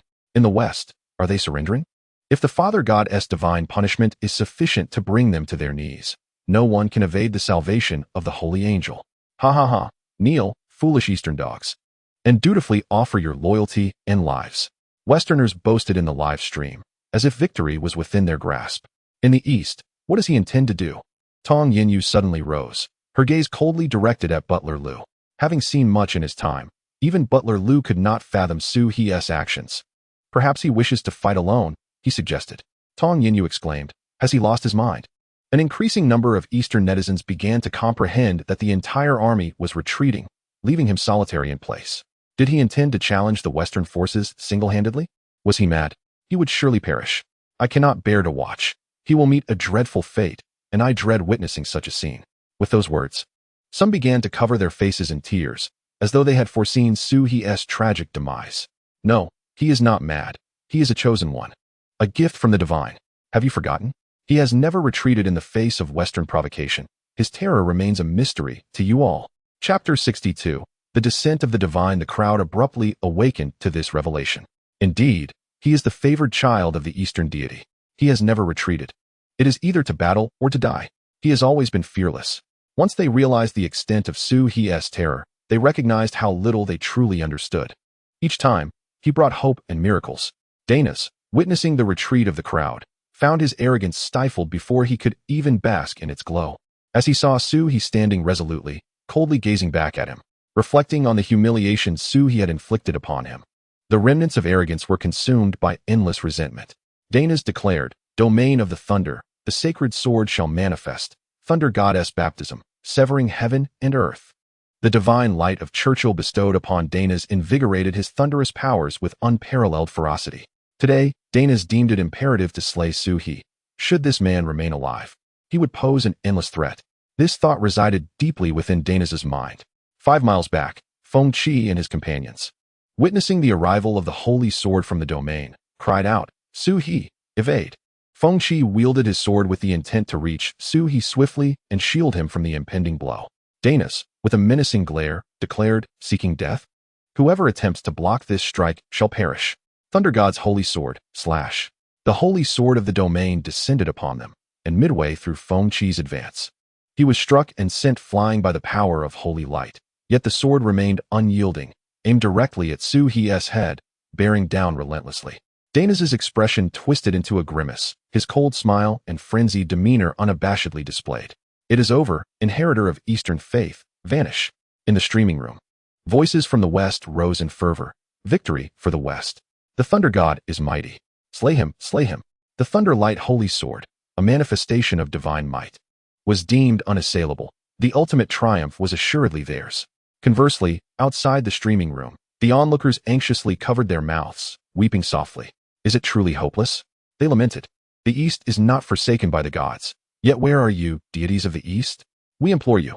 The cries of victory clashed starkly with the murmured prayers, as all awaited the emergence of a miracle.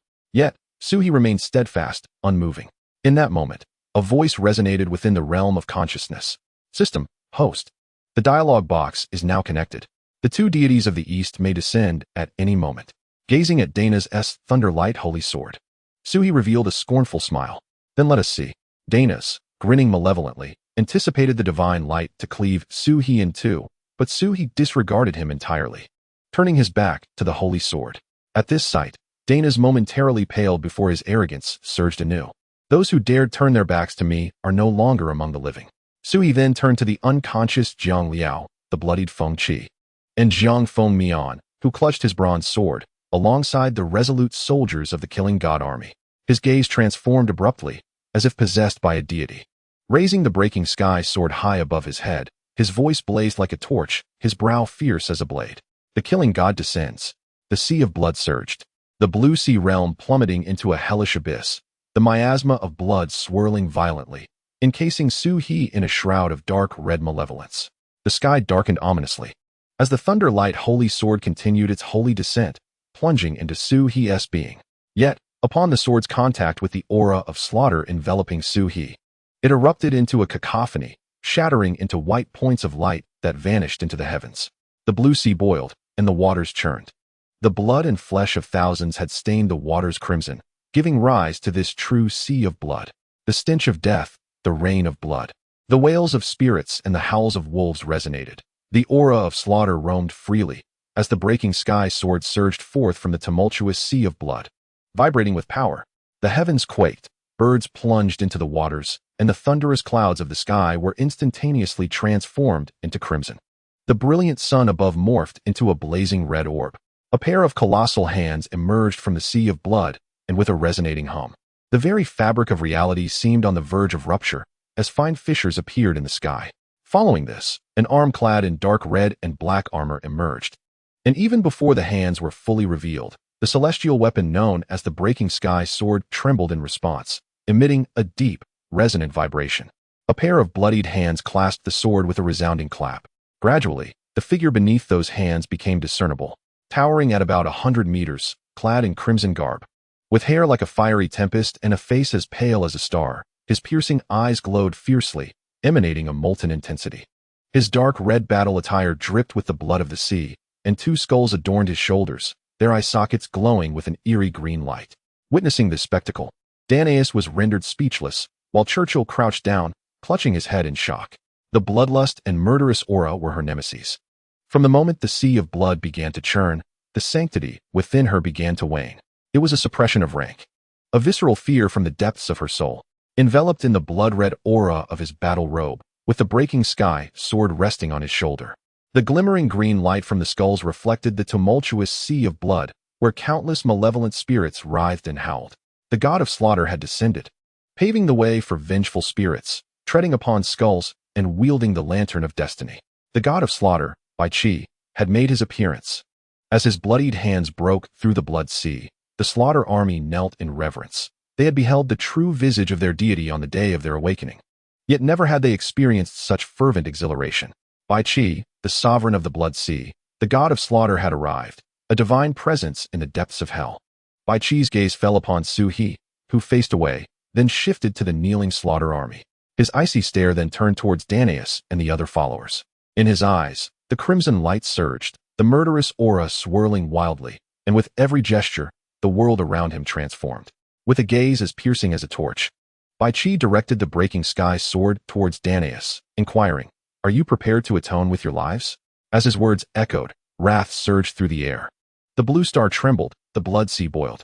In the dragon capital's governor's mansion, Qin Jing's teacup shattered upon the floor as he slowly sank into the sofa, his eyes reflecting a tumult of restraint, fury, and astonishment, ultimately giving way to a glimmer of hope.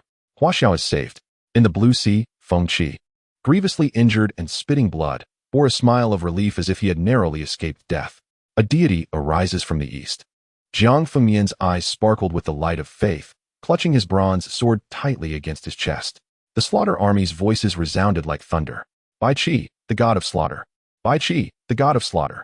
On the azure sea trail, the rotund figure stood foolishly in place, incessantly murmuring, "There are indeed deities in the east." The slender man kicked him aside and seized the telescope to gaze towards the battlefield. He leaped with excitement, exclaiming, "These are treasures, you fool." The descent of a deity is a rare occurrence, and given the constraints of this realm, even the projection of divine power is a formidable challenge. The arrival of a deity is nearly a defiance of heaven itself. Chapter 63. Invading our territory. Such a crime deserves punishment. Now, on this globally renowned battlefield, a true deity has manifested. If he captures these images after the battle concludes, he could sell them outside and perhaps earn more than from this live broadcast. The slender man fervently snapped pictures, envisioning himself reclining atop a mountain of riches, counting his fortune. His sole pursuit was wealth. Notions of national honor were trivial compared to the tangible currency in his hands. In the live stream, viewers from the east were struck with awe at the spectacle before them. There stood a genuine deity. The divine had truly descended. Heaven does not forsake our Huaxia. This is our eastern deity. With the deity's arrival, we need not fear. However, some argued that deities could not descend upon Blue Star. It must be an eastern conspiracy. For the laws of heaven and earth would not permit such an event. Yes, this is all a plot from the east. It is an illusion, not reality. While eastern viewers were captivated by astonishment and excitement, the western critics appeared ignorant in their derision and slander. Their persistent denial could not sway the easterners. As more and more eastern souls awakened to their ancestral beliefs, regardless of western skepticism, the fact remained, a deity had indeed descended upon the east. The formidable figure of the god of slaughter, Bai Qi, stood tall above the azure sea. The blood tides surged more violently, and beneath the vast sky, only the might of the god of slaughter remained. At that moment, across Blue Star, in regions beyond the east, cracks began to appear in other deities' statues. The emergence of the god of slaughter compressed the power of heaven and earth into a corner of the west. The 50,000 Western believers, stripped of their will to fight, discarded their armor and fled, as the notion of an ant shaking an elephant had always been a delusion. With the god of slaughter's appearance, they faced only a dead end. Dana's was no longer concerned with the retreating believers. His gaze was fixed, dazed, upon the god of slaughter Bai Qi, who loomed between heaven and earth. Beside him, Churchill had long lost his luster, curled up on the ground. Having inherited the legacy of Zeus, Dana's had conversed with the thunder god in the realm of divine consciousness on numerous occasions. Yet he had never encountered a god of such overwhelming power. With a mere glance, the very colors of the heavens changed. Dana's eyes turned entirely violet. He was unwilling to yield, invoking the power of his domain. "Unleash your divine might." With a scoff, a flash of lightning erupted, but shattered under the cold disdain of the god of slaughter Bai Qi. The might of the god was conveyed in every glance and thought. The shattered weapon, the breaker of heaven, was swept back to his chest as the god of slaughter casually declared, "To invade our territory is a crime deserving of death." A dark crimson light enveloped the scene, as the 50,000 Western believers transformed into blood, nourishing the sea of blood. Without a single lament, it has already transformed into blood, flowing into the azure realm of the sea. For countless generations, this expanse has been vigilantly guarded. With a mere utterance, the dark crimson waters churn once more, as the malevolent spirits trapped beneath the blood-soaked depths violently drag the souls of the Western believers into the abyss. It seems they shall never reincarnate, destined to become the evil guardians of this blue sea, as the infamous general Bai Qi has proclaimed. Danaus's eyes burned a fierce red. The realm of thunder had vanished. With a sigh, the killing god shattered his divine essence, which fell heavily to the ground, creating a massive pit. A golden light erupted from Su He's hands, pulling Danaus from the pit with a powerful force. Danaus, bloodied and disheveled, his golden hair in disarray cascading over his shoulders, presented a visage of utter devastation. Witnessing Su He's intervention, Bai Qi stood silently behind him, and the onlookers' admiration for Su He deepened. Su He, a figure revered even by the divine, radiated brilliance as he placed his left hand upon Danaus's forehead. Danaus sneered, "I refuse to submit." Yet, Su He simply shook his head. "Your soul shall atone for the fallen soldiers." No. With a violent tug, Danaus's soul was forcefully extracted from his body, held aloft in Su He's left hand. In his right hand, a verdant light emerged, channeling the power of Shen Nong, returning the souls to their homeland. The spirits of the departed soldiers gradually materialized, appearing as they had just before their demise. Some bore charred bodies, while others were missing limbs, a sight too harrowing to behold. Jiang Fengyan, Witnessing his former brothers in such a state, clenched his fists tightly, unable to contain the tears welling in his eyes. The soldiers had sacrificed their lives for their country. Their souls rightfully belonged to their homeland. This notion resonated deeply within the hearts of all the Chinese witnesses present. You cannot treat me this way. I am the son of the thunder god. You cannot. In Danaus's terrified gaze, Su He cast him into the midst of the spirits of the slain, declaring, "He is now yours." The souls of the soldiers knelt in farewell to Su He. Though they could not speak, their eyes conveyed their gratitude, which Su He understood. He nodded, and the spirits bowed once more to the shadow of the killing god, seizing Danaus's soul before vanishing from sight. The remaining soldiers of the killing god wept profusely. Though they had not lost the battle, neither had they emerged victorious. Their once brother was truly gone. At that moment, the azure realm of the sea bore no trace of a Western believer. The vast army, once 100,000 strong, had found their final resting place here. Their souls lost. After the battle, Bai Qi bestowed the shattered heavenly sword to Su He with divine power. Su He expressed his gratitude. "Thank you." The crowd was once again struck with the realization that Bai Qi's descent was orchestrated by Su He. Before anyone could fully comprehend the situation, Bai Qi lifted his hand, summoning the swirling essence of the blood sea into his palm.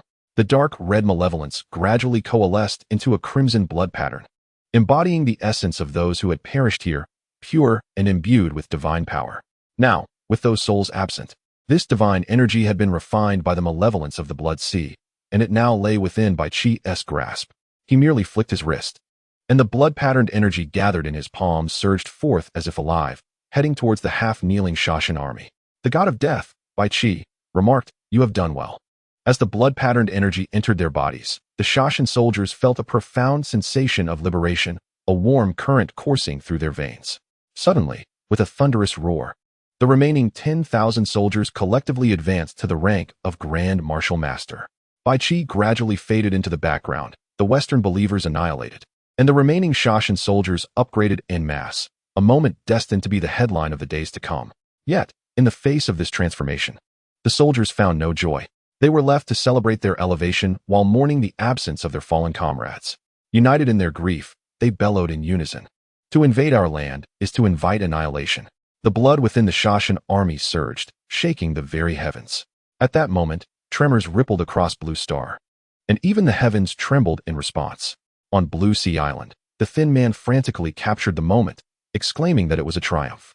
Yet, he was abruptly shoved aside by the fat man, tears streaming down his face, embodying the divine spirit and the soul of the soldiers. Such sanctity must not be desecrated. "You've lost your mind." Yet within the fat man's eyes burned an intensity the thin man had never witnessed before, prompting him to refrain from further debate. Chapter 64. The Rift in the West. The live broadcast once again focused on the Blue Sea Pier. At that moment, 1 billion viewers were watching, with nary a glitch. The inspired sons and daughters of Huaxia spontaneously bowed in reverence towards Su He and the vanishing Shashan, chanting, "To invade our land is to invite annihilation." The atmosphere was electrifying. The live chat suddenly shifted direction, as more and more people flooded into the stream upon hearing the news. Huaxia may indeed possess divine beings. Where is our Father God? Where is our Almighty? Their followers have been ruthlessly slaughtered. Where are they now? The East could no longer be perceived through the lens of the past. Perhaps we had indeed underestimated them. 100,000 divine bestowers, an alarming figure, had disintegrated into ash before the crowd. Each individual of force capable of challenging thousands, now vanished. Zeus instilled fear, and the majesty of God commanded reverence. Yet this sudden emergence of an Eastern deity elicited a visceral tremor from their very souls, highlighting the stark disparity in faith and the deep-seated inferiority complex within them. The East has risen, sword in hand, unafraid of battle. Huaxia possesses divine beings. If they fear not death, let the Western false gods come forth. Western netizens, upon seeing the Eastern characters in the chat, dared not retaliate. Once, they had boldly attacked Huaxia under the guise of judgment. Now, witnessing the annihilation of 100,000 troops, they finally recognized the extent of their ignorance. Huaxia was never a target for their arbitrary oppression, and without the protection of the divine, it was so. Now, with the awakening of the divine, it was even more so. It is believed that from this day forth, no one shall dare to provoke the land of Huaxia again. One by one, the believers of Western faith have witnessed their beliefs crumble alongside the fall of Dinas. At this moment, the thunderous deity Zeus is no longer their savior. Conversely, in the East, The power of faith converges from all directions towards the azure ocean. Flecks of golden light gradually coalesce and merge into the body of Su-He. The voice of the system resurfaces. Ding. Congratulations, host, on slaying over 100,000 Western divinely appointed beings and successfully safeguarding Huaxia. You are rewarded with 100,000 strands of killing aura and 100,000 shadow soldiers. In this act of protection, the host has garnered the faith of the people of Huaxia, earning 600 faith points. With the awakening reward from the previous killing army's faith, the total faith points have now reached 800. However, Su-He could not muster any excitement. Witnessing this battle firsthand, the faithless individuals who experience the power of the divine resolutely turn to embrace the Eastern deities. Although the battlefield broadcast in the live stream has concluded, the smoke of war lingers on in daily life. At this moment, nations of varying sizes across the Blue Star seem to have reached a consensus, pledging allegiance to Huaxia. The calls to the Foreign Affairs Office are nearly overwhelming. Moreover, a multitude of entrepreneurs from various regions have begun to fervently shift their focus to the Huaxia market, for in this battle, they have perceived the might and future of Huaxia, prompting a reassessment of its strength. Every industry and region is placing substantial bets on Huaxia, while those traitorous entrepreneurs find themselves regretting their earlier decisions. Yet, their families have already chosen the wrong side in this battle of fate. They shall face the indifference of Huaxia and the harassment of other powers. Amidst the joy of some, there is despair among others. As those with guilty consciences now live in fear, dreading the day their misdeeds are uncovered. For a time, the voices of dissent and calumny against Huaxia have all but vanished. The faith in the Western Empire of the Eternal Sun begins to crumble in the aftermath of this war, as the angelic Pope stares at the live broadcast, momentarily stunned. The might of the Eastern deities astonishes her. She had never realized they could be so formidable. Even more unacceptable is the thought of a singular deity wielding such terror. What would become of them if a multitude were to manifest? She dares not imagine. As the Pope of the Empire of the Eternal Sun, she has encountered the celestial beings in her consciousness more than once. Such direct confrontations should affirm the terrifying strength of the angels, yet they do not. In each face-to-face prayer with the divine angel, she has never felt that overwhelming aura. The oppressive force of the divine power emanating from across the azure coast is palpably clear. Even from a distance, it is insufferable. The angelic deity has never descended to the earthly realm, nor has their great god. At this moment, she realizes why the Western deities refuse to manifest. Is it the will of the heavens that forbids them, or is there another reason altogether? The cracks in the angel statue of the sunless holy mountain remain unhealed, remnants of a divine visitation from the east. The angelic Pope is lost in contemplation. Mount Olympus, where the deity Danaus has perished, has witnessed its remaining followers choose to shutter the church, retreating from the world. This act stands as the last semblance of dignity that the disciples of Zeus can offer. The situation on Mount Olympus is even more dire than that of the sunless holy mountain. The sacred peak has crumbled in half, and the once exalted statue of Zeus, which stood majestically at its summit, has lost its head, the right hand holding the mighty thunderbolt severed and crashing into the deepest ravine of the mountain. The remaining adherents have fled, driven mad, their former piety utterly transformed. In truth, Mount Olympus has become a mere shadow of its former self. The dwindling remnants of faith can no longer sustain the temple's existence. It is only a matter of time before it will be supplanted by other beliefs. 5 days later, in the dragon capital of Huaxia, all appears vibrant and flourishing. The sorrow from the recent war still lingers, yet more harbingers of death are awakening. The Tong family, due to the foresight of their eldest daughter, Tong Yanyu, has seized the initiative in Huaxia, witnessing a meteoric rise in their stock, which has more than doubled in value within a mere 5 days. Shareholders laud Tong Yanyu for her vision, unaware that her initial intent was not so grand. She merely wished to help her homeland navigate this crisis, to safeguard the vast expanse of her country, while Su-He stood vigilant in the blue ocean domain. Only her steward, Uncle Lu, is privy to her self-serving motives, yet this does not prevent him from praising her keen insight. The head of the Lei family, Lei Bao, having declared his stance early on, has shifted the entire market focus of his family to the West. Now, with Danaus' defeat, the West's retribution has rendered him a pariah, a target of public scorn. The racial discrimination rampant in the West leaves no room for a traitor like him, yet returning to Huaxia is even more daunting. Chapter 65, The Pinnacle of the Martial Sage. They have lost their claim to being Huaxia nationals, enduring a miserable existence abroad. If the Lei family faces such a fate, the Li and Sun families, who also betrayed their homeland, are even worse off. From initially hearing news of the two families, they have vanished from the realm of existence within a mere 3 days. Their family legacies have been prematurely extinguished due to this decision. Though 5 days have elapsed since the battle, the fervor on the internet remains unabated. On the Blue Sea Island, a gaunt individual flaunts photographs in a live broadcast, drawing numerous bids. Yet, within half a day, all records of his posts and images have been meticulously erased. Tong Yinyu, gazing at the photograph delivered by her steward, places it into an envelope, returning it to his hands. Tong Yinyu declares, "The body of a deity is not to be desecrated." The steward reverently accepts it, then inquires, "How shall the young lady wish to proceed? Has the gaunt one's payment been settled?" The accounts have been settled. In addition to the 50 million from the live broadcast, an extra 10 million was granted as remuneration for these photographs. Very well, now that the financial matters are resolved, let him keep his mouth shut. Should I hear anything untoward, he should be wary of his tongue. Tong Yinyu maintained a seemingly obedient smile on her face, though her words lacked genuine mirth. Understood. Deliver these to the governor's office of Longdu. Personally hand them to Su He. And how he chooses to handle them is his prerogative. Certainly. A day later, the governor of Huaxia, in front of all citizens, announced a significant piece of news. A new wave of the Killing God army is about to awaken. Subsequently, the two esteemed Eastern deities, the god of war Bai Qi and the flame god Shin Nong, were transported to Longdu and various provinces in the most devout and ostentatious manner, enshrined in the most conspicuous places for the world to venerate. This strategic move was indeed grandiose and remarkably high profile. Upon the release of this news, the various realms of Blue Star were once again caught off guard. Huaxia's bold display was evidently intended to inform everyone that there are deities in the east. And there are two of them. Presently, they stand on the land of Huaxia, transforming Eastern beliefs, unafraid of any forces or individuals who might come to observe or provoke. What kind of confidence must one possess to so brazenly unveil such crucial secrets to the various powers of Blue Star? Consequently, more and more individuals began to speculate. With only 2 deities revealed, could this truly sway the situation on Blue Star? Is it possible that Huaxia has not retained any hidden cards, considering the past occurrences? The sudden appearance of deities, powerful beyond measure, is indeed unparalleled. Everyone harbored their own thoughts, conjecturing the intentions of the Huaxia officials. However, they only dared to make friendly inquiries from the sidelines, completely abandoning any notions of provocation. These administrative matters did not require Su He's concern.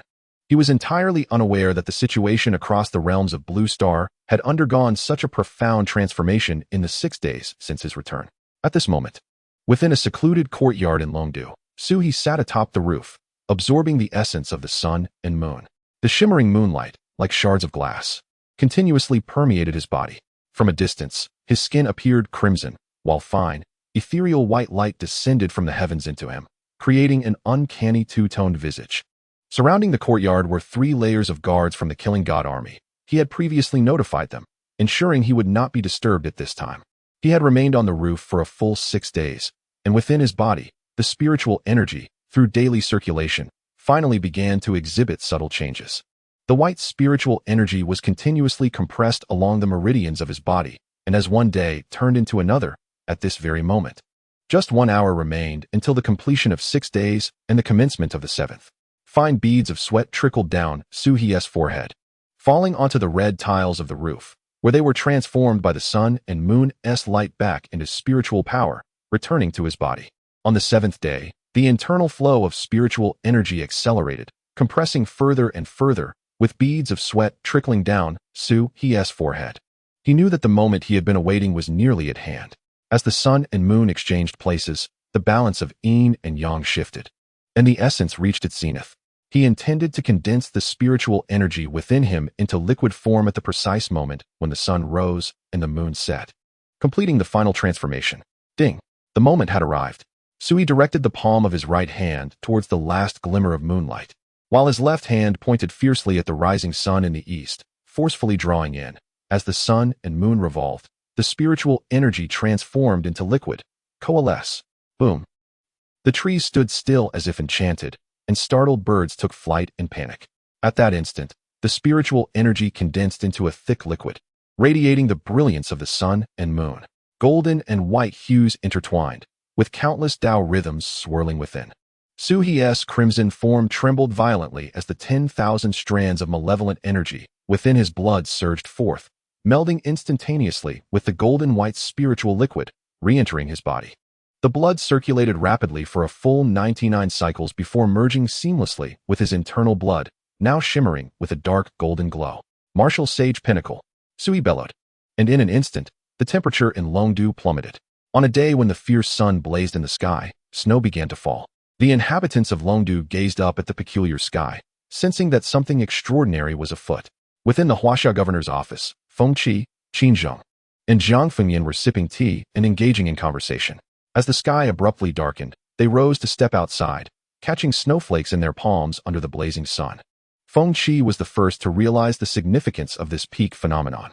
Qin Zheng, upon hearing his murmurs, paused momentarily before bursting into laughter. That rascal Su He has been in seclusion for 7 days, hasn't he? Surely, this is his doing.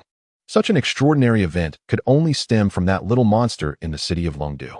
Jiang Fengyan was taken aback by the governor's casual reference to Su He, but quickly reassured himself, acknowledging that he was indeed extraordinary, unlike any common mortal. Unwittingly, his words struck both Qin Zheng and Feng Qi, who paused in thought. If he were merely a mortal, how could he command the attention of the divine? Such a statement bordered on irreverence, yet it held truth.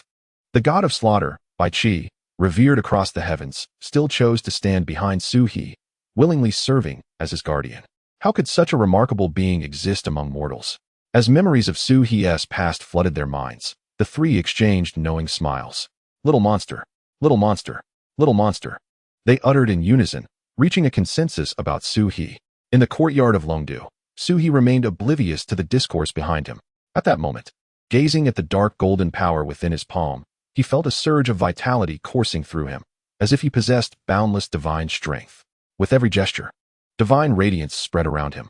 The pinnacle of martial sage, indeed awe-inspiring. With a mere motion, the breaking heaven spear materialized from the void, instantly gripped in his hand. As he held the breaking heaven spear, Su He's aura shifted once more, and the phenomena outside the courtyard re-emerged, snow transformed into hail, with divine light shielding him. The innate mirror manifested. Chapter 66. The Night March of the 100 Ghosts. As the broken heaven spear entered his grasp, Su He felt the power of his bloodline surging with renewed vigor, undoubtedly a result of the 10,000 strands of malevolent energy. The spear in his hand trembled with anticipation, mirroring his own eagerness to test the might of the innate realm. A resonant hum emanated from the broken heaven spear, as if in joyful response to its master. Break the heavens, azure dragon emerging from the sea, with a flash of black light. Dark crimson blood patterns coursed along the spear's shaft, resembling the flowing of lifeblood. Su He, captivated by the warmth of the spear akin to the essence of his bloodline, smiled in delight. You truly are a remarkable artifact. The spear, imbued with spirit, had fallen into chaos due to its divine master being sealed. Now, in Su He's possession and acknowledging him as its lord, it was poised to awaken its consciousness. The broken heaven spear swept forth, effortlessly severing a century-old tree with a resounding crash. As the spear's divine essence flowed, it became even more vibrant. With each strike of the broken heaven spear, Su He suddenly awakened the divine power of the god of death, summoning the Yin soldiers. Blood Sea reappears, Yin soldiers, arise. The command manifested immediately, and as he spoke, a tumultuous sea of blood emerged. Watching the surging waves, Su He gripped the broken heaven spear and leaped from the rooftop. As the Yin soldiers stood at attention before him, formed the formation. Initially intending merely to test his skills, Su He underestimated his current prowess.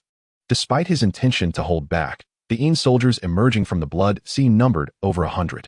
With a single command, they flickered and vanished from sight, only to reappear in their designated positions, forming a simple Taiji 8 gates formation. Though straightforward, this formation required the coordination of 81 participants. Clearly, the Yin soldiers, unburdened by supply issues, could move and operate without limitation. As long as they did not encounter divine forces like the righteous aura, they were virtually immortal, capable of infinite regeneration. Blood formation transforms, the night march of the 100 ghosts. The Yin soldiers once again flickered, the formation shifting to a triangular stance. Appearing to be fewer than 20, the formation was, in truth, versatile, concealing countless spirits within its folds. Su He's eyes sparkled with realization. 100,000 Yin soldiers equated to an army of indomitable warriors. Though still unrefined, with further mastery, their true potential would undoubtedly be unleashed. Su He contemplated further experimentation. Yet the earlier commotion had drawn the attention of the god of Death's legion, who hastened to his courtyard. "My lord, may we inquire what has transpired? Might we enter?" However, without his command, none dared to intrude recklessly. Sui turned his gaze to the motionless soldiers, devoid of consciousness, and a bold idea began to take root in his mind. With a grand gesture, he commanded the soldiers to conceal themselves, restoring normalcy to the courtyard. "Come in." "Yes, my lord." Upon receiving the order, the god of Death's legion stationed a small team at the entrance before stepping into the courtyard. Upon entering the courtyard, the soldiers of the killing god army instinctively reached for the swords at their waists. These guards, stationed outside his residence, were not the latest recruits, but rather the survivors from the Battle of the Blue Sea, drawn to him by admiration and a desire to follow him. Sui did not refuse their companionship, and thus, with these brothers who had fought alongside him through thick and thin, he naturally exhibited a bit more patience. "What? Are you drawing blades in my courtyard?" Sui remarked, raising an eyebrow at their actions. Before the killing god army could respond, the voice of Jiang Fengmian echoed from outside. "Do not frighten them. They are already in awe of you. How could they dare to wield a blade before you? Put them down." Jiang Fengmian's arrival eased the tension among the soldiers, though they remained vigilant, observing their surroundings. The killing god army parted to make way for Jiang Fengmian, offering him a standard salute. As Jiang Fengmian stepped into Sui's courtyard, he sensed an unusual atmosphere and instinctively placed his hand on the bronze sword at his waist. Noticing his movement, Sui gave him a light pat on the shoulder. "What brings you here?" Jiang Fengmian cast a curious glance at Sui. "I mentioned bloodline sensing. Do you believe it?" Sui paused for a moment, then chuckled heartily. "Jiang Liao is not here with me. If you seek bloodline gifts, you should look for him at the governor's mansion. He is resting there, as you know." Jiang Fengmian's expression soured slightly, realizing the audacity of Sui's jest. "I knew you would not take it seriously. Who said I do not believe? You do?" "Of course." Jiang Fengmian finally sensed something amiss. "Are you concealing something from me? Besides reaching the pinnacle of martial saint, what else is there? Speak, I implore you." Sui, being the first to know Jiang Fengmian, shared a unique bond of brotherhood with him. Observing Jiang Fengmian's eagerness for information, Sui decided to be forthright, raising his hand to summon 100 spectral soldiers, who promptly appeared before Jiang Fengmian and the killing god army. The soldiers reacted swiftly, their swords drawn in an instant. Had these been true enemies, their speed would have ensured swift victory. However, they faced the undying spectral soldiers, whose forms merely flickered as blades passed harmlessly through them, only to return to their original state. The spectral soldiers did not attack, nor did they evade. The killing god army had never encountered such an anomaly, yet they understood that these spectral soldiers had been permitted to manifest in Sui's courtyard. In a moment of instinctive reaction, realizing the spectral soldiers were unharmed, they knelt partially. "My lord, forgive us. We did not know this was your arrangement." Sui bore no ill will towards them. "Rise. They are merely here for my amusement. Since your king was summoned by bloodline sensing, you must have felt something as well." The killing god army dared not withhold the truth. "Yes, my lord." Although they heard commotion outside the courtyard, they were aware that Sui was in the midst of his cultivation, and it was entirely reasonable for some noise to arise. Moreover, Sui was far from being an ordinary individual, so a little ruckus was only to be expected. What truly drew them to investigate was the surge of power coursing through their veins. Just moments ago, their blood seemed to flow with unprecedented velocity, as if it had autonomously quickened its rhythm, accompanied by an incessant voice urging them to draw nearer. Sui nodded, surveying the group of dozens from the god of Death Legion, and glanced at Jiang Fengmian, who was intently observing the shadowy soldiers, rubbing his forehead in exasperation. "Since you are intrigued, let us practice," he declared. Upon hearing this, Jiang Fengmian could no longer focus on the shadowy soldiers and lifted his gaze, his eyes sparkling with eagerness. "What do you propose we practice?" His interest was evident. Glancing at the similarly eager faces of the god of Death Legion, he realized they too were captivated. Chapter 67. The Blood Sea Shadow Soldiers. A mournful wind began to rise again, causing both the god of Death Legion and Jiang Fengmian to shiver uncontrollably. This chill was unlike the cold of winter. It penetrated deeply, evoking an unsettling sensation that seemed to seep into the very soul. However, it was not long before the warmth from their blood dispelled the coldness, and they exchanged puzzled glances. It was only upon seeing the same expressions on their comrades in the god of Death Legion that they confirmed this sensation was not isolated. A protective warmth resided within all of them. Initially, they assumed this warmth was a boon from Sui. Yet, when they turned to him, he merely shrugged, indicating that it had nothing to do with him. "Do not look at me. This is not a power I have bestowed upon you, but rather the strength of belief that resides within you. Jiang Fengyan, being most familiar with Su He, had fewer reservations than the others. He rolled up his sleeves and extended his hand towards Su He, deliberately raising it and inquiring, "What is the meaning of this?" Su He was at a loss with him, tapping his arm in a gesture for him to lower his hand before speaking. The summoning of shadow soldiers is a divine skill originating from the god of death by Qi, and you are all his devotees. Is there anything unclear about that? Jiang Fengyan glanced at the other members of the god of death legion, and upon seeing them shake their heads, turned back to Su He. "Do not keep us in suspense. Just tell us directly." Su He rolled his eyes, wondering how someone so foolish could attain a position of nobility. Unperturbed by Su He's expression, Jiang Fengyan urged him to continue, his hand instinctively brushing the hilt of the bronze sword at his waist, as if it would steady his racing heart. "In simpler terms, you and these shadow soldiers are all subordinates of the god of death by Qi. When they appeared, the chilling force did not discern, hence you naturally felt discomfort. However, once you sense the power of the god of death within you, that energy will harmonize. I have only just discovered this. If you engage in practice with the shadow soldiers, I anticipate unexpected gains. They will not truly harm your essence. Even if harm were to be triggered during combat, it would only be momentary. Once this injury is assimilated, you shall return to your normal state. Their immortality serves as a fitting challenge for you. You are akin to different branches of the same organization, thus there is no need for concern regarding subsequent issues." Upon hearing Su He's words, not only was Jiang Fengyan taken aback, but even the surrounding killing god army stood frozen in astonishment, soon overwhelmed by uncontainable excitement. The Yin soldiers do not belong to this realm. In other words, they could even be regarded as semi-divine warriors. If one could indeed train alongside them without incurring harm, the benefits would be immense. Moreover, this was an opportunity that others could scarcely dream of, which had now been generously bestowed upon them. Their exhilaration was palpable. "So, what are we waiting for? Let us commence." Jiang Fengyan eagerly hoisted the bronze sword onto his shoulder, his movements strikingly reminiscent of the day the killing god by Qi emerged from the sea of blood. Indeed, Jiang Fengyan's adoration for the killing god by Qi had reached a level of fervor, to the extent that even his entrance mimicked that of his idol. Su He observed him with a knowing smile, causing a shiver to run down Jiang Fengyan's spine. "Why do you look at me like that?" Su He replied, "It begins now." The sea of blood reappears, summon the Yin soldiers. As the words left his lips, the blood sea manifested. The surging waves of crimson rapidly enveloped the courtyard, and the ground began to bubble ominously, the sounds tightening the listeners' eardrums. One by one, the Yin soldiers slowly emerged from the blood pool, their formation far more terrifying than when they had simply stood before them moments ago. Jiang Fengyan, quick to react, slid backward and commanded, "Killing god army, assemble." The army swiftly gathered, forming an inverted triangle on either side of him. However, Su He chuckled, "They can do that too." With a flick of his mouth, he commanded, "Array, the night parade of 100 demons." This was no mere game as before. This time, Su He did not hold back. It was not until over 200 Yin soldiers crawled forth from the blood pool that he allowed them to arrange themselves. And had he waited longer, even more would have emerged. Jiang Fengyan gazed at the densely packed Yin soldiers before him, feeling his scalp tingle. It's just practice. Why go this far? The killing god army shared similar sentiments, questioning whether Su He was being overly harsh. "Am I not merely playing with you?" he retorted. "However, they lack intelligence, so how they will engage with you, I cannot guarantee. You've deceived me." Jiang Fengyan finally understood the malice behind Su He's earlier smile. He had been waiting for this moment. Yet, the Yin soldiers had already formed their ranks, and Jiang Fengyan was well aware of Su He's capabilities.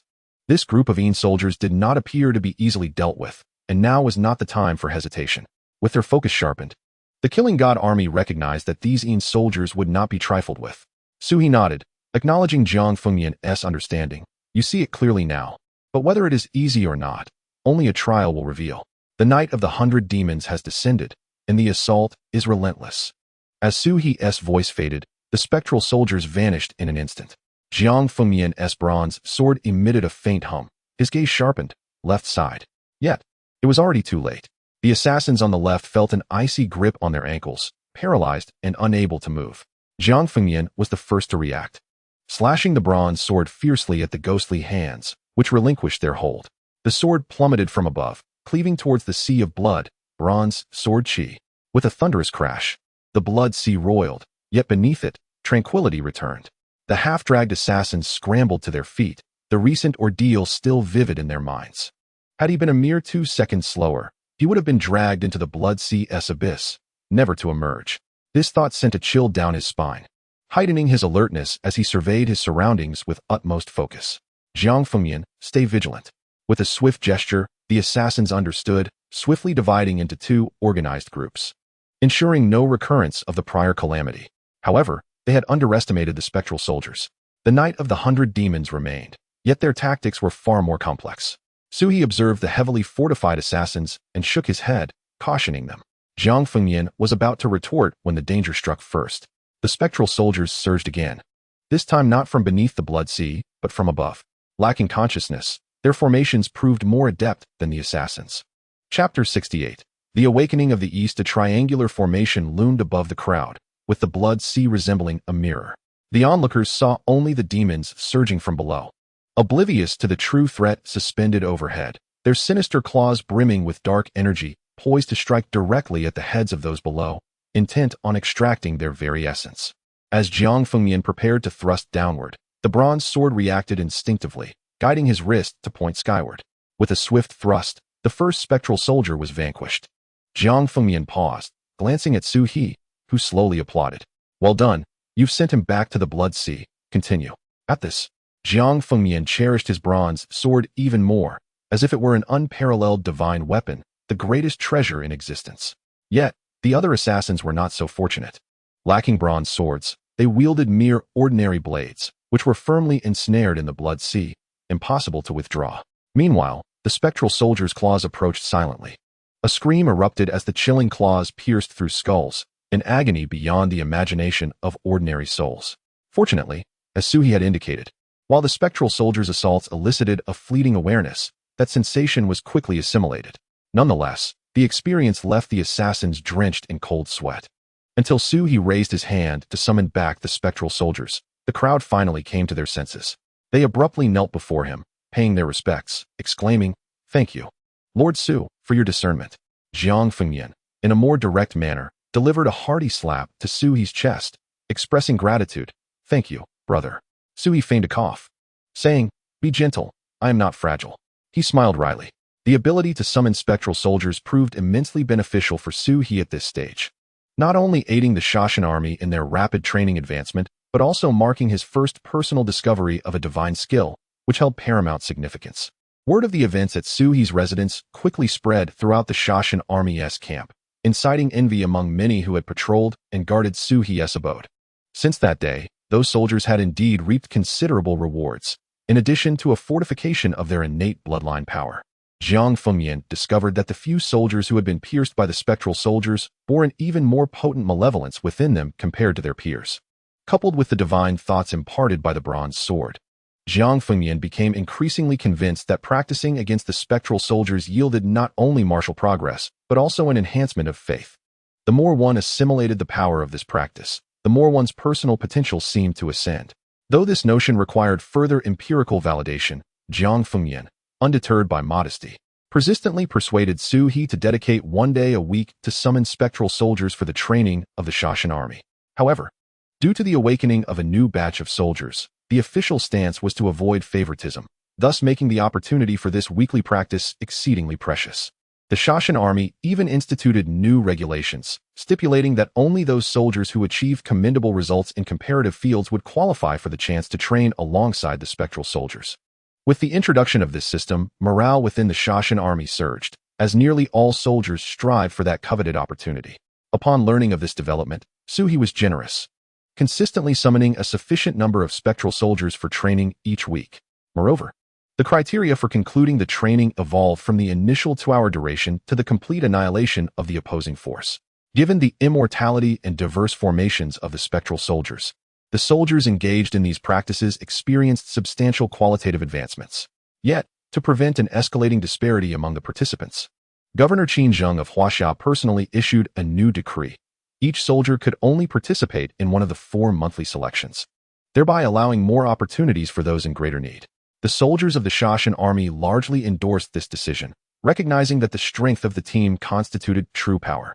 Upon receiving another report from Jiang Fengyan, Governor Qinzheng could not help but exclaim, "Look, he is indeed a little prodigy. He has truly mastered divine skills." Jiang Fengyan expressed his utmost agreement, astonished that a mere jest from the past had indeed materialized in his life. I truly admire his abilities. These recent days have resonated with me, as his spectral soldiers evoke both affection and exasperation. Were it not for their devotion to the god of slaughter, Bai Qi, one can only imagine how those spectral soldiers could have overwhelmed them. Fortunately, their endurance has notably increased, yielding ever greater rewards. In Huaxia, Liqing. With Suhi rising to prominence within Huaxia, this small town has also garnered increasing recognition. It is Suhi's hometown and the site of his initial triumph. Almost immediately following the conclusion of the Battle of Blue Sea, numerous martial artists, entrepreneurs, and even ordinary citizens from various regions of Blue Star flocked here, seeking traces of the awakening of Eastern deities. The local government in Liqing, displaying astute business acumen, swiftly embraced this trend, vigorously developing a tourism industry centered around the exploration of Eastern divine mysteries. As promotional efforts intensified, Liqing truly flourished, riding the wave of this newfound interest. Now, one cannot visit Liqing without encountering references to Eastern deities and Suhi. Eastern divine cinema? My dear, would you care to watch a film? The recently released Battle of Blue Sea is now showing. Would you like to come in? Tong Yinyu, covering her mouth, chuckled softly at the sign and the cinema owner's words. Yet she waved her hand dismissively, indicating she was not interested. Beside her, Steward Lu wore a peculiar expression. Tong Yinyu glanced at him and said, "Uncle Lu, we are here to enjoy ourselves. Cheer up." The old servant felt elated to accompany the young lady on her outing, but Tong Yinyu adjusted her sunglasses and continued. "I know what you want to say. This is Su He's hometown, and undertaking such ventures in his name is not an issue, provided it does not tarnish his reputation. As for that film, although we hold the copyright to the footage, don't you think the director is quite talented? He certainly seized the opportunity." Steward Lu, stooped and contemplative, refrained from further comments. The young lady's words were indeed valid.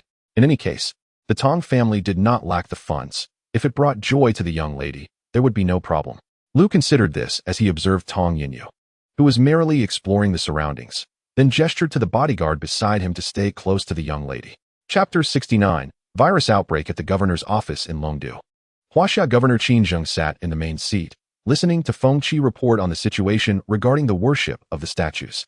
Feng Qi stated, "The statues of the god of slaughter, Bai Qi, and the god of fire, Shinnong, have been distributed to various provinces as per your earlier directive. According to our recent observations, the number of worshippers has been considerable, including many from other faiths coming to observe." "Oh, is that so?" National belief can bestow unique abilities upon individuals. Thus, it was historically the case that Western missionaries rapidly disseminated their divine faith across Eastern territories. The presence of non-believers at the altars was anticipated by Qinzheng. However, he was surprised to discover that even those with faith harbored a desire to observe. While mere observation does not equate to worship, it nonetheless indicates a wavering in their beliefs, perhaps constrained by certain circumstances that prevent them from engaging in worship. Contemplating this, Qinzheng speculated that the sphere of awakening for Eastern deities might indeed be broadened. "Qinzheng, Feng Qi, what do you think would happen if we expanded the range of awakening for Eastern deities' faith?" "Feng Qi, what do you imply?" "Qinzheng, for instance, the awakening of national belief, or perhaps a transformation in the faith of other believers." "Feng Qi, you must be mad. Such a transformation in belief has never occurred. The consequences of a genuine shift in faith are unknown to any of us. The awakening of Eastern deities has already lagged behind the West. And although the voices of doubt have recently diminished, I believe it is unwise to take such risks at this juncture." Upon hearing Feng Qi's words, Qinzheng furrowed his brow, deep in thought. Yet, his reluctance to concede was palpable, and he persisted. "However, you have witnessed the might of the Eastern deities. Although their awakening has come somewhat late, their power is undeniably evident. While this may indeed be a moment of risk, is it not also an opportunity?" "Feng Qi, upon reflection, your argument does hold merit. Yet, as someone who had ascended to the pinnacle of martial arts as a martial saint, Feng Qi felt he had little authority regarding matters of divine belief. Seeing Qinzheng's determination, he hesitated. "Qinzheng, if not, we should summon that rascal Suhi for his input." No sooner had he spoken than Suhi appeared, declaring, "You need not seek me out. I have overheard your conversation." Qinzheng greeted him with a bright smile, acknowledging the serendipity of his timely arrival. "Now that you are here, what are your thoughts on our discussion?" As the two prominent figures of Huaxia regarded him, Suhi took a seat and replied, "I believe it is feasible." Qinzheng's eyes lit up, Exchanging a quick glance with Feng Qi, do you mean to say that you can address the issues surrounding the infusion of Western beliefs? Suhi wasted no time in responding. What do you think of the strength of the Eastern deities? Undoubtedly formidable, they replied. And how does that compare to the Western deities? Clearly, the Eastern deities surpass them. Then it is settled. Pursue your endeavors as you see fit. And any challenges that arise will naturally find resolution. With Suhi's endorsement, both men felt a renewed sense of purpose. Soon after, the official announcement was made in Eastern Huaxia regarding a monthly day of divine awakening, a message that swiftly spread across the regions of Blue Star. Among the most shocked was Huaxia itself, but the news resonated even more profoundly at the western site, known as the Unfading Holy Mountain. At that moment, the Pope sat beneath the beautiful and sacred statue of the angelic god, listening intently to reports from the congregation below. The Pope's pale, slender fingers gently tapped the white gold throne, producing a rhythmic sound that echoed in the sanctum. Oh, is that so? It is utterly ludicrous. To the Pope, the notion that the East could be so deluded was laughable. Previously, the Almighty and the Lord of Gods, Zeus, had refrained from delivering divine punishment solely because their awakening had been among the faithless. Now, they audaciously sought to convert the devotees of God and the divine King Zeus into their own followers. In the Pope's eyes, this was undoubtedly a path to self-destruction. The faithless and the faithful are entirely distinct. The faithless can easily embrace any belief system. This is precisely why the West vigorously promotes the worship of Western deities in the East and beyond. For seizing such an opportunity is essential to claim dominion over the realm of faith. The predominance of Western belief across the blue planet is rooted in this strategy. No one has dared to propose the concept of faith conversion, not even a powerful figure like Zeus, who has never conveyed such divine intent. Once a believer acknowledges a deity as their master, they are bestowed with a divine gift or ability, akin to a brand that binds the worshipper to the divine. Should any rebellious thoughts arise, they would be cursed by this very mark, and the deity would unleash severe retribution upon the traitor as a warning to others. Any attempt to convert the faithful shall be judged by the divine. If the East truly dares to undertake such a blasphemous act, it would not even warrant our intervention. The Almighty and the Lord of Gods, Zeus, would simply impose divine wrath to admonish humanity. The Pope's wisdom prevails. How powerful Eastern deities may be, Western faith remains the world's mainstream. As long as my empire of the eternal sun endures, the East poses no threat, merely a fleeting rise. Convey my command to intensify the awakening of faith. Yes, my esteemed Pope. With the Pope's decree, the resurgence of Western faith intensified once more. In the face of Western provocation, Suhi remained unfazed. They were but mere jesters. The West has never been a match for the East, and there was no need to be anxious about their every move. This was the essence of Suhi's words to Jiang Fengyan, who relayed them verbatim to Qin Zheng, the governor of Huaxia. Like a soothing balm, these words took root deep within Qin Zheng's heart. For a time, Huaxia proceeded with its plans, entirely disregarding the West's provocative actions. Yet, this indeed provided an opportunity for certain individuals in the West to exploit the situation. The East had merely enjoyed a momentary victory. See now, they still must tread cautiously. Indeed, the Western deities disdained descending to the mortal realm. Were the Almighty to manifest on earth, it would become a hell's cape. My Lord is merciful, and thus spared the East. Long live God. Long live Zeus, the King of gods. The West remains the eternal deity. In the face of such provocations, some in the East were unable to contain their indignation. Yet, the overwhelming Western naval forces swiftly drowned out their voices. As time passed, the East rarely retaliated, for they understood that the Eastern deity was not to be feared by the West. However, during a period of Western arrogance, a startling news item abruptly shifted the focus to the headlines. Outbreak of a certain virus sweeps across the blue planet. Chapter 70, Life and Death. The blue planet faces a countdown to survival. With the emergence of this headline, various regions of the blue planet were plunged into a renewed state of panic due to the virulent and rapidly spreading nature of the virus. Within a week of its outbreak, the situation spiraled into uncontrollable chaos. What emerged online was no longer mere disputes, but a new wave of fervent prayers to the divine. The West proclaimed, "O great Apollo, the god of medicine, you who reign over the sun, please sow the seeds of light upon this land, and rescue us from peril. Dear Apollo, O magnificent God, bestow mercy and redemption upon your people, saving them from fire and flood. Esteemed sun god Apollo, your most devoted followers earnestly pray for your radiant light to shine upon this land, to banish the virus and bring forth illumination." In response, The East implored, "O great deity, protect us." The West retorted, "Silence, Eastern dogs. The great deity will not shield you. He will forsake you. Your gods only bring slaughter. The great sun god Apollo hails from Mount Olympus, and you have usurped his most faithful follower, Dionysus, while foolishly seeking his favor. Indeed, this virus may very well be divine retribution for your foolishness, and it is you who have entangled us in this calamity. Yes, it is you." As a result of this virus, Mount Olympus was thrust back into the limelight, its former glory restored amidst the crisis. For the deity overseeing Western medicine was none other than Apollo, one of the 12 Olympian gods. He was the son of Zeus, the king of all gods, and Leto, the goddess of night, the bringer of light. The oppressive weight of the virus compelled them to remember their deity, Apollo, and they prayed, yearning for the legendary sun god to grant them hope for life. An increasing number of devotees gathered on Mount Olympus, and Maurice Joyce, a believer in the sun god Apollo, was elevated to the position of bishop. Faced with the faithful of his divine father, Apollo, Maurice Joyce found himself unable to refuse. On the day he ascended to the bishopric, he manifested the divine power bestowed upon him by Apollo, invoking the name of his father, Apollo, to request the sun's bow and arrow to grant light upon this land. In the midst of fervent applause and devout kneeling from the congregation, Maurice Joyce unleashed the solar bow and arrow, a symbol of the sun god Apollo. The ethereal silhouette of the arrow pierced through the sun, descending as an endless ray of divine light. In that moment, the West erupted in jubilation, the virus subdued, and Mount Olympus reclaimed its formidable stature upon the altar of divinity. However, this time, the bishop was no longer Dionysus, but the divine emissary of Apollo, Maurice Joyce. Faced with the viral onslaught across the realms of Blue Planet, only the West, under the aegis of the sun god Apollo, found temporary sanctuary. This undoubtedly elevated the spirits of the Westerners once more. Countless disparaging voices turned their ire towards the East, specifically towards the Sioux River. In this silent battle of faith, it seemed that even before the contest commenced, the West had already claimed victory.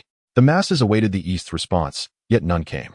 Since that day, following the remarks made at the Sioux River, the official channels of Huaxia appeared to have muted all related news, and silence prevailed. The West, once again, vociferously rallied support for its deities, even eliciting skepticism from the East. Questions arose. Was this virus truly a divine punishment upon the East? Why then? Did the West remain unscathed while we trembled in fear? The West had Apollo. What did we possess?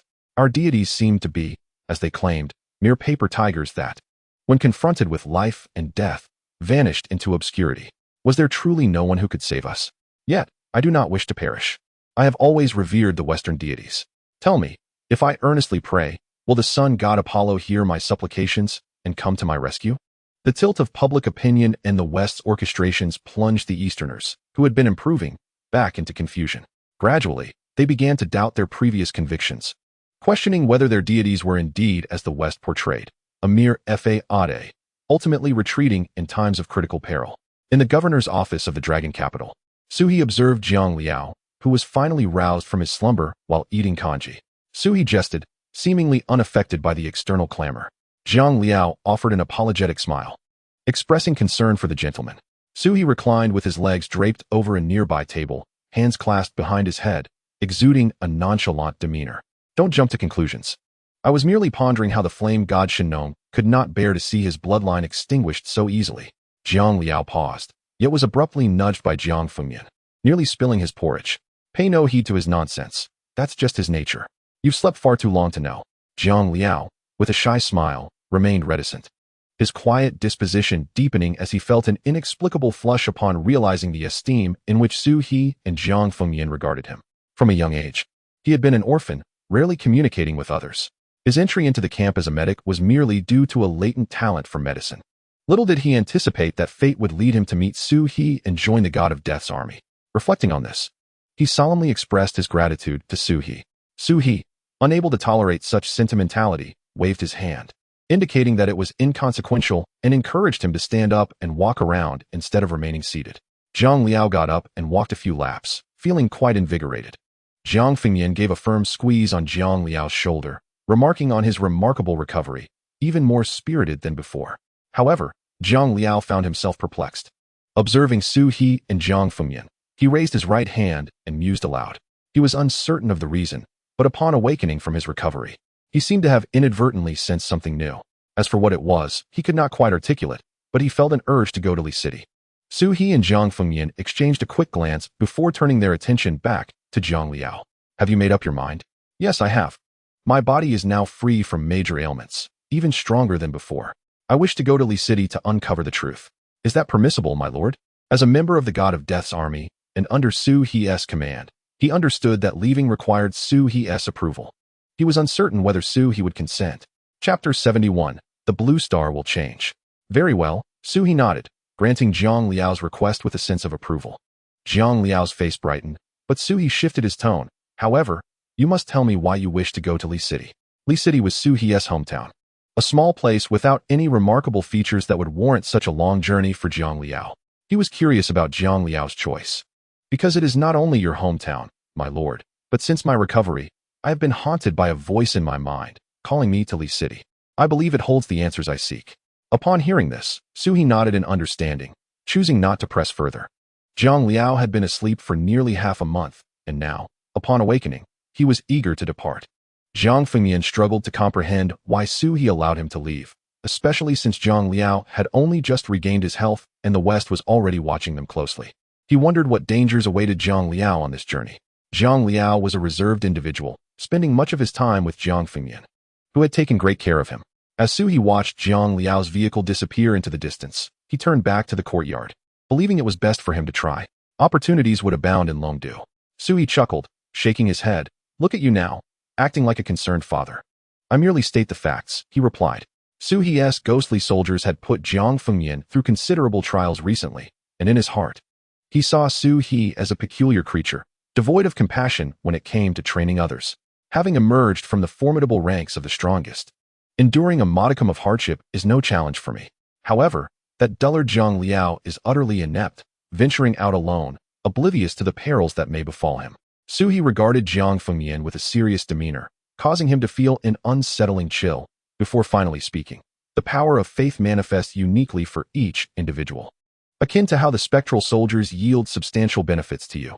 Although Zhang Liao commenced his journey early, his path diverges from yours. Fortune and misfortune are interwoven. I firmly believe that through this grave ordeal, he will undoubtedly garner greater gains. Jiang Fengyan pondered these words, prompting Su He to continue. The divine power is ever-changing. Only through relentless exploration can one achieve higher rewards. Upon hearing this, Jiang Fengyan turned and exited Su He's abode, not uttering a single word. Su He surmised that Jiang Fengyan was preoccupied with the matter of Zhang Liao's departure. However, to his astonishment, the following day, the patrols of the God of Death's army brought forth news. The formidable Jiang Fengyan had returned to the God of Death's camp overnight, scarcely pausing to exchange words. Yet, upon his return, he practiced relentlessly in the rain throughout the night, seemingly spurred by some hidden motivation. Su He could not help but smile wryly, recognizing Jiang Fengyan as a true devotee of faith. This was indeed a compliment. In the Dragon City governor's office, the Huaxia governor, Qin Zheng, had also caught wind of the incident but waved his hand dismissively, signaling for his subordinates to depart. He was already informed. Nearby, Tong Yinyu, dressed in a pink princess gown, burst into laughter, exclaiming, "My idol is truly remarkable. A single remark has led that fool Jiang Fengyan to endure a night in the rain. Do not speak nonsense." At that moment, the young lady of the Tong family, Tong Yinyu, was seated prominently in the Huaxia governor's office, engaging in a playful standoff with Qin Zheng. "Uncle, this is quite unbecoming," she huffed. Qin Zheng was secretly meeting with Tong Yinyu, accompanied only by the butler, Uncle Lu, with no one else present. Anyone else witnessing this would be astonished to learn that the illustrious Tong Yinyu was, in fact, the niece of Huaxia's governor, Qin Zheng. Such sensational news was carefully concealed, known to but a few. Enough of this nonsense. Your antics remind me too much of your mother in her youth, giving me quite the headache. Tong Yinyu smiled sweetly, fully aware that her uncle found her antics irksome, perhaps due to the shadows her mother cast upon him in their own childhood. Yet, was this not a blessing? At least for her, it was a boon. "Uncle, when will you introduce me to Su He? You promised me. I wish to meet him." Tong Yinyu had come today solely to meet Su He, causing Qin Zheng to feel a surge of frustration. This young lady was admirable in many respects, but her infatuation with that rascal Su He was excessive. Fresh from Li City, she had eagerly sought him out, compelling her uncle into a position of using his authority for personal gain. Enough now. Suhi is preoccupied with other matters and is not idly available to entertain you. Originally, I presumed this young lady would throw a tantrum, however, to my surprise. Upon hearing his words, she earnestly reflected and responded in a most serious manner. After all, the esteemed gentleman is a person of great affairs. How could he possibly be as idle as her uncle? It seems I have been remiss in my considerations. Qin Zheng could not help but feel that his niece was genuinely akin to his own flesh and blood, much like her mother in her youth. Speaking candidly while occasionally delivering subtle jabs at him. Were it not for his amiable temperament, he would have surely reprimanded her to uphold his dignity as an uncle. Coughing lightly, he resolved to seek out Su He at the next opportunity, ensuring he would find time to meet with her. Ultimately, he could not resist the will of this young lady, and housekeeper Lu felt a sense of relief, if a definitive answer were not obtained this time. Who could fathom the chaos this young lady might unleash upon her return? Now, at least for the next few days, her spirits would remain high. This was a mutually pleasing outcome. However, just then, soldiers outside unexpectedly requested an audience. Under normal circumstances, after he had given prior notice, no one would intrude. Yet now, someone sought him out, undoubtedly due to a significant matter. Qin Zheng glanced at Tong Yinyu, who understood the situation well enough. Uncle, I shall take my leave now. Do remember to convey my message to Su He. With a farewell to Qin Zheng, she departed alongside housekeeper Lu. After Tong Yinyu left, Qin Zheng found her antics rather exasperating. Nevertheless, he beckoned for the individuals outside to enter. Governor, please proceed. What is the matter? An urgent document has been sent from above, requiring your personal acknowledgement. Realizing the gravity of the situation, Qin Zheng ceased any delay, his expression turning serious as he accepted the document. The aged leather envelope bore a striking red seal at its closure. Turning away, he unfurled the document. Upon merely glancing at its contents, his grip tightened, and his body involuntarily trembled slightly. After a brief moment of shock, he raised his hand, instructing someone to bring Miss Tong back. I have something to discuss with her. The assistant nodded and withdrew, while Qin Zheng remained, clutching the leather pouch. Lost in thought as he gazed out the window. Blue Star, a storm is brewing. In the west, within the Pope's Hall of the Sunless Sacred Mountain. Is the issue regarding the virus resolved? Chapter 72, The Divine Healer of the East? The angelic acolyte below responded somewhat uncomfortably. Everything has been arranged on the Eastern Front. But what? The angelic acolyte swallowed hard before continuing. The virus has erupted comprehensively. Now, even we in the West cannot contain it. What? This matter must end here. Should even a whisper escape? Rest assured, Your Holiness, I know nothing. A trace of cold indifference crossed the Pope's beautiful visage as she turned to face the angelic statue, gesturing dismissively behind her. Remember, this matter has been contained in the West. As for the measures taken, I trust Olympus will act more decisively. The emergence of the virus is a divine retribution for the East's provocation of the deities. The believer was taken aback, yet still prostrated on the ground, bowing in retreat. It was the Pope, I understood. Very well, you may leave. The outbreak of the Western virus was swiftly overshadowed by the sun never sets holy mountain. As the virus spread uncontrollably across the globe, posing a grave threat to the entire blue planet. Under the propaganda of Western believers, the blame was brazenly shifted to the East. The news that reached the East instilled considerable fear. Amidst the growing anxiety, Western spies seized the opportunity to further stir public opinion in the East. An increasing chorus of discordant voices arose in the East. This was a calamity for the blue planet, yet it was perceived as divine retribution upon the East. Had it not been for the Eastern Blue Sea battle, had the Sioux River not emerged, we would not have found ourselves in such peril. It was he who brought this upon us all. Yes, the campaign against the East.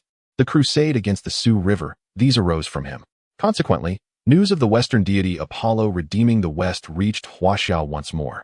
In light of this report, an increasing number of irrational individuals joined the ranks to denounce the East. In an interview, the current Bishop of Olympus, Maurice Joyce, the representative of the sun god Apollo on the blue planet, once again made audacious statements before the media. The sun god Apollo only shelters his followers. Those who are ignorant and foolish are unworthy of his protection. The rhetoric surrounding the Eastern lack of a deity resurfaced, emboldening the Westerners, who, under divine favor, became exceedingly arrogant. Among these hubristic declarations, it was said that Apollo's solar bow and arrows had descended to grant redemption. Of course, the veracity of these claims remains uncertain, yet it seems far from straightforward. Nevertheless, regardless of the Western stance, the concerns of the citizens were taken seriously by the Huaxia authorities, who harbored their own anxieties. Presently, The environment across the blue planet has deteriorated significantly, and many more confidential matters have gone unreported, yet this does not imply the absence of other looming crises. Armed with highly classified official documents, Qin Zheng sought out the Su River once again. This time, Qin Zheng represented the Huaxia government, and the Su River regarded the matter with great importance. What is your perspective on this? Qin Zheng recounted the sequence of events to the Su River, who furrowed his brow, sensing that the situation was not as straightforward as it appeared. Observing the pensive demeanor of the Su River, Qin Zheng hesitated to press further. Feeling a sense of unease as he sat nearby, the Su River, after pacing several times, finally inquired, from where did the source of the contagion originate? Qin Zheng was taken aback. A small nation in the southern territory. Where was the outbreak point? The Su River's inquiry prompted Qin Zheng to reflect briefly before responding. The small nation in the southern territory experienced a complete outbreak within just half a month of its initial discovery. Simultaneously, both the West and the Southern Territory identified suspected cases. Now, it has erupted in full force. But the actual gathering points remain primarily in the Southern Territory and the West. However, the West has managed to exert control over it, correct? Qin Zheng paused, but eventually nodded. It is said to be so, yet we were not present at the scene, so this information is solely from the Western perspective. The specifics are still subject to verification. Suhi, have you discovered something? Yet, Suhi did not respond immediately. Some matters require evidence, and without it, even he hesitated to draw premature conclusions. Are there any suspected cases emerging in Huaxia? For now, there are none, but due to the high latent nature of this virus, no one can guarantee that there are no existing infections. Nevertheless, preparations have been made at higher levels. However, public opinion domestically is rife with speculation, and there are still 2 weeks until the first day of divine awakening. Sui raised his head. What is there that the governor does not prevent from being said? They say the East is devoid of divine medicine. Perhaps the awakening of faith 2 weeks from now will be delayed. Unable to restrain himself, Sui let out a scoff. The East devoid of divine medicine? Who says so? Qin Zheng's eyes brightened at Suhi's expression. He harbored a suspicion that Suhi possessed other divine information that he had not disclosed, or that their knowledge about the currently awakening deities was still incomplete. Are you implying that the East possesses a deity of medicine? Qin Zheng stated this as a question with a tone of certainty. Sui nodded. How confident are you? After all, Qin Zheng has superiors above him, and he must provide a report to them. Sui gazed directly into his eyes and countered with a question. Do you trust me? Of course, I do, Qin Zheng replied. Sui smiled faintly, reclining back into his chair, his hands resting behind his head. Then it is settled. The East not only has a deity of medicine, but one more powerful than those in the West. If you trust me, rest assured, the awakening of faith need not be postponed. When that day arrives, I shall provide you with an explanation. With Sui having said this, Qin Zheng realized further inquiries would yield no fruitful outcome. He nodded, preparing to leave. However, after a moment's thought, he turned back. Observing Qin Zheng's return, Sui assumed he had further business. Is there something else, Governor? Perhaps we could share a meal before you return? Qin Zheng's expression grew awkward as he pondered his words, wishing he could simply turn and leave.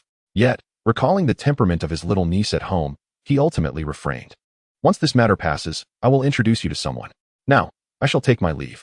With that, he hurriedly returned to the governor's residence. Sui was left in confusion. What was that all about? Just a mere introduction. Was it necessary to rush back like that? What did that expression mean? He sighed, deciding it was best to wait until the time revealed the truth. Sui then called out, Su. The ghostly king, Su, seemed to materialize from his shadow, appearing before him instantly. Master, Sui had slaughtered 100,000 Western believers and forcibly extracted the soul of Dinas as his shadow. Su was acutely aware of these events. He recalled the overwhelming aura of the killing god by Qi upon his descent and the respect he held for his master. Su's understanding of his master's authority was now clearer than ever. Moreover, with Su inexplicably gaining those 100,000 ghostly soldiers as the king of evildoers, Su comprehended the significance of such power. Thus, he felt no inclination to show any form of dissent. Upon being summoned by Su he immediately knelt, demonstrating his loyalty. Chapter 73. A farce, the realm of malevolent spirits. Are you familiar with it? In the West, there exists a god and a pantheon of deities, while in the East, there are sovereigns and Yama, the king of hell. Regardless of whether one traverses the West or the East, there exists a realm to which the deceased inevitably journey. A domain unbound by the dictates of either belief system. This domain is none other than the fabled realm of malevolent spirits. The realm of malevolent spirits is distinct from both hell and the underworld. It is a place not governed by the deities of the 2 principal faiths. Within it dwell spirits and wraiths of the most malevolent ilk, yet they too are constrained by the rule that prohibits their departure from this realm. However, Suhi is an exception. Emerging from that place, Su has ascended to a position of authority there. When Suhi inquired about the realm of malevolent spirits, Su felt a fleeting sense of unease, yet he answered candidly. Indeed, Master, I am well acquainted with it. Very well.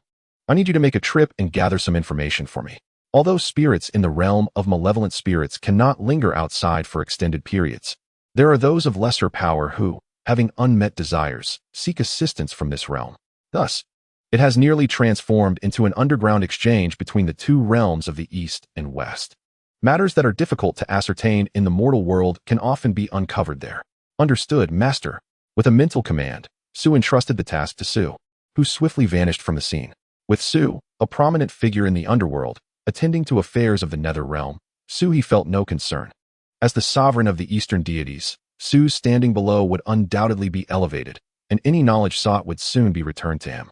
Thus, Suhi immersed himself in studying the dialogues of the deities, continuously seeking to uncover further information regarding the awakening of other divine beings. He did not neglect the weekly training of the god of death's army. After a fortnight, the first awakening day of Eastern faith in Huaxia arrived. On that day, as Su He and Jiang Fengyan ascended the platform, awaiting the commencement of the awakening ceremony, the grand square was thronged with spectators eager to observe the event. At that very moment, a staggering piece of news reverberated throughout Huaxia. Lord Su He and Lord Jiang Mian, we have just received word of the first case of viral infection in the East. What are your thoughts on this issue? In this moment of global attention, a microphone from a Western media outlet was boldly directed towards Su He and Jiang Fengyan on the platform. The news seemed meticulously orchestrated, aiming directly at the awakening ceremony. Despite the audience's suspicions regarding the timing, the explosive announcement incited visible unrest. Numerous Western and Eastern media representatives were present, and nearly every camera broadcasting the event captured this tense moment. In an instant, all eyes were once again riveted upon Su He, eagerly anticipating his response. The Western reporter, holding the microphone high, nearly thrust it into Su He's face, his smile laced with provocation, seemingly confident that Su He would not react with anger. However, he evidently underestimated Su He's temperament. Su He was not one to be trifled with, particularly in the presence of Westerners. Crack! The microphone before him was forcefully sent flying by Su He, and as he watched his expensive equipment soar through the air, the Western journalist's expression darkened. He turned to glare fiercely at Su He.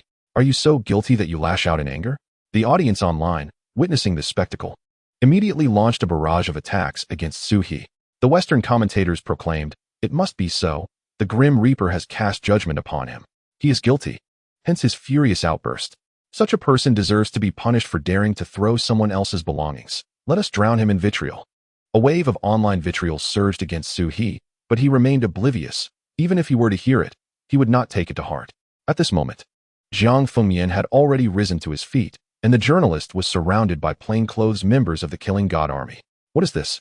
Are you planning to silence me? I warn you, I am a Westerner, under your official protection, with thousands watching in the live stream. Should you dare to act, all regions of the Blue Star will launch their judgment upon you.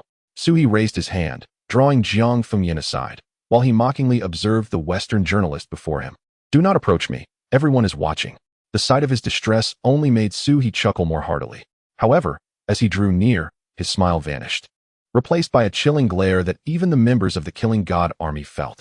Who do you think you are, speaking to me in such a manner? Su He declared, and immediately, the journalist felt a surge of icy dread, collapsing to the ground. He sensed countless invisible hands restraining him, rendering him immobile despite his desperate struggles. His body felt as though it had plunged into an icy abyss, an unbearable chill that penetrated his very soul, surpassing the discomfort of the cold. Yet, there was no one around. Under the blazing sun, he was utterly alone, all eyes on him as he sank to his knees. With such cowardice, you dare to provoke me? Ha! Begone! Do not let me see your face again. With that, Su He returned to his elevated seat, and the journalist felt the oppressive sensation lift, yet the tremors within his soul lingered.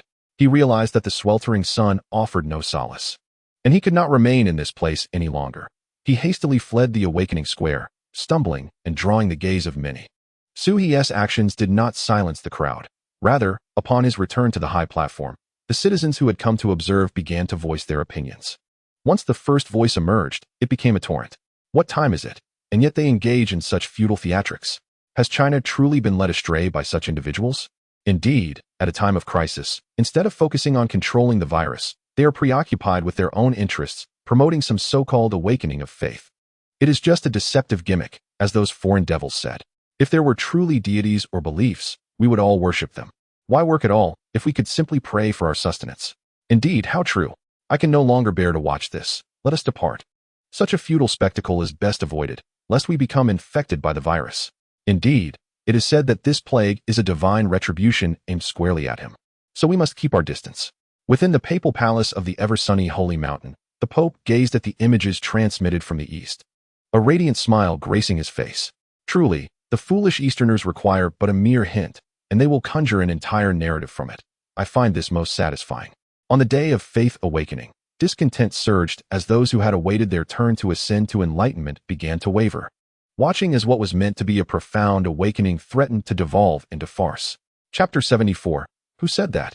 Jiang Fengyan received orders from Qin Zheng to accompany Su He in this awakening ceremony, yet he found himself confronted with such an unexpected situation. Observing Su He sitting calmly as if nothing were amiss, while murmurs of concern and the expressions of the awakened below shifted, Jiang Fengyan's own countenance changed repeatedly.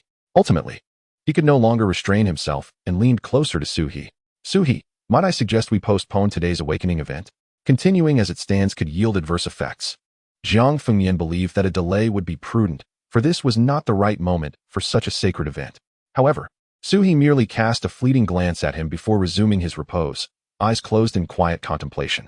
Unfazed by his dismissal, Jiang Fengyan's mind raced as he contemplated how to address any unforeseen circumstances that might arise. Given Su He's demeanor, he suspected he could not rely on him. The time for the faith awakening was originally set for noon, with just a short half-hour remaining. As Jiang Fengyan prepared to discuss matters with Su He, a considerable commotion erupted nearby, drawing the attention of many. What is happening here? Jiang Fengyan could not suppress a loud exclamation. What were these people doing? This was a ceremony for the awakening of the Eastern deity, yet they had brought forth a Western god. This was clearly a provocation. Yet the workers involved appeared innocent. Pointing toward the approaching Lei Bao, upon recognizing him, Jiang Fengyan's eyes nearly bulged in surprise. Lei Bao, the head of the Lei family. It has been quite some time. What is the meaning of this?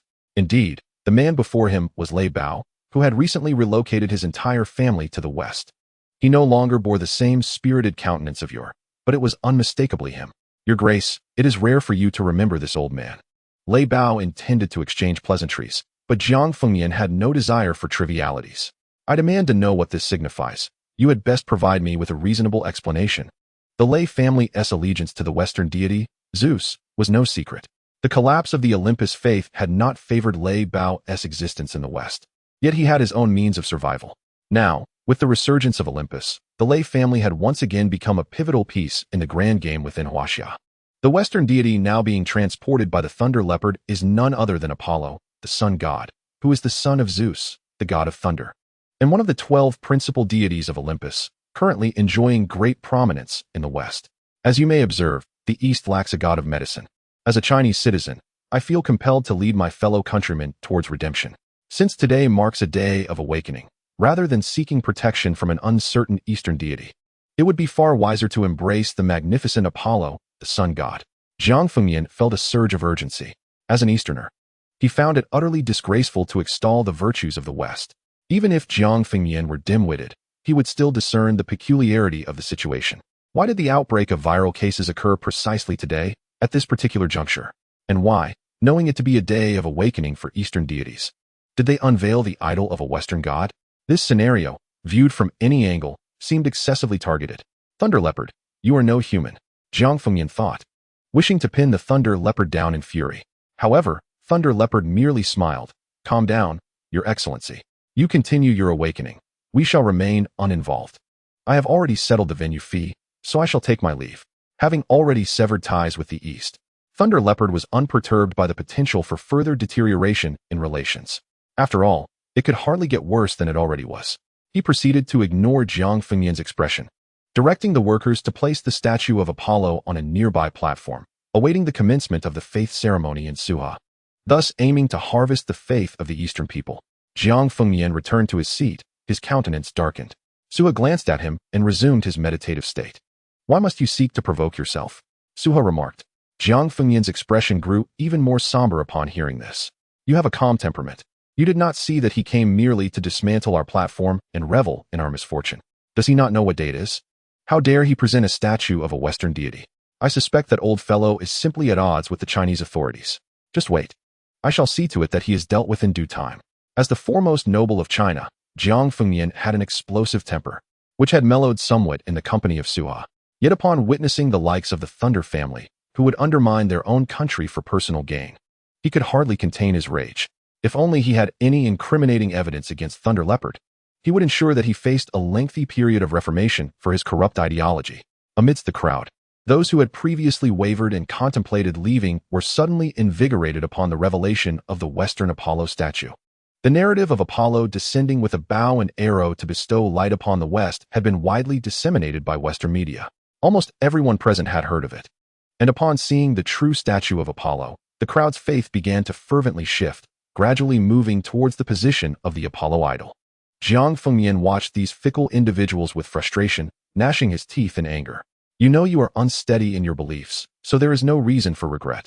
Faith emanates from the depths of one's heart, arising from the very soul. If it is not a sincere belief, then even the act of kneeling and praying cannot awaken the divine power of faith. It is perhaps better to abandon such individuals altogether. Although Jiang Fengyan recognized the validity of Su He's words, witnessing his compatriots being fervently indoctrinated by the West filled him with a profound sense of helplessness and turmoil. As he observed more and more people succumbing to this influence, Lei Bao recalled the directives from the West, becoming increasingly radical in his speech. The Western sun god Apollo would protect his followers, while the East lacked a deity of healing. Even if one were to awaken their faith, what difference would it make? Indeed, there is no need for such futile displays. It would be more prudent to rest rather than further tarnish the dignity of Huaxia. How foolish one must be to think otherwise. Surely, the sun god Apollo will safeguard us. Why linger here any longer? Do they not realize they are a burden? Lei Bao, sensing his provocation was successful, wore a sardonic smile. Look at them. The people of the East are so ignorant and foolish. Oh, faithful servants of the sun god Apollo, present your most loyal devotion, and the sun god shall protect you. As for those ignorant deities who dare not relinquish their divine cloth, let them be. As the clock's hands approached noon, Su He abruptly rose. At that moment, a resonant voice echoed from behind, instantly capturing everyone's attention. Who dares to claim that the East lacks a deity of healing? Chapter 75, The Awakening Ceremony. West or East? The crowd turned towards the source of the voice and beheld Jiang Liao, clad in casual attire, emerging from the back of the assembly. Upon spotting Su He bowed respectfully and declared, Sir, Jiang Liao has returned. Indeed, Su He nodded. Jiang Liao then made his way through the throng, arriving at the square where Su He and the others stood. Seeing Jiang Liao beside Su He, Lei Bao's expression darkened, and he challenged. Who do you think you are to speak so brazenly? Jiang Liao's demeanor shifted as he fixed his gaze upon Lei Bao. His eyes suddenly transformed into transparent whirlpools. And who do you think you are to address me in such a manner? Lei Bao felt a sharp pain in his temples, nearly causing him to falter. So he is indeed a divine bestower. Lei Bao had previously focused his attention on the god of death's army, and Jiang Liao had lingered in the background, his presence largely unnoticed. Now, seeing Jiang Liao in casual clothing, he found him vaguely familiar but had never delved deeper. You insolent brat, one may indulge in food, but one must not speak recklessly. You assert that the East possesses a deity of healing. Then why has no divine oracle descended to save the people? You may not be aware, but today, reports have surfaced revealing the first case of a virus in Huaxia. The incubation period is long, and we are unaware of how many have been infected. As Lei Bao gestured animatedly, despite the audience's disapproval of his gleeful demeanor regarding this matter, it was hard to deny the truth in his words. Jiang Liao emerged from his excursion transformed, yet in truth, he had returned long ago. Observing Su He and Jiang Fengyan on stage, he had refrained from making his presence known, choosing instead to quietly witness the awakening ceremony. It was only when Lei Bao appeared, brazenly provoking Su He, that he could no longer contain himself and stepped forward. In his view, a minor character like Lei Bao did not warrant Su He's direct involvement. Such individuals were easily dealt with by him on Su He's behalf. Had it not been for the conversation, he might have forgotten that previously, there had been no cases reported in Huaxia, while the West had been among the first to encounter such issues.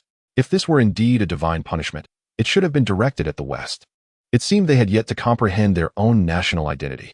From a young age, Zhang Liao harbored a profound affection for his homeland, having grown up an orphan and receiving warmth primarily from the camp. Therefore, the grievances of his country weighed more heavily on him than any personal affront. Since encountering Su He, Zhang Liao had embraced him as a personal champion. Thus, when someone dared to slander Su He in his presence, it felt like a violation of his faith, and he could not simply stand by. His words evidently stirred the ire of the crowd. Who is this? What nonsense is he spouting? How could we forget our nation? Faith knows no borders. Indeed, they were merely seeking refuge. Must they simply wait for death while the Eastern divine offers no salvation? Hearing their words, Su He let out a cold snort, which did not go unnoticed by Jiang Fengyan, who glanced at him. This group was truly disappointing. Zhang Liao, on the other hand, felt an urge to laugh. He was indeed doing just that. How absurd. Yes, faith knows no borders, yet the power of faith certainly does. When the West brandished their swords of faith against Huaxia during the Blue Sea battle, why did you not proclaim that faith knows no borders? When the virus erupted and the West only cared for its own citizens, why did you not say that faith transcends borders? Lei Bao, flustered by Zhang Liao's eloquence, hastily interjected. Who says the sun god Apollo has abandoned them?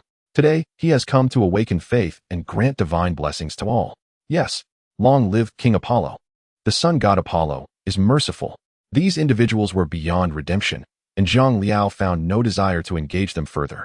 The West had plotted for years to corrupt Eastern thought, transforming them into mindless followers, seizing the opportunity to diminish the Eastern faith. Sui gestured for Zhang Liao to approach, and he complied swiftly. My lord, why have you returned at this moment? Have you found what you were seeking? Zhang Liao raised his hand, revealing the green radiance emanating from his palm. Sui raised an eyebrow, sensing an increase in power. Indeed. Furthermore, aware that today marks the awakening of Eastern faith, I have also brought back some individuals who are eager to meet you. Zhang Liao raised his hand and beckoned to the group of men and women in plain clothes who approached him, standing behind him with a mixture of anticipation and trepidation as they gazed at Su He. What is happening? He inquired. They are my supporters, who wish to awaken the faith of the fire god Shinnong today. Approximately 20 individuals had come along, both men and women. Yet their steadfast gazes and the faint white light emanating from them clearly demonstrated their reverence for the fire god Shinnong. Only Su He could perceive the white light radiating from them, and sensing Su He's scrutiny, Zhang Liao hesitantly asked, Is it permissible, my lord? Su He, coming back to himself, recalled a saying. In Huaxia, there are deities, and everyone is a messenger. I have already witnessed their sincerity. Su He replied softly before returning to his seat. The expressions of those present were a blend of surprise and confusion. Did this imply that awakening was indeed possible? The audience and media, witnessing this scene, began to speculate boldly. Yet due to Su He and Zhang Liao's earlier assertive demeanor, they dared not voice their thoughts too loudly, whispering among themselves instead. As the clock struck 12, Su He rose and announced that the awakening ceremony could commence. Jiang Fengyan glanced at Lei Bao beside him and conveyed the order. Will you awaken the faith of Apollo, or that of the Eastern deities? Are you foolish? It must be Apollo. Do you wish to court danger? I am not foolish. I too shall awaken Apollo's faith.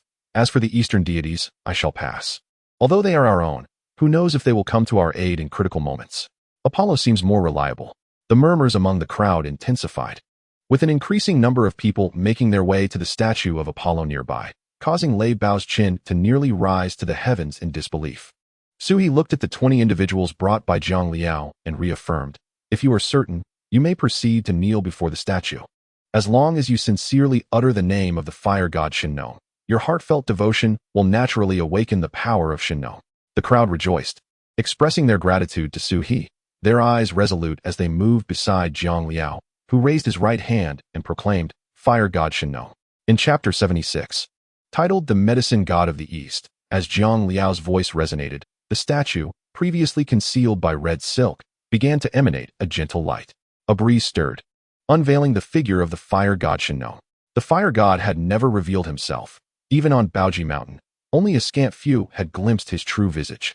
The 20 men and women brought by Zhang Liao, upon seeing the statue's unveiling, were illuminated by a brilliance akin to the sun overhead, their eyes sparkling with renewed fervor. Fire god Shinnong, they proclaimed in unison, their awakening starkly contrasting the individual awakenings at the Apollo statue nearby, which only served to draw the scorn of onlookers. Are these people fools? Awakening faith requires individuals to approach one by one to garner divine favor. What is the purpose of this large group? Are they merely competing for volume? Ha ha ha. Did you truly believe they could awaken the divine gift? Don't be absurd. Among the crowd, there are undoubtedly those who were strategically placed by the Thunder Leopard to disrupt this awakening ceremony. Yet, at the very moment their words fell, the statue of the flame god Shinnong emanated a brilliant white light. This light was not blinding, but rather bore a unique sense of gentleness. It cascaded from the right hand of the flame god statue, slowly floating above the heads of the gathered assembly. The devotion in the eyes of the 20 individuals intensified as they expressed their gratitude for the flame god's divine gift, vowing to uphold their original intentions and share this power with those in need.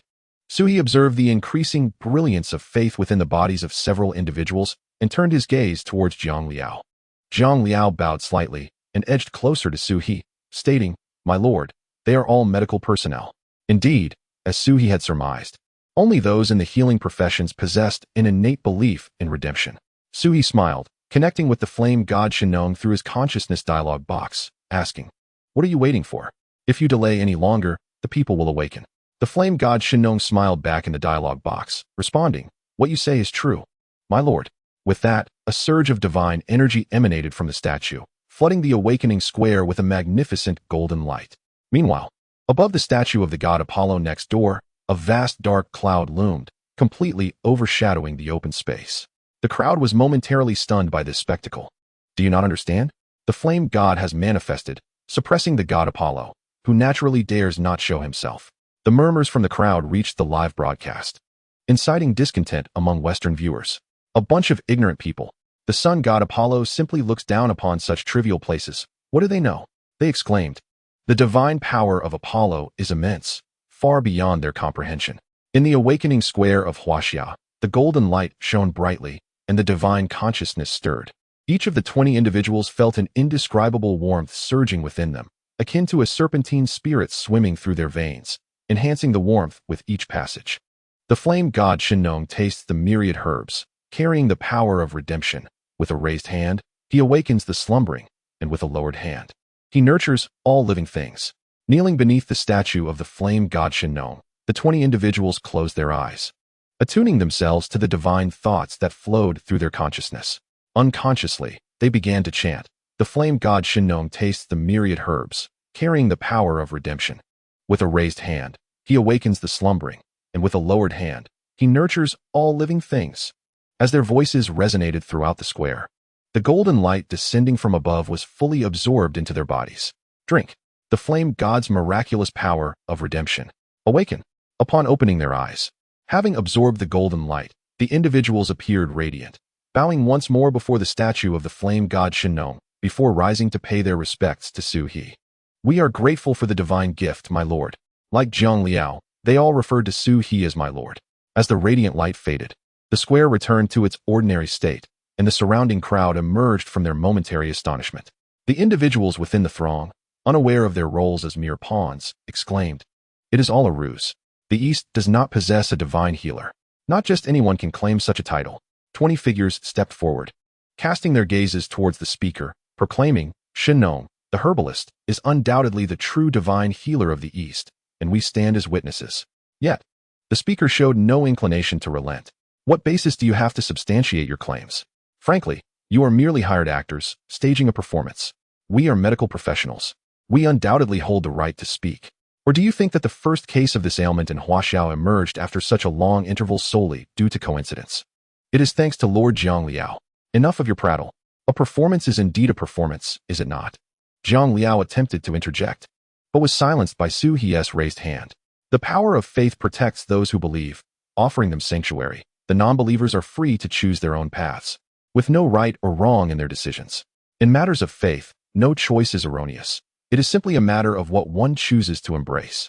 Clearly, this awakening had no need for further continuation. Observing the 20 individuals beside Zhang Liao, Suhi nodded before taking his leave. "Take care, my lord," they bowed in farewell. However, the man within the crowd remained obstinate. "This is mere pretense." Others in the crowd shared a similar sentiment. Jiang Fengyan watched as Suhi departed alone, feeling no desire to linger further. Gazing at the ignorant masses below, Jiang Fengyan could not restrain himself. Ignorance is a malady that must be cured.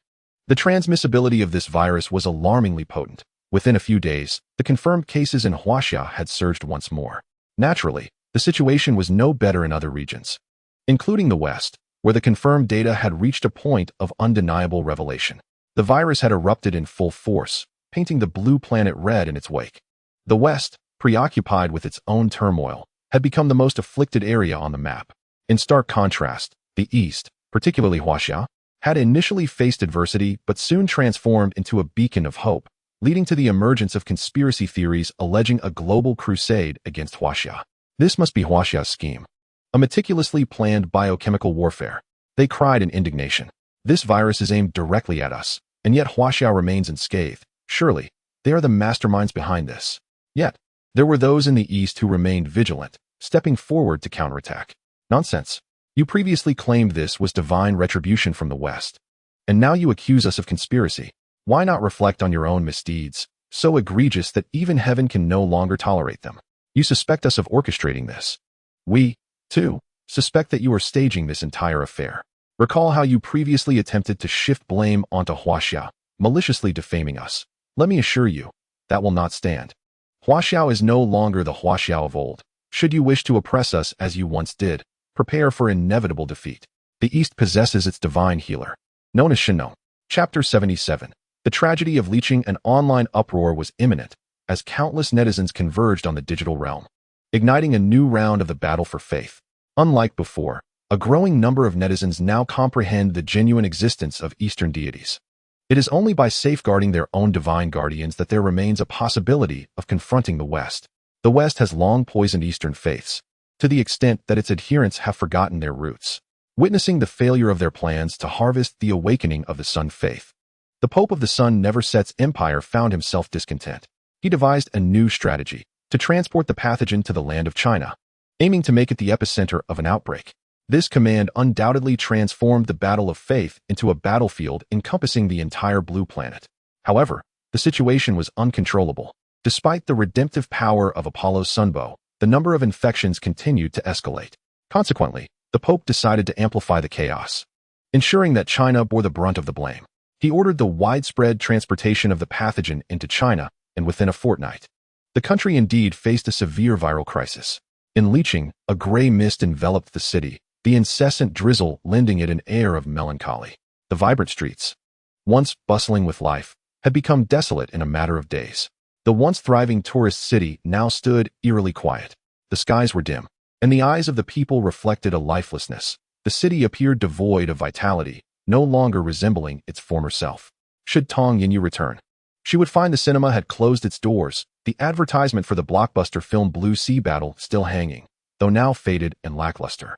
Moreover, due to neglect, much of the grand advertisement fabric had been torn away by the wind, precariously dangling from the billboard. The once prominent introduction of Suha had fallen into disrepair, with the cartoon mascots carelessly discarded in the street corners, one blown away by the cold wind and landing in a nearby puddle. The provincial hospital in Leeching was now overwhelmed, with corridors packed, and even the parking lot repurposed as a temporary relief center. While the streets were desolate, the hospitals overflowed, creating a grim tableau of human suffering. Some of the bewildered Eastern deities began to seek assistance from the divine Apollo, their faith coalescing atop Mount Olympus, which, in this battle for belief, achieved a certain semblance of victory. Solar god Apollo, your people require your protection, implored a devoted follower. Esteemed solar god Apollo, I am your most loyal worshipper. Please bestow your sacred light upon this land. As dawn broke, a portion of the populace began to fervently kneel in worship of Apollo day and night. Yet, the Western powers, occupied with their own survival, were deaf to their prayers. And even if they heard, they chose to disregard them.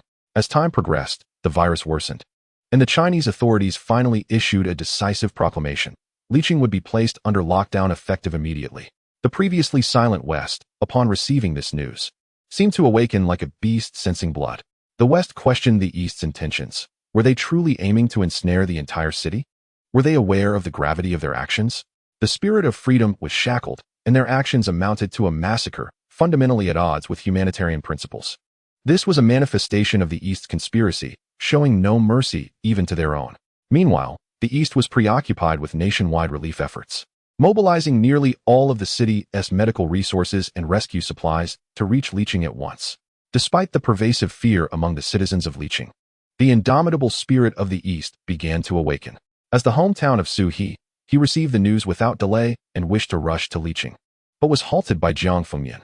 Zhang Liao had already returned to Liqing with 20 men. Given the extraordinary circumstances, it would be best for Su He to remain in Longdu for the time being. Although Su He yearned to return, the matters concerning the god of death's army remained unresolved, and the eastern deity within his consciousness awaited his summons. With Zhang Liao's presence, he felt somewhat reassured. After contemplating, he ultimately acquiesced. Should anything arise, inform me at once. Understood. The virus surged ferociously, and prior to Zhang Liao and his team's arrival, Liqing's healthcare system was utterly overwhelmed. Upon their arrival, they were met with the stark transformation of Liqing in just half a month, and the sorrow in their eyes was unmistakable. We are heading to the provincial hospital, Zhang Liao declared, leading his 20 companions directly there. Upon arrival, they were besieged by desperate pleas from doctors. Please help us. Look at him, he's fainted. Is there anyone who can assist? The cries for help grew increasingly frantic as Zhang Liao and his team immediately plunged into the fray.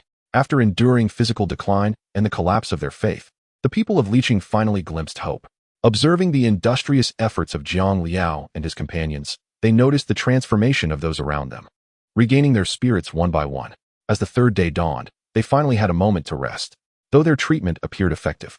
Bolstered by the legacy of the flame god Shinnong's redemptive faith and Zhang Liao's inherent vitality, it was no trivial matter to heal these individuals.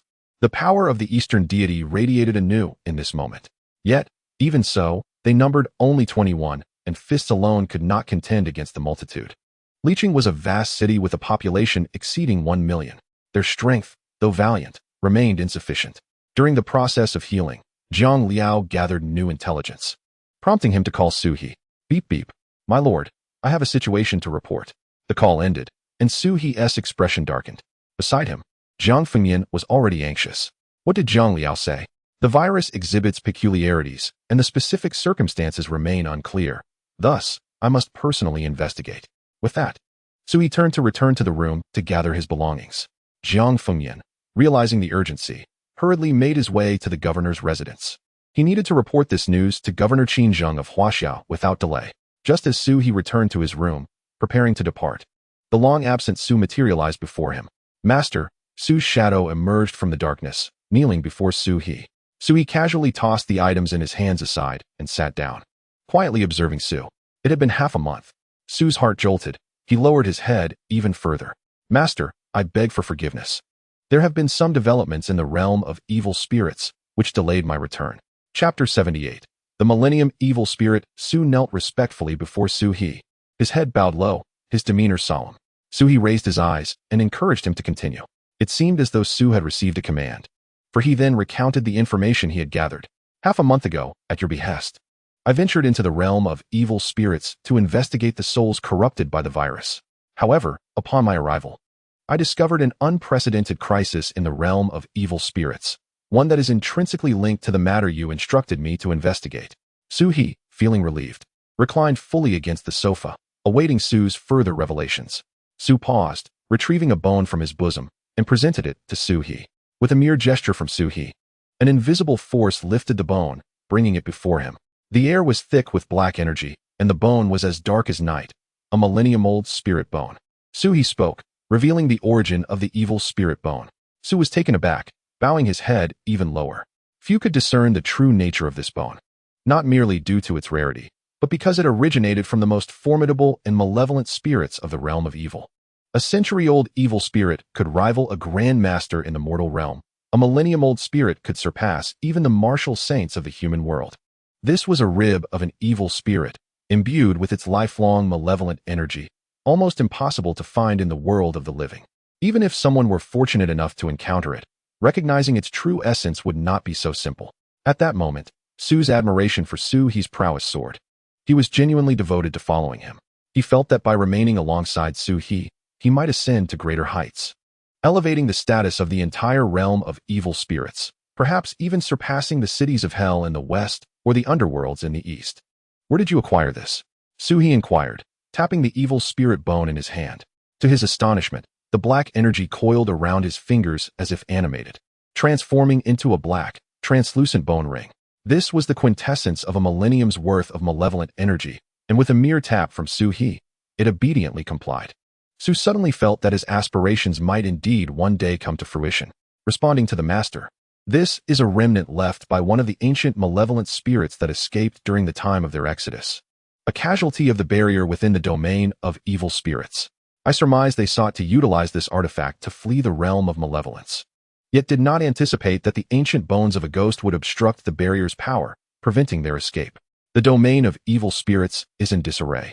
As the malevolent entities have fled, have they brought a virus with them? Upon my return, I first restored order in the chaos below before I inspected the breach they had exploited for their escape.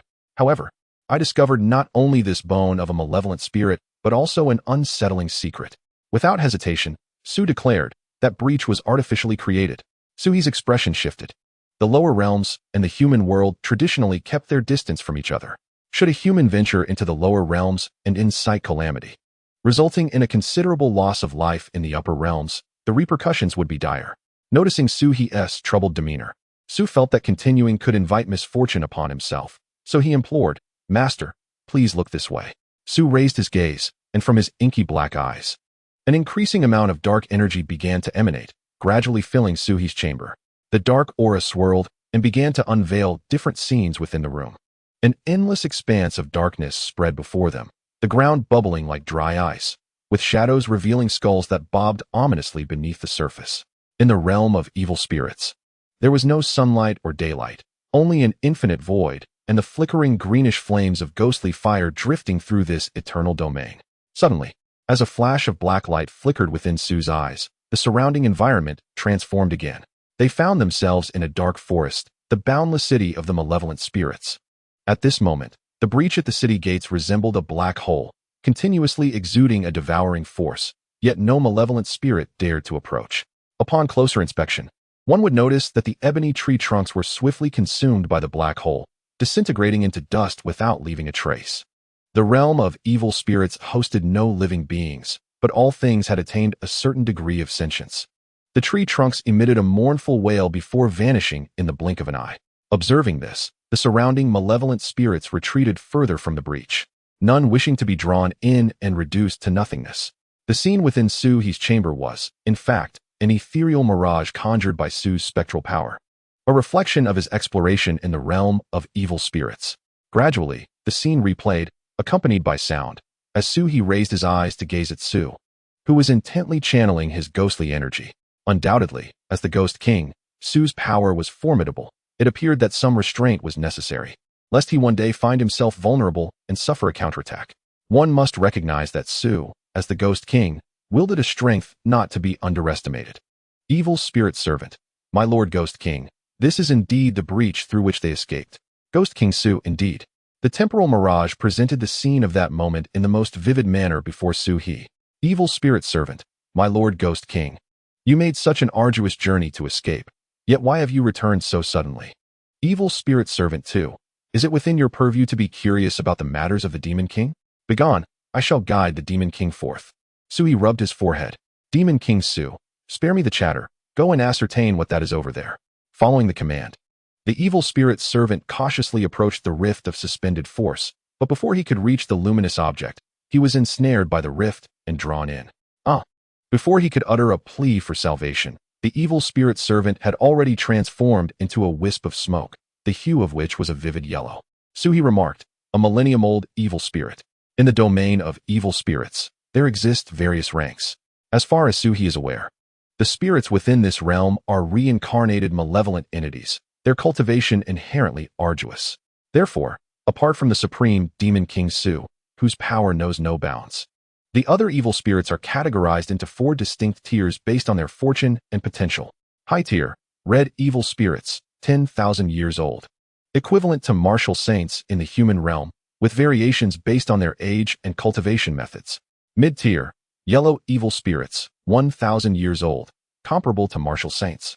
Further divided into those aged between 1,000 to 5,000 years, and those specifically at 5,100 years and 9,999 years. The differences in age yield significant disparities in power. Low tier, green evil spirits, 100 years old, akin to great martial masters in the human realm. also divided into those aged from 100 to 500 years, and those at 501 and 999 years. Though all are categorized as 100-year evil spirits, the variance in age also manifests in their ferocity. Currently, the evil spirits in this domain are predominantly of the low and mid tiers. The lowest tier consists of white evil spirits. Most cannot manifest in human form, instead appearing as entities such as tree bones or various flora and fauna. While their strength is feeble, the categories are numerous. The recently consumed spirit was, in fact, a millennium-level evil spirit, a being of martial saint caliber in the human realm who exhibited no resistance whatsoever as it was wholly devoured. This illustrates the formidable and terrifying nature of that rift of suspended force. The scene shifted once more, returning to the area beneath the rift, where an object radiating red light captivated the attention of the gathered spirits. Su did not instruct the evil spirit servant to retrieve it, setting aside the rift. Even without it, the task of picking up the object on the ground would prove daunting for these beings. As the scene transitioned, Su's figure flickered and transformed into a wisp of ghostly smoke, reappearing in the original location, now holding a glowing red bone. This was indeed the very bone previously bestowed upon Su-He. Observing this, Su-He narrowed his eyes at the seemingly unresponsive Su, evidently lost within the temporal illusion. Entirely oblivious to Su-He's gaze, the bone of 10,000 years is a significant boon for spirits, in contrast to humans. Spirits find it far more challenging to ascend in rank. Consequently, many spirits prefer to adopt a predatory approach, seizing the spiritual energy and essence of other spirits to elevate their own status. This practice is entirely commonplace in the lower realms and is no secret, especially for a demon king like Su. However, in the very moment he obtained the eternal ghost bone, he surprisingly refrained from absorbing it. Instead, he returned with it, presenting it to himself. Clearly, Su possessed a profound reverence and perhaps even fear for it. He exhibited a level of restraint that surpassed expectations. The crimson ghost bone served as a potent allure for the spirits, akin to opium. Upon seeing Su grasp it, even though he was the Ghost King, he attracted the relentless aggression of countless spectral beings. Yet, Su lingered not for long. With a mere wave of his hand, the reckless millennium evil spirits and century-old fiends were firmly subdued by his ghostly power, pinned to the skeletal ground. Su declared, "Seek your demise." The multitude of spirits pleaded, "Great Ghost King, spare us. We acknowledge our transgressions." The enchantment of the eternal ghost bone lasted but a fleeting moment, swiftly eclipsed by the terror instilled by Su's overwhelming ghostly force, which restored the spirits to their senses. In an instant, the chorus of spirits begging for mercy filled the air, as the chilling winds of the realm of a myriad of ghosts howled, producing a mournful wail. The sound resembled a cacophony of 1,000 wailing souls, had it not been for Su-He's divine protection. Even someone as formidable as the martial Saint Feng Qi would likely have been left grievously wounded by such an auditory assault. Su commanded, "Transform your ghostly powers to honor your king, or trace your origins to redeem yourselves. Choose wisely." In the domain of evil spirits, Su's voice shifted, becoming dreadfully piercing. The multitude of spirits bowed in submission, their forms marked by a brand as Su raised his hand, causing them to vanish from sight. The scene shifted yet again. This time, it was no longer the boundless city at the rift's edge, but rather the very heart of the evil spirit's domain, Su's former lair. The ground was adorned with skulls, while white malevolent spirits decorated the abode. It was a bold display befitting the ghost king of this realm. Moreover, Su's dwelling was not solely illuminated by the white malevolent spirits. Vibrant green and yellow will-o'-the-wisps flitted about, revealing the presence of the millennium evil spirits in yellow and the century-old fiends in green. Surveying the surroundings, Su sat upon a raised platform, while the previously branded spirits knelt below, pondering their fate. They exchanged glances before deciding to let the first yellow evil spirit speak. The spectral servant presented a deep crimson liquid to Su, who consumed it in one gulp, turning his gaze toward the speaker. Millennium Evil Spirit once said, "My Lord Ghost King, we have followed your instructions and, tracing the clues, contacted the beings from the upper realms. After escaping the boundless city, they ventured westward." Su inquired, "Westward? Specifically where?" Millennium Evil Spirit 2 replied, "We searched diligently, but once the trail reached the western territories, it was utterly obliterated. When our followers returned, even the initial traces had been erased." Millennium Evil Spirit 1 added, "Indeed, my Lord Ghost King. Yet we suspect their intentions extend beyond mere escape from the domain of evil spirits. There must be a grander scheme at play." Su urged, "Continue." Encouraged by Su's affirmation, the spirits grew bolder in their speech. In the West, divine beings provide protection, and our kind dare not investigate too overtly. Nevertheless, during our inquiries, we uncovered certain clues. Millennium Evil Spirit 2. This is the ghost tear we discovered on the outskirts of the boundless city. My lord, please take a look. The ghost tear is not, in the truest sense, the tear of a ghostly entity, as such beings are intangible and do not possess the capacity for tears. At this moment, the term ghost tear refers to the remnants left behind by a ghostly being, akin to a gecko shedding its tail for survival or a python shedding its skin as it grows. With a wave of his hand, Su summoned the ghost tear from the grasp of the Millennium Evil Spirit, and upon contact, it felt lifeless, devoid of any ghostly energy. Yet, Su furrowed his brow, sensing a residual trace of divine energy. Following Su's utterance, the ghost tear suddenly transformed into a wisp of black smoke and vanished, leaving Su's hand illuminated with a faint golden glow. If one were not to look closely, they might not discern it at all, but not only Su. The other Millennium Evil Spirits observed it with clarity. The Millennium Evil Spirit exhaled in relief, finally obtaining some valuable clues. Millennium Evil Spirit 2. As you can see, my lord, this almost imperceptible divine energy emanated from above. Based on the subsequent clues we pursued, we suspect that the Western Church is engaged in some nefarious activities. However, we do not know which sect is responsible. The words from the temporal illusion directly reached Su-He's ears, and at that moment, the Su within the illusion turned his gaze toward the real Su-He. Their eyes met. Suddenly, the temporal illusion collapsed, and Su found himself kneeling in Su-He's room, the surroundings returning to their normal appearance. Su-He, rise and speak. Although Su had delayed for half a month on this mission, the outcome evidently pleased Su-He. Su performed a deep bow before standing up, respectfully positioning himself to the side. Su, I have conducted an investigation and even traveled to the West in person, hence the delay. Su was still apprehensive about Su-He's displeasure, for in his heart, he had come to regard Su-He as his master, placing all his hopes upon him.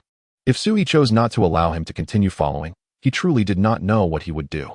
Unaware of Su's sentiments, Su-He felt somewhat more favorable towards Su upon hearing of his personal journey to the West. His tone softened considerably as he inquired about the findings of the investigation. Seeing Su-He gaze at him in such a manner, Su felt a surge of nervousness.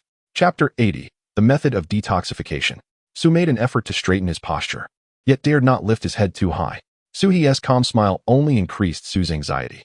Perhaps it would be best to maintain a serious demeanor, as he did not wish to frighten the young one. Su-He thought to himself, unaware that such a formidable adult could harbor such feelings. Had he known, he feared that the authority Su-He had established over time would crumble. Su, during my journey to the West, I indeed encountered several individuals who had escaped from the realm of evil spirits.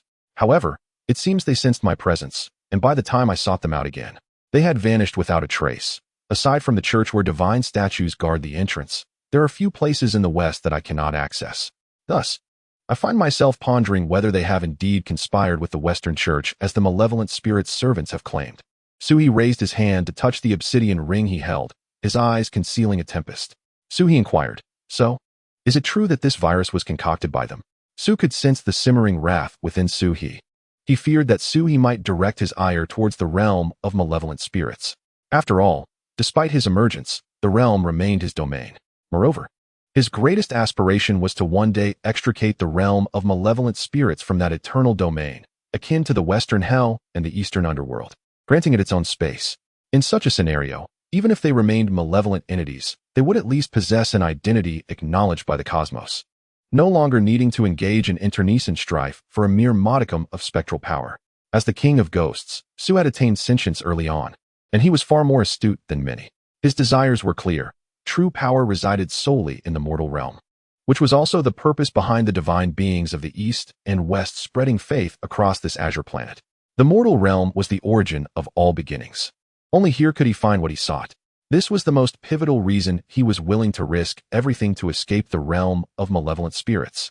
They no longer belong to the realm of malevolent spirits, Su continued.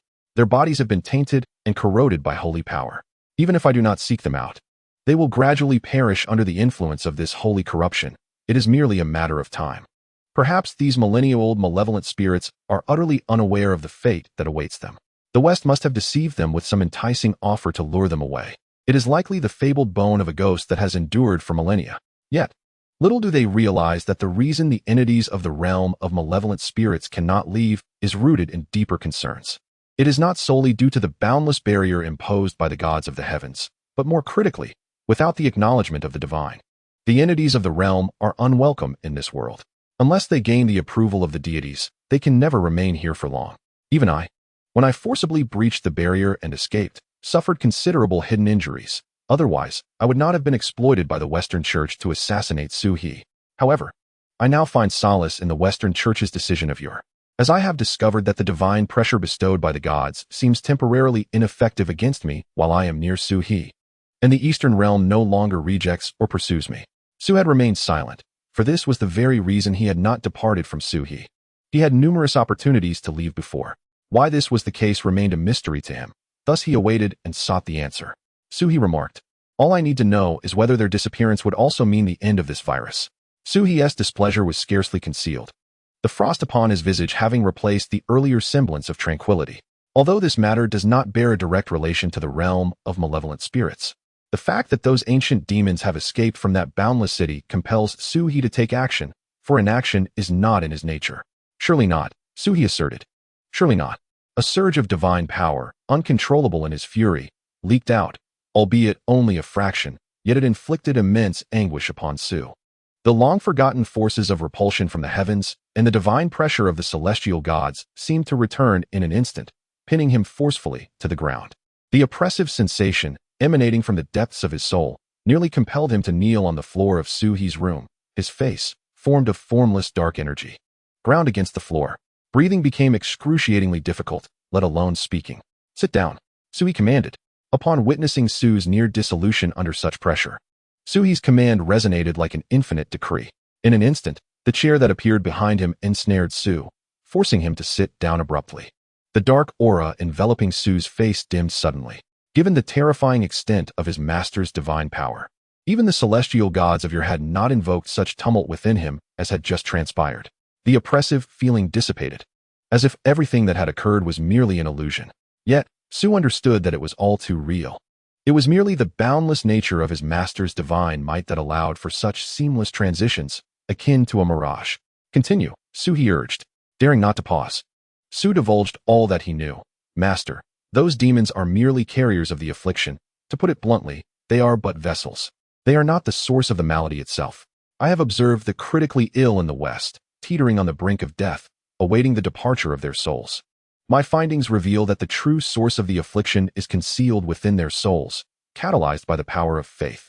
Su He listened attentively, allowing Su to gather his courage and proceed with his revelations. The power of faith is the progenitor of the affliction. It can amplify the propagation of the disease to an infinite degree. Even I cannot eradicate it entirely. However, it must be noted that in the face of this virus, I am undeniably a formidable force. Even if it is the grim reaper of the West who seeks them, I remain confident in my ability to reclaim them with ease.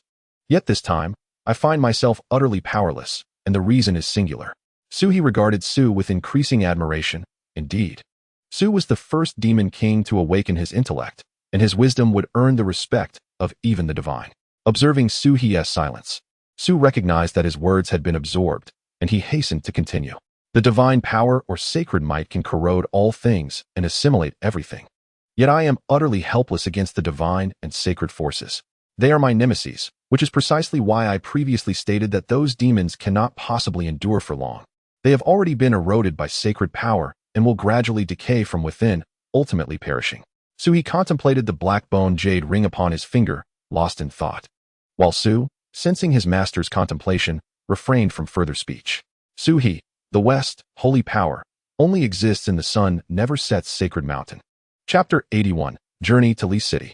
The enchanting visage of the Pope from the sun never sets sacred mountain flashed rapidly through Su He's mind. Could it be her? As Su He pondered the source of holy power, a knock at the door abruptly drew his attention. He glanced at Su, who promptly lowered her head, awaiting his command. Su He spoke, "You may leave. I shall summon you if needed." The room returned to its former state, and Su, having recovered from the recent temporal illusion, responded to Su He's words. Her eyes gradually darkened, and she respectfully performed another bow. "Yes, master." Su's dark figure, resembling a vague shadow, transformed into a wisp of black smoke and vanished in an instant. Suhi resumed his seat as if nothing had transpired, raising his hand towards the tightly shut courtyard door. An invisible breeze swept through, creating a narrow opening. Observing the waiting kill god army outside, Suhi closed his eyes once more and, with a casual tone, inquired, "What is it?" The kill god army, noticing Suhi resting in the courtyard, instinctively shrank back, saying, "My lord, Marquis Jiang Fengmian has sent me to invite you. The governor wishes to see you." Suhi's eyes finally opened, gazing at the still respectful figure at the door. "Understood, I shall come shortly." This secluded residence of Suhi was situated in the heart of Longdu, essentially an annex of the Huaxia governor's office. Preferring tranquility, Suhi had accepted this arrangement when Qin Zheng allocated it for his rest, as it was merely a few steps from the governor's office. Upon receiving Suhi's affirmation, the kill god army stepped aside, awaiting his emergence. After glancing at his previously arranged garments, Suhi finally rose and declared, "Let us proceed to meet the governor." At that moment, Qin Zheng awaited Suhi in the conference room of the governor's office, alone. Upon Suhi's arrival, he signaled for the others to exit and close the door, directly addressing the topic at hand. "Governor Qin Zheng, I have heard you plan to travel to Li City." Qin Zheng was already aware of this matter, and Suhi felt no surprise. Such a significant decision would certainly be reported to him by Jiang Fengmian. Suhi replied, "Indeed, I shall depart this afternoon." The certainty in Suhi's tone indicated there was no possibility of turning back. Qin Zheng gestured towards the teacup in front of Suhi. "Drink." Confused by Qin Zheng's intent, Suhi thought, was he summoned merely to be asked this? Was this the extent of his reaction? Suhi asked, "Is this the sole reason for your summons, Governor?" Qin Zheng's eyes held the wisdom accumulated over time. Seeing that gaze, Suhi chuckled softly. "If you have matters to discuss, just say so. I am not one to withhold information. There is no need for such an odd look." Qin Zheng smiled, realizing he could not conceal his thoughts from you. "Indeed, your discerning gaze is rather conspicuous," I observed, without any intention of hiding my demeanor. Although he contemplated this, Suhi refrained from articulating it directly. After all, the man before him was none other than the current governor of Huaxia. Regardless of the circumstances, it was prudent to adopt a more measured tone. Should Qin Zheng be privy to his musings, he would surely sputter his tea in surprise at Suhi's audacious thoughts about him. Suhi remarked, "If you have something to say, please do so directly. I must depart shortly. Time is of the essence." He was disinclined to engage in circumlocution. Since he had summoned Suhi and dismissed others, silence was not an option. Qin Zheng, appreciating Suhi's forthrightness, opted to dispense with pleasantries and inquired plainly, "Do you have anything to say regarding the virus and leeching?" One might think this matter pertained to Suhi himself. Indeed, if the Westerners or those in the media caught wind of even a whisper, they would likely lay the blame at Suhi's feet. In truth, had they not already begun to do so? Suhi shrugged. "Didn't Jiang Fengmian already convey this to you? Why ask me again? That is irrelevant. I am inquiring of you." Qin Zheng retorted. "Yes, the virus and leeching is indeed peculiar, and the West's stance remains ambiguous. Leeching is my hometown. Given these circumstances, I must return to ascertain whether my theories align with the truth." Upon hearing this, Qin Zheng paused mid-sip, placing his teacup back on the table. "I have decided to send the killing god army with you," he stated, scrutinizing Suhi's expression as if seeking a clue. However, there was none. Without much thought, Suhi flatly refused. "No, bringing them along would serve no purpose. It would be better to leave them in Longdu to safeguard you in this land. I will handle leeching." Qin Zheng's furrowed brow relaxed, a smile forming at the corners of his mouth. He had faith that with Suhi around, everything would be manageable. At least for now, he placed complete trust in Suhi. Governor Qin Zheng replied, "Very well, I shall send Jiang Fengmian with you, but no one else." "Why bring him? I've stated that I can manage alone. With the virus spreading, more people only increases the danger." Initially, upon hearing the former part of Suhi's statement, Qin Zheng felt a pang of sympathy for Jiang Fengmian, who seemed to be so looked down upon by Suhi. After all, he was once the mightiest prince of Huaxia, despite now being a mere figurehead. Yet, upon hearing the latter part of Suhi's remarks, he considered Jiang Fengmian fortunate, for someone still thought of his well-being amidst the chaos, which was a form of validation. Unbeknownst to Suhi, Qin Zheng's thoughts were quite intricate. Had he been aware, he would surely have protested, claiming it was unjust. He simply did not wish to bring Jiang Fengmian along, and there was no deeper reason. He had merely found that the longer they spent together, the more he realized Jiang Fengmian had a penchant for excessive chatter. He was excessively loquacious, and the noise and commotion made him uneasy. However, Qin Zheng paid little heed to his complaints. "Your words hold no weight. You are well aware that Jiang Fengyan is now fixated on you. Wherever you go, he follows. He rushed in here, abruptly mentioning his intention to return to pack his belongings to accompany you to Liqing. By now, he is likely on his way, fully prepared. Suhi mused over the peculiar individuals he encountered. Governor Qin Zheng wore a similarly helpless expression. What do you think prompted me to summon you? It was that insufferable brat who, despite knowing nothing else, was aware of your journey to Liqing. Nonetheless, his company isn't entirely unwelcome. At least it spares me from his incessant antics. Chapter 82. The awakening of affection. Turns out you too are vexed by his disruptions. How delightful. Now, he has chosen to pester me instead. A dark cloud of frustration loomed over Su He, and without a moment's hesitation, he turned to exit, eager to leave before Jiang Fengyan could catch up. Observing Su He's hurried demeanor, Qin Zheng relished the moment. Why the haste? I've arranged lunch for you. Eat before you leave. Forget it. Let Jiang Fengyan have it. He thought it would be perfect if Jiang Fengyan devoured the meal, allowing him to sneak away to Liqing. If only he could delay him long enough to share dinner as well, then, at his current pace, he would surely reach Liqing in no time. Qin Zheng had never witnessed Su He in such a discomposed state, and couldn't help but burst into laughter. Nephew, are you so pleased to see Su He depart? A sudden, sweet voice startled Qin Zheng, causing him to cough violently, struggling to regain his breath. You seem in quite a rush. Here, have some water. Tong Yinyu arrived just as Su He was discussing Jiang Fengyan with her uncle, but she chose to linger outside, eavesdropping until their conversation concluded. Once Su He had departed, she emerged, startling Qin Zheng. After a few hearty gulps of tea, Qin Zheng managed to quell his coughing fit, casting a playful glare at his niece. You little imp, are you attempting to give your uncle a heart attack? Noticing her uncle's alarmed expression, Tong Yinyu realized he had genuinely been startled. However, would he truly reprimand her? Clearly not. It was merely her unusual behavior that had caught him off guard. Dear uncle, I simply missed you. I thought I would take a moment to visit. You know how busy I am. Who would have thought my visit would irk you? It seems they were right. One mustn't be too kind to their uncle, lest it leads to trouble. With her sparkling eyes darting playfully, she turned away from Qin Zheng, calculating her little schemes. Despite being aware that her words were merely intended to amuse him, Qin Zheng could not help but be charmed by her antics. Lacking a daughter of his own, he found his niece to be a mirror of her mother in her youth, rendering him incapable of feeling anger towards her. Disregarding Tong Yinyu's teasing remarks, he glared with indignation, exclaiming, "Which impudent rascal dares to slander me before you? Inform uncle, and I shall unleash the pack of wolves in the camp upon him." Tong Yinyu couldn't help but roll her eyes. Her uncle's thought process was both endearing and exasperating. It became clear to her why her mother consistently outshone her uncle. He was evidently infatuated with his niece, ready to explode at the slightest provocation from anyone. I'm just joking. Who would dare speak ill of you? Those soldiers in your camp. The last time they didn't even make a move, and that rascal is still abroad, too afraid to return. Tong Yinyu had to admit. Her uncle was quite formidable when it came to defending her. Very well, you haven't eaten yet, have you? I've prepared some delightful dishes. Let us see if there's anything to your liking as we share lunch together. Indeed, it had been ages since they last dined together. Tong Yinyu had intended to deliver a gift from her mother to her uncle today, while also inquiring about the arrangements regarding her meeting with Su He. However, having been mesmerized by Su He's presence earlier, she had lost her chance to enter. Now, upon hearing that Su He was departing from Longdu to Liqing, she could hardly muster the appetite for a meal. She yearned to return, pack her belongings, and follow Su He to Liqing. Hey, you silly girl. What are you daydreaming about? Hurry up. Qin Zheng noticed halfway that Tong Yinyu had not followed him. Turning back, he found her staring blankly at the doorway. He called out to her, and she snapped back to reality, hastening to his side and thrusting a pre-prepared box into his hands.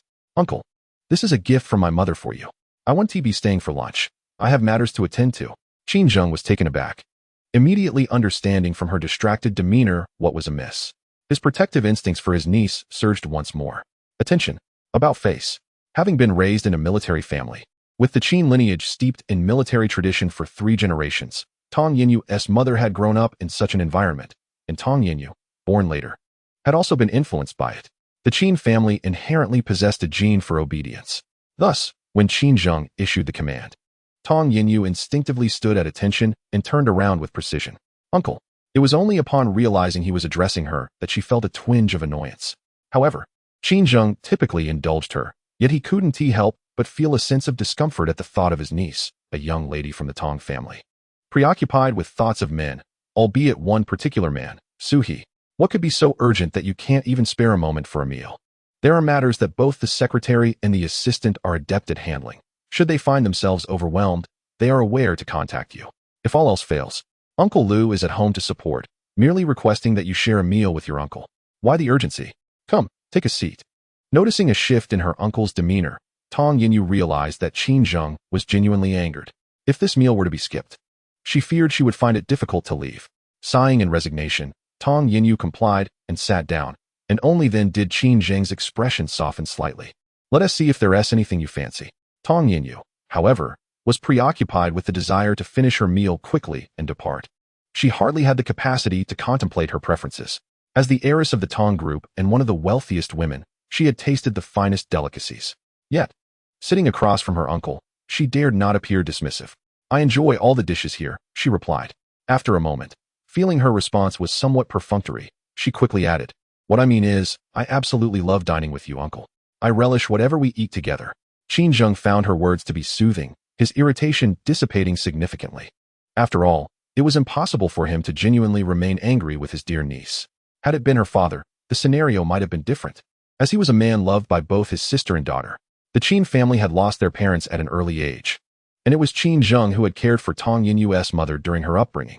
The Qin family, being a prominent military and political lineage, led to a divergence in paths for Qin Zheng and his sister, one pursuing a military career and the other venturing into business. Nonetheless, both matured early, and the bond between the siblings remained profound.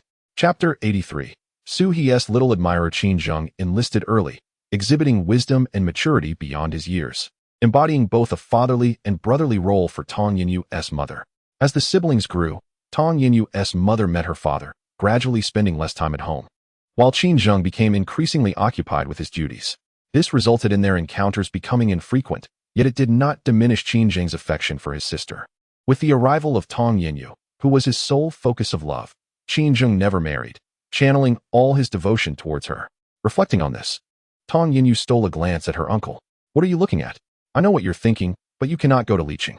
Once Tong Yinyu had nearly finished her meal, Qin Zheng casually stated his concern. Upon hearing this, Tong Yinyu set down her chopsticks. Why not, uncle? I was just there 2 weeks ago. What could possibly be so interesting? 2 weeks prior, she had visited leeching with Steward Liu, where she had heard numerous tales about Su He. Regardless of their veracity, and even knowing that most were mere fabrications, Tong Yinyu had felt exhilarated. For it was the first time she felt so close to Su He. However, just 3 days after her departure, leeching was struck by an unprecedented virus that spread rapidly and uncontrollably. Tong Yinyu was quite occupied, thus she paid little attention to matters outside of the Tong group, focusing primarily on the economic development of Lanqing and Suha. Since she had visited half a month ago, there was no necessity for a return. I believe your mother would concur with my decision. Uncle. Tong Yinyu perceived her uncle's objections as unreasonable. After all, it was merely a visit to leeching, not an overseas expedition or a journey to the west. So what was the impediment? Moreover, with Suha available, should her uncle voice his consent, Suha would undoubtedly accompany him, thereby fostering their bond. What could possibly be amiss? She found it perplexing to comprehend her uncle's reasoning. That settled, I shall inform your mother over the phone, and for now, you ought to remain comfortably at home. Do you understand? Tong Yinyu had no desire to entertain his remarks, huffing in annoyance. She cast a disdainful glance at her uncle before turning on her heel to leave. Outside, the ever-watchful butler Lu found her expression somewhat puzzling. Had she not encountered Lord Qin? Humph. Tong Yinyu indicated her reluctance to engage in conversation. Butler Lu glanced into the conference room, noticing Lord Qin's absence, and hastened to follow her as she walked further away. The driver awaited outside, having arrived early. Once settled in the car, Tong Yinyu raised her hand to send a message to her assistant, then began to organize her affairs. In Liqing, where Zhang Liao and others resided, the city appeared to have improved somewhat since her last visit, though only marginally. This modest city had stabilized, yet the prospects remained grim. Despite Zhang Liao's utilization of his bloodline talent, the life force still yielded no miraculous results. He even began to doubt whether the initial summons to Liqing was truly meant for the mere 20 individuals accompanying him. The fire god Shinnong shared a bloodline connection with him. Thus, the deity occasionally manifested in his dreams, imparting new insights. Initially, Zhang Liao found this unsettling, but he gradually acclimated to the notion of being Shinnong's chosen, mastering the divine abilities bestowed upon him. Presently, he found himself supported by an additional 20 divine emissaries. all esteemed doctors from the nation. With divine blessings, their capabilities were significantly enhanced, yet even this could not revive leeching, which left Jiang Liao feeling rather despondent. Upon learning that Suha had departed from Longdu and was en route to leeching, a flicker of hope ignited within him. He sensed that Suha could resolve this crisis. The combination of a bloodline divine bestower and 20 divine emissaries constituted a formidable force, and with Suha's arrival, the burden seemed much lighter. The citizens of leeching, upon hearing that officials had dispatched a renowned Eastern divine bestower, felt their hopes rekindle. Meanwhile, the whispers of the East meticulously relayed their information to the West. Yet the latter largely dismissed it with a mere chuckle. Is the East merely resorting to desperate measures? The so-called Eastern deity of medicine cannot possibly resolve the current crisis. It seems that any choice they make will yield the same results. Embracing the embrace of Apollo appears to be their sole option. The ignorant are unworthy of redemption. Since they willingly seek their own demise, we shall wait patiently, for ultimate victory will undoubtedly belong to the West, while the Eastern jesters will fall from the stage. Western rhetoric has always been harsh, yet the East now lacks the energy to engage in verbal sparring. All the citizens of Leeching await the arrival of Su He. As the entire East yearns for his presence to rejuvenate the city, while the West gleefully anticipates the final curtain for Leeching. At Longdu Airport, Tong Yinyu, clad in a sporty tracksuit and sporting a high ponytail, with limited edition sunglasses perched on her nose, vigilantly surveyed her surroundings. Once she confirmed she was not being followed, she joined the throng and boarded the commercial aircraft for the first time. Ladies and gentlemen, welcome aboard the Blue Sky flight, traveling from Huaxia Longdu to Blue City, announced the charming voice of the flight attendant. Tong Yinyu nestled into her first-class seat, finally feeling a sense of relief upon boarding. This was her inaugural experience on a shared flight. Previously, she had always traveled by private jet. Now, she found it rather pleasant, especially since Su He was seated just ahead of her. She cautiously adjusted her sunglasses and stole glances at Su He, who was resting with his eyes closed. Su He glanced back momentarily, finding everything normal. He decided to close his eyes again, opting to rest a bit longer, as no one could predict what awaited them at their destination. Seeing that Su He had not noticed her, Tong Yinyu contemplated discreetly changing her seat. Just then, the flight attendant approached to inquire about her situation when a swift figure rushed in, heading straight for Su He's adjacent seat. The rapid movement startled Tong Yinyu, and upon witnessing Su He's displeased frown as he opened his eyes, she hurried back to her seat, pulling up the hood of her tracksuit to feign nonchalance while gazing out the window. As she glanced at the figure that had dashed in, her hands clenched into tight fists. Chapter 84. Do you wish to wager on 100,000 lives? This guy? Tong Yinyu muttered through gritted teeth, and upon noticing that Su He was looking her way, she quickly averted her gaze. Su He, you truly sneaked away. Thankfully, I was quick, or you would have left me behind. Jiang Fengmian's foolish remark prompted the entire cabin to cast knowing glances between him and Su He, their eyes brimming with unspoken stories, as if they were characters in a romantic drama. Tong Yinyu, upon hearing this, buried her face in her hands, exasperated by the foolishness of it all. The irony lay in the fact that the speaker remained blissfully unaware of the shifting glances from the other passengers, lost in the thrill of catching up to Su He. Now that I've caught up with you, there's no escape.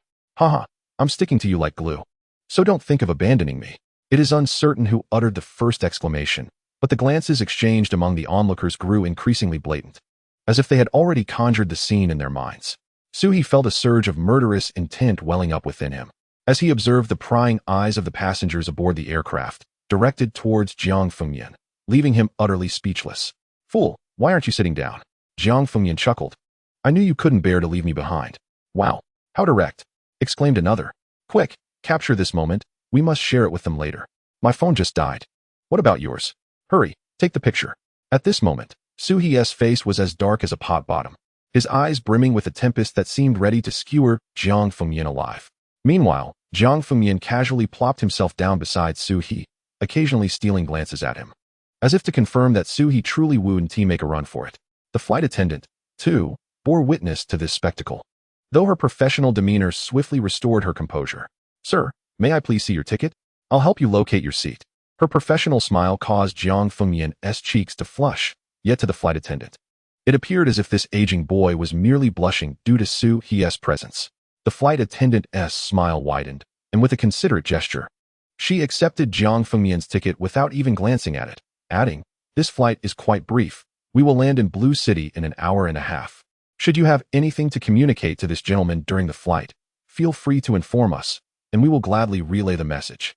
Jiang Fengyan paused, enlightenment dawning upon him as he grinned. Ah, I see. Your service is exemplary. I shall leave you a 5-star review. The flight attendant mistook his comment as an affirmation of her words and glanced at the ticket he had handed over, noting that they were indeed seated together. Her understanding deepened as she thought, this is simply our duty. Should either gentleman require anything else, do not hesitate to summon us. I shall refrain from disturbing your rest. She then returned the ticket to Jiang Fengyan and departed. Once the flight attendant was out of sight, Jiang Fengyan's gaze lingered longingly before he turned to Su He and remarked, did you see that? Their service is truly considerate. Su He, now overwhelmed by his words, swiftly pulled the curtain around his seat, effectively enclosing himself. Jiang Fengyan, assuming he was preparing to sleep, leaned in closer. What's this? We haven't even taken off yet. And you're already off to dreamland? The curtain shielded them from the prying eyes of the other passengers, yet the ambiguous murmurs still reached their ears, prompting a renewed wave of whispered conversations from behind. Su He's expression darkened, and just as he was about to erupt, Tong Yinyu, seated behind them, could no longer contain herself, exclaiming, enough with the noise. A sudden hush fell over the cabin, as the first-class passengers remained unaware of the cause for the unusual silence, leaving only the 3 of them in that particular row. Noticing the situation, the flight attendant hurried over to apologize, and as most passengers had boarded, she swiftly pulled up the partition between first class and economy, effectively severing their line of sight and sound. With the commotion quelled, Su He finally turned to Jiang Fengyan and declared, I wish to rest for a while. It would be prudent for you to refrain from making noise. Otherwise, I can just as easily send you back once we arrive. Jiang Fengyan's smile faltered. You little rascal. Have you forgotten the virtues of respecting the elderly and cherishing the young? He added, now, let us not waste any time. This fellow was truly unreasonable. If one could not confront him, one might as well evade him. Jiang Fengyan chose to remain silent and began organizing his belongings. Meanwhile, Tong Yinyu, apprehensive of being seen by Su He, opted for discretion, as they had yet to reach Li City, and she was uncertain if her uncle might unexpectedly appear. The 3 of them, each pursuing their own objectives, settled quietly into their seats as the plane ascended towards Blue City. Situated adjacent to Li City, Blue City had become their only option for travel, as nearly all modes of transport to Li City had ceased operations due to the current circumstances. They would fly to Blue City first, the nearest location to Li City, before proceeding by car to reunite with Zhang Liao and the others. The flight was punctual, landing at Blue City Airport after an hour and a half. As first-class passengers, the trio was escorted through a special passageway, disembarking ahead of the rest.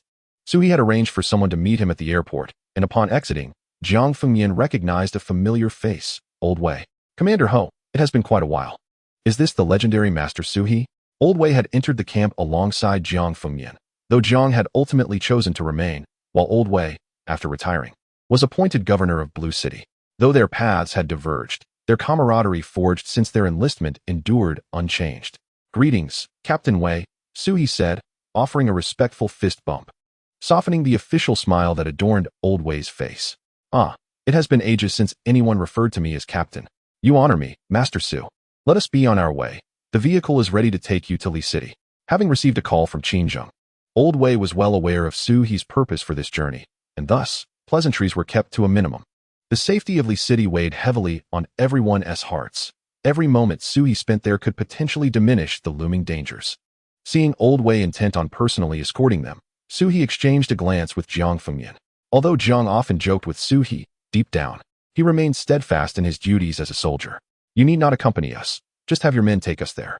Jiang understood the gravity of Old Wei's position, and it was indeed inappropriate for him to be present in the current situation in Li City. If they can go, I certainly can too. Wouldn't that be a source of ridicule if I dared not? Old Wei, a man of conviction, insisted on getting into the car. However, Su He raised a hand to stop him. Captain Wei, while your spirit remains undiminished, you are now the leader of Blue City. You are more acutely aware of the current state of affairs in Li City than we are. Are you truly willing to gamble with the safety of hundreds of thousands of lives in Blue City?